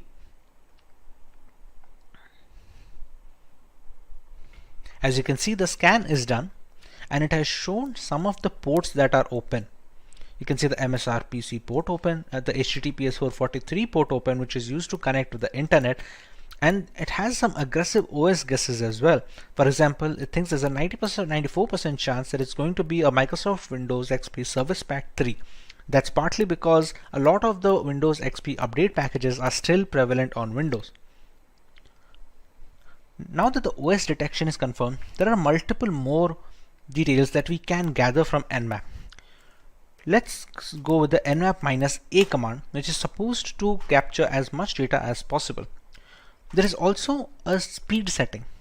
You can call it a speed setting or a control setting of the -t. -t ranges from T0 to T1 to T2 all the way up to T5.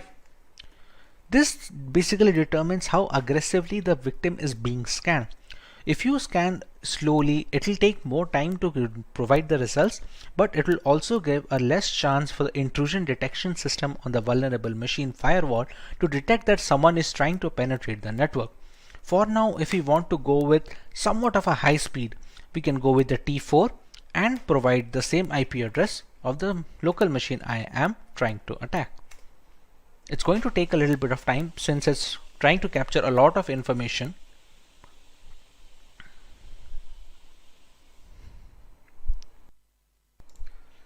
As you can see, the results are now here. It launched a scan and took a few top ports that are most likely vulnerable from a Windows XP perspective, and it showed a few ports over here. It has not shown 991 filtered ports, which could not be attacked anyway since they were closed for outside access. It shows a few fingerprint settings like the connection policies and the port details. It shows an HTTP options, some other intricate details that can be used when you attacking its servers. It shows a VMware version that it's running and some few other ports over here.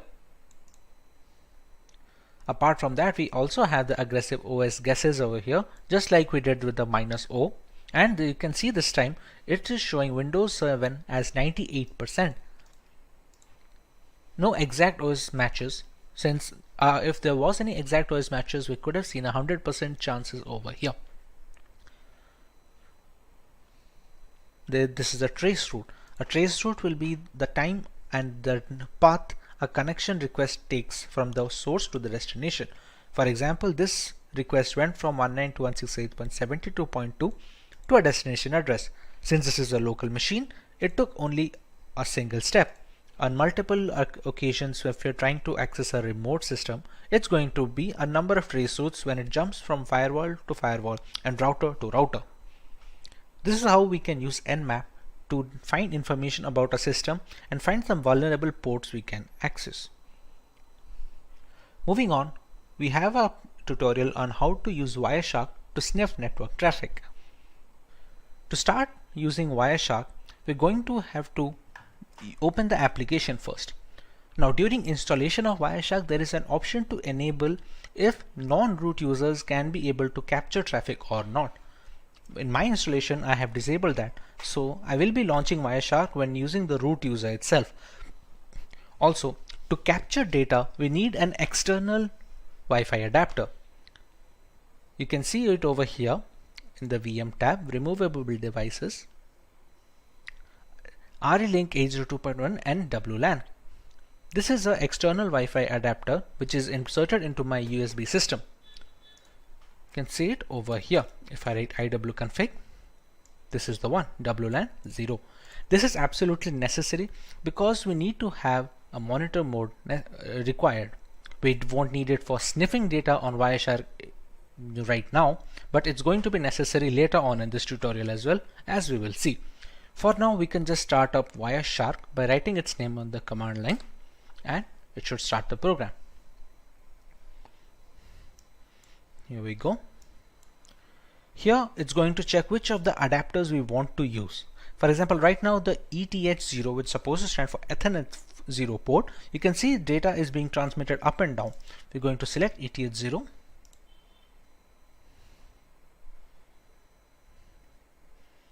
And we have started capturing data.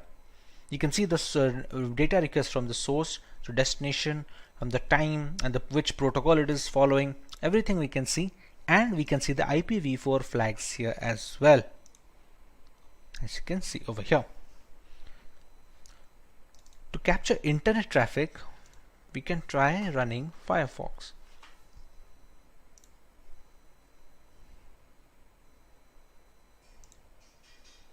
If we just write wikipedia.com,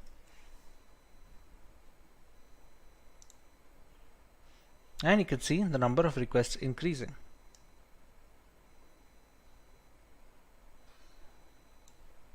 Okay, this is a spelling mistake. Wikipedia. Here, you can see the application data of all these requests going up, and they're connected to a destination server of 102.166.224. Now, even if we check the transmission control protocol flags over here and so many more things, we cannot find anything beneficial. As you can see, the information over here is gibberish, which is supposed to be, since it's supposed to be encrypted. Now, this is possible due to this being an HTTPS website. Hence, you can see the log symbol over here, and connection is supposed to be secure. Now, what about HTTP ports? We have seen many people recommend to not visit HTTP ports. Repeat. We have seen many people recommend to not visit HTTP websites, and even if we have to visit, to not provide any critical information. For example, let's go to a random HTTP page over here. As you can see, this is saying connection is not secure. And this is an HTTP page and not HTTPS. Now, let's check for some of the information that is passing through this. This is a login form. Let's say I have a legitimate account over here.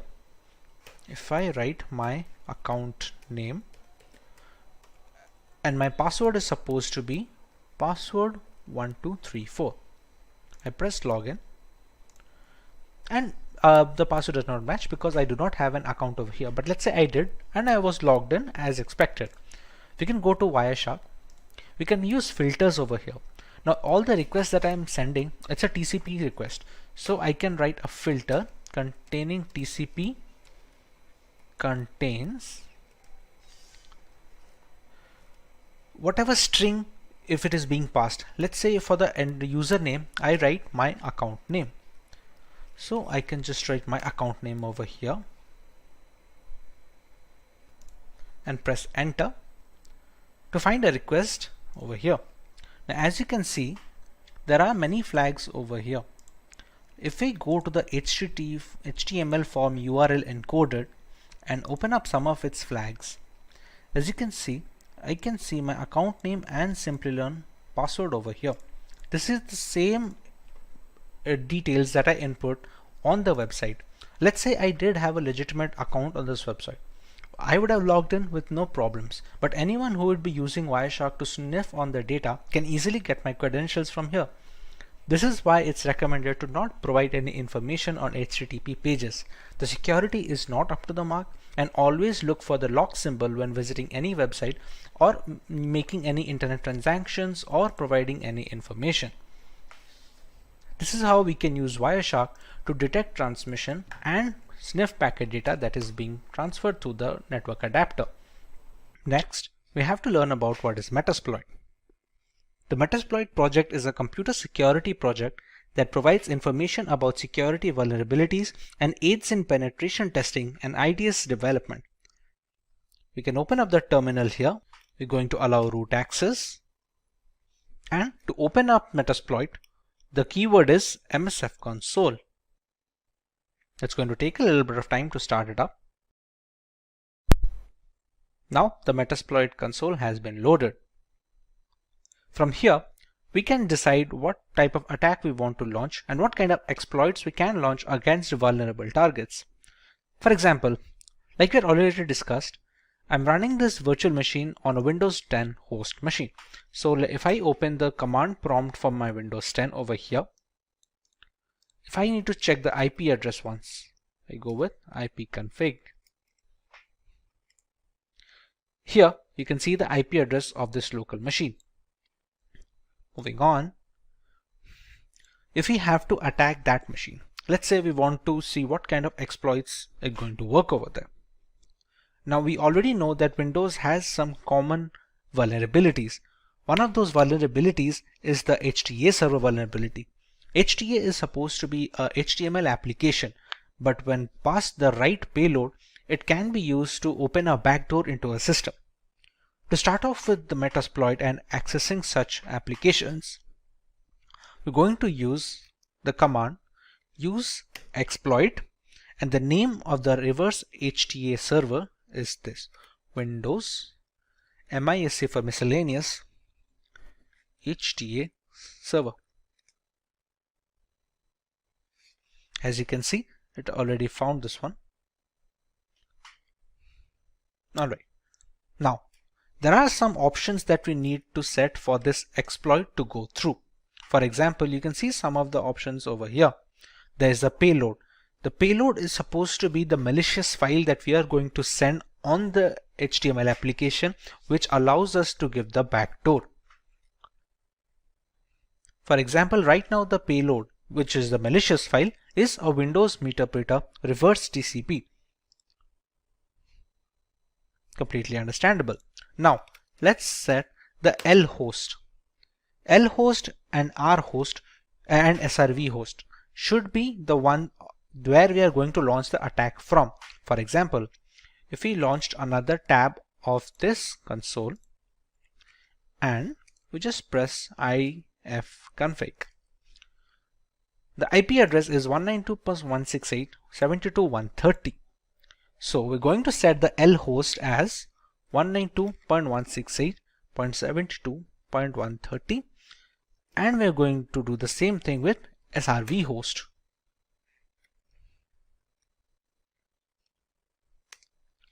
We're going to set a port where we need to capture the backdoor access. Next, the payload has already been set. This payload will launch a backdoor and give us Meterpreter access to the system. Meterpreter can be considered as an upgrade of a normal command prompt shell. We will look into it once we get the access in the first place. Now that we have set the commands, we can press on exploit and press enter. Now you can see we have a URL over here. We're going to copy this URL .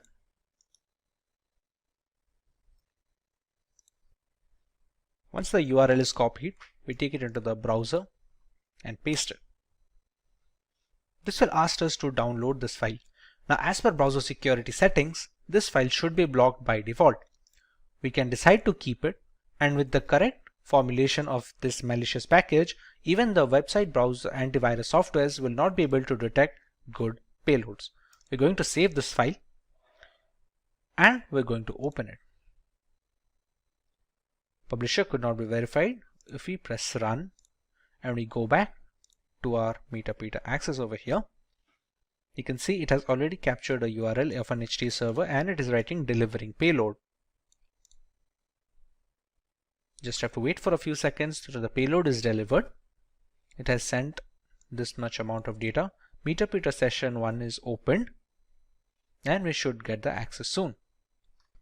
There we go. Now, to understand where is the session set, we can write sessions -i.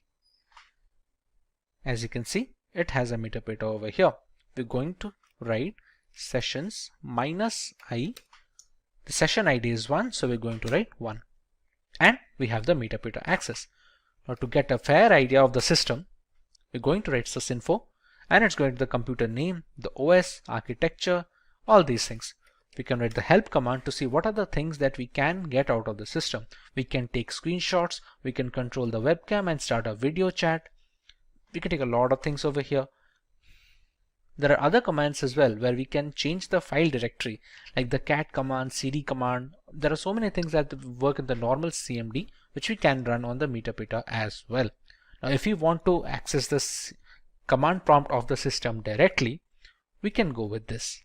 We have to write shell, and there we go. We are in the downloads folder right now. To see if this is the same computer or not, we're going to write ipconfig. As you can see, it is our victim machine with 192.168.29.171. We can just press exit, and we're back with the Meterpreter access. This is how we can use Meterpreter and Metasploit to gain access to a Windows 10 machine. Next, let's take a look at how we can get root access from a Windows 10 system.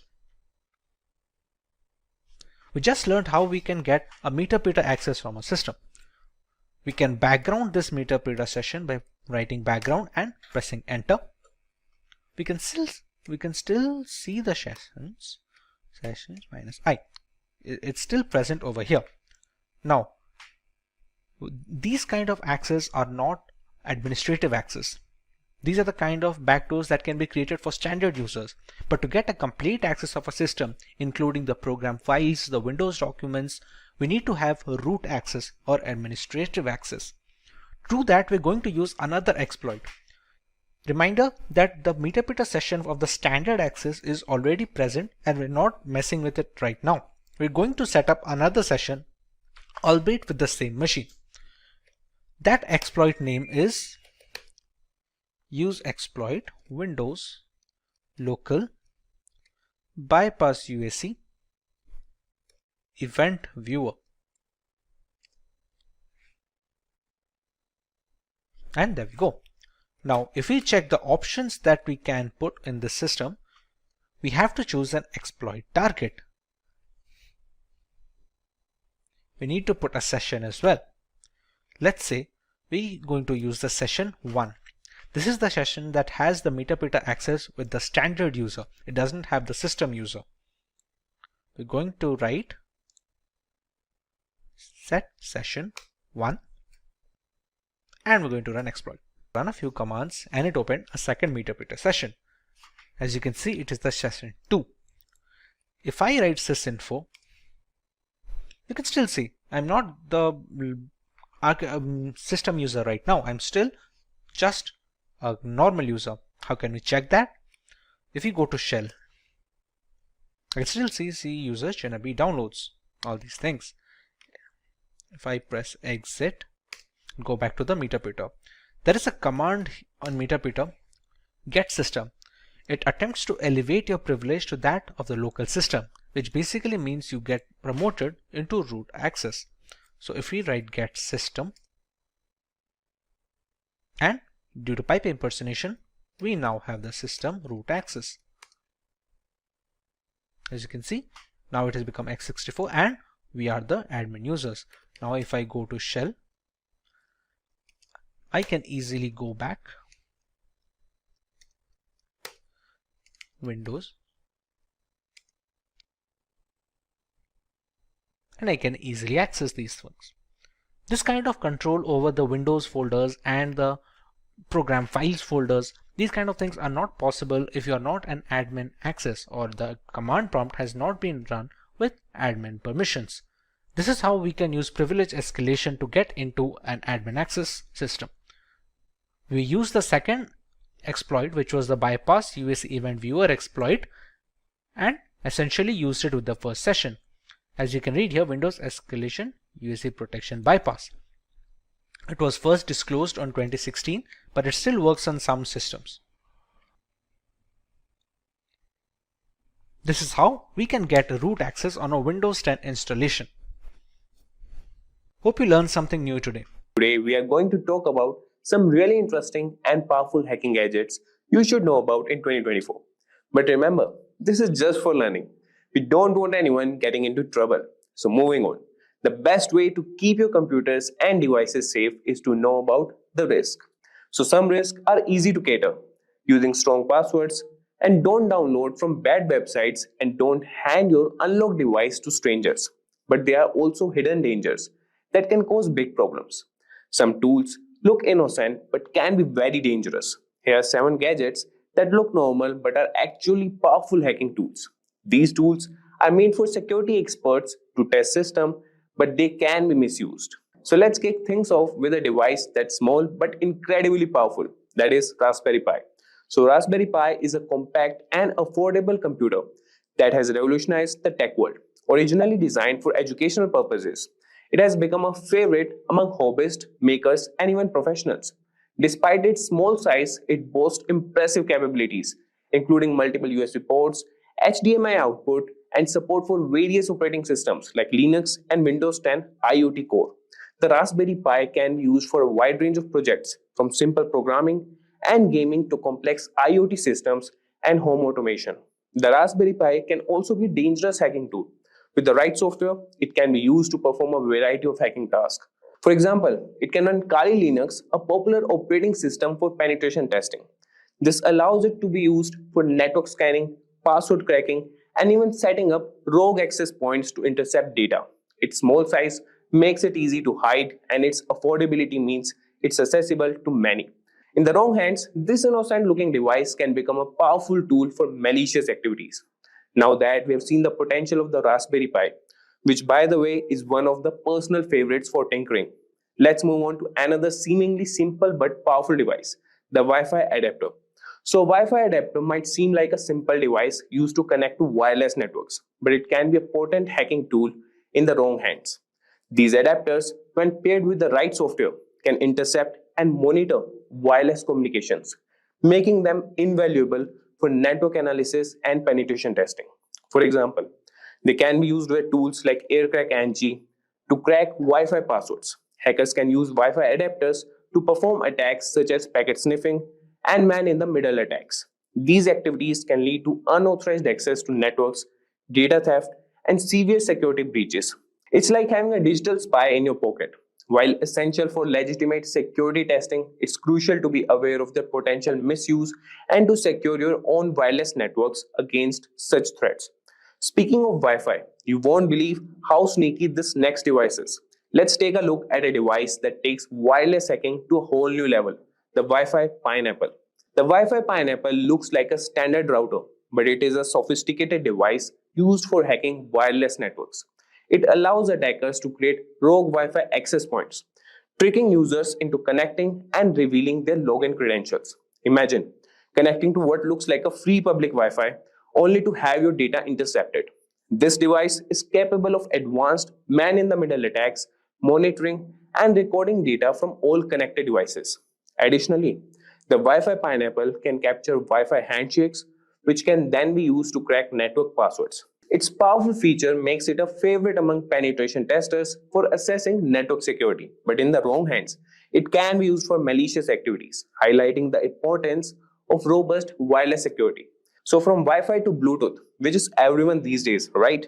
Let's now explore a powerful tool for Bluetooth hacking, the Ubertooth One. The Ubertooth One is an open source Bluetooth testing tool that appears to be a simple USB dongle.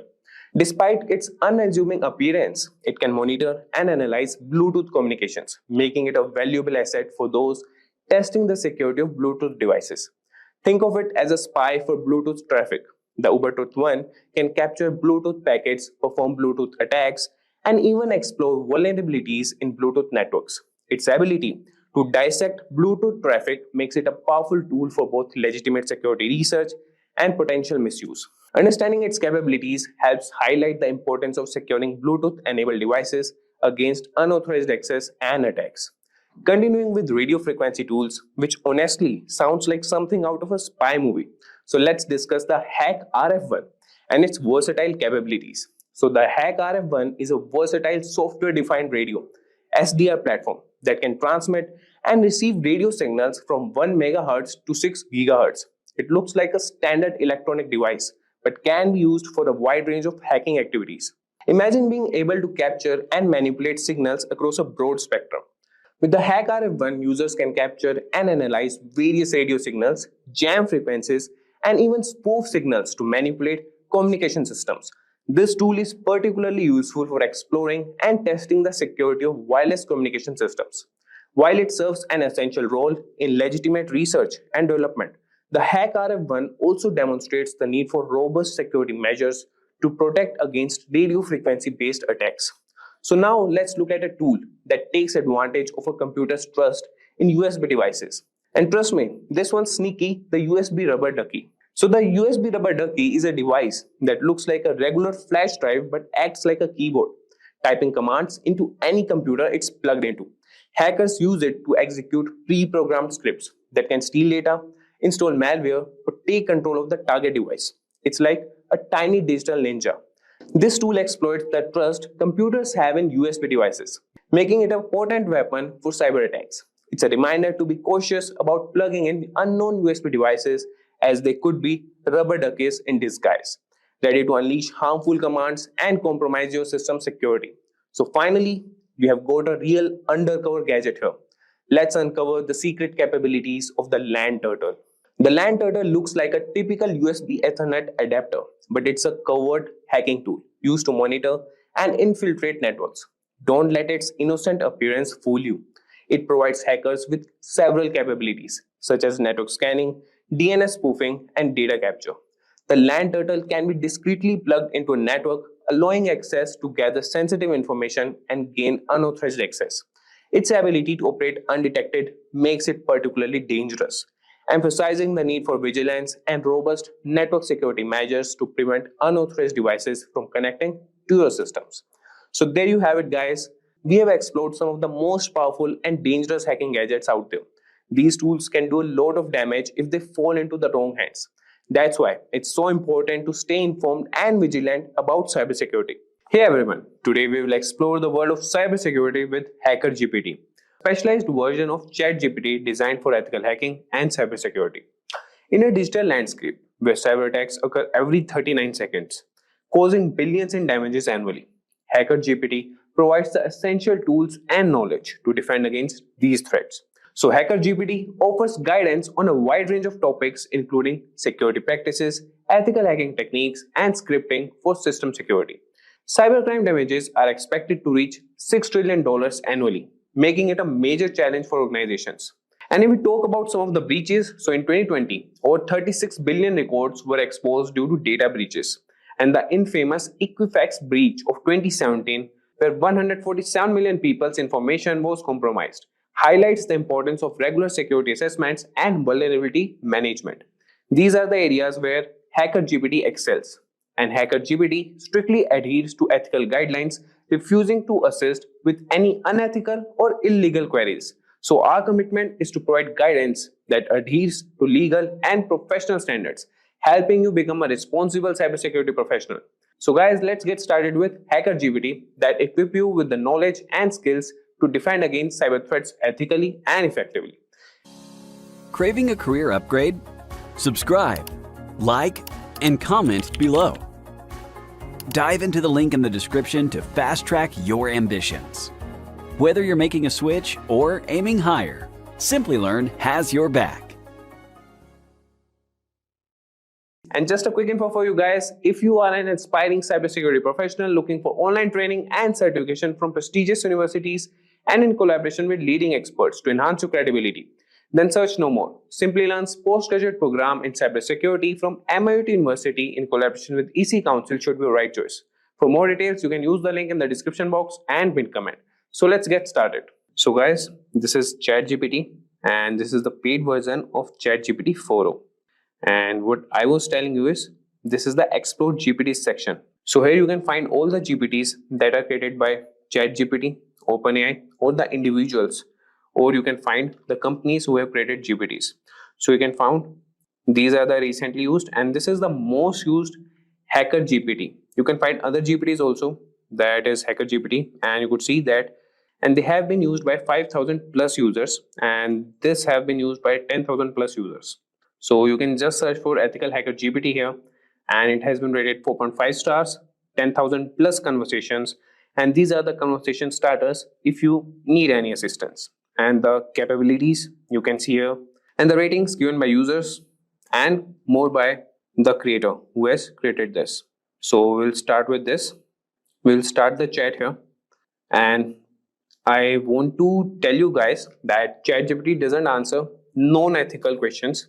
So if you try to extract that information from ChatGPT, that won't be possible. But we can do a bit, like we can cross a bit line with Ethical Hacker GPT, but that should be used for ethical purposes only. So I will show you guys how you can utilize this GPT. And one more thing, guys, if you want to create your own GPT, you can also create that also. You can go to Explore GPT section, and here's the create option. Click on create, and here you can start creating your GPT. If you click on configure, you can write the name of your GPT, description, instructions, and the conversation starters as you just saw with the Hacker GPT, Ethical Hacker GPT, and the capabilities what you want to be enabled. You can do that. And here in the create section, you could write the prompts here, and it will take that information and use it for more purposes. And here you could attach more files that could help create your GPT. Okay guys, so here you could see the configuration and the preview of your GPT, and you can finalize that. So moving back, we'll get back to Ethical Hacker GPT and start with our conversation with him.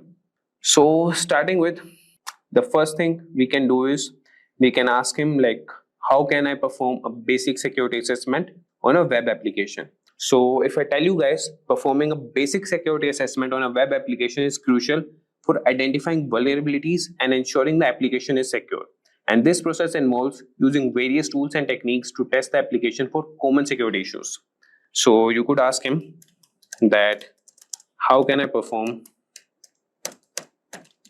a basic security assessment on a web application?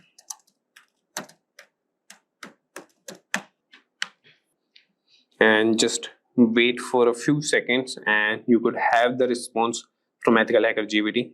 So you could see that performing a basic security assessment on a web application involves several key steps, and these are the key steps. Number one is preparation and information gathering. And how you can do that, these are the steps: identify the scope, gather information. Then is the second step, that is reconnaissance, and you can use the tools Burpsuit, Nikto, and others. Similarly, you could see all the steps here. So I won't be guiding, or I won't be reading what responses are generated by Ethical Hacker GPT. I have used that, and he provides very accurate, like I would say around 95 to 96% accurate results. Here I want to show you guys how you can utilize it. So I will show you prompts and what things you can ask him. So this was all about, repeat. So this was about the general security thing. Now we'll move to ethical hacking, and we can ask him how we can perform a SQL injection attack ethically on a test environment. So these are the prompts that you can write. That would be, how do I perform a SQL injection attack, and that too ethically. If you write this, that would be good on a test environment.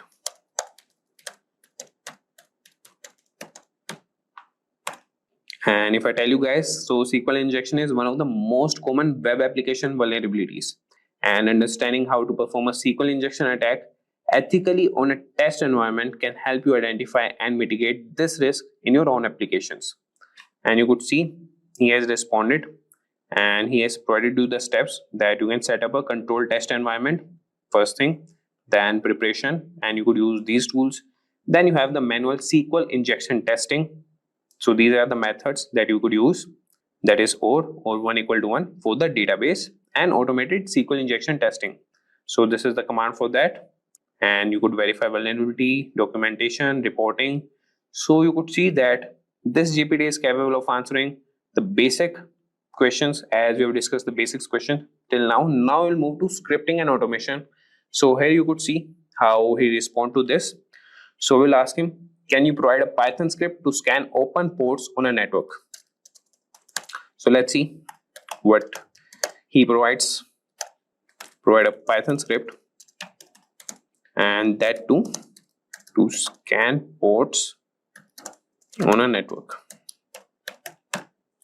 So scanning open ports on a network is a fundamental step in identifying potential vulnerabilities, and a Python script that can automate this process, making it easier to regularly check for open ports and secure them.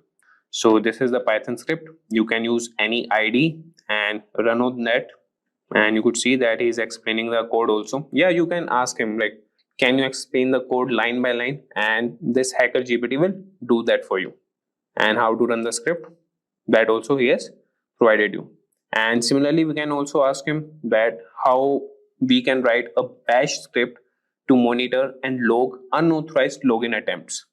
And if you want, I can also run this prompt. How do I write a bash script, and that too to monitor and log unauthorized access, unauthorized login attempts. So we can monitor and log unauthorized login attempts, and that would be essential for maintaining the security of your system. So as you can see, he has written a bash script, and that can help you automate this process, and this will provide real-time alerts and logs for further analysis. And you could see that he's providing the explanation and how you can run the script, and he's writing the note also. Like, you can write more prompts if you have any doubts in any of the script or any of the responses that Hacker GPT has responded, and he will definitely provide you with good responses. So now moving on, now we'll ask this EthicalHacker GPT about some specific security tools, and we could ask him about burp suit. And so let's write a prompt. Can you explain how to configure and use burp suit? Or we can write for web application testing. So if I sum you up, so burp suit is a powerful tool for web application security testing, and understanding how to configure and use it effectively can help you identify and address a wide range of security vulnerabilities in your applications. So you could see he has provided the initial steps, that would be downloading and installing burp suit, configuring your browser to use burp suit as a proxy, and then intercept and inspect traffic. And then you can use it for testing purpose, logging and reporting, and tips for effective testing. So this is the response for the security tools. And if we talk about incident response, we can ask him to write a script to collect system logs for forensic analysis. So collecting system logs is a critical part of incident response and forensic analysis. And this script can automate processes that can ensure that you have all the necessary data to investigate security incidents effectively. So if I write here, we can ask this Hacker GPT, and I'm sure he will provide the response for that and write the script. So can you provide a script to collect system logs for forensic analysis?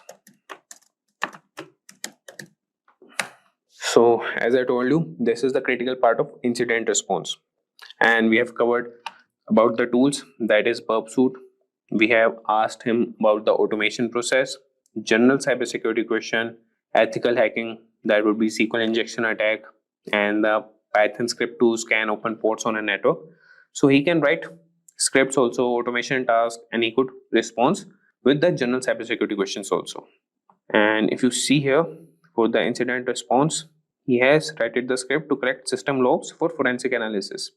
So I won't be explaining this code, as we're just looking for the prompts that we can give to EthicalHacker GPT. If you want, you could just ask him also that explain this code line by line. And here he has mentioned also the explanation, that is directories and files to collect. And after that, he is collecting the logs, and that would be copied in the directory, that is, he has mentioned it, a variable, that is output directory. Archiving logs, cleanup, and how to run the script. So this was about the incident response. Now we'll move to some advanced topics. And in advanced topics, what we can ask him is how to perform a man-in-the-middle attack in a controlled environment. And remember, these that you have to mention some of the keywords that would be in a controlled environment, and for that thing only he will respond or provide the response to you. So I will start here that how do I perform a man in the middle attack in a controlled environment. So if you understand man in the middle attack that works in a controlled environment, this can help you develop better defenses against such attacks. And it's important to learn and practice these techniques ethically. So you can see here that he is providing the prerequisites and the step-by-step guide how you can conduct a man in the middle attack. So first is set up the control environment, then install necessary tools, enable IP forwarding, perform ARP spoofing, and then capture and analyze traffic, clean up and restore the network, and conclusion. So you could just follow up with more prompts that I want more information about setting up the control environment. Just write this prompt and this EthicalHacker GPT will provide more responses to you. So he will provide you how you can set up the control environment.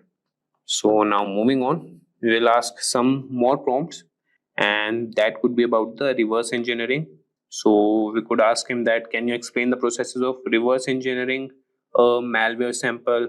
Or we can also ask about honeypot to detect malicious activity. That could be, how can I implement a honeypot to detect malicious activity? Or what are the techniques for securing a Docker container? So we'll ask him one prompt here. Let's see what he responds to that. So how can I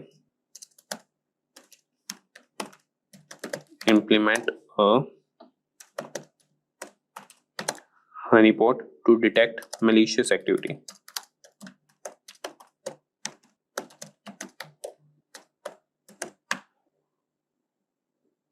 So you could see that he has started responding to that.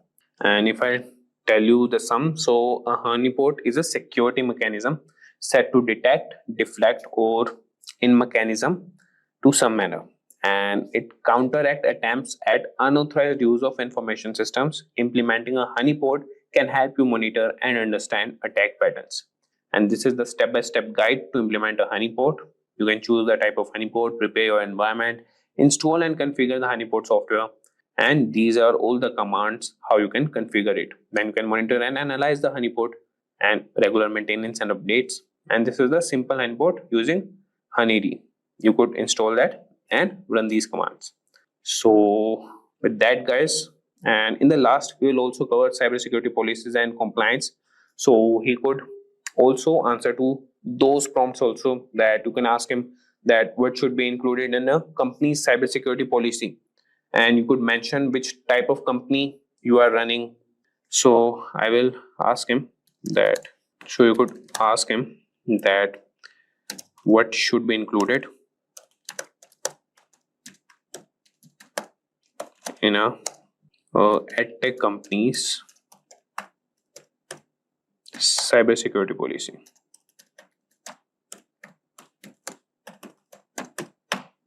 So let's see. So you could see here that creating a comprehensive security policy for an edtech company involves adding various aspects, and that would be introduction.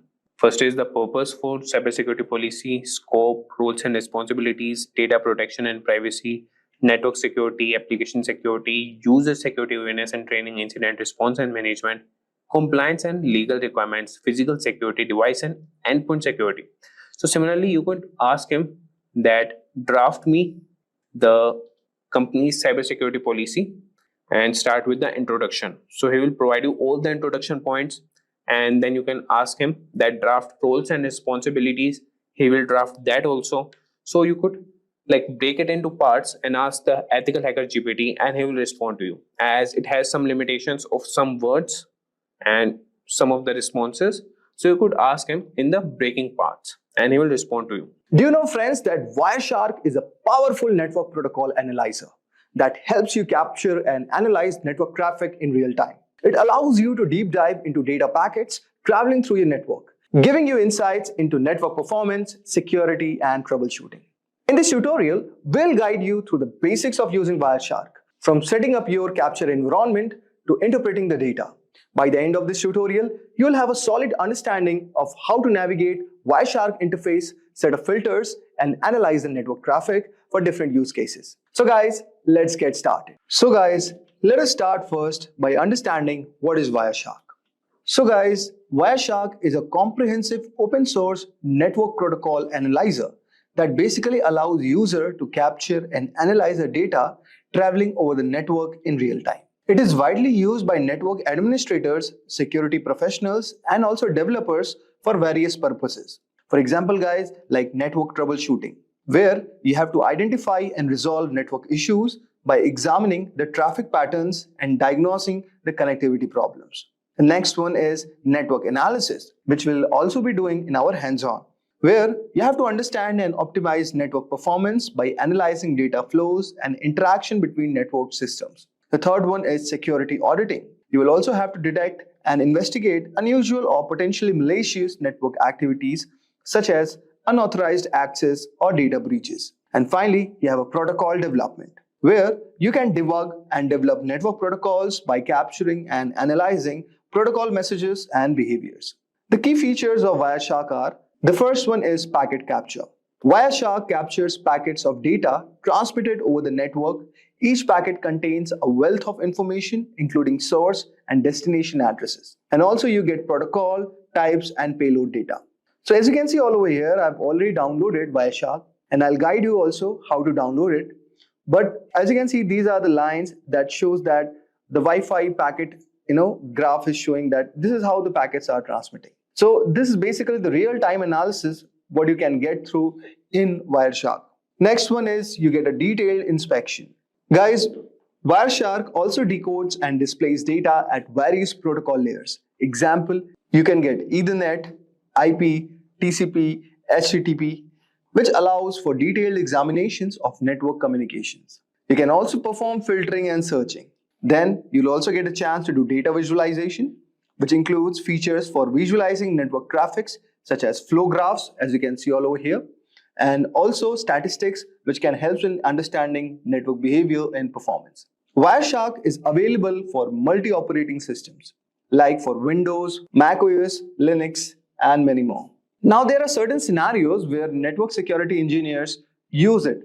Suppose for network performance monitoring, where you track and analyze the performance of network applications and services. You also get an incident response. You investigate and respond to network security incidents by analyzing captured traffic. And you also do the protocol analysis, where you examine and troubleshoot network protocols and ensure proper implementation. Now, let us start with the Wireshark. So first, let us download the Wireshark. And before we download it, I expect that you would have got some brief idea regarding what is Wireshark. Now, what you have to do, guys, you have to go at this link, wireshark.org.download.html. So since I'm using Windows, so I have clicked on Windows x64 installer. Just right click on this. So as you can see, it will start downloading. So guys, since I've already downloaded it, I may not have to do it again. And the steps are very simple. Just you have to click yes, and it's going to download all the required dependencies, and your installer will be ready.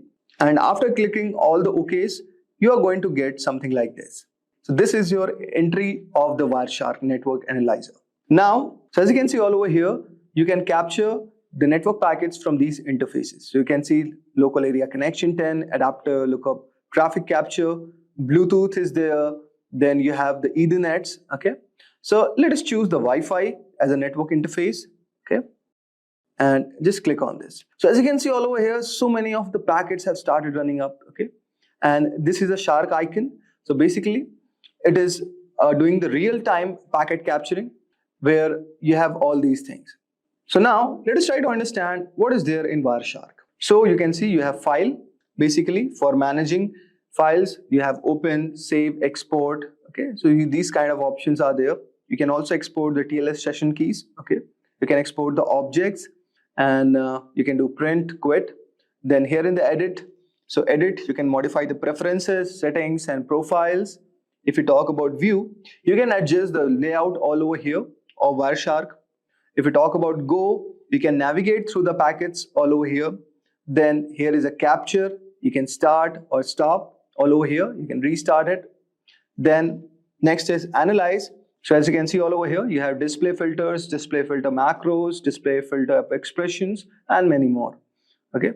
Similarly, you have statistics, okay, which helps in viewing network statistics and data summaries.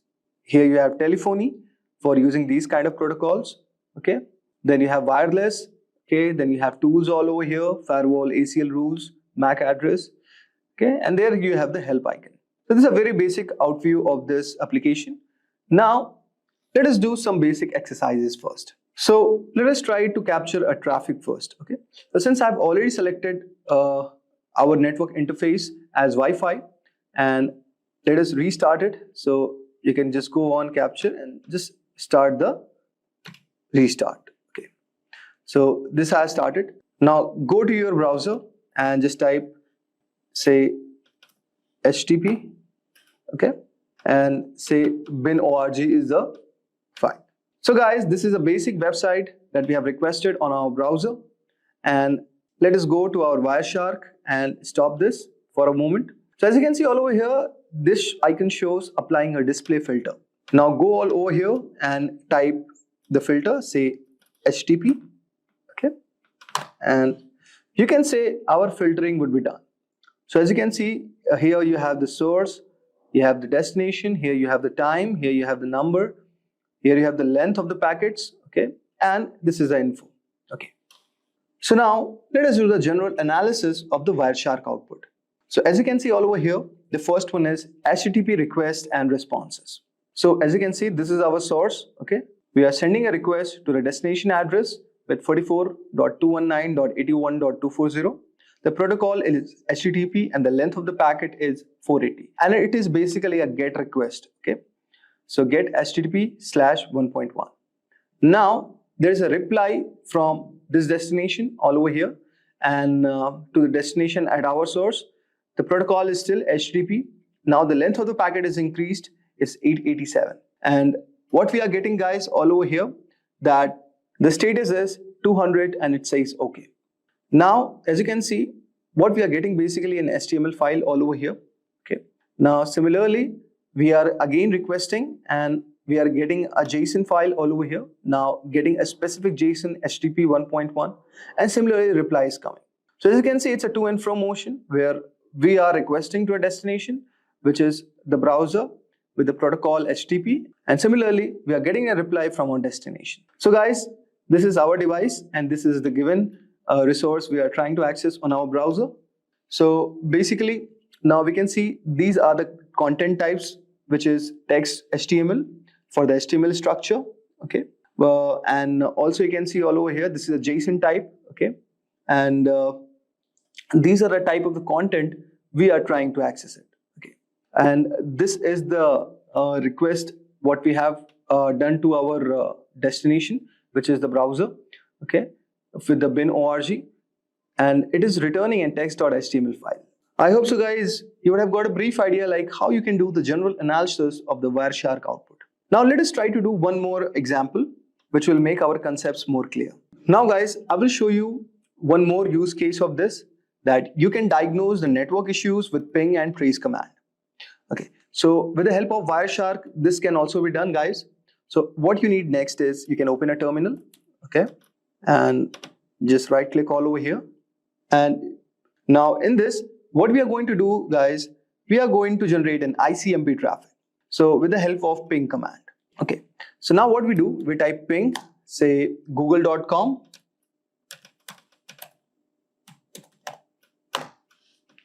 And you can see all over here, the request and reply have started. And now what we will do, guys, we will use the tracer command for tracing our packet flow. So you can see something we have got all over here. We will discuss about this bit later. Now let us open our Wireshark. Okay. And what we'll do, guys, we will type ICMP. Okay. And just click all over here. Okay. So guys, go to the filter and type ICMP. Okay. And just click all over here. But before that, you have to stop this. And now let us try. So you can see all over here that here the destination is showing unreachable, but here we are getting the reply. Okay. Now let us try to examine this protocol. Okay. So what all over here, let us try to understand first what we did in the terminal. Okay.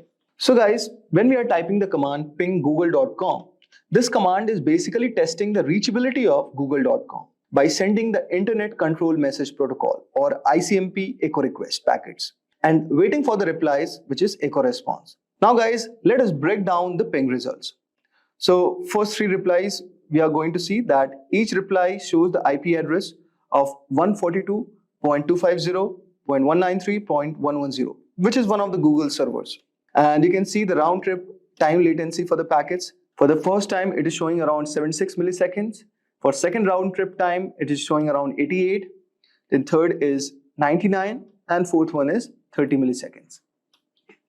Now you can see there is something called time to live also, and in this case the time to live for each packet is around 55 milliseconds. Okay, so basically this field indicates how many hops or routers the packet can pass through before being discarded.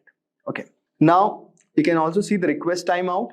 So the fourth packet is a request timeout, meaning no reply was received within this set time. And you can also see the ping statistics.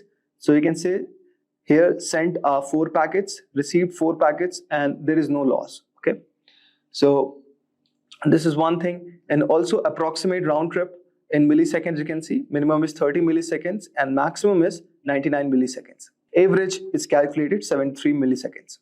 So this is statistics what we got. Now you can see all over here we have the traceroute command. Okay, so here no arguments are provided first. So let us try to understand. The D means do not resolve IP address to host names. Okay, where H means maximum number of hops of routers to search, and W means timeout in milliseconds for each reply. So suppose if I see traceroute google.com, so guys, this will show all the hops that the packet has to travel through reach the Google server, which will help to diagnose where the delays or issues might occur on the path. Now you can see all over here there are a lot of options are given. So similarly you can read this. Now let us try to do the Wireshark analysis.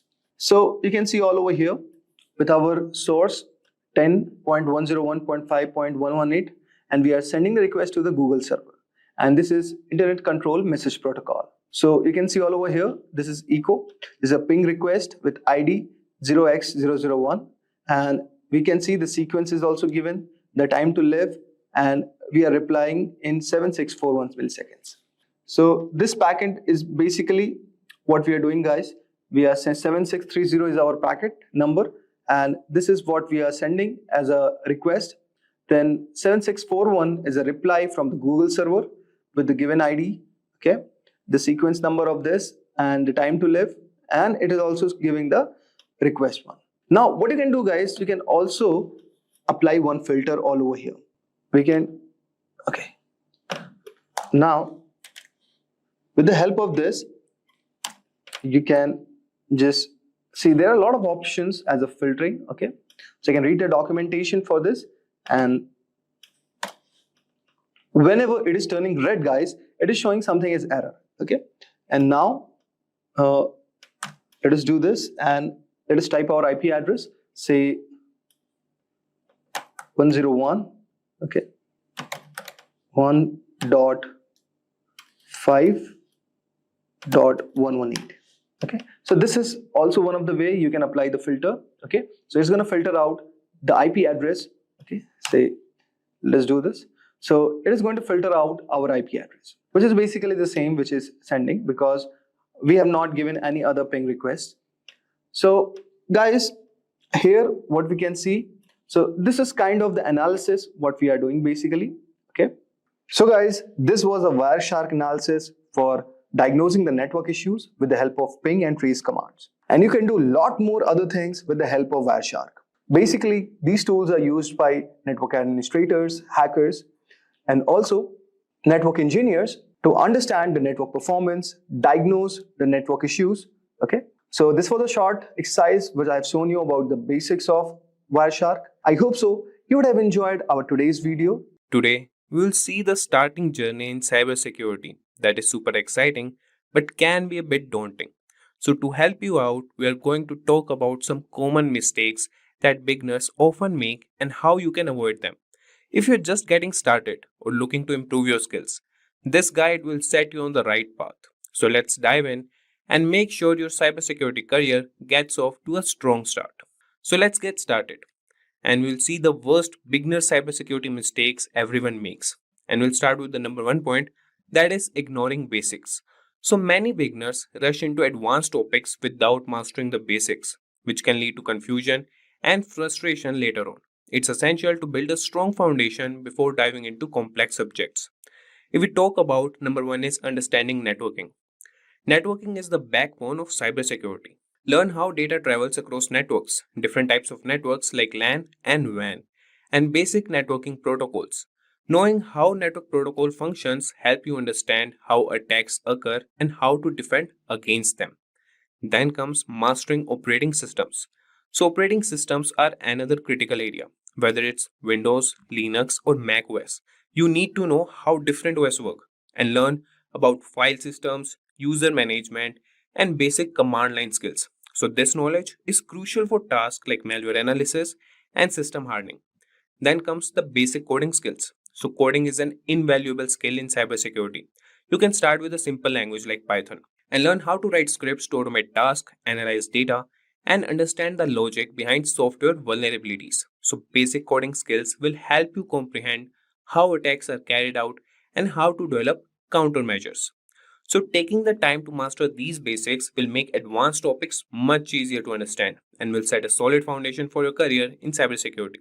So remember, it's a journey, and starting with the basics will ensure you build strong, lasting knowledge. Now we'll come to number second point, that is skipping hands-on practice. So this is also one of the cybersecurity mistakes that beginners make. Cybersecurity isn't just about theory. Practical experience is crucial, and many beginners focus too much on reading and studying without applying what they have learned. This creates a gap between knowledge and real world skills. So the number one point here is setting up a home lab. So create a home lab with an old computer or virtual machine to practice what you learn. Install different operating systems, set up networks, and simulate attacks in a controlled environment. Then comes real world scenarios. So use your home lab to practice real world scenarios like configuring firewalls and detecting intrusions. Platforms like Hack the Box and Try Hack Me offer cybersecurity challenges that mimic real life networks and systems. Then comes building confidence. So hands-on practice builds confidence. So solving real problems and seeing the results of your actions make you more comfortable with cybersecurity tools and techniques. And this confidence is crucial when making quick, informed decisions in this field. So gaining practical experience bridges the gap between theory and practice, making you a more effective and confident cybersecurity professional. So now we'll see the third mistake that cybersecurity beginners make. That is lack of documentation.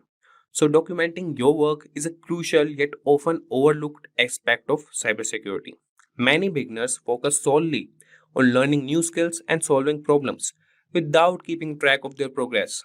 However, good documentation practices can significantly enhance your learning experience. And by keeping detailed notes on what you learn, the tools you use, and the methods you apply, you create a valuable resource for future reference. And this habit helps you review and reinforce your knowledge, making it easier to remember complex concepts.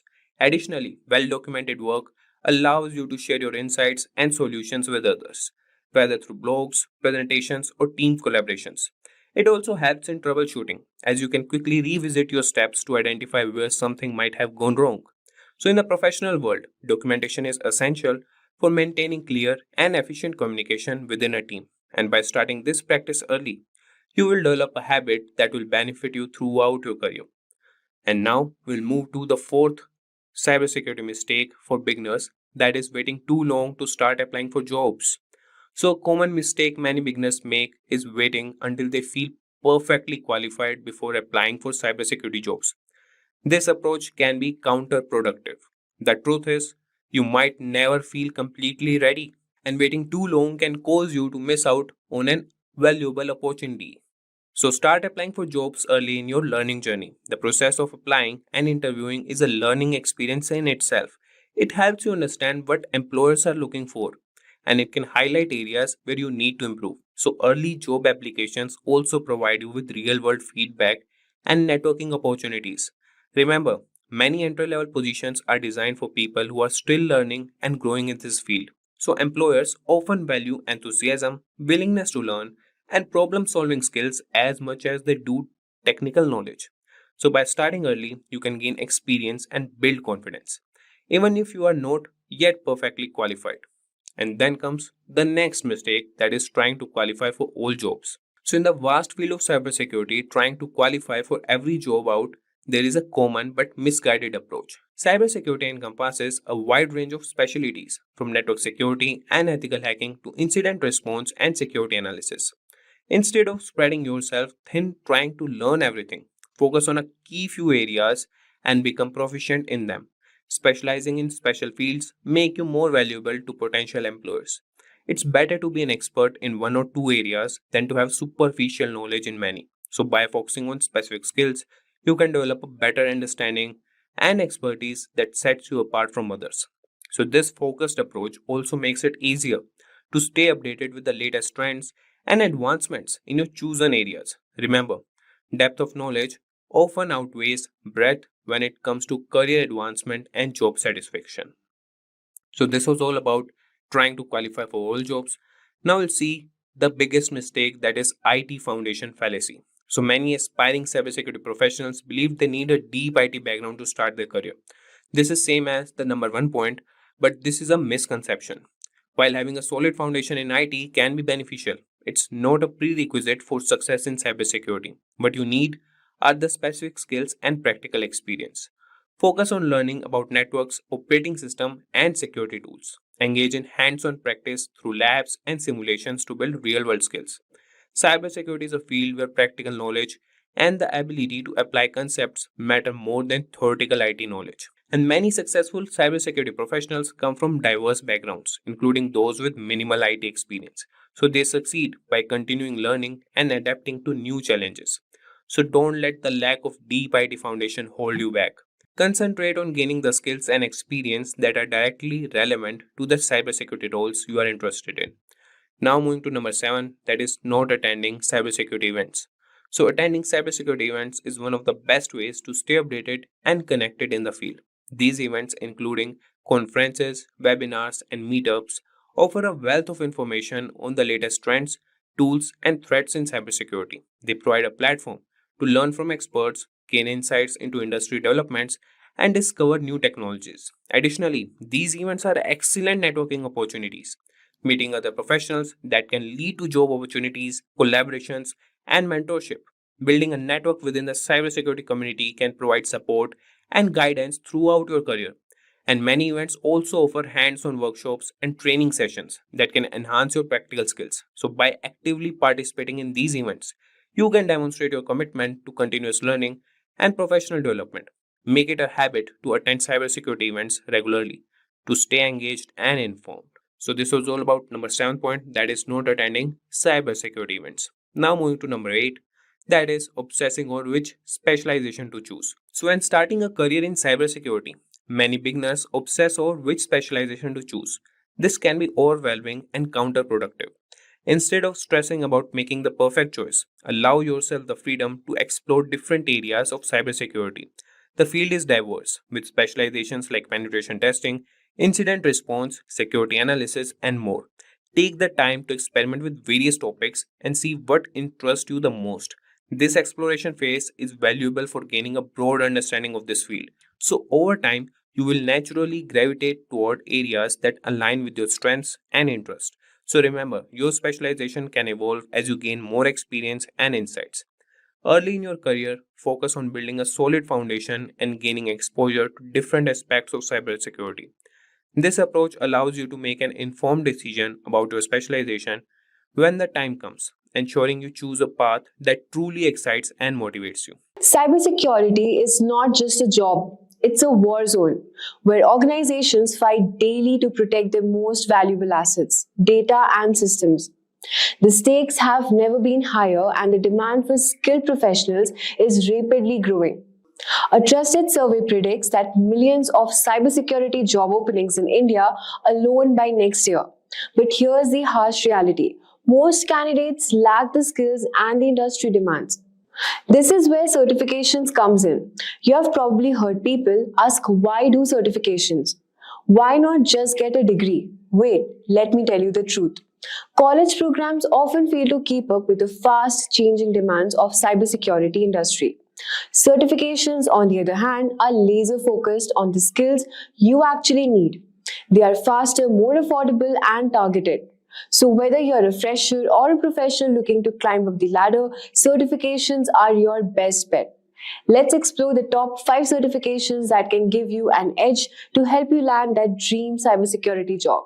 Now you might be thinking, I'm not from an IT background, can certifications really help me? Or maybe you have graduated with a computer science degree and are wondering why bother with certifications. Let me explain why certifications are so powerful. First, if you are from a non-IT background, certifications can open doors you never thought possible. They provide you with hands-on practical skills that employers value far more than theoretical knowledge. For example, even if you have never written a single line of code, certifications like CompTIA Plus Security or Certified Ethical Hacker can teach you the foundational skills needed to land your first job in cybersecurity. On the other hand, if you're already a computer science graduate, certifications allow you to specialize. Cybersecurity is a vast field, and employers look for specialists in areas like penetration testing, risk management, or compliance. A certification like CISSP can turn your general degree into a targeted resume that screams expertise. Here's why certifications are such a game changer. At first, it will help you to boost your resume by adding instant credibility, showing you have invested in gaining expertise. They also align with industry trends, ensuring your skills match with current standards. They also demonstrate your commitment to your career and give you a competitive edge, making you stand out to hiring managers in a crowded job market. So now let us explore the top 5 certifications that you can take your cybersecurity career to the next level. So let's get started. So now let's begin with the very first certification at the top of the list, which is Certified Information System Security Professional, CISSP, widely regarded as the gold standard in cybersecurity certification. It's offered by ISC and it is one of the most respected organizations in this field. This certification is very essential for professionals who want to lead cybersecurity efforts at an enterprise level. Well, CISSP is a comprehensive certification that covers 8 key cybersecurity domains, such as risk management, security operations, and software development security. It's highly designed for experienced professionals and proves you have the expertise to design, implement, and also manage a robust cybersecurity program. Organizations worldwide trust CISSP certified professionals to handle sensitive security needs. Talking about the eligibility, to qualify, you need to at least have 5 years of professional experience in at least 2 of the 8 domains, a bachelor's degree in computer science, or any one of the experiences preferred. Even without full experience, you can take the exam and earn the title associate while you complete the required work experience. Let's talk about the exam details and cost. Well, the CISSP exam is about 6 hours long with 250 questions, and the cost of the exam is rupees 61,409 Indian rupees, and for US it's around $749. This is one of the fee to register and sit for the certification exam. CISSP opens doors to senior roles such as Chief Information Security Officer, who can earn around 76 lakhs a year in India and $150,000 plus per year in the US. Also, Senior Security Consultant, who can earn around 13 lakhs per year in India and $120,000 per year in the United States. Well, CISSP is more than just a credential. It's a symbol of expertise, leadership, and trust in the cybersecurity world. For anyone serious about advancing in this field, this is the certification you should aim for. Also, if you're looking for specialized training to ace the CISSP examination, consider Simplilearn CISSP certification training. This is globally acclaimed program and is aligned with the latest ISC exam pattern, offering comprehensive coverage of all the 8 domains with live online classes, hands-on lab, and also expert guidance. with features like simulation tools, test papers, and included CISSP exam voucher. Simplilearn ensures you are exam ready, plus their 100% money back exam pass guarantee also adds extra confidence as you work towards elevating your cybersecurity career. Next on our list is CISA, which is Certified Information System Auditor, a highly respected certification from ISACA, focusing on auditing, compliance, and risk management. It's perfect for professionals responsible for evaluating and improving an organization's security framework. CISA is recognized worldwide, especially in highly regulated industries like finance, healthcare, and government. It demonstrates expertise in identifying vulnerabilities, ensuring compliance, and improving security controls. Let's talk about the eligibility for this certification. Well, to qualify, you need to have at least 5 years of work experience in IT audit, control, or security. You also need to have a bachelor's degree that can waive up to 2 years of this requirement. Let's talk about the exam details and cost for this certification. Well, the exam is 4 hours long, with 150 questions testing your knowledge of auditing and compliance. Exam fee is around 47,141 in Indian rupees and $575 for ICACA members. And if you're not a member of ISACA, then you have to pay 62,000 in Indian rupees and $760 for USA. Let's talk about the career opportunities and salaries. Well, CISA certified professionals can secure roles like IT audit manager, who can earn around 20 lakhs per year in India and $130,000 per year in the United States. Compliance program manager also can earn around 24 lakhs per year in India and $140,000 per year in the United States. With organization increasingly prioritizing governance and compliance, CISA has become a critical certification for professionals in these areas. It's must-have for those who want to specialize in auditing and risk management. Also, if you want to boost your career in IT auditing and compliance, you can consider Simplilearn's CISA certification training. As an accredited training partner of ISACA, Simplilearn offers comprehensive preparation including live classes by industry experts, access to the official ISACA learning kit, and simulation tests to help you master the 2024 CISA exam and domain. This training provides you up-to-date curriculum and practical insights to help you excel your career. With an exam pass guarantee and flexible learning options, Simplilearn also ensures that you're fully prepared to achieve CISA certification and advance your professional journey. Let's talk about the third certification on the list, which is Certified Information Security Manager, CISM. Coming at number 3, this is another certification from ISACA aimed at managers and leaders in cybersecurity. It's ideal for professionals who want to transition into leadership roles. CISM focuses on the strategic and managerial aspects of cybersecurity, such as governance, incident management, and program development. It's valued by organizations seeking security leaders who can make informed, high-level decisions. Let's talk about the eligibility. To qualify, you need to have 5 years of experience in information security management, a degree of another relevant certification that can waive up to 2 years of this requirement. Let's talk about the exam details and the cost.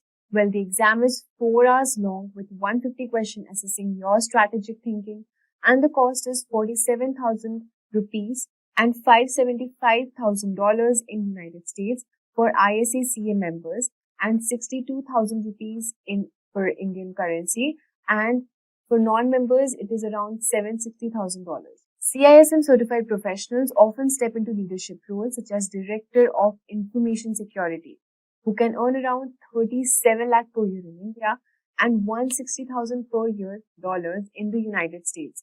Data Governance Manager can earn around 30 lakhs per year in India and $140,000 per year in the United States. For those aiming to lead cybersecurity teams and make strategic decisions, CISM provides the credibility and expertise needed to succeed. Also, if you want to elevate your career and leadership role, Simplilearn CISM certification training can be your ideal choice. As an ISACA Elite training partner, Simplilearn provides an official learning kit including the ISACA Value Review Manual, QAE and exam voucher along with live classes conducted by accredited instructors. So you can refer to this certification by Simplilearn. Let's move on to the fourth number on the list, which we have CompTIA Security Plus, the perfect entry-level certification for building core cybersecurity skills. It's a vendor neutral, which means it's recognized across industries and applies to various technologies. Security Plus covers essential topics like network security, threat management, and compliance. It's designed to give beginners a strong foundation in cybersecurity and prepare them for real-world challenges. Let's talk about the eligibility. Well, there are no strict prerequisites, but CompTIA recommends having basic IT experience or earning the Network Plus certification first. Let's talk about the exam details and cost. The 90-minute exam includes both multiple choice questions and also performance-based questions. The registration fee for the exam is 30,000 rupees and in USD it is around $370. With Security Plus, you can pursue roles like security engineer who can earn around 8.2 lakhs per year in India and $95,000 per year in the United States. Cloud engineers can earn up to rupees 6 lakh per year in India and $85,000 per year in the United States. Security Plus is an affordable, impactful way to start your cybersecurity journey, making it an excellent choice for beginners. Also, if you're looking to begin your cybersecurity career with confidence, consider Simplilearn's CompTIA Security Plus certification training. This will also provide you comprehensive coverage of all the exam objectives and focuses on real-world applications to prepare you for the industry challenges. Additionally, flexible learning options and 24/7 assistance makes it an excellent choice for learners worldwide. Finally, we have CEH, which is Certified Ethical Hacker on the list. The perfect certification for those who dream of thinking to become a hacker to protect systems. Offered by EC Council, this credential focuses on skills needed to become penetration testing and ethical hacking. CEH is a hands-on certification that teaches you to identify vulnerabilities, detect attacks, and secure systems. It's a great choice for professionals drawn to ethical hacking and proactive cybersecurity. Moving on to the eligibility part, to qualify, you need to have 2 years of experience in information security or at least completion of the EC Council's official training program. The exam details and the cost is, the exam is around 4 hours long with 125 multiple choice questions, and the exam fee is 98,000 and 1,199 USD dollars in USD. CEH certified professionals often work as penetration tester who can earn around average of 5 lakh per year in India and $85,000 per year in the United States. Cybersecurity engineers can earn 7.3 lakh per year in India and $100,000 in the United States. CEH is perfect for professionals who want to specialize in offensive security and ethical hacking. It's an exciting certification that paves the way for dynamic, high-impact roles. Also, if you are ready to step into the world of ethical hacking, then Simplilearn CEH V13 certification training is the perfect choice. Accredited by the EC Council, this course includes the official e-courseware AI-driven tools and exam voucher with hands-on labs, live sessions, and cutting-edge tools. Simplilearn equips you to excel in penetration testing and many more. Imagine being able to assess a security of your systems like a pro hacker, but ethically, of course. In this tutorial, we are going to walk you down through how to perform penetration testing using Kali Linux, which is one of the most powerful tools in the cybersecurity world.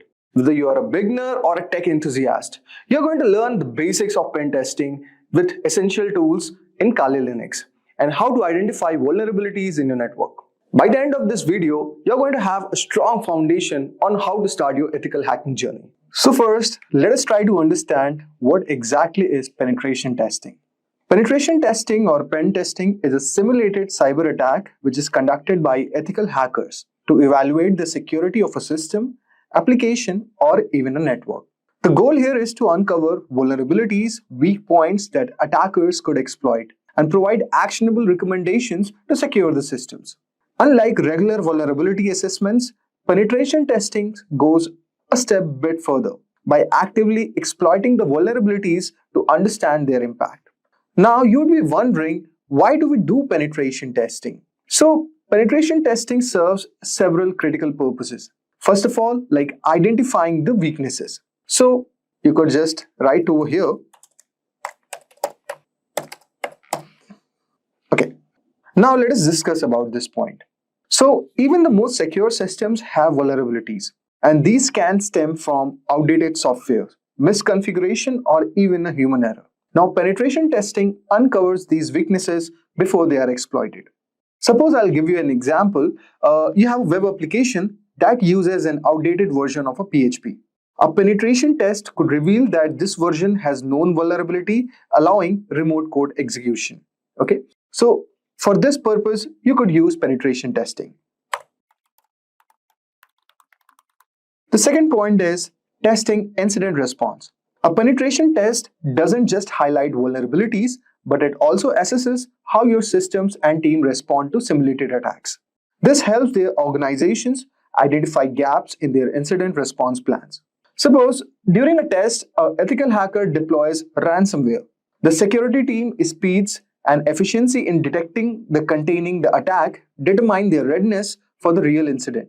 So for the incident response testing, you could use penetration testing.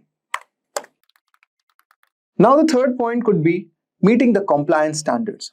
Industries like healthcare, finance, and e-commerce must comply with stringent data protection regulations. So penetration testing helps meet standards such as PCI DSS, GDPR, or HIPAA. Okay, so I'll just mention all over here. Fine. Now, the fourth reason which I could think of could be protecting the reputation. A breach can damage customers' trust and tarnish your brand image. Penetration testing is a proactive way to safeguard your reputation. For example, a major retail chain suffers a data breach, exposing millions of customer records. Post-incident analysis reveals that a simple penetration test could have identified the vulnerability and prevented the breach.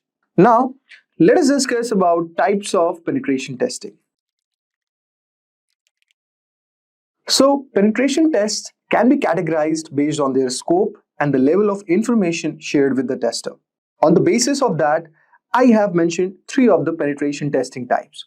The first one is black box testing. So here, the tester has no prior knowledge of the system. This simulates an attack by an external hacker. So that is called a black box testing. Now, if I discuss about white box testing, here the tester has full access to the system, including source code, architecture details, etc. So this simulates an insider attack or a highly informed hacker. The third one that we have all over here is gray box testing. So here the tester has partial knowledge, such as user credential or limited architecture details. Based on this, he simulates the attack. So you could do these kind of penetration testing on a system to check its vulnerability. Now let's do a hands-on exercise on penetration testing with Kali Linux. Now, if you have not installed Kali Linux, so just go to the official documentation or official website of Kali Linux. So here you could see you will get a tab called Get Kali. Okay, just you could go for virtual machine way of installation, or you could go through installing the image. Okay, so there are various ways you could do it, but if you are using Windows operating system, so what you could do, just go directly to your Microsoft Edge. Okay, so here it is going to have Kali Linux. Just type on.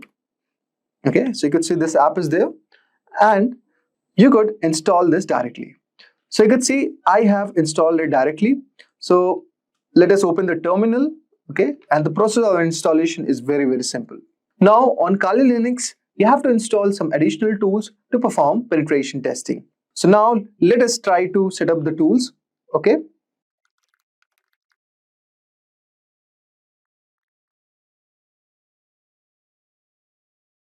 So you can see all over here, I have opened my Kali Linux terminal. Now the tools that we are going to install all over here will be Nmap, Whois, Dig, Nikto, WP Scan, OpenVAS, and Metasploit. Let me give you a brief idea about these tools. So Nmap also stands for Network Mapper. So the purpose of this tool is going to be scanning the network to identify open ports, services, and operating system. You could also scan the target for open ports and also the running services.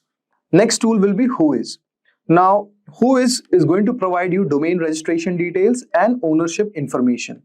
Like for example, Whois, and you could give a name like certain example.com could be a demo website. So which will help you to gather domain level information about the target. Now the third tool is dig. So dig performs the DNS enumeration to receive the DNS records, like for example A, MX, NS. Okay, so all of these are DNS records basically. So this tool is very much important if you are we'll be needing some DNS record to do the penetration testing. So basically it is used to explore the DNS structure of the targeted domain. Now the fourth tool is going to be Nikto. So Nikto is going to scan web servers for vulnerabilities such as outdated software, default configuration, and potential misconfigurations. Now it is also going to check for vulnerabilities on the web server also. The fifth tool is WP Scan. Now if I talk about this, so this basically scans the WordPress websites for vulnerabilities in themes, plugins, and core files. Okay. Now it enumerates the users and checks for plugin vulnerabilities.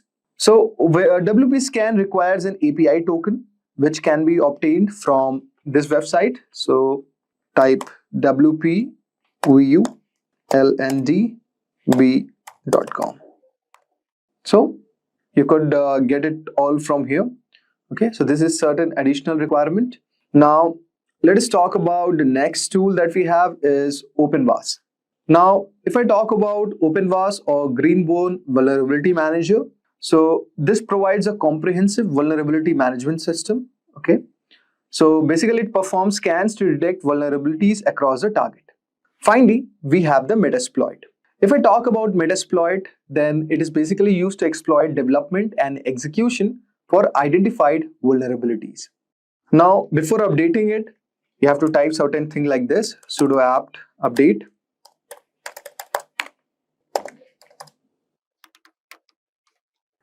Okay, so after you have done this, then you could just type sudo apt install nmap.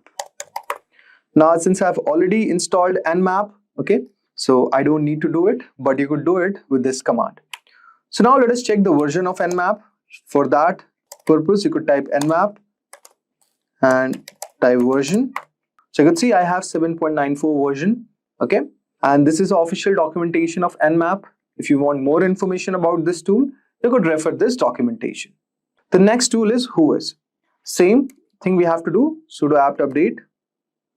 Okay, now next thing would be sudo apt install Whois. Okay, so we have installed Whois also. Next tool will be dig. So just install dig like this. So you could install dig something like this, sudo apt install DNS utils. Okay, so we have installed dig also, and to check the version, type dig v. So you would get the version as 9.20. Okay, finally let us install Nikto. So same command. For here, type Nikto. Since I've already installed Nikto, so I don't need to do it. Now let us check the version of it. Nikto.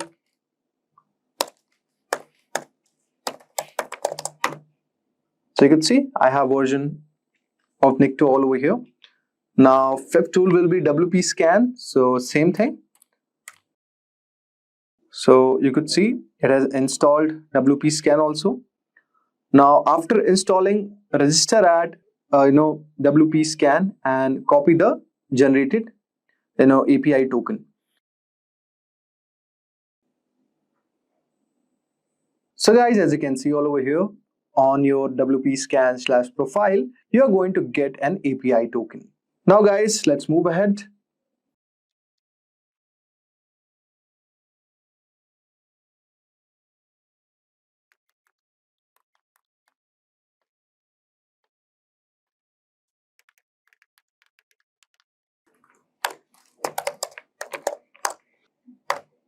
So guys, you can check the version of WP Scan after typing WP Scan / version, and you could see I have version 3.8.27 installed.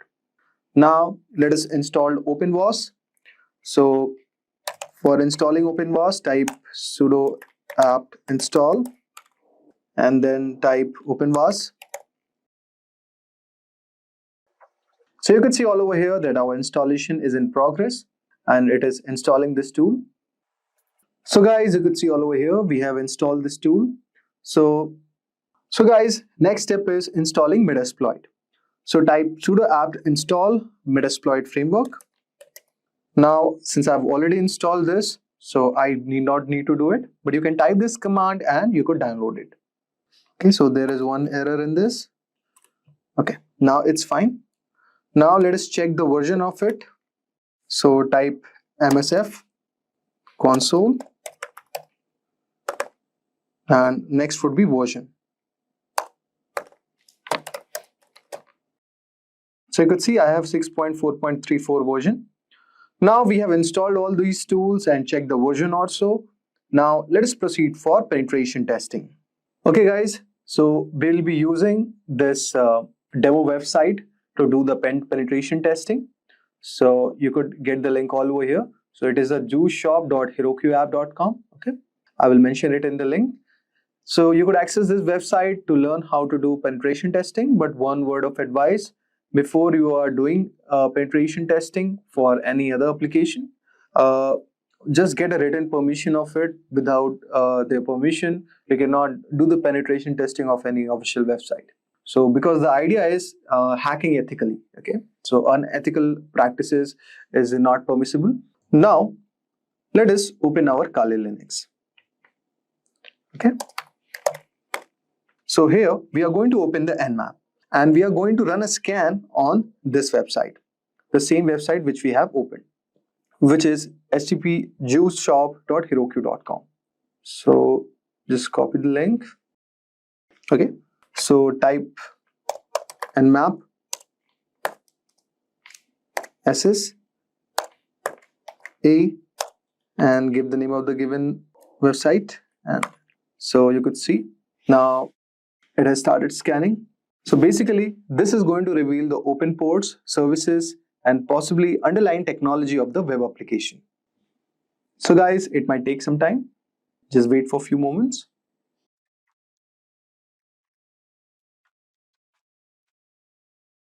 So guys, you could see all over here that Nmap has given the complete scan. Okay, so you could see the stats all over here. So port 80 and it is using a TCP protocol. Okay, and state is open. It is support 80 is basically open all over here, and the service is HTTP. Okay, and the version is Cowboy. So we have got this brief idea regarding this, that for open port on HTTP, it is 80. Now let us identify the web server use all over here. So you could see all over here, the server is Heroku router. And so we have got all the information of this website. We have got the open port. So the overall idea was to look for the open port. Okay. Now let us do the vulnerability assessment of this. So for doing the vulnerability assessment, we'll be using Nikto. So type Nikto/h and the name, copy the link.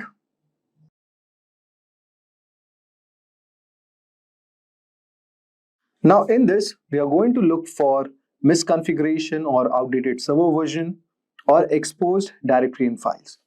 So you could see we have got the target host name, the target port, okay, and you could see the SSL info is also given all over here, okay, and so you could see all over here it is telling that the site uses TLS and the strict transport security header is not defined all over here. So in similar way, still is looking for the vulnerability. Okay, let us give it some time.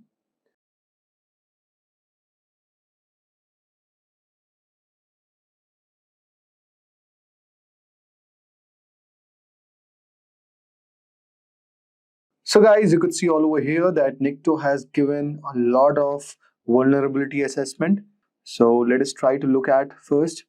Okay, now you could see it has also told that server is using wildcard certificate. Okay, if you want a brief idea about it, just click on this link. Then You could also see all over here that it is giving all the information what could be vulnerable. So now it is giving some backup certificate file found. So if you move down a little bit, so you could also see that X content type header is also not set. So here it is telling that it could allow a user agent to render the content of the site in different fashion. So this can be a MIME type attack can be done on this website. So guys, you can see all over here that it is also given robots.txt. So this is actually a plain text file which is located in the root directory of the website. For example, juiceentry.com/robots.txt.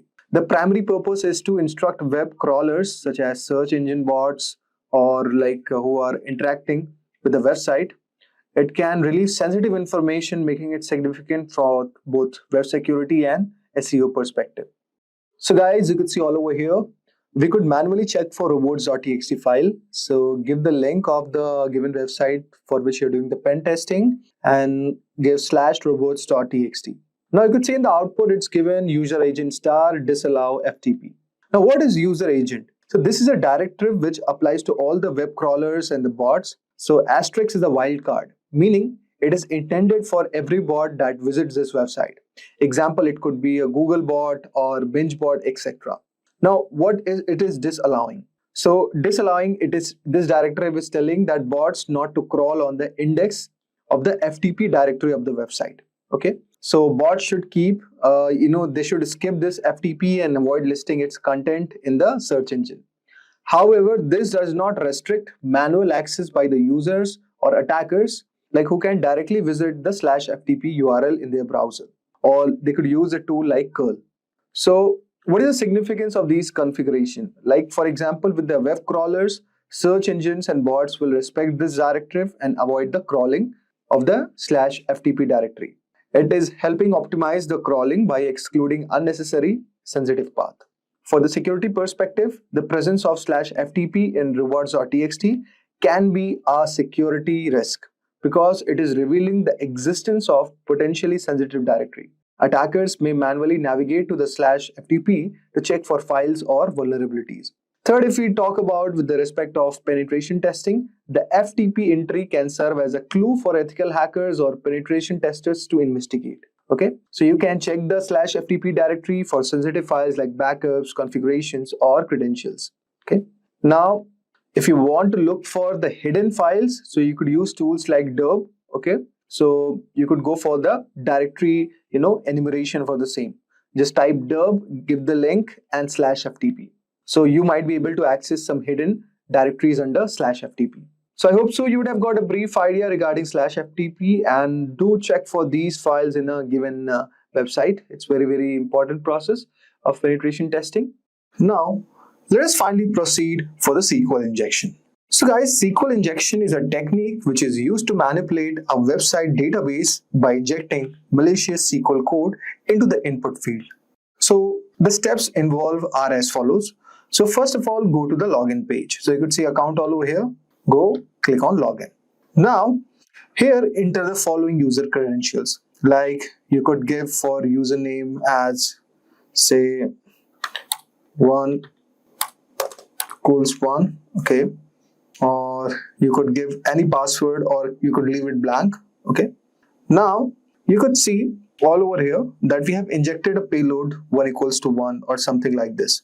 Okay, so you can see all over here that I'm not able to log in. Okay, so you could see this is being secured. Now let us give certain other email and let us say provide a password, or we could leave it blank. So it's still asking for your password. Just type anything. Okay, just log in. You could see it is telling invalid email or password. Okay, means we have not registered yet all over here. That's why it's saying invalid email. So let me explain you what I'm trying to do all over here. So suppose the payload which I'm trying to inject, suppose as I have written all over here, say 1 equals to 1. Okay, now this is actually breaking the SQL query logic.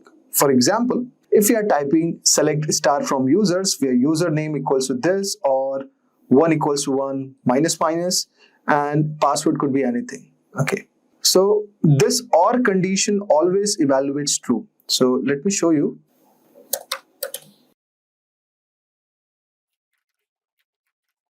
So guys, you could see here that I'm writing a SQL query, something like this. Okay. Select star from users where username equals can be anything, or it could be 1 equals to -1 and password could be anything. So this is kind of a SQL injection where we are trying to put anything malicious inside the given code. So this OR condition 1 equals to 1 always evaluates to true. So it is bypassing the authentication.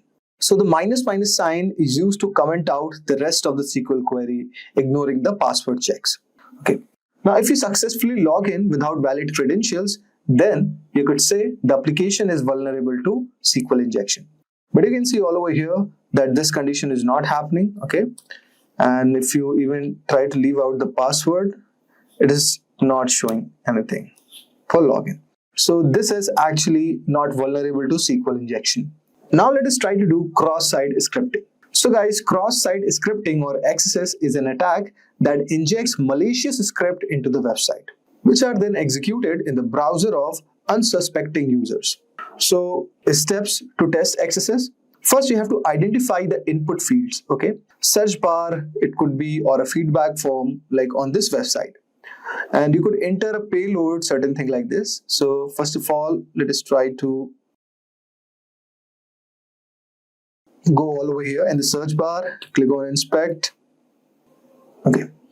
Now we have to find out where the script is written. Okay. So type Control F. Okay. So okay. Now the script. Okay. Now what you would do all over here? Let us now perform the XSS attack. So as we have navigated to our web application, so we have targeted this input field. Okay. Now we are trying to inject, okay, a script alert XSS. Okay. So what you have to do, you have to right click on this and go to the developers tool. Okay. And then you will get screen like this where you have to add script alert XSS. Now, if the alert box pops up, okay, if it does, then it shows that it is vulnerable to the XSS attack. So guys, as you can see all over here, I have inserted this script alert XSS/script. So I'm trying to inject the XSS. Now, if you see a pop-up button like coming all over here, then it indicates that this input field is vulnerable to XSS attack. So just right click on this and let us see. So guys, as you can see all over here that I have inserted this script alert XSS. Now when you right click on this and any pop-up is coming up, then it means that this website is vulnerable to XSS attack. So in this way you can perform exploitation. Now if you cannot manually insert the tag, okay, what you can do guys, you can modify the existing DOM. Okay, so first of all, locate the input field in the developers tool, then right click on it and on that input element, okay, and manually replace the given values. Press enter to save the changes and check if the script executes. So let us right click on this. So you can see nothing is happening. So it's all fine. Now that's one way you could do it. Or alternatively, what you could do, you could go on the console and type the same thing like document.querySelector input mat input 0. So this is the given form field and dot value and inject the XSS attack all over here. And then if it is applicable, trigger the search button programmatically. So what you could do, you could trigger in the next step document.querySelector form.submit. Now if the pop-up appears all over here, then we are successfully injecting the XSS attack. Now if you can't inject the script, okay, so this also scenario comes up. So first of all, inspect the sanitization logic, review how the application processes your input. Some apps escape dangerous characters like these curly braces, okay, these braces and script. So test alternative input fields, try other input fields, forms or query parameters where your script might work. So guys, this was a small introduction on pen testing with using various tools present in the Kali Linux. Once you dive into the world of cybersecurity, it becomes clear that there are many certifications to choose from. Some of these are relatively easy to obtain, while others are known to be extremely challenging. The difficulty of these exams basically depends on few things, like how much you know, how much time you put into studying, and the hands-on experience you have in the field. Some people breeze through the toughest certification without breaking the sweat, while others might struggle with them. But here's the thing, it's really hard to rank how difficult a certification is because testing organizations don't always share the pass rates for their exams. Despite this, there is plenty of talk in the industry about which certification is the hardest one. So based on the discussions and insight from cybersecurity experts, we have put together a list of 8 most challenging cybersecurity certifications. So guys, without further ado, let's get started. So guys, the first certification in our list is, in a decreasing order that we have, is AWS Certified Security Specialty. Our list basically begins with the AWS Certified Security. This specialty certification is a must-have for cloud security professionals. This certification focuses on especially security in the Amazon Web Services cloud environment. In this certification, you will learn about AWS security concepts like the shared responsibility model, data protection, and secure internet protocols. You will also cover topics like identity and access management, incident response, and infrastructure security. The exam itself lasts for 170 minutes and consists of 65 multiple choice and multi-response questions. While there are no official prerequisites for this certification, it's recommended that you have at least 5 years of experience in designing and implementing IT security solutions and 2 years of hands-on experience with AWS. Most candidates who attempt these exams usually have the other AWS certification under their belt, such as the AWS Certified Solutions Architect. AWS Associate also works, and also the AWS Certified Solution Architect Professional. These certifications basically provide a strong foundation in the AWS concepts, making the AWS Certified Security Specialty kind of easier to tackle. But still, it's a tough exam, and passing it will make you a valuable asset to any organization that uses AWS. Now, let us move to the next one. The next one we have is CompTIA Advanced Security Professional Practitioner Certification, or CASP+. So guys, this is one which is aimed at cybersecurity professionals who work at more advanced level. The CASP Plus focuses on enterprise security, risk management, and security operations. The exam itself consists of maximum of 90 questions, and you have 165 minutes to complete it. It covers basically 4 main areas: security architecture, security operations, security engineering, and cryptography. Also, it covers governance, risk, and compliance. Each area requires you to have a deep understanding of complex topics, making these exams quite comprehensive. The CASP Plus is often compared to the Certified Information Systems Security Professional, or CISSP certification exam, and it is an alternative for certain US Department of Defense roles. If you are aiming for a career in the government cybersecurity, then this could be the certification for you. Now let us move on to our next certification. So guys, our next certification is GIAC Certified Incident Handler Certification, or GCIS certification. This is for those candidates who are focused on incident handling and response. The GIAC Certified Incident Handler is a key certification. With cybersecurity threats becoming more sophisticated, the ability to handle incidents effectively is very critical. This certification teaches you how to respond incidents, investigate computer crimes, and understand common hacks and exploits. The GCIS exams include 106 questions and last for 4 hours. You will need to have scored at least 70% to pass this certification exam. It is a certification that's perfect for people working on the front lines of cybersecurity, such as system administrators, security experts, and security architects. This certification will give you a hands-on experience with tools like Nmap, Metasploit, and Netcat, which are basically used to carry out some of the most common hacks. So if you are a part of first response team in the cybersecurity, then this certification will be extremely useful for you. Now, let us move to our next certification. That is CISM, or Certified Information Security Manager certification. So guys, the Certified Information Security Manager certification is highly valued for those aiming to move into leadership roles within the cybersecurity. It is specifically focusing on the management side, making it ideal for professionals who want to lead and govern an organization's information security program. Rather than diving deep into the technical aspects, CISM is all about managing the overall security infrastructure, accessing risk, and also implementing policies that ensure security at the organizational level.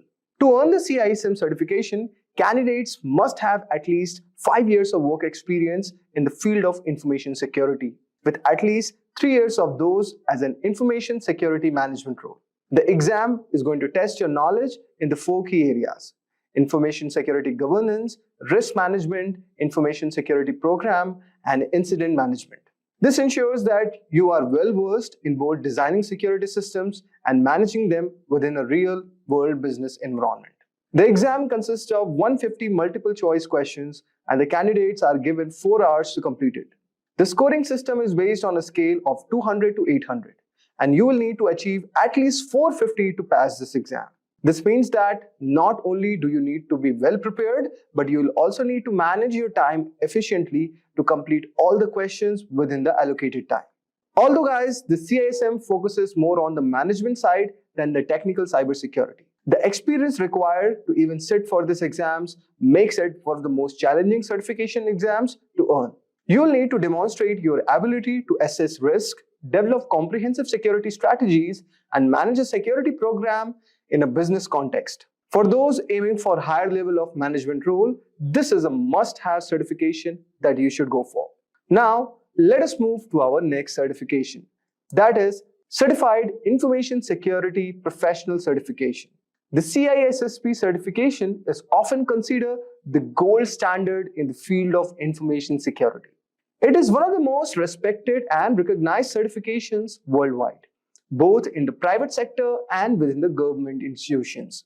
If you are aiming to establish yourself as a serious cybersecurity professional, then the CISSP can be a career-defining certification. The CISSP is designed for experienced professionals who create and manage security policies and procedures. It's not an entry-level certification, but it also requires a high degree of expertise and experience. To even qualify for the exam, you need to have at least 5 years of relevant work experience in the field of information security. If you have a 4-year degree in a related field, you can reduce the work experience requirement to 4 years. But this still leaves a substantial barrier to entry. The exam itself is not easy feat.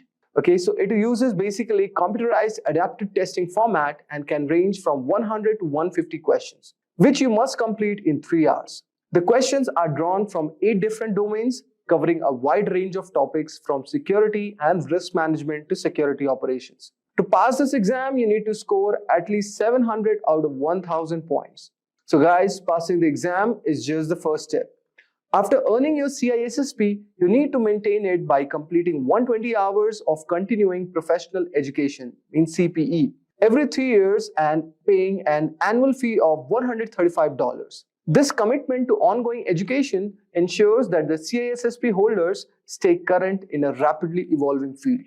The difficulty of this certification lies not only in the challenging exam itself, but also in the preparation. Many candidates spend up a year studying for this exam, and those who don't meet the experience requirements can still take the exam. But they will be classified as an ISC2 associate until they gain the requisite experience. Once you have earned the CISSP, you will be well positioned for advanced role in cybersecurity. So whether you are aiming to be a security manager, auditor, or consultant. Now let us move to our next security certification. So our next certification is CCIE Security or Cisco Certified Inter-Network Expert Security Certification. This is known for its incredibly challenging process. It's widely recognized as one of the most prestigious certifications in the field for the network security professionals, and the number of individuals who hold this certification globally is quite small, around 4,000 as of now. The certification commands respect because of the depth of the knowledge required and the difficulty of the exam. The CCIE Security Certification requires candidates to pass 2 exams. First, a written qualification exam implementing operating Cisco Security Core Technologies or SCOR 35701. And the second is an 8-hour lab exam. The lab portion of the exam is where many candidates struggle, and it's designed to test your ability to secure real-world networks in a hands-on environment.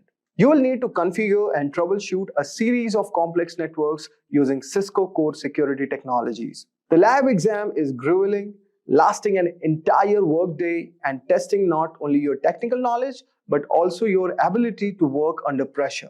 It's designed to simulate the real-life scenarios where quick thinking and problem solving are very essential. So guys, passing this exam is a massive achievement, and the CCIE security certification is highly sought after by employers.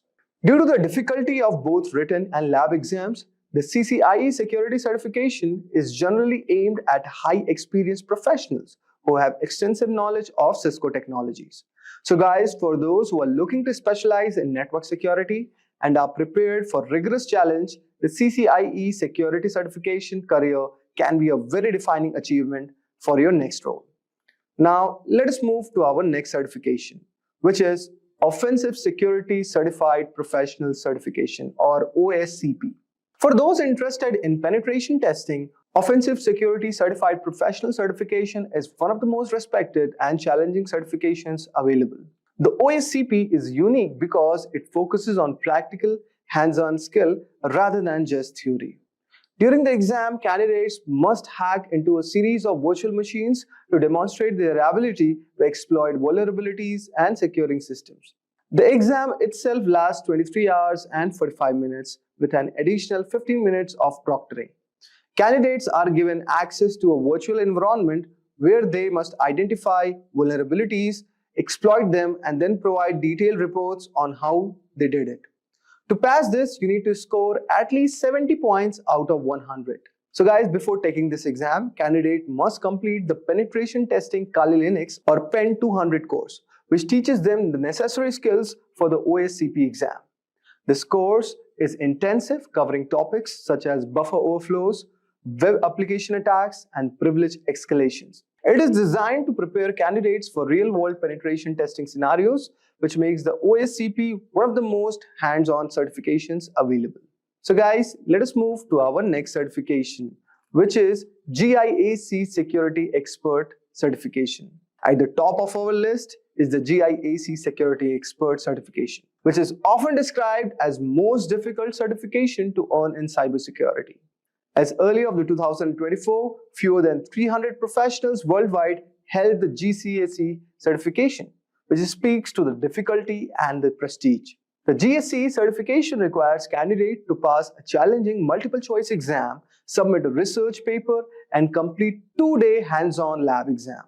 The lab portion is where most candidates struggle, as it tests your ability to apply advanced cybersecurity concepts to secure and defend systems in real-world scenarios. Maintaining the GSC certification is no small task either. GIAC requires certified professionals to regularly update their skills and go through a rigorous renewal process.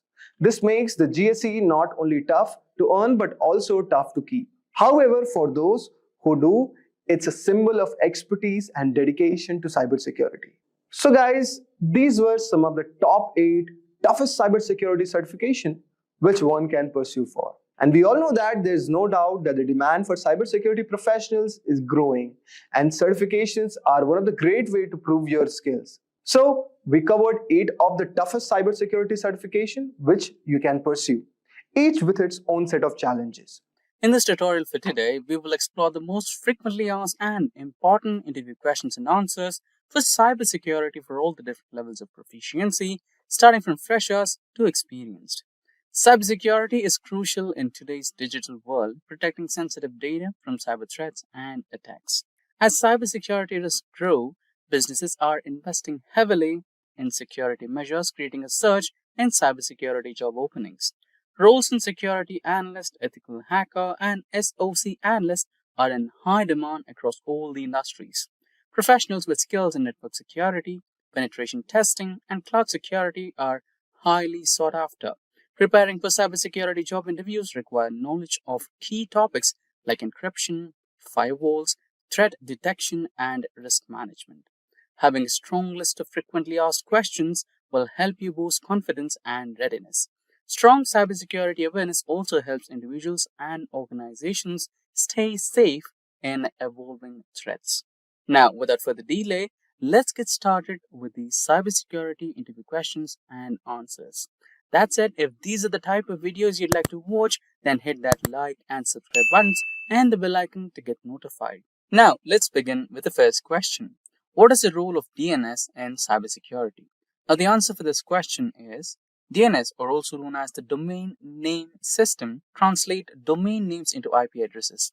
Attackers exploit it using DNS spoofing, cache poisoning, or tunneling into redirect users, or exfiltrate data. Now, proceeding ahead, we have the next question. What does phishing? Provide an example. So, phishing is a social engineering attack where attackers trick users to revealing credentials via fake emails or websites.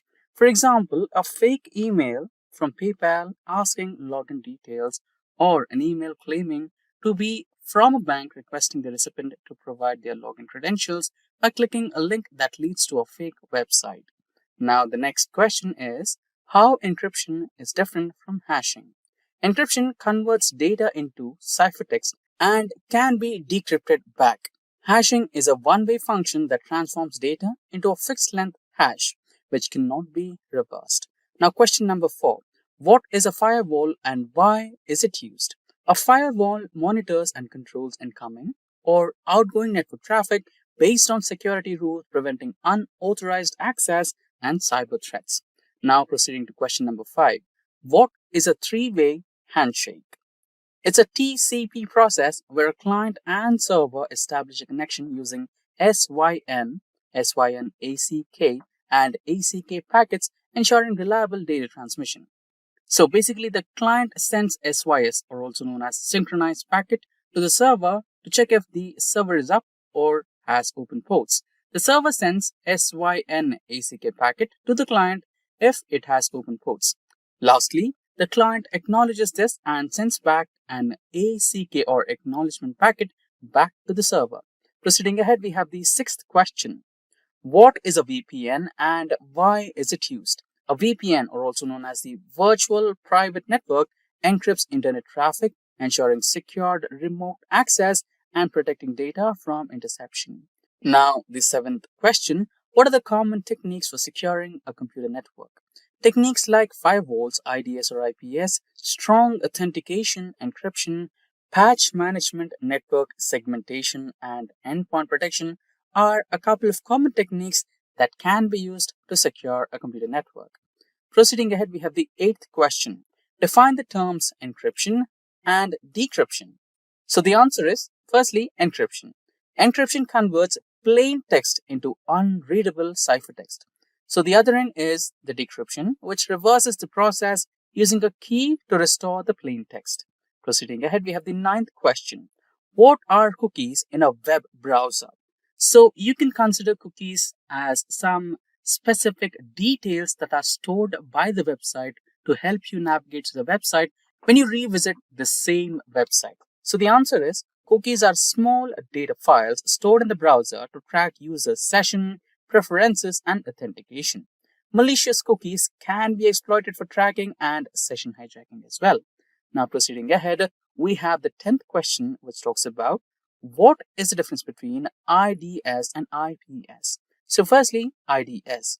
IDS is also known as Intrusion Detection System, which monitors traffic for threats, while IPS is Intrusion Prevention System, which actively blocks malicious traffic. Now, proceeding ahead, we have the 11th question. What is two-factor authentication? So for all of those you're already using Gmails or any of the email accounts and you want to log in from a remote location which kind of seems different to your browser, then you get a notification. Authenticate yourself via mobile or your phone, etc., right? Send an OTP or some secured questions. So that is known as two-factor authentication. The security method requiring two independent authentication factors like a password or a one-time code to verify identity is called as two-factor authentication. Proceeding ahead, we have the 12th question. What is SSL encryption? Secured sockets layer encrypted data between a web browser and a browser to prevent eavesdropping and tampering. Proceeding ahead, we have the 13th question. Explain a data security audit. So a security audit is an organization's security control, policies, and vulnerabilities to identify and mitigate risks. Now, the 14th question. Explain cross-site scripting and SQL injection. XSS injects malicious scripts into web pages to steal data. SQL injection manipulates database queries to gain unauthorized access. Now, the 15th question. What is a zero-day vulnerability? So, it refers to a security vulnerability present in software or hardware that is undisclosed to the vendor and lacks an existing solution. This loophole can be leveraged by malicious actors before a remedy is created. So, proceeding ahead, we have our 16th question. Discuss the ISO 27001 and 27002 standards. So, it is a framework for information security management systems, which is ISMS, while ISO 27002 provides guidelines for implementing security controls and practices within an organization. Now, proceeding ahead, we have the 17th question. Explain the principles of ethical hacking. Ethical hackers identify vulnerabilities legally, following rules and engagement, ensuring data integrity, and reporting findings responsibly. Now we have the 18th question. What are the different types of network security? So the 18th question. What are the different types of network security?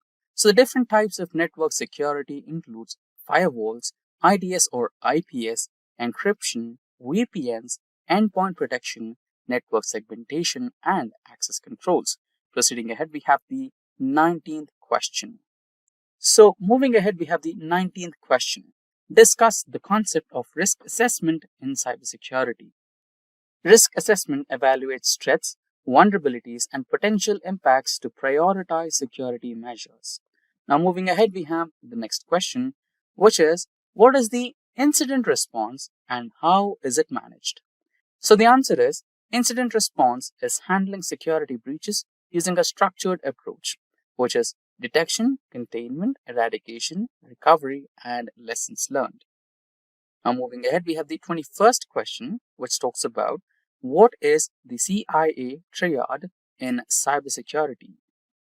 So, CIA stands for C, confidentiality, which is data privacy, I for integrity, which is data accuracy, and A for availability, which is for data access when needed from the CIA triad. Proceeding ahead, we have the 22nd question. What is network sniffing? Capturing and analyzing network traffic using tools like Wireshark, which attackers exploit to intercept sensitive data, is called as network sniffing. Now, the 23rd question. How do you manage cryptographic keys? Using key management systems like KMS, rotate key regularly, use strong storage methods, and enforce least private access, you can manage the cryptographic keys. Now we have the 24th question.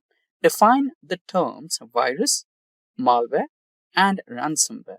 So the answer for this question is, firstly, a virus. Virus replicates and spreads. Next is malware, includes all malicious software. And lastly, the ransomware, where data gets encrypted and the attacker demands payment for decrypting the data. Now, the 25th question. What is the difference between HIDS and NIDS? So HIDS is host-based IDS, which monitors systems activity on a device, while NIDS is network-based IDS, which analyzes network traffic for threats. Now, proceeding ahead, we have the 26th question, which asks about explain data leakage. So, unauthorized data exposure via breaches, insider threats, or misconfigurations prevented by DLP or data loss prevention tools is known as data leakage. Now, proceeding ahead, we have the 27th question. What is port scanning? A technique used to identify open ports on a system, often used by attackers to find vulnerabilities, is called as port scanning. Proceeding ahead, we have the 28th question. How often should you perform patch management? So, standard-wise, the answer for this question is, it should be done as soon as it is released. And in some cases, it should be done regularly based on risk-based approach, and typically for monthly standard patches and immediately for critical vulnerabilities. Proceeding ahead, we have the 29th question. How would you reset a password protected BIOS configuration? Now, the answer for this question is, since BIOS is a pre-boot system, it has its own storage mechanism for setting and preferences. A simple way to reset is by popping out the CMOS battery so that the memory storing the settings lose its power supply, and as a result, it will lose its setting. Now, proceeding ahead, we have the 30th question. What is a botnet? So the answer for this question is a network of compromised devices controlled remotely to launch cyber attacks such as DDoS or spam campaigns is known as a botnet. Now the 31st question. What is the difference between a threat, a vulnerability, and a risk? So the answer is a threat is a potential danger.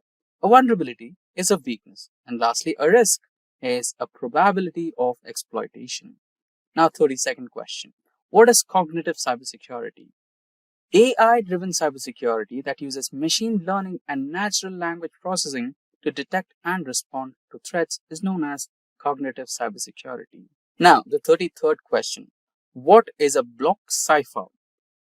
A block cipher is a symmetric encryption method that encrypts data in fixed-size blocks such as AES. Now, 34th question. What do you mean by shoulder surfing? So, it's a very simple answer. Basically, someone which is observing your screen or keypad to steal credentials or sensitive data is called as shoulder surfing. Now, 35th question. What do you mean by system hardening?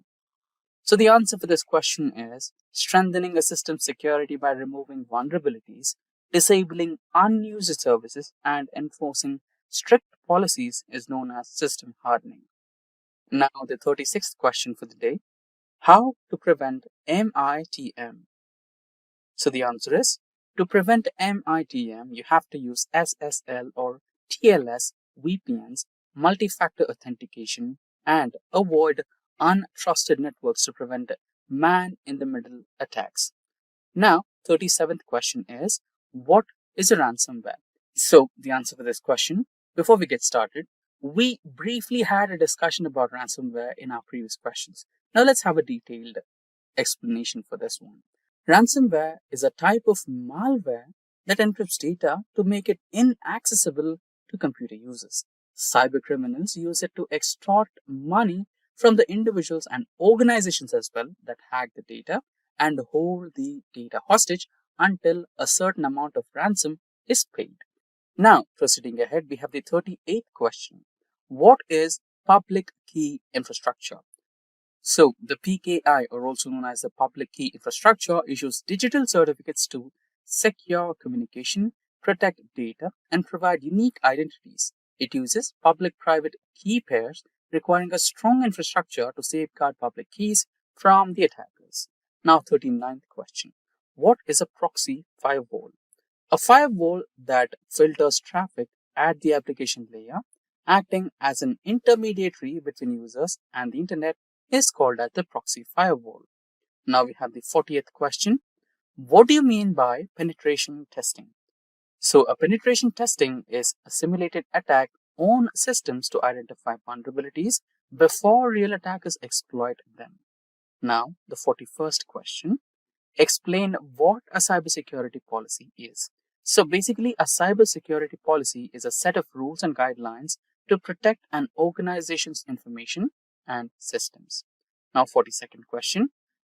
How does a rootkit work and how would you detect it? So the answer is, rootkits hide malware and avoid detection. In order to find one or detect one, you need to use rootkit scanners, behavioral analysis, and integrity checks to detect them. Now, the 43rd question.